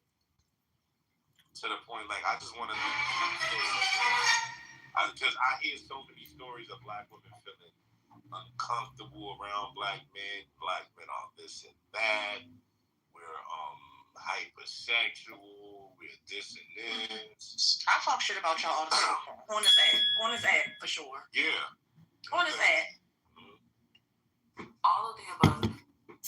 Yeah, so that's why I let black women have. But sometimes when we sit back and actually have conversations, I'll show y'all that I got a little bit of sense. But and we ain't trolling. I'm gonna tell y'all ain't shit all day. Yeah, but what I'm saying is, but can I tell you, I don't want to bother y'all or hurt y'all. I'm gonna put this in the chat. I'm gonna show y'all what's happening in India. It's not just y'all. There's women afraid of men all over the world. That's not what the hold on a second, Star. I'm happy you said that. In India, Pakistan, those women have the right to be scared of them. They get beat the shit out. No, you don't think black women haven't been getting their ass beat by men? Hold on. Let me finish what I'm saying. Miles, they are getting doused, covered, thrown acid on them, set on fire in public in front of the police. Women out there, cut off. Nigga, they should be afraid. We is not throwing acid on y'all. We are not setting y'all on fire in front of the cops. Y'all shooting us in our faces. They will tie y'all up on a crucifix and beat their ass. Let me say this. Because I was trying to get to the point. Listen, all I was trying to say tied the girl up and whipped her was that women all over the world are afraid of men because of what men do. Not we have laws. Great, we have laws to protect us, but that doesn't stop a man. I can go to YouTube right now and see a man hitting a woman. I can go there right now. I do mortuary makeup. You know how many bullet holes I've had to paint over? So let me ask you a question. Women don't commit these things. Well, hold on. You have to paint on the bullet holes. I'm just Yeah, you know how many times I've had to plug a hole with wax? Wax. Hold on. Plug a hole with wax where? Wherever the mouth, in wherever the the neck, entrance is. What, for women? In the head. Yes. For women? Yes. So what I'm saying is this don't also happen to men. Yes, but stop it. We have to be honest about it. I'm being honest. You talking about India, Pakistan, these are two different ballgames. To answer a question. Y'all can't compare. We on year 5 now. Can we answer a question? No, but I was at the rate. A question that's can't compare. We're not comparing. You asked the question. But I do understand that that there is a difference between what we go through on a daily, even if there's y'all biggest issue now is that we don't even versus talk a woman to in y'all. India. I'm not trying to compare the struggles because we live in 2 different lives. Y'all biggest issue right now is hold on, Star watch this. I just want to say this. I ain't gonna say nothing else. The women in America's biggest issue now is not that we throwing acid on y'all. It's not that we setting y'all ass on fire in front of the police. It ain't none of that all the other women go through. It's now y'all biggest issue is that don't no man want to fucking approach or talk to you or be around you. So that's what we were just talking about, Ash. He's moving to goalposts. No, Ash, that's what we were talking about before you came in. What did you say again, Fowler? That men are avoiding women. Don't want to take them out on dates. Don't want to talk to them. Ain't approaching them. Ain't even trying to be bothered by women at all. Okay, so let's figure out what will be the solution then, right? Because we have these spaces all the time in here and we talk about the same shit. It's a revolving door. Well, listen, Miles, as beautiful as you are, what is it that a woman could do? What is it that black women could do? This is what y'all can do. Because as beautiful as y'all are, we evil black men. We are the bottom of the barrel, abusive, right? No, I'm not playing victim. I'm just saying. I'm saying what we're built up to be. Since we're all of these things, y'all go ahead and go to India, go to Pakistan, go to these other countries. No, listen. No, I'm saying. Go out there and then, examine the crop of men that really exist in these places. And then you'll have a full accurate. You know how people talk about how can you speak about this country or this culture as Americans if you don't have a passport or don't travel, right? It's the same thing.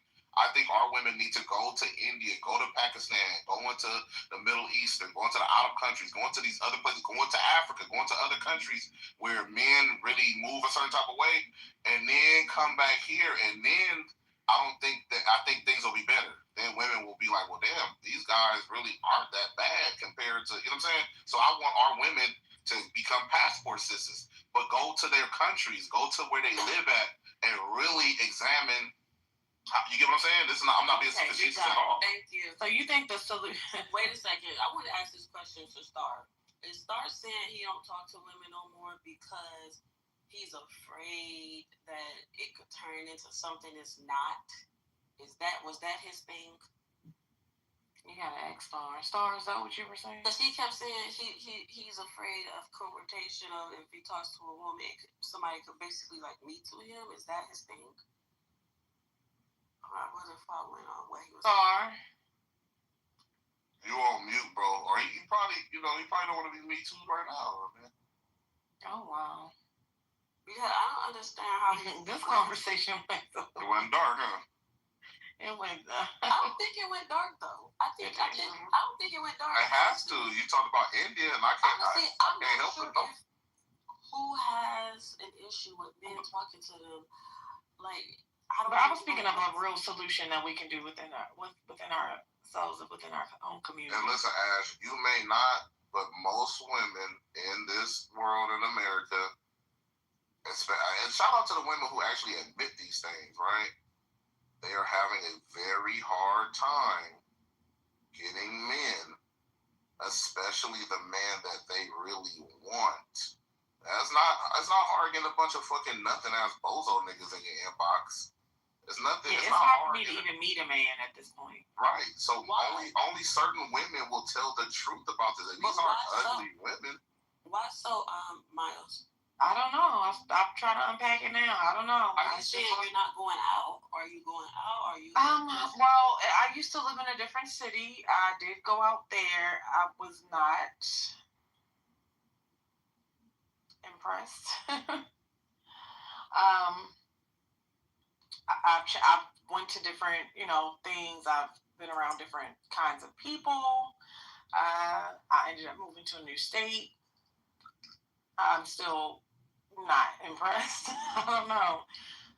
I don't go out much here. And listen, boss, young lady, men know that too. Men know that women are not impressed with your current crop of men. Most women say that over 80% of men are ugly. Like over 80% of men are not attractive. But I mean, I'm not even saying impressed in that way. Like She's not talking about physical. No, but I'm just saying, men think that off top, right? Men feel that off top. I understand what y'all saying. I get it. It's not just the look. Let me have conversation with her as a woman so that you could get the story. Because you're not. Well, y'all ain't got no nigga. Because let me say this. Yeah, we do. Yeah, I'm the only nigga y'all got. Go ahead. No, listen, I'm gonna tell you. If you new to this space, these are our fat boys. It's starting power is ours, and y'all can't have it. Big, where you say you located? I'm in Virginia now. Girl, come to Dallas. Yeah, I think I might need a country boy. What's funny is you in Virginia, baby. These are not the right kind of country boys. If you feel like the men aren't men, because honestly, men do this shit all the time. They'll be like, yo, I gotta get out of here. The women are trash.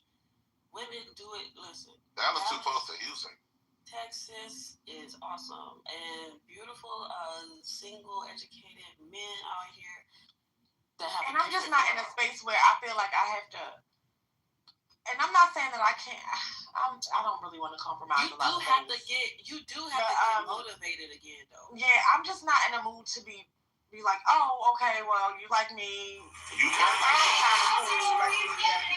I'm not doing that. I've been with somebody. So I'm not a girl. I know how to keep a man. I've had one for a very long time. You just need a refresher. Yeah, I've had one for a very long time, and then I had to take time to not be with somebody. And now I'm kind of like, I kind of want to get out there, but I'm not sure. Once you get into the space, looks the right type of man, no lie, you will have such a different vibe. Like, when I came out here, I said the same thing, but the men out here are so different. Like, they just, I just feel so alive.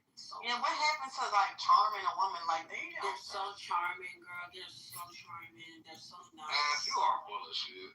Make me blush. Like, what happens? I've been talking about this for the longest. Have I not? Miles, you gonna go to Dallas and find out that you should have came to Inglewood with me. That's what's gonna happen. Niggas ain't. Nah, alright, ass. I get you. But I'm gonna just say this.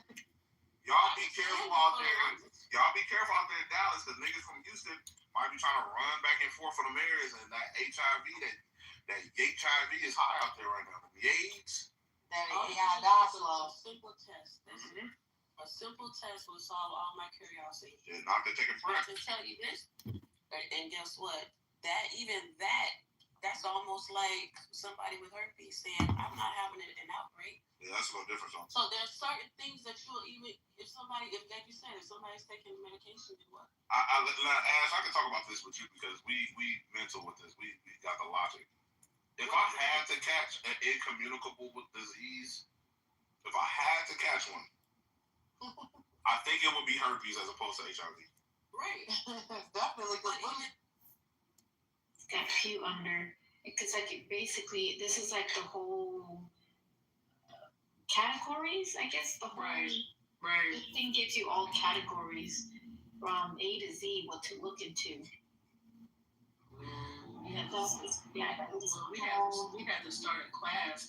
That one that you mentioned, The Guys of Eden, that's an old book, and it talks about extraterrestrial visitors have manipulated.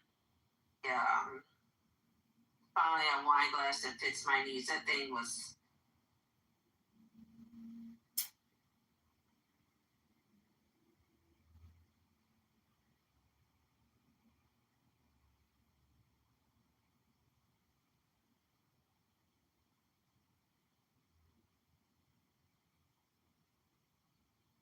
You are here on the library of Alistair Crowley, technical labors of animal liberals, subfigured all on fear. Trace liberals, subfigured all on fear. Sidebar, metadata, Alistair Crowley, libers, liberals, subfigured all on fear. Concordance, Alistair Crowley, libers, liberals, subfigured all on fear. Alistair Crowley, libers, liberals, subfigured all on fear. Liberals, subfigured all the law of the strong. This is our Lord and the joy of the world. To be the whole of the law. Thou hast no right but to do thy will. Do that and no other shall say. Now every man and every woman is a star. There is no God but man. One man has the right to live by his own law, to live in the way that he wills to do, to work as he will, to play as he will, to rest as he will, to die when and how he will. To man has the right to eat what he will, to drink what he will, to dwell where he will, to move as he will on the face of the earth. Free man has the right to think what he will, to speak what he will, to write what he will, to draw, paint, carve, etch, mold, build as he will, to dress as he will. For man has the right to love as he will. Take your fill and will of love as ye will. When, where, and with whom ye will.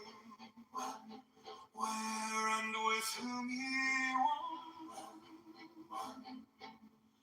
For man has the right to kill those who would thwart these rights, and they shall serve. Love is the law, love under will.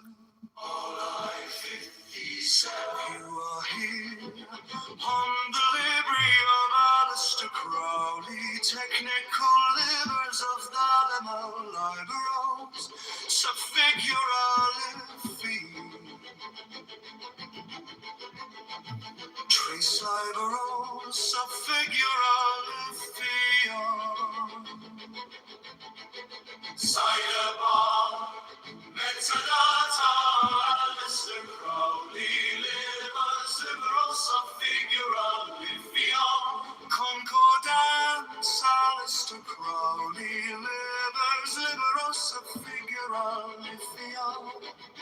Alistair Crowley, libers, liberals, subfigural field. Liberals, subfigural, liberals, alone the strong.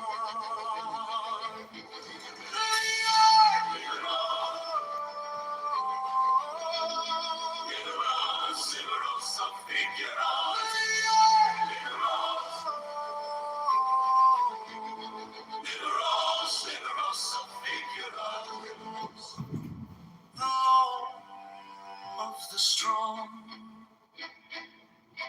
This is our law and the joy of the world. You are here on the library of Alistair Crowley, technical labors of the Limal liberosa figural alveoli. Trace a liberosa figural alveoli. Sidebar, metadata, Alistair Crowley livers. Liberosa figural alveoli. Concordance, Alistair Crowley livers. Liberosa figural alveoli. Alistair Crowley livers. Liberosa figural alveoli. Liberosa figural alveoli. Liberosa figural alveoli. The law of the strong. This is our law and the joy of the world. Do what thou wilt shall be the whole of the law. Thou hast no right but to do thy will, do that, and no other shall say nay.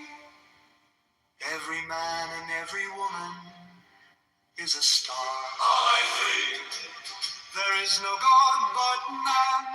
One man has the right to live by his own law, to live in the way that he wills, to do, to work as he will, to play as he will, to rest as he will, to die when and how he will. Two man has the right to eat what he will, to drink what he will, to dwell where he will, to move as he will on the face of the earth. Three man has the right to think what he will, to speak what he will, to write what he will, to draw, paint, carve, etch, mold, build as he will, to dress as he will. For man has the right to love as he will, take your fill and will of love as he will, when, where, and with whom he will. All I 51. Five man has the right to kill those who would thwart these rights. The slave shall serve. Love is the law, love under will, I 57. You are here on the livery of Aleister Crowley, technical livers of Elma Liber, Osa Figura Lapii. Trace a Liber, Osa Figura Lapii. Sidebar, Metadata, Aleister Crowley, Livers, Liberosa Figura Lapii. Concordance, Aleister Crowley, Livers, Liberosa Figura Lapii. Aleister Crowley, Liber, Liberosa Figura Lapii. Liberosa Figura Lapii. Liberosa Figura Lapii. The law of the strong, this is our law, and the joy of the world. Do what thou wilt shall be the whole of the law. Thou hast no right but to do thy will, do that, and no other shall say nay. Every man and every woman is a star. There is no God but man.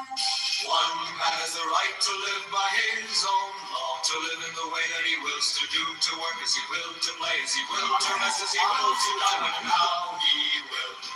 Two man has the right to eat what he will, to drink what he will, to dwell where he will, to move as he will on the face of the earth. Three man has the right to think what he will, to see what he will, to write what he will, to draw, paint, carve, etch, mold, build as he will, to dress as he will. For man has the right to love as he will, take your fill and will of love as you will, when, where, with whom he will. Five man has the right to kill those who would thwart these rights. The slave shall serve. Markets and startups. Love is the law, under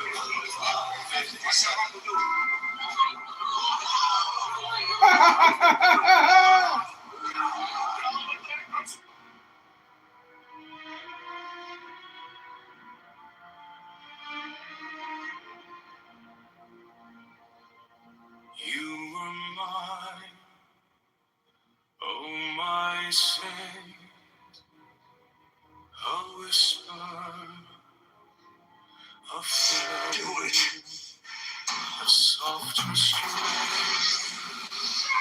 by the scars we create. I call your name. I see our fate. Though I fall, though I faint, though I choke, by the fire of desire I invoke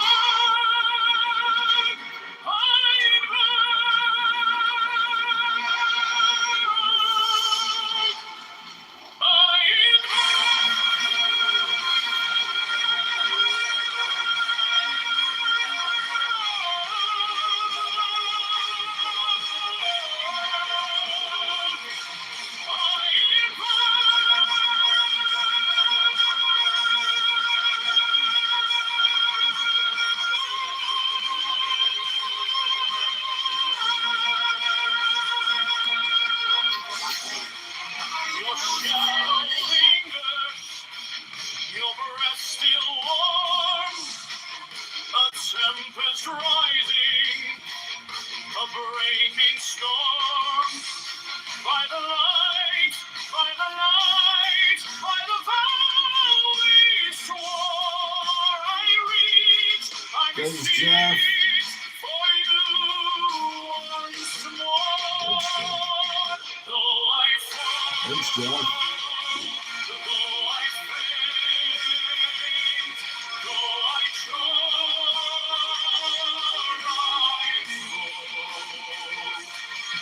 the hour of our power I invoke,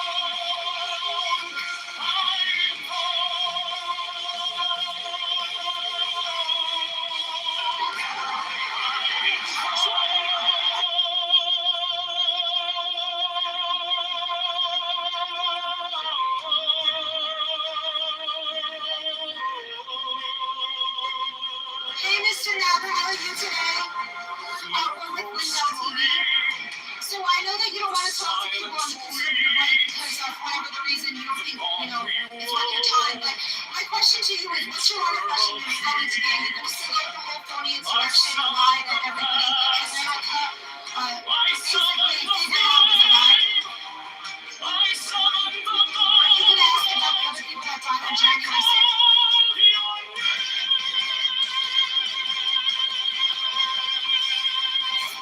Do you know that the Capitol Police?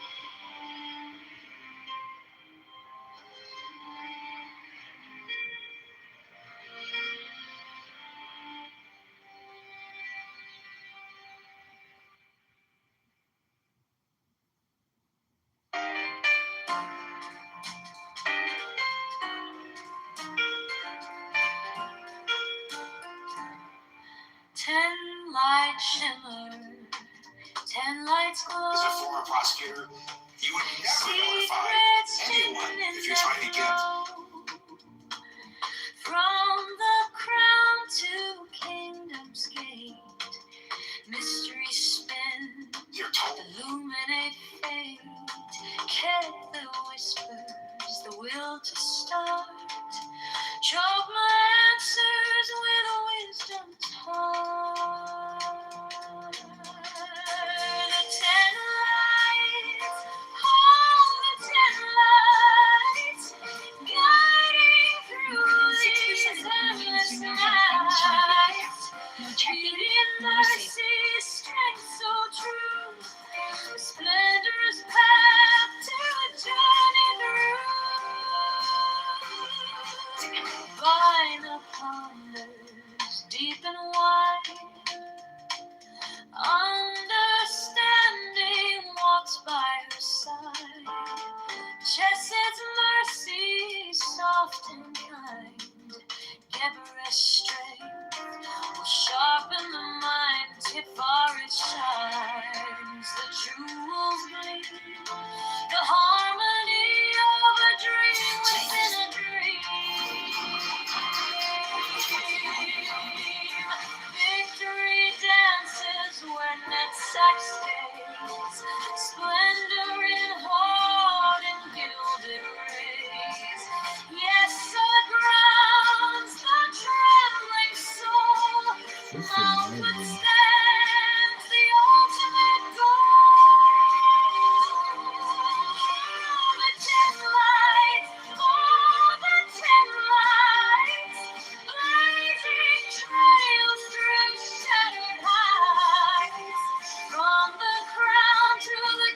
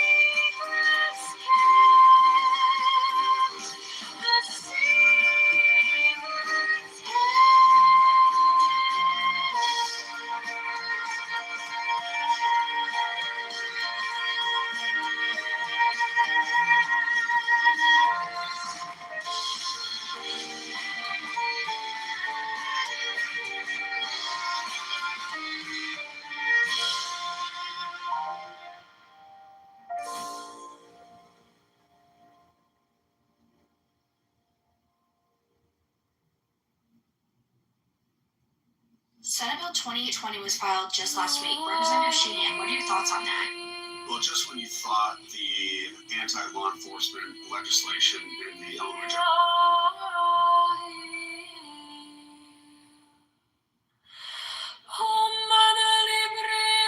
Can you just go through it?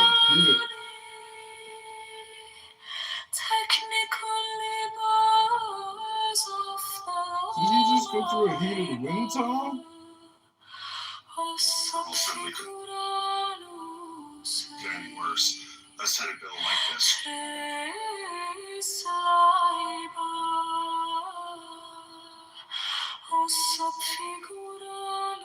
Drops.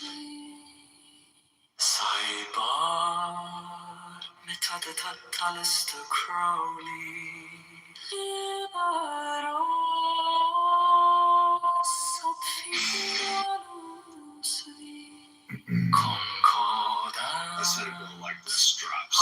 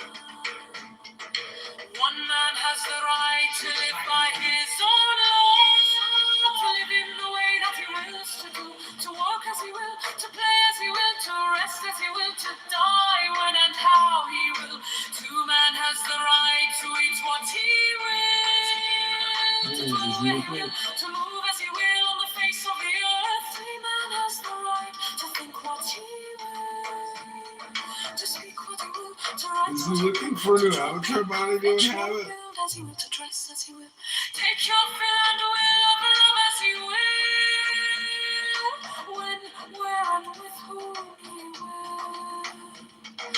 Love is the right to kill those who would thwart these rights. Love is the law, love under will.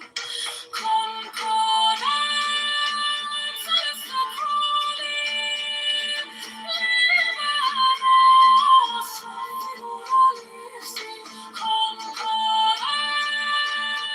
is the calling. Liberos figuralisi. Liberos figuralisi. Liberos figuralisi. Liberos figuralisi. Liberos figuralisi. Liberos figuralisi. Miss Crockett, did you know that your security Seven keys to the great gate, being 8 in 1 and 1 in 8. First let the body of thee be still, bound by the sentiments of will. Course rigid, thus thou mayst support the fidget babes that tease the thought. Next, let the breath rebound below. Easy regular.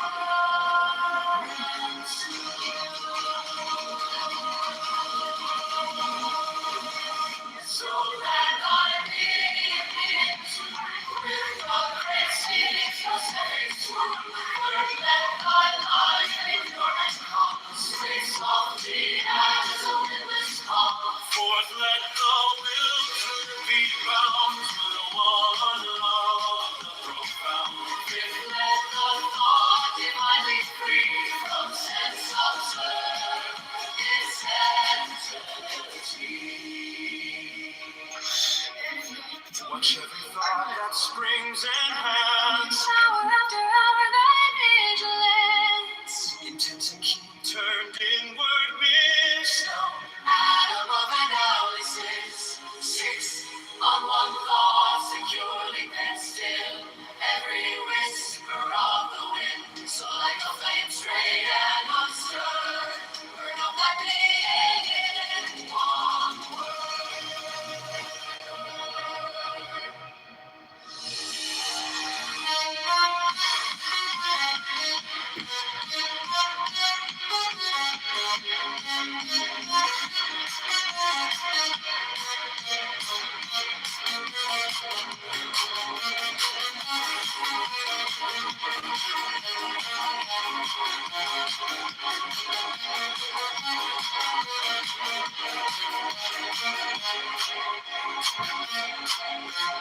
Next, still that ecstasy prolong, thy meditations deep and strong. Slaying even God should he distract thy attention from the chosen act. Last all these things in one or power. Time that the midnight blossom flowered. The oneness is yet even in this my soul. Thou shalt not do a thing.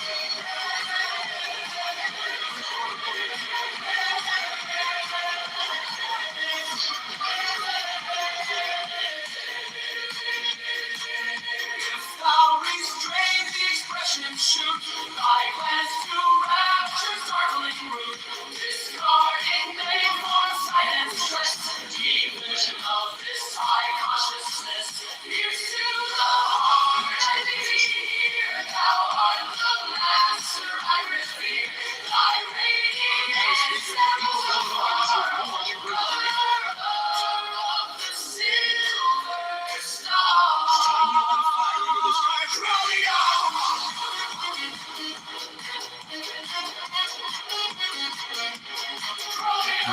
piece of shit.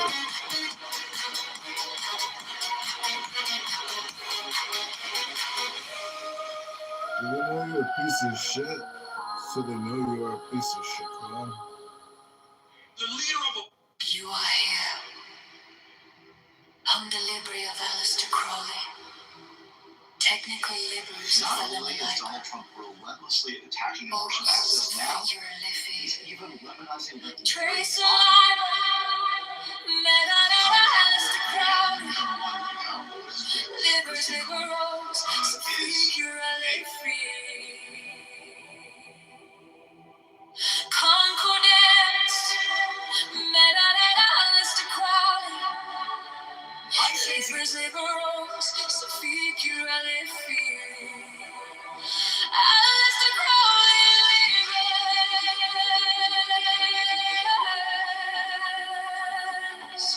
liberals, so figurally free.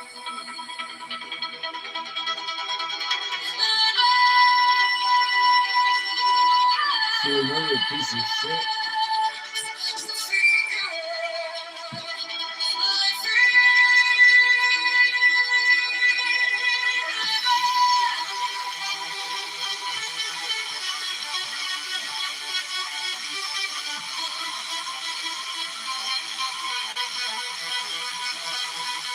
The law, the strong. This is our law. And the joy of the world. Do what thou wilt shall be the whole of the law. I-14.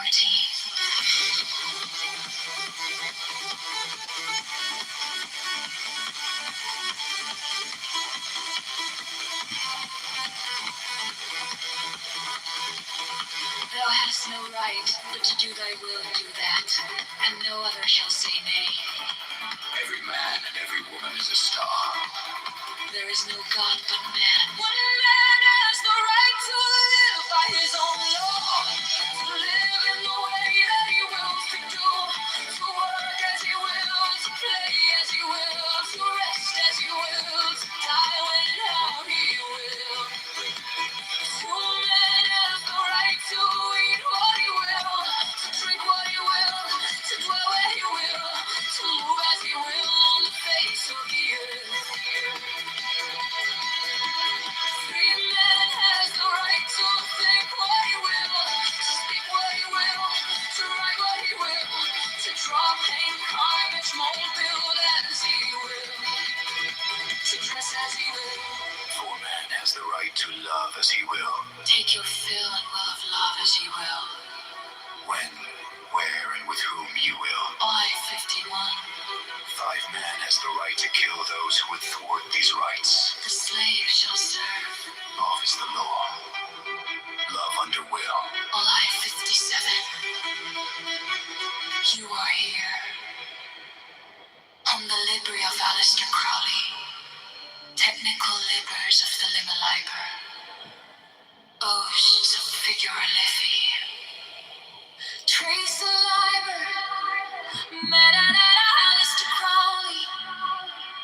Libers, liberals, so figuralifi. Concordance. Aleister Crowley. Libers, liberals, so figuralifi. Aleister Crowley, DNS's committee failed to archive or preserve its video recordings of witnessing meetings. Deleting or destroying these meetings.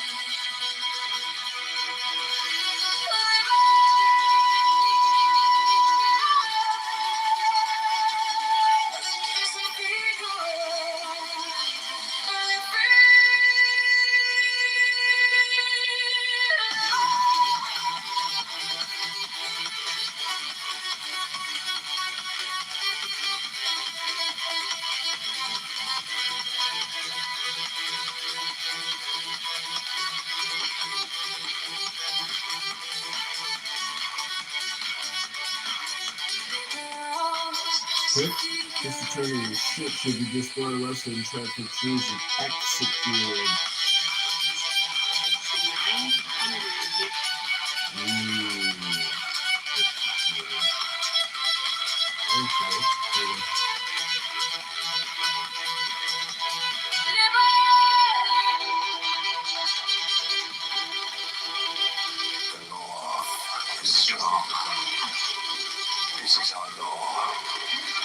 joy of the world.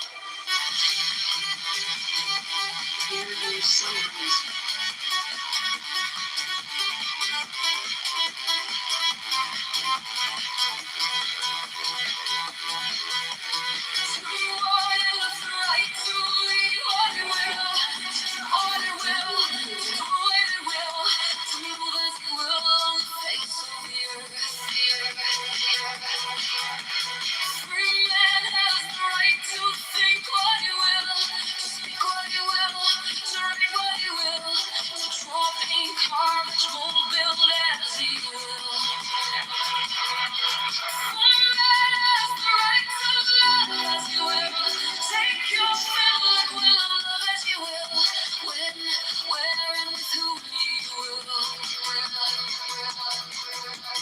Five man has the right to kill those who would thwart these rights. The slave shall serve. Love is the law. Love under will. July 57.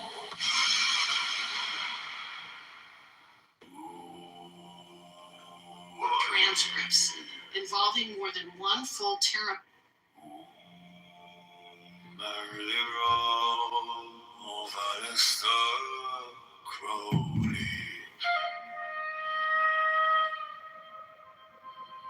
Technical labors of the Lemolaiba.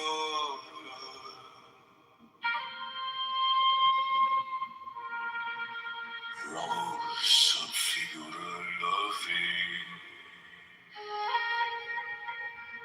Tres liberos of figura loving. Sidebar. Metalota Alistair Crowley, Libers, Liberos, Figura Leafy, Concordance, Alistair Crowley, Libers, Liberos, Figura Leafy, Libers, Crowley, Libers, Liberos, Figura Leafy, Liberos, Figura Leafy, Liberos, Figura Leafy, Liberos, the strong.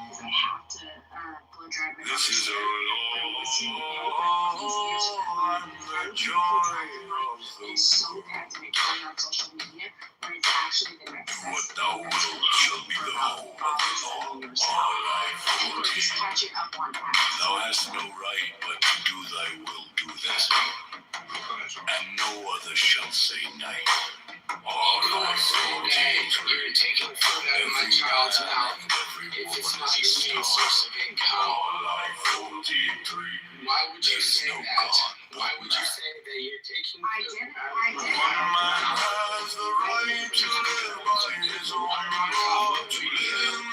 Posted it on yours. That means that this is your sole life. This is what you live for. That's not what I said. I was giving the example of what this person said about me, Stephen Queenie. He said to other people that we diluted the pool because he's an original AI content creator.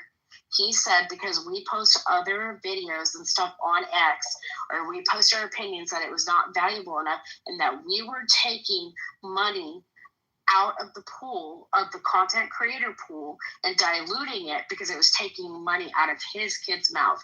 He couldn't get it. I was saying that without calling him out. That's what he said, not me. Not me. Trust me. My husband provides. We're good. We're good.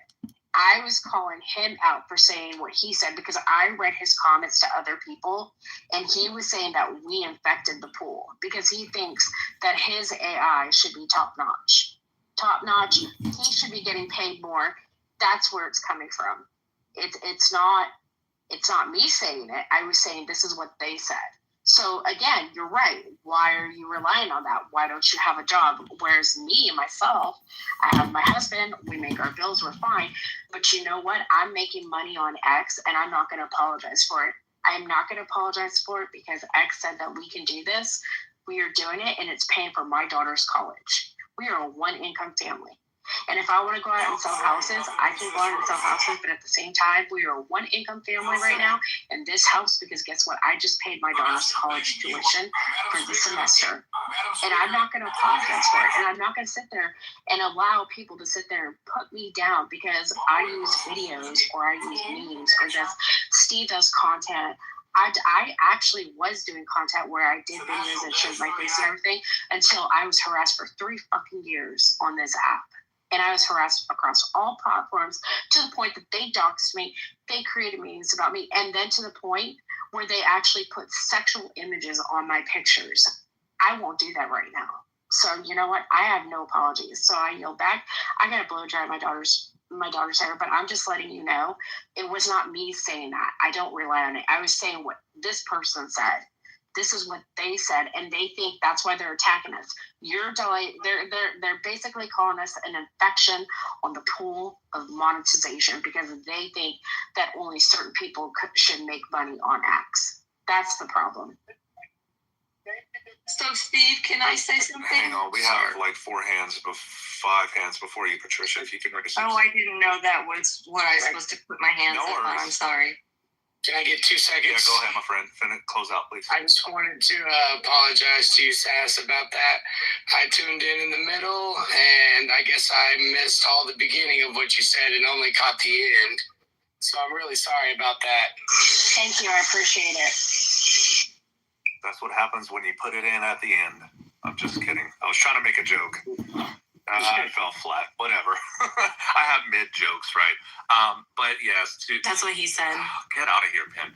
Anyways, so I'm going to counter that argument a little bit on the content creation because I've seen Zeritas and Rican Memes put out some brilliant content and they get millions of views. Zeritas actually got shared by the President of the United States.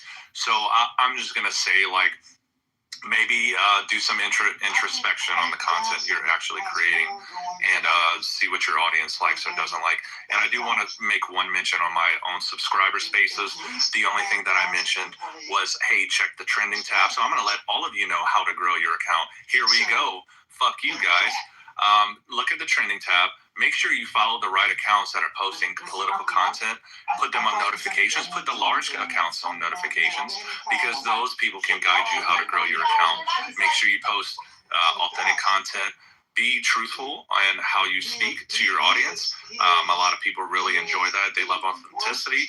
And actually, I spoke to Colin Rugg probably about a month and a half ago at AmFest, and I told him directly, I was like, hey, man, you know, when I was growing my account, I looked up to you, and he looked at me and was like, what the hell are you talking about? And I was, the Democrats,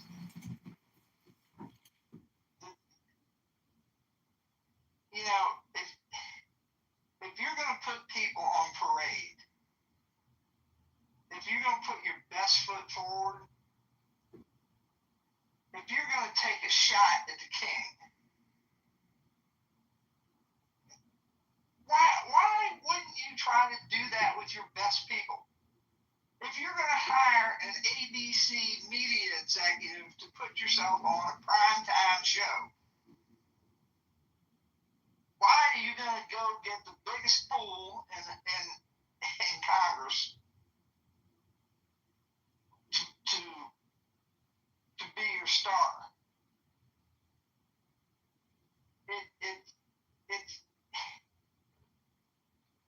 But Mr. Philby, it's not Benny Thompson.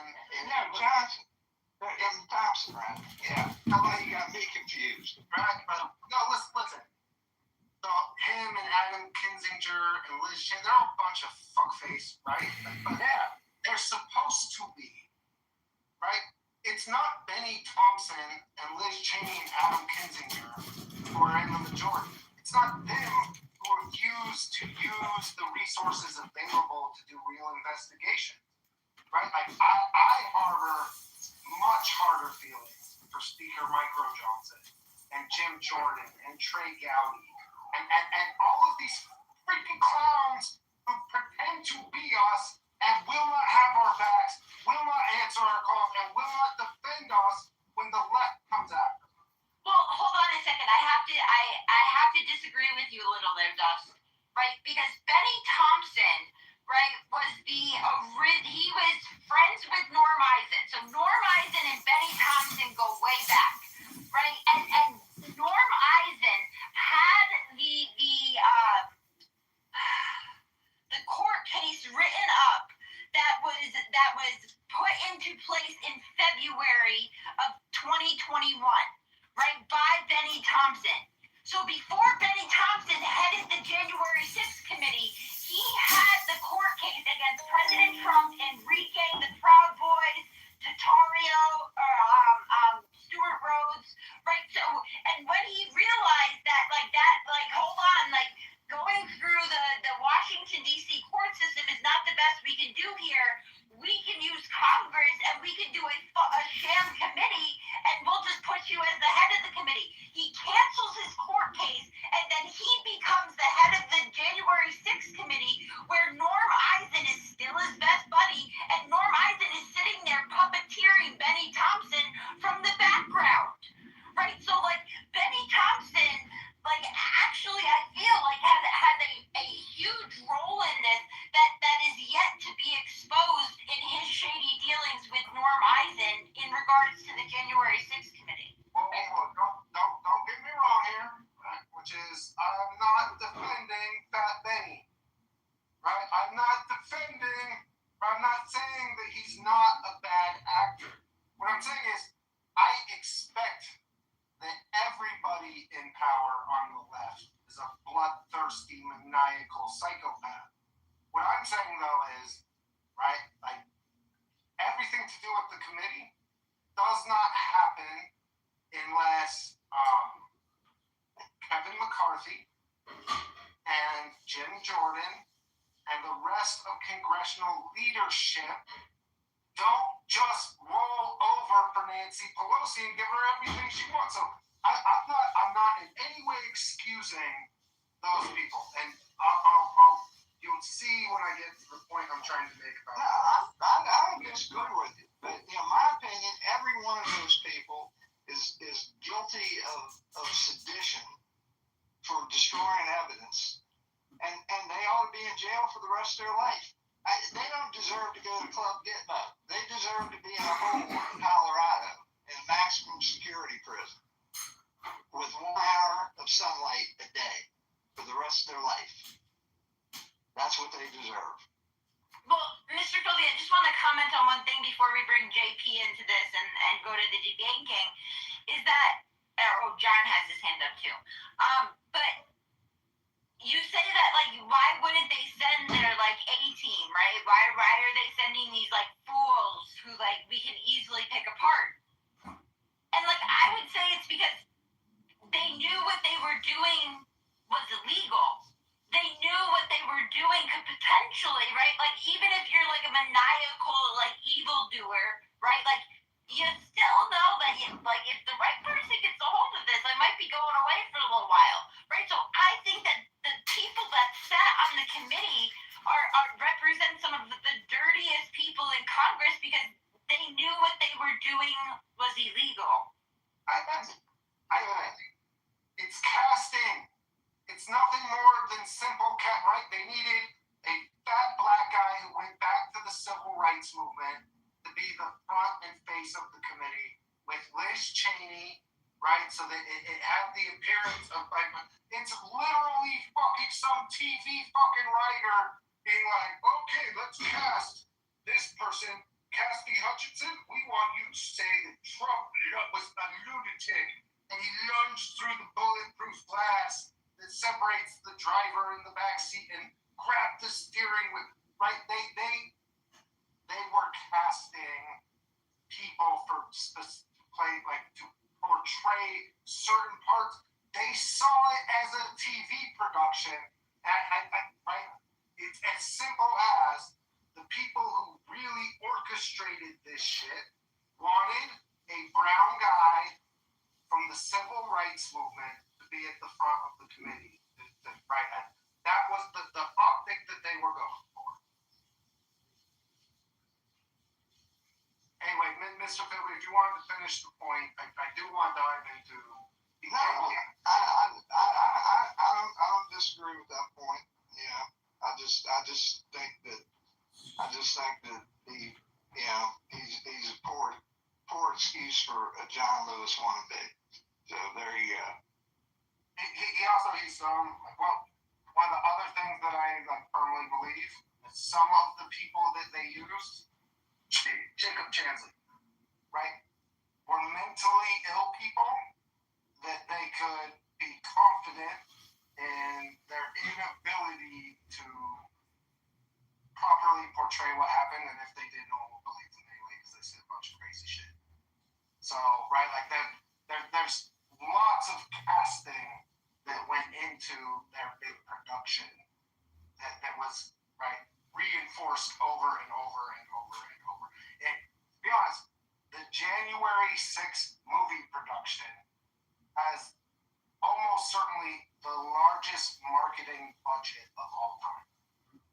I mean, they forced every channel, every anchor to toe the line on very specific messaging in ways that we've never seen it. I guess we saw it with COVID. We saw it with COVID. I think they were emboldened by their control with COVID, and in January 6th they had to, as a method of survival. And don't forget, Tina Peters is still in fucking prison. I don't know if you guys watched the video of her being assaulted, but if there's one thing that churns my stomach, right? And this was the point of this space, which is it's important for us to not forget to tell the story. I wish that we were able to tell it to people who hadn't heard it before, right? But even for those of us, I think it's important, just as we are inundated with fucking nonsense, to remember what the real battlefield is and what the consequences could potentially be if we lose. So the other thing that happened today that's tied into all this is Trump is suing JP Morgan for $500 billion. Now, I did that space last year with Donald Trump Jr. and Andrew Tate and a bunch of people. And Donald Trump Jr. and I talked about being debanked.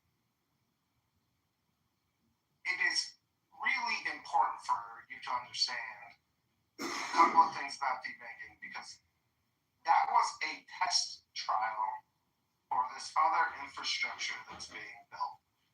But then they use a lot of this shit that happened to us. We've watched them, we were kind of the early test cases, and then they started using it on more the January 6ers and the people who supported the January 6ers.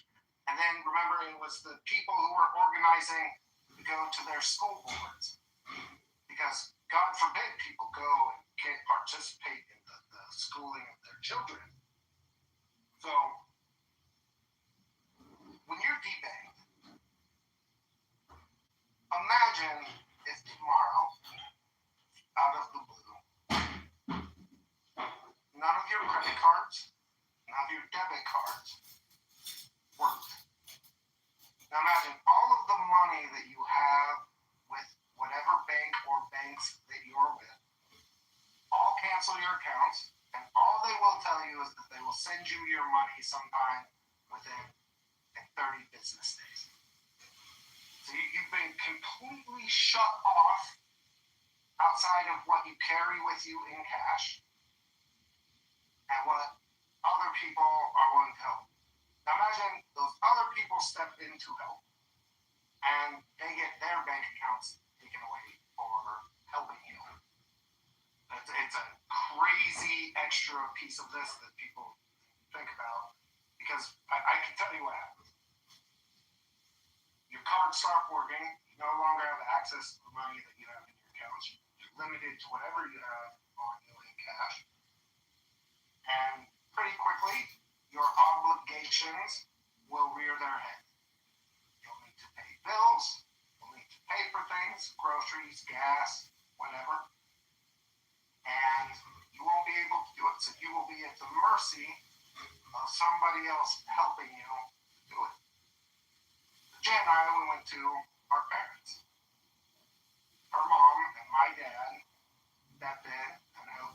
sure that we can meet our obligations on when our bank accounts were taken away.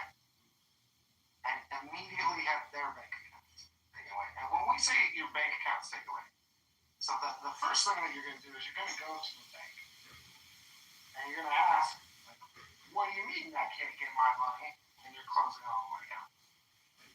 All of your banks, local banks, credit unions, big national banks. For me, it was Bank of America, Nevada State Bank, and a local credit union.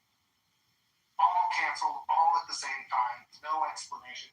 All three won't say a word outside of, sorry, we're just closing your account.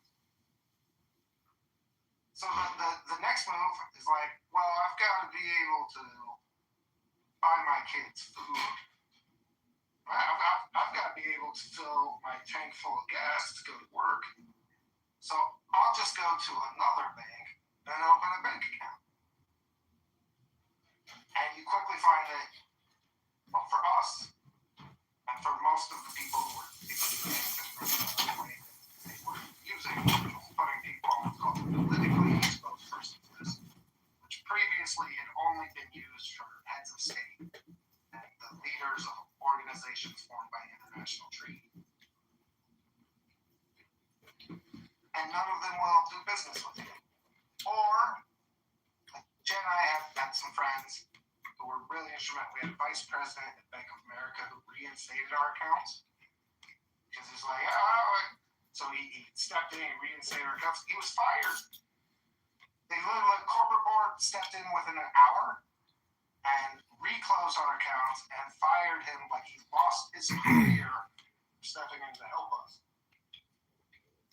So now you don't have access to the economy and things are getting tight even when you get your money, right? So they send you a check.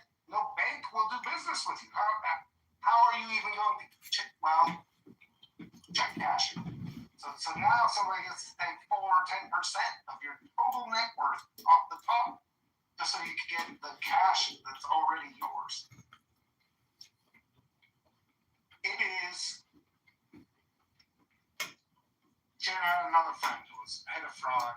That's how we found out that we were on the pet list. You guys were put on what's called the politically exposed. I've never even heard of it before. I didn't even know that it existed. I don't think anybody knew that it existed. So, Can I just add one thing, Gus? The early on, right? And I distinctly remember this.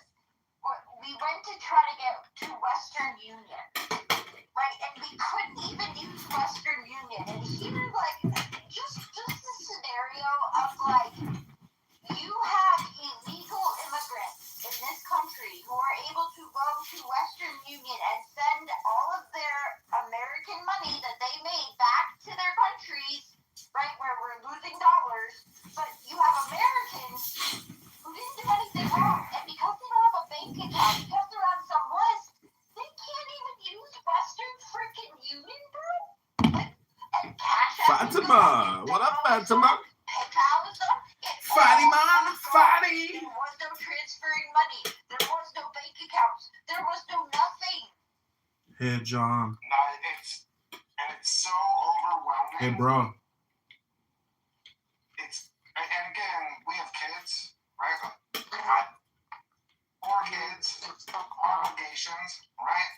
People who depend on us, even beyond our immediate family. Lots of people were dependent on us, doing certain things, and all of that's just stripped away in a moment. But when you look at the history of law and the Constitution, there's a thing called due process. Yeah, right. Which is, you're not, right, it's supposed to be that you can't have your rights stripped from you without having the ability to, tell your side, appeal, decisions that are made. But here's the most insidious part. We don't even know, right? So, we found out we're on this list. Well, how do you get off the list? Well, who keeps the list? Who creates the list?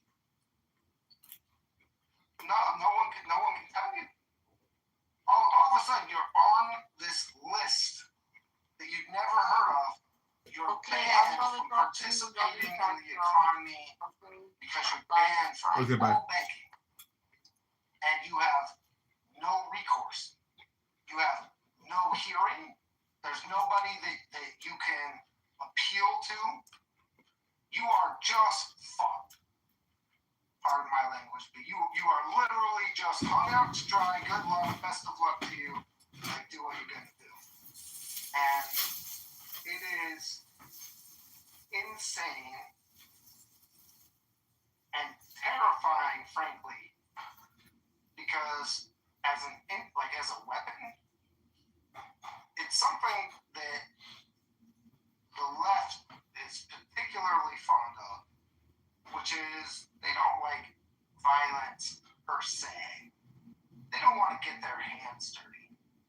They don't want to have to look the people that they are trying to kill or starve. They don't want to look them in the eye. They don't want to have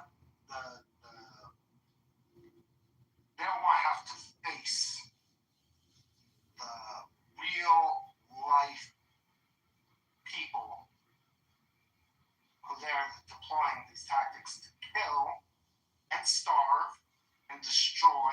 They don't want to have to see it. So think about, and they don't want to have to defend it in front of a judge or in front of Congress or in front. Debanking was the perfect weapon because there's no one for you to appeal to. Most people didn't even believe that we were telling the truth. What do you mean you can't have a banking? That doesn't make any sense. How can they buy? I'll never forget my mom saying, they can't just do that to somebody. There's got to be a law against it. Right? I'm not even doing it. It's just like, and how do you get groceries? How do you go to work? How do you survive? But they never have to look you in the eye. They never have to get their proverbial, real life hands dirty. And yet what they're doing is violence. The very definition of violence. So it's a preferred tactic, and it's one that is becoming, you guys know, I managed to, the way I came out on the other side of this stuff was largely due to crypto. Because I see very clearly one way that crypto unleashes us from the chains of the big banks, right? It's a decentralization of the monopoly of power that they have. But every technology has a duality. And the dark side of crypto, specifically with what's in the Clarity Act, allows for debanking at a wholesale level. And the people who are denied access, the people who will be debanked, will have very, very, very, very little recourse. If we don't have a real discussion in this country, in this world, I mean this it sounds cheesy, but as humanity, if we don't talk about the guardrails that need to be put in place to protect us from monopolies and power centers in the age of tech and surveillance and cameras everywhere and digital currency and digital banking, if we don't put the protections in place, maybe it won't be the next election, the next Congress, and the next president. Maybe it'll be the one after that. Maybe if we're really, really lucky, it'll be the one after that. Right? Maybe we do an effective. But if the power exists and that there aren't real repercussions for violating that power, then at some point it will be used wholesale to destroy and attack people for thinking or saying the wrong thing. Hey, point of order, moderator, point of order. That's already happened. Axe and Elon Musk liberated us. Donald Trump liberated us. It's easy to say they're part of the problem, but you really accurately described the problem. But having this open communication, and bringing transparency to the situation is, part of the disinfectant. So I salute you, sir. Well, I appreciate it. I know I've been monologuing, John. We'll get to you in just a second. But this point, again, it hits home. I only got a bank account like 6 months ago. I can't tell you how close it came. I've never been closer to despair or, right, it's not hyperbole to say we barely survived. And it was by far the worst thing. I've dealt with all kinds of crazy bad shit. But that in particular, because it was such a silent force, and you had no direct enemy to go after, you had no recourse to doing this stuff. It's really important, and because I am active in the technology, I'm really afraid of what happens when we allow banking and currency to be programmable, and for there to be an on-off switch that could be selectively enforced on people based on their social credit score.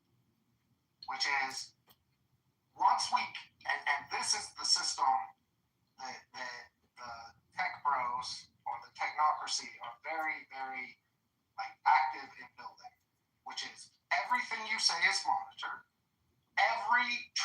So if you look at the Bank of International Settlements white paper on central bank digital currency, I call it the unholy trinity of tyranny. The digital ID, which means everything you do, everywhere you go, is tracked and attached to you as a human being, as a person. Digital ID. Step one is no more anonymity. They have to be able to see, track, and record everything you do, everybody you talk to, everybody you do business with, everybody you buy something from, everything you sell something, every single thing has to be tracked on a single so that they can monitor that. And all assets have to be tokenized so that all of those can be tracked. Digital ID, that's number one. So number two is the central bank digital currency, which is a digital currency that's programmed. I don't care if it comes from a central bank or where it comes from. The real danger is in the programmable currency and the social credit score. And we're seeing, if you go look at even the algorithm on X, you are given a social credit score. But moderator, the money is already programmable. The Federal Reserve just puts zeros in a database and sends it to BlackRock for printing. And your social credit score is already there. You can't rent an apartment with a 450 credit score. So everything's already fully bidded up. You're talking about what Fink was talking about today with Elon Musk and others. They want to bid it up even more. And that's the insanity of it. They want central bank digital currency. And it is a global central bank monopoly. These fuckers have been running the world for 100 years, and they're never going to give it up. Point of order as the moderator. Mark Clark. I brought you up on stage more than 5 times, and his little freaking chihuahua over here, Kathy Holbrook. I brought Mark up 5 times, and he keeps dropping.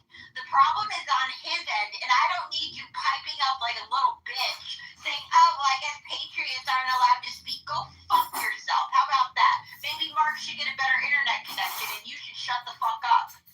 We live on time. See them come up and go down. I know what I also, the credit score now is based on your history of payments, right? Whether or not you paid back your obligations and debt. That is a world of difference between monitoring what you say online and giving that a score. Right now, for example, right? You are scored on whether or not you parrot whatever the current narrative is, and your reach is determined specifically by whether or not you're going along with whatever the popular things talk about. And when the money gets attached to that, right? You need all 3 of those elements, but if you put all 3 of those elements in the hands of people who do not have any fear of repercussion, or implementing it, that's how you get into the dystopian tyranny techno state. It should terrify the shit out of everybody. What's up, Mark? Glad to see you finally made it up. What's up? You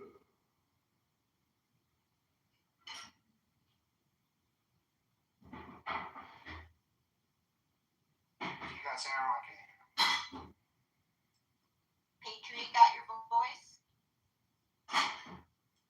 Listen, shit happens. I don't think I'd like to hear what he has to say without going in hostile, even though sometimes the tech. Yeah, but listen, this is the problem. Is I've gone out of my way to bring him up on the stage like 5 freaking times, and then you're gonna go down in the comments and talk shit. Like, what is your deal, bro?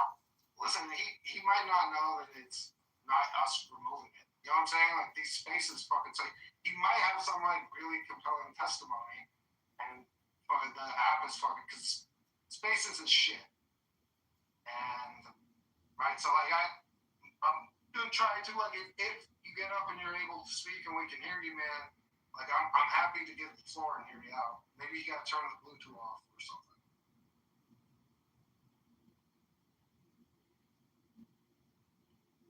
Alright, well, we'll try again, maybe try to recycle again, I don't know. Jen might bite your head off though. Fair warning. Only if you complain about it. No, it's not that. It's literally that people are down. We're literally having a space about free speech and patriots getting attacked, and then you have this lady in the comment. Oh well, I guess we don't allow patriots to speak, and like acting as his pit bull, like it's a coordinated attack of like, oh, we're gonna shut down this space and talk shit about these people because X is the problem. Like, I could see if I didn't bring him up on stage or whatever. I brought this dude up 5 times. Mark, try to get on stage, or if you post, I will read it off if we can't hear you. Might be a Bluetooth issue or fucking spaces in general. I don't know. But alright. So Trump's suing.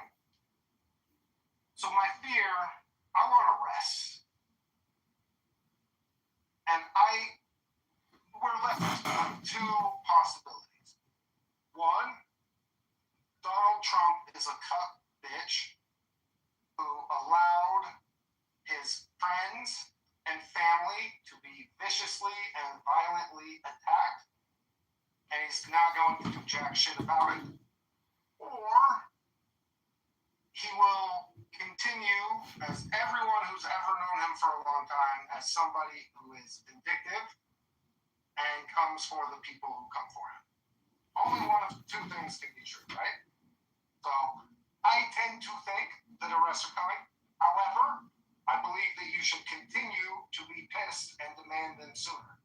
I believe it's important for the narrative that there is a groundswell of demand for prosecution, because that's going to be a nasty, nasty fight, right? If Donald Trump is really going after the people who stole the election, it's Nuremberg. It includes the media. It includes legislators of both parties, by the way. It includes tech. It includes, right, activists and NGOs. It includes, like, it is a massive network that took the 2020 election and did all this criminal shit to all of us. And so, right, like, if he's really going after it, the danger to me is that we're given some scapegoats. That we're given a couple of big name scalps, and to me, there's one really easy way that I'll be able to tell whether or not we're really uprooting the entire apparatus. If Norm Eisen is prosecuted, then I'm confident that we're getting the network right, that it will include enough of the people downstream instead of just the people at the top in order for this to, like, really matter. My fear is that we get a couple of big names and we're like, oh, okay, cool, on to the next thing, right? But it's got to be the bankers who debanked us. It's got to be the January 6th committee fraud. It's got to be Alex Pelosi and the production crew who staged the bullshit. It's got to be all of the activists in every state who set up the ballot stuffing operations. It's got to be all of the lawyers who participated in the lawfare before and after the election, right? This is a direct threat to us. And so it's a big lift, and I'm willing to, not quietly, right? But I'm optimistic. I don't believe Trump is just going to take this shit, because it's the same people who tried to fucking assassinate him. So there's no effing way he's taking it laying down. At some point, we're going to get something, and I'm going to make my voice heard loud as fuck, that it includes not just James Comer and Clapper and the people at the top, that Jake Tapper, that Rachel Maddow, that Stephen Colbert, that Jimmy Kimmel, that Norm Eisen, that Letitia James, that Jack Smith, that all of them, right? There has to be consequences. Because otherwise, the next time that they get power, and it will be sooner rather than later, because we will be demoralized. The next time they get power, it'll be a bloodbath. Because they're installing the surveillance state and the digital currency state right now. And there are zero protections from them just being able to shut off your digital wallet. It's easier than ever before. Right? Like, before, each individual bank had to be given this list that they had to verify people, right? Like, it wasn't a perfect system. The system that's coming with a flip of a switch, you are no person, right? You are silenced, you are dependent, all in one click of a switch. They don't even need a human to do. They'll just have the AI identify you as potentially problematic. And so, when we call for arrest, it's not just about vengeance. There's definitely some vengeance. Like, I want vengeance. Don't get me wrong. I want people to... Somebody said it earlier. I don't want anything more for Benny Thompson and Liz Cheney and Adam Kinzinger or any of the lawyers. I want anything more for them than what they wanted for the innocent people who showed up to protest on January 6th. All of the people who got shoved into the Capitol. Right? Not the extreme cases, although, right, like, I have questions even about those. But I'm saying they wanted us to die. They wanted our lives to be over forever. And so I don't want anything worse than what they wanted for all of us. I want them to suffer for the rest of their days. I want them to be branded and tried and convicted as traitors, the American people, to the Constitution that they swore an oath to. Because they did. And so it's the vengeance part of it is just one part, though. Because what I'm really worried about is that my kids grow up in a world where if they say mean things about the congressman, or this happens to be a lot growing up, or if they outperform the senator's son on in math or in sports or whatever, that the jealous little shitbags, right, are able to take action against them with no recourse. But we need to have these conversations, and it starts by what more do we need? We had Jack Smith, the vaunted saint, according to the media, right, the bravest prosecutor who has ever lived. We have him literally giving up all of it in front of congressional testimony. People don't give a shit. People are talking about fucking Charlie Kirk, right? Like, we don't have, there's not new information like that. People are stuck in the silo. Meanwhile, the digital prison is being built all around us. And I see Donald Trump taking action. I see him suing J.P. Morgan. I see him demanding all of this stuff. But why? How? This is the other part that I've just never been able to wrap my fucking head around, which is Donald Trump is the president, right? Like, how does Donald Trump call for prosecutions publicly, and then, well, see, I haven't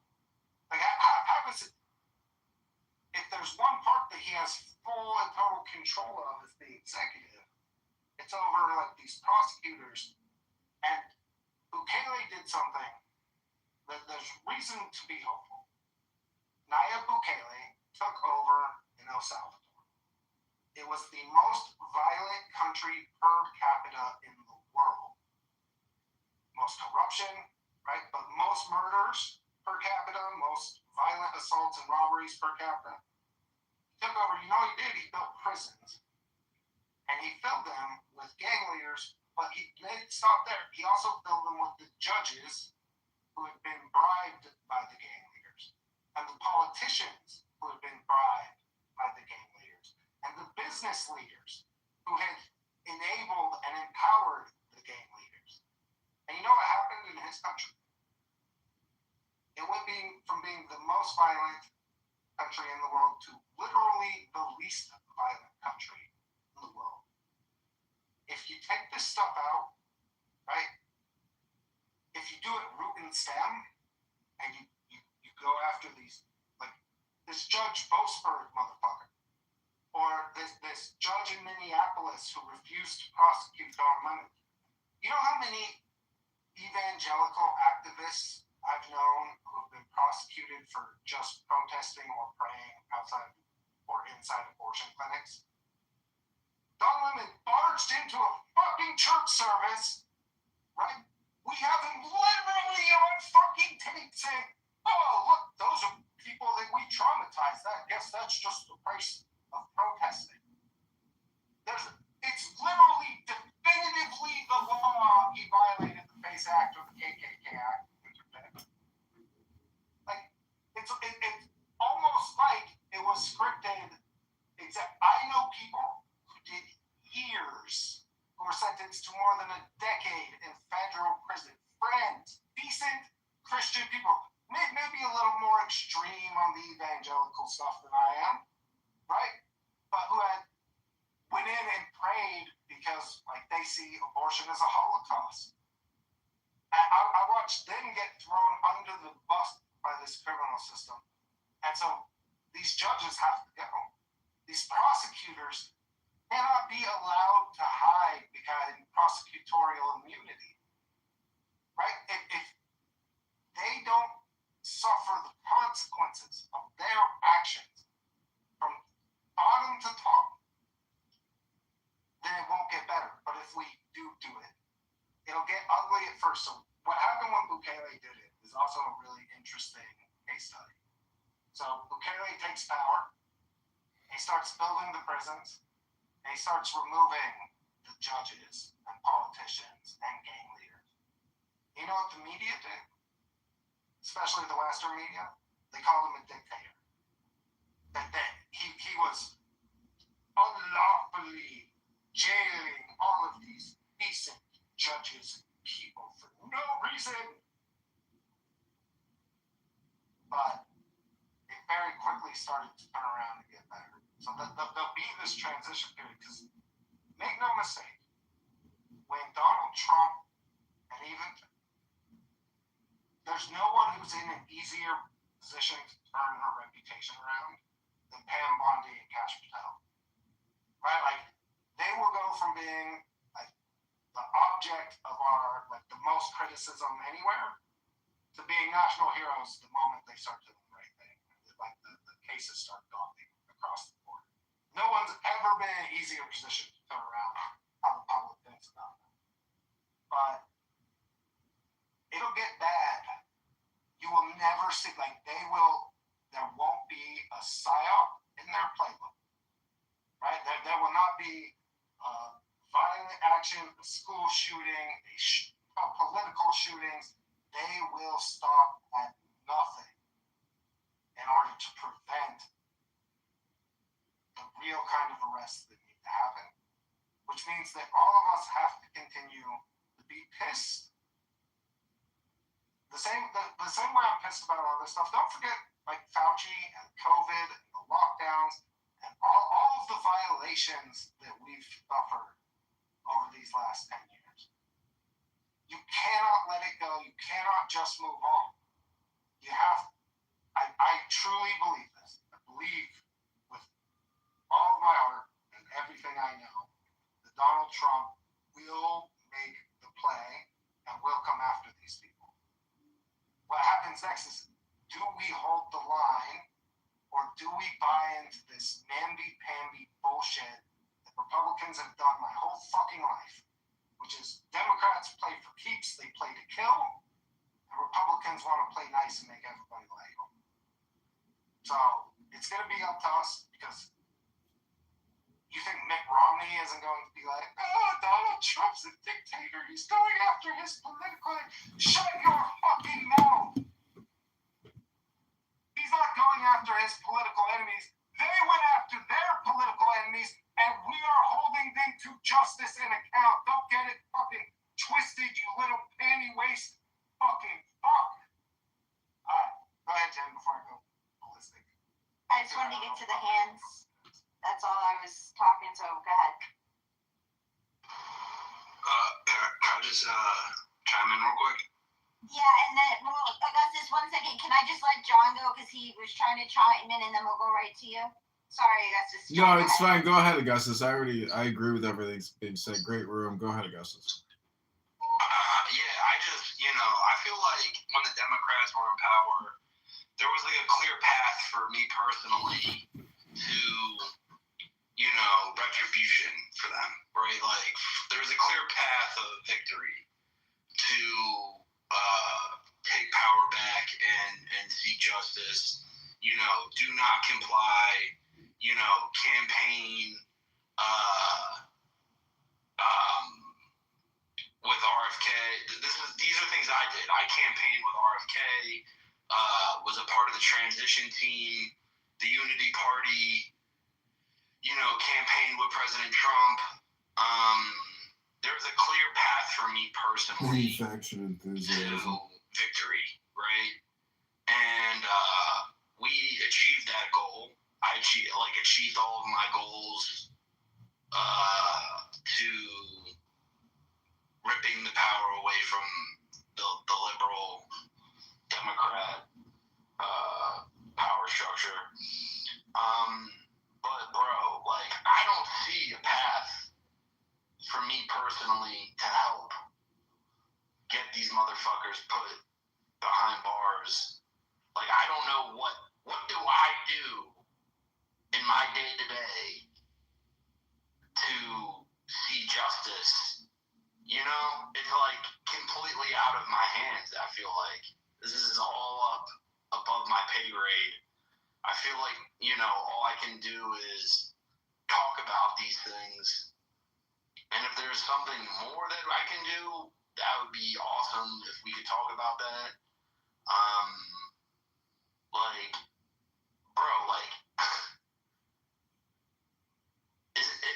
I might sound retarded right now, but it's Pam Bondi who's supposed to be putting these people behind bars, right?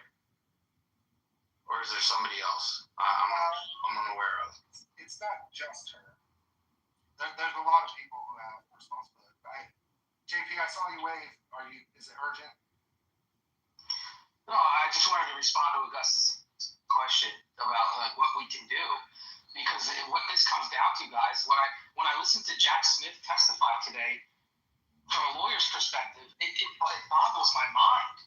I mean, I heard testimony today. I didn't realize it until today that approximately 1 month after Mike Johnson became Speaker of the House, Jack Smith had subpoenaed all of his private phone records, and then got a judge in D.C., I think Boasberg, but I'm not 100% sure, to sign a secrecy warrant so that nobody would know about it. And I'm just like, holy shit! The level of tyranny and power and control that is wielded by these people without any consideration to the Constitution, it blows my mind. And we really need to get back to it. Dustin, you kind of stole my thunder a little bit when we're talking about Bukele and the judges. We need to get back to having a judiciary that is loyal to the Constitution again. Because just like you said a while ago, that the J6 committee, it was a central casting bunch of useful idiots. 90% of Congress is central casting, hand-picked, useful idiots. 90% of the Senate is, and 90% of the federal judiciary is.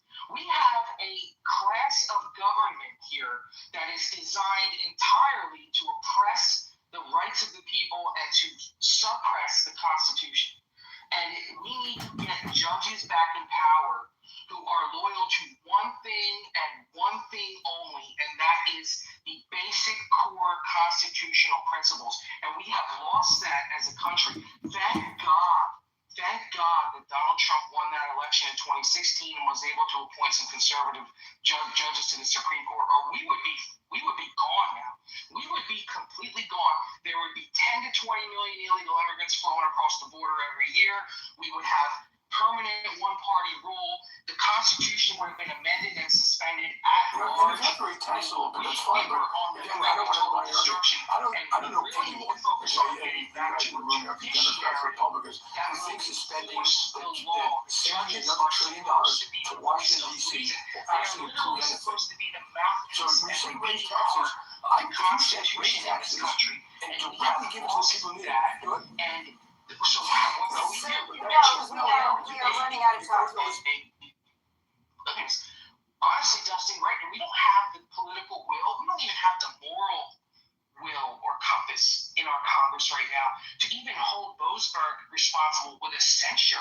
They didn't even have the balls to cut his budget a few weeks ago. I'm talking about completely Just make society work better for everybody. managed. Would you raise taxes to pay for politicians? I don't think you have to. I think you drive a lot of growth. I think the numbers are $1.60 billion for spending. I think we probably create more than that of growth and taxes. You have to raise taxes a little bit. It's fine, but again, to help the state ringleader of the $250 million Minnesota violating the Constitution. So what I see it happen playing out like Donald Trump, we want Pam Bondi to prosecute people. Honestly, Dustin and Jen, the way I see it playing out, they would arrest these people. They would go through the whole bullshit process of a trial and litigation, and they're probably not even going to be convicted. And we're going to realize that the judiciary was fixed against them. And then, so I feel like it's going to be almost like a process to get to the next administration. Like, I feel like this is a generation